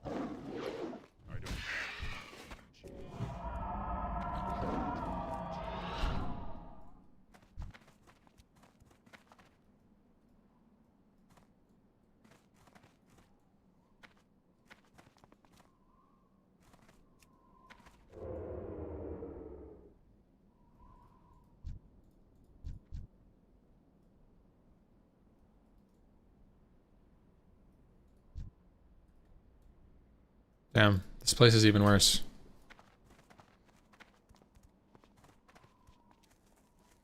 I can't attack that. I don't have the time. Not using much add-ons? No, I'm not.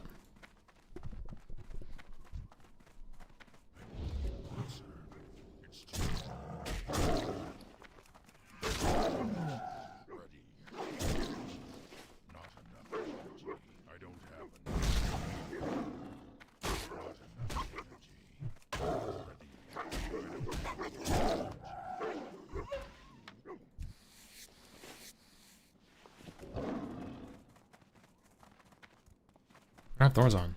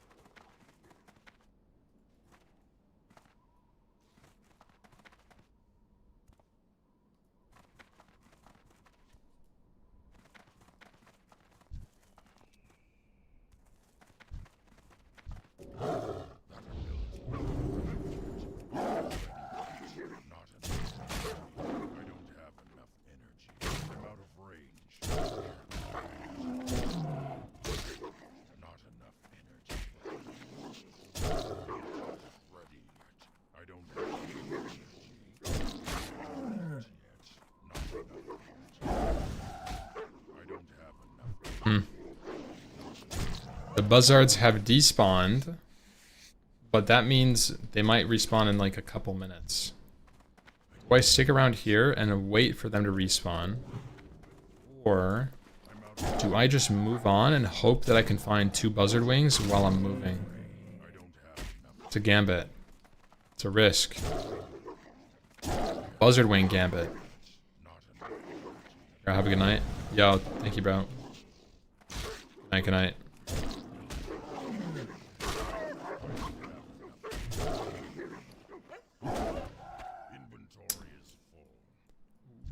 There it is. Buzzard.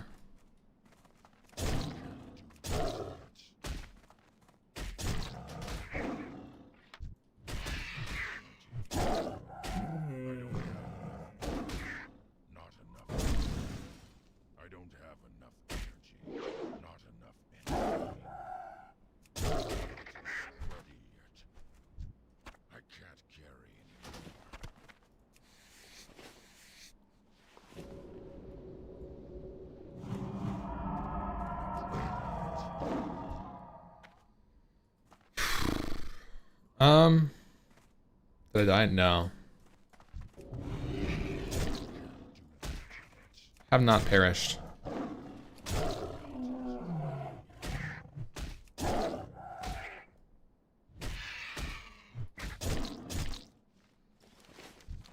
I have such a huge quest log turn in here. After all this. Oh my goodness.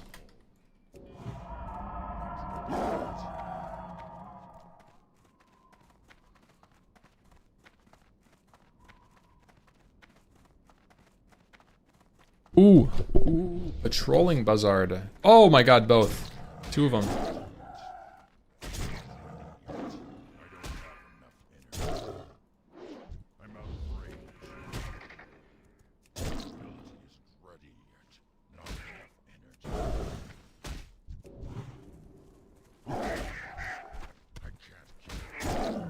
A double drop right here. Double drop and I'm done with birds.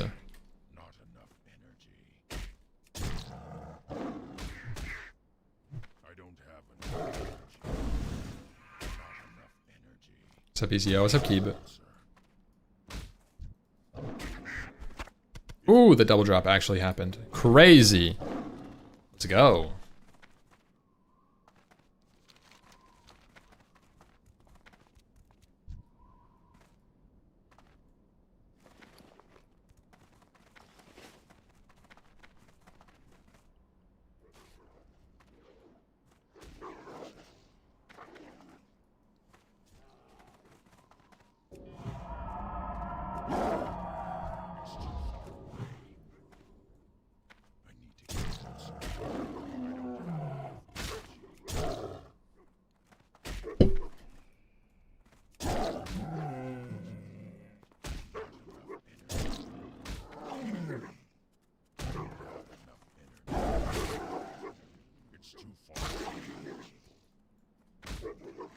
Cruising 40 already? Yeah.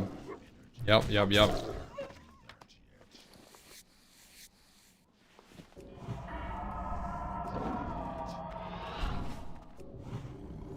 This is a cat. I don't really care about cat. Need a dog. So.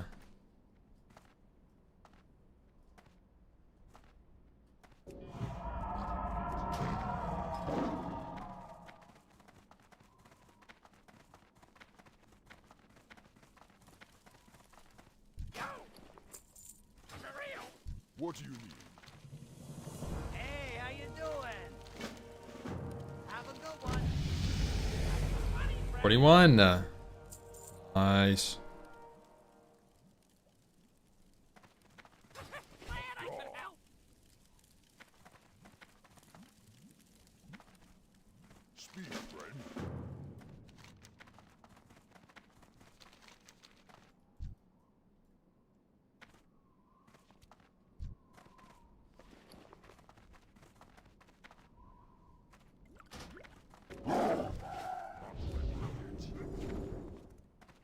I'm out of range. It's too far away. Ready yet.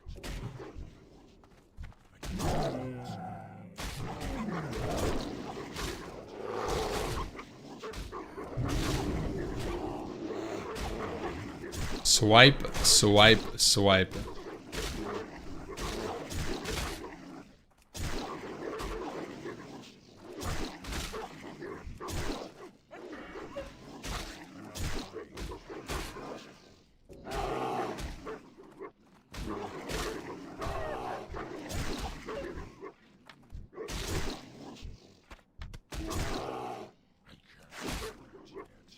Your leader of the pack is gonna heal me so much. I'm ready for it.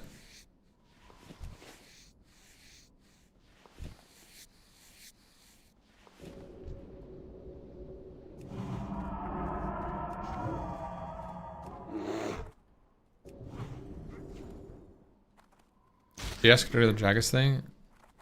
I'd asked to do some like event, but I don't think it was more like a tournament. Escape.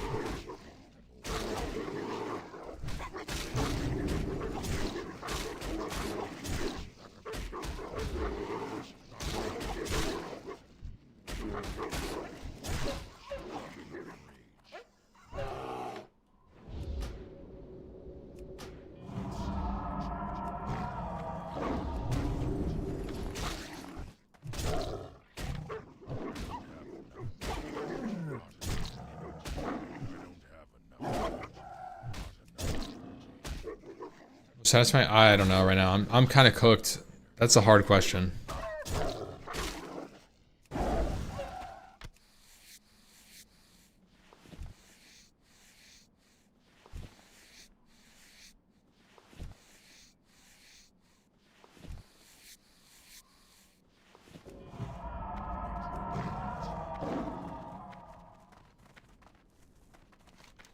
Look at that quest log, by the way.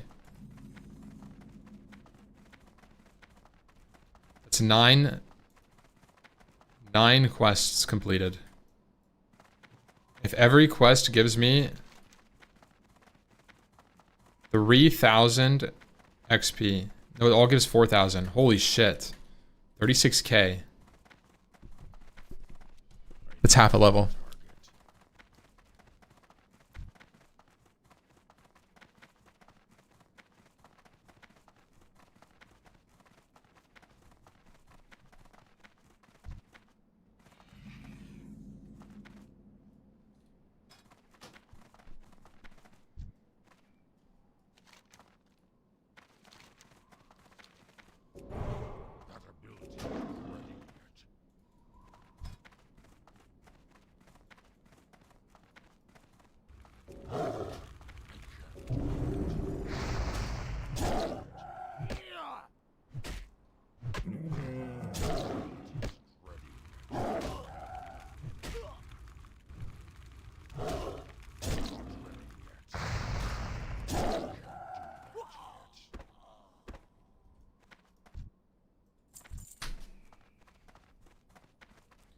Damn, bro, Arcadis at the end of Ultimate is only level 40 in TBC.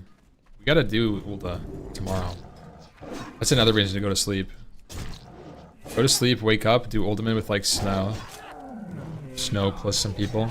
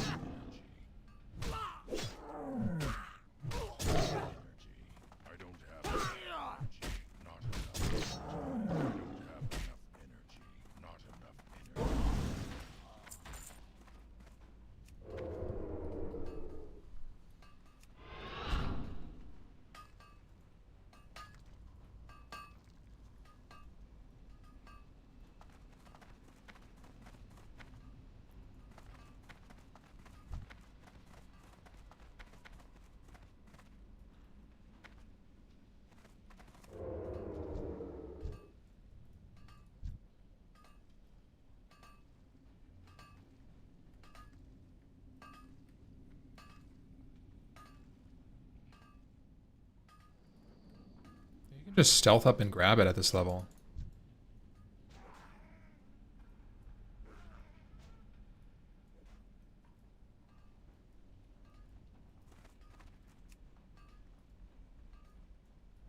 Yeah.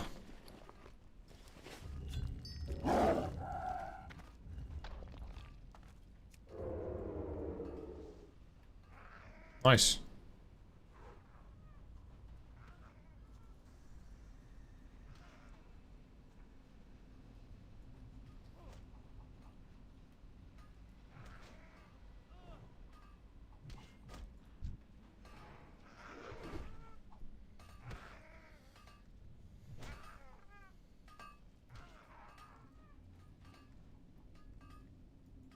I think Hunter is a solid choice for TBC. Yeah, definitely. Hunter's great.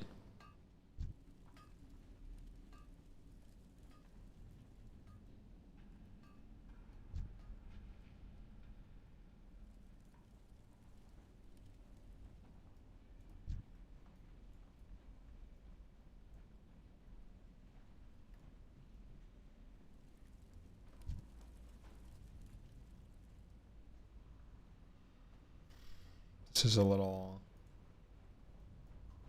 crazy in here. Holy shit, there's a lot of mobs. Digmaster Shovel Flange. Can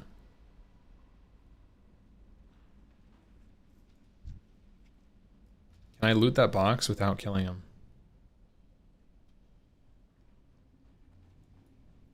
I'm gonna kill these guys here.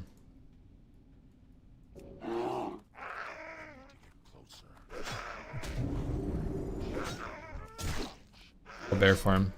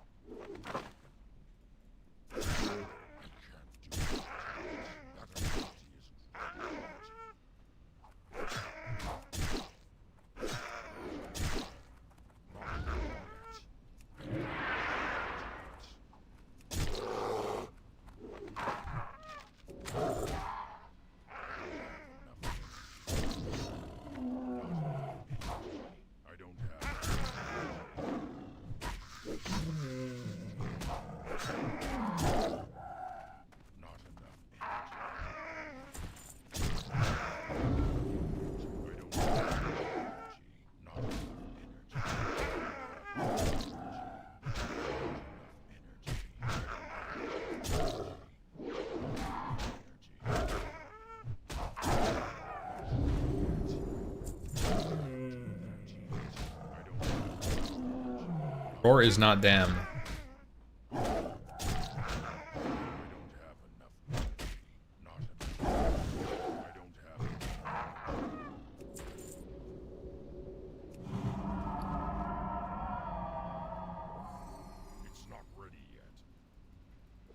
They stack. It's great.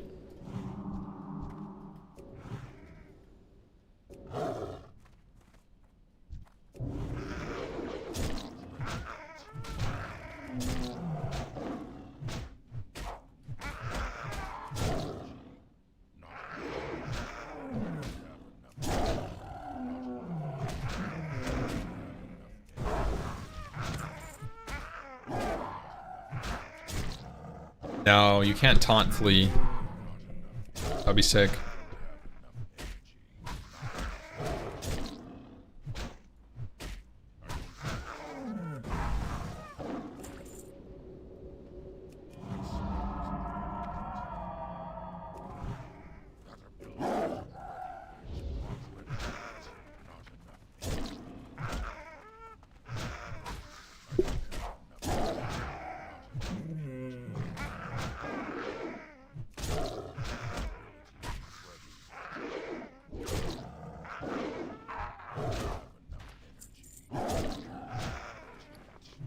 I think we're gonna have to kill the Digmaster. If we open caster form and then go cat. Maybe bear.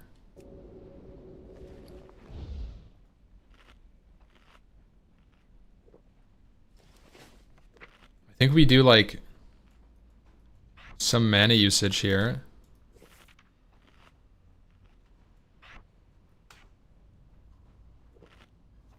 Got him on the limit ledge. Yeah, there's a ledge there that I could use.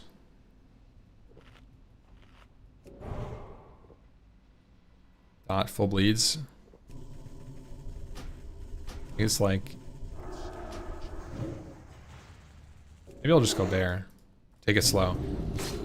Ooh, he slams. It's fine actually. This ledge here.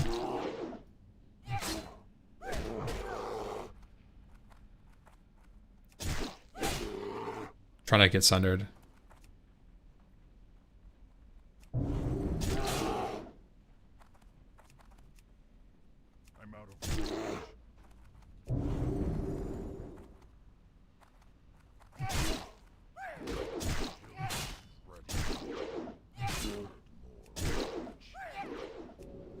Drop one of these. These. These. These.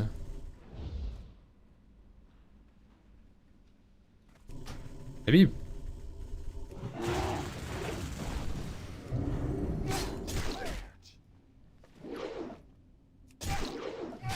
Seems fine.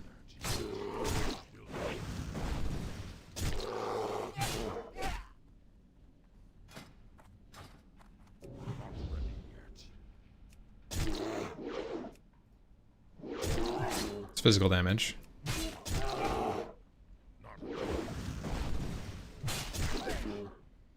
Maybe I'll kite. Sunders a little bit.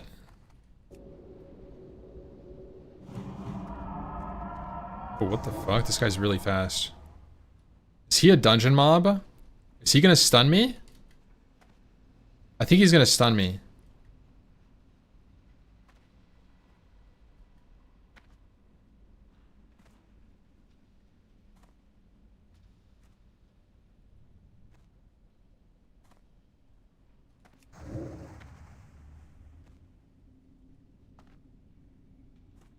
Which means I can't get close to him or I will die.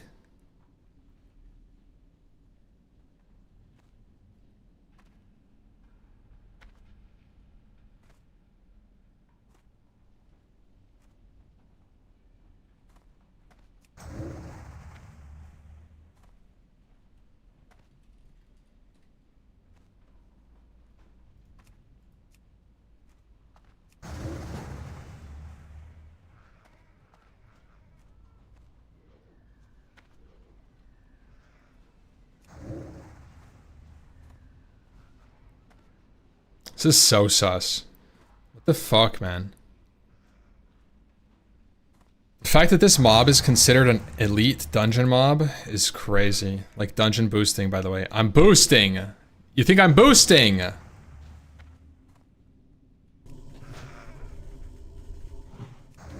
Whew.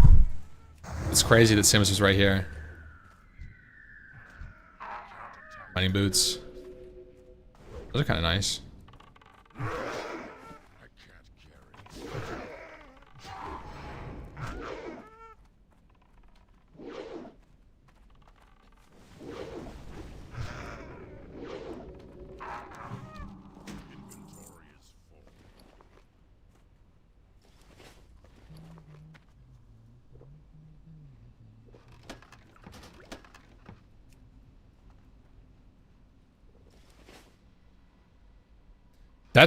That's really scary.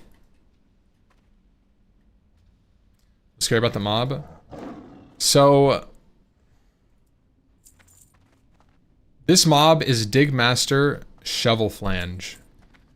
It's a rare elite in the Badlands, located in Uldaman, but it's outside of the instance. Okay. Thank you, Sims, for the group. I am gonna stealth out, so look. So he's not a mob that would get pulled during a boost. Categorically, he's a rare mob that spawns once every few hours, and has a rare. It's a rare mob. It's not like a dungeon mob. So he's outside, but inside of the cave. The instance portal is right there. That's the entrance. This is outside. So we're in Ultimate. It's like Dead Mines, how there's a Dead Mines outside and inside. And it's a rare elite. What that means is because he's affected by the boosting changes, even though he shouldn't be. He's just an Ultimate outside mob. He gains the anti-boost mechanic, which is after X amount of time in combat, speed up and start stunning permanently. It's a perma-stun. If he catches you, he will stun you every single auto until you die. So I didn't realize that when I first got in combat with him. And I'm lucky. I would have died right there. I would have died. You cannot resist. It hits through bubble and ice block, through light of a loon, anything. It just does, it stuns you no matter what. It's anti-boost, right? And so this is a change implemented for boosting. We are playing hardcore. If I just tanked that mob bear and I didn't kite when I did, he would have stunned me and killed me. I'm lucky that I was kiting on the ledge when we noticed he started speeding up, and that meant that, like, oh shit, like I could not get, he could not connect. You can't blink, you can't do anything. You can't shift out of it. There's nothing you can do. If you get stunned like that, you will die. Dude.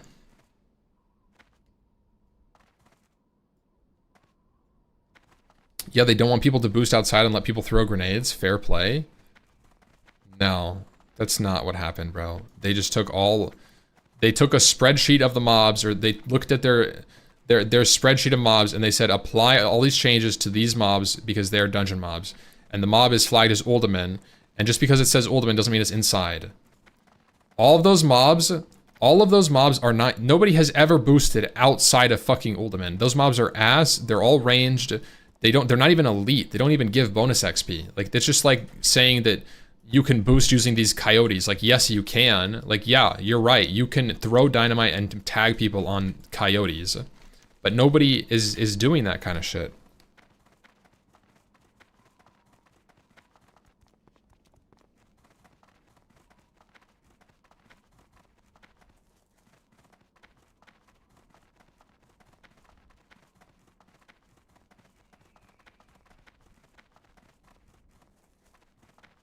Ugh.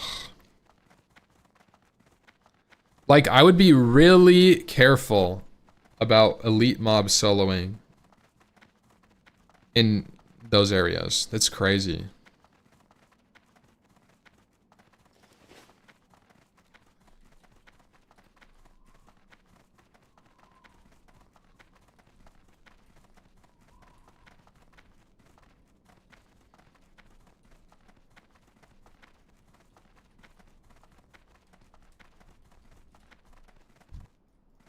Great to meet you. Watch your back.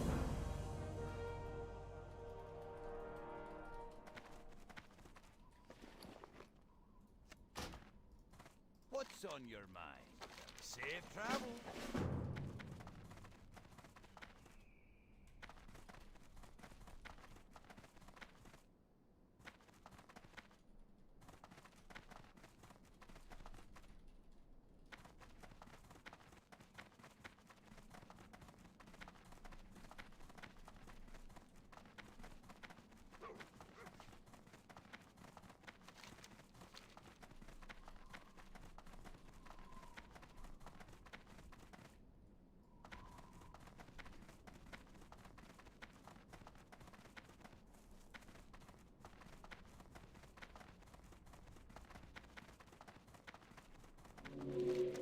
So I'm gonna go here.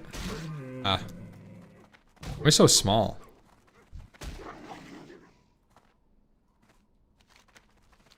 Maybe those kites are just large. I'm gonna go turn in and see if I can't make it to the inn.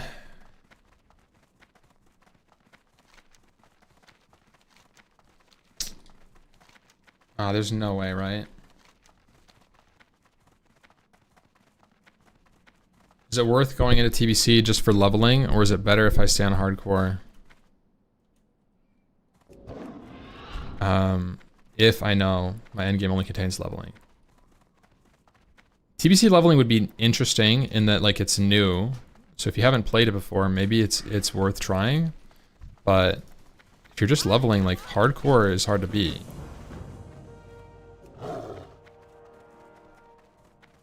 Server shut down in 1 minute. Yep.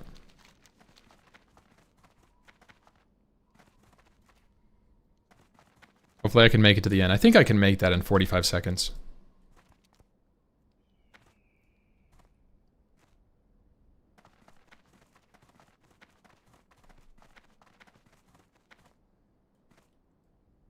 Good day. Thank you, bro.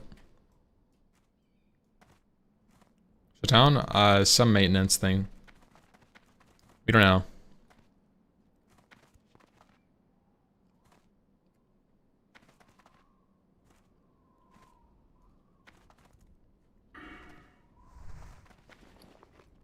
You gonna wait, or are you done? No, it shut down early, man. It just said 15. My rested XP.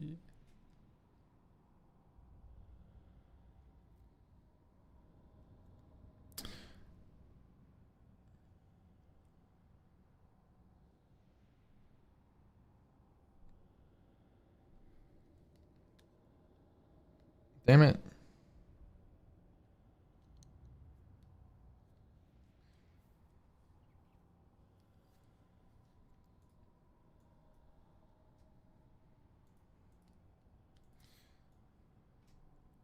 Inevitable 1 hour delay. I might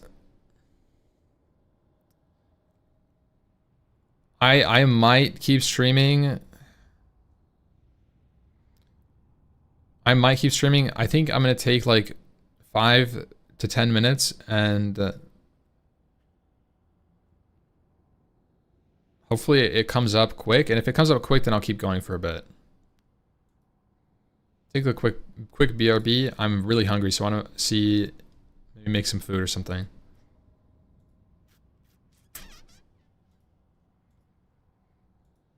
So yeah, I'm not gonna commit to ending the stream. If it comes up in like 10 minutes, I mean, I'll play.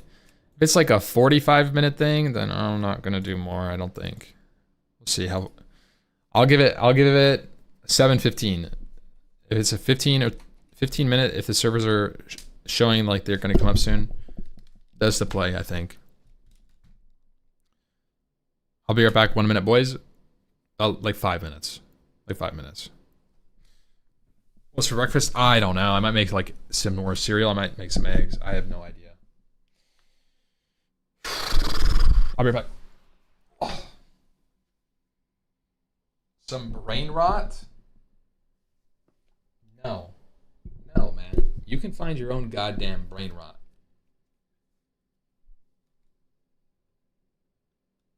I'll be right back. I shouldn't be long.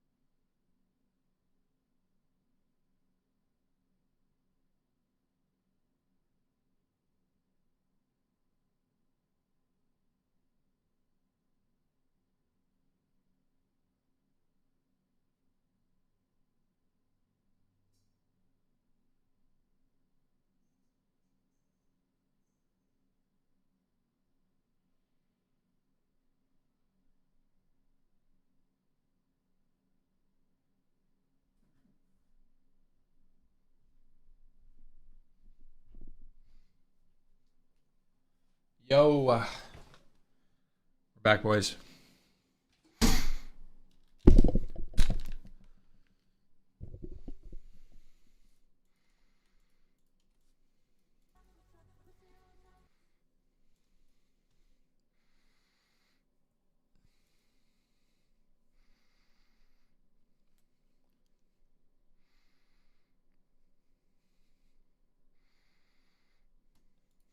Chat, is this thing on? Hello?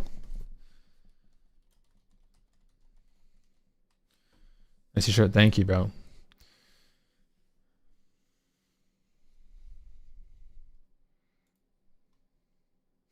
Okay.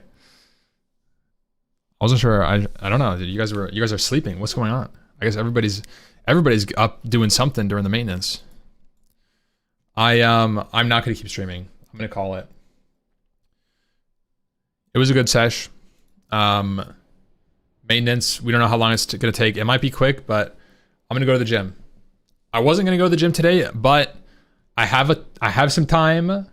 If I'm ending now, I have a little bit of extra time today, so I go gym, make some gains. A little bit healthier than yesterday.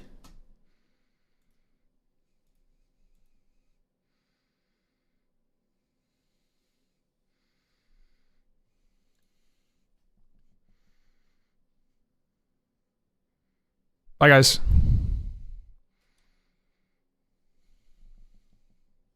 I will be back today, tomorrow, same weird time that I go live. Hopefully we'll blast and get to like level. I mean, I only got to 41 today, 41 and a half. We'll get there. We'll get there. We're blasting. Have a good night, guys. Thank you for tuning in. I will see you guys later. It was a good stream. A very good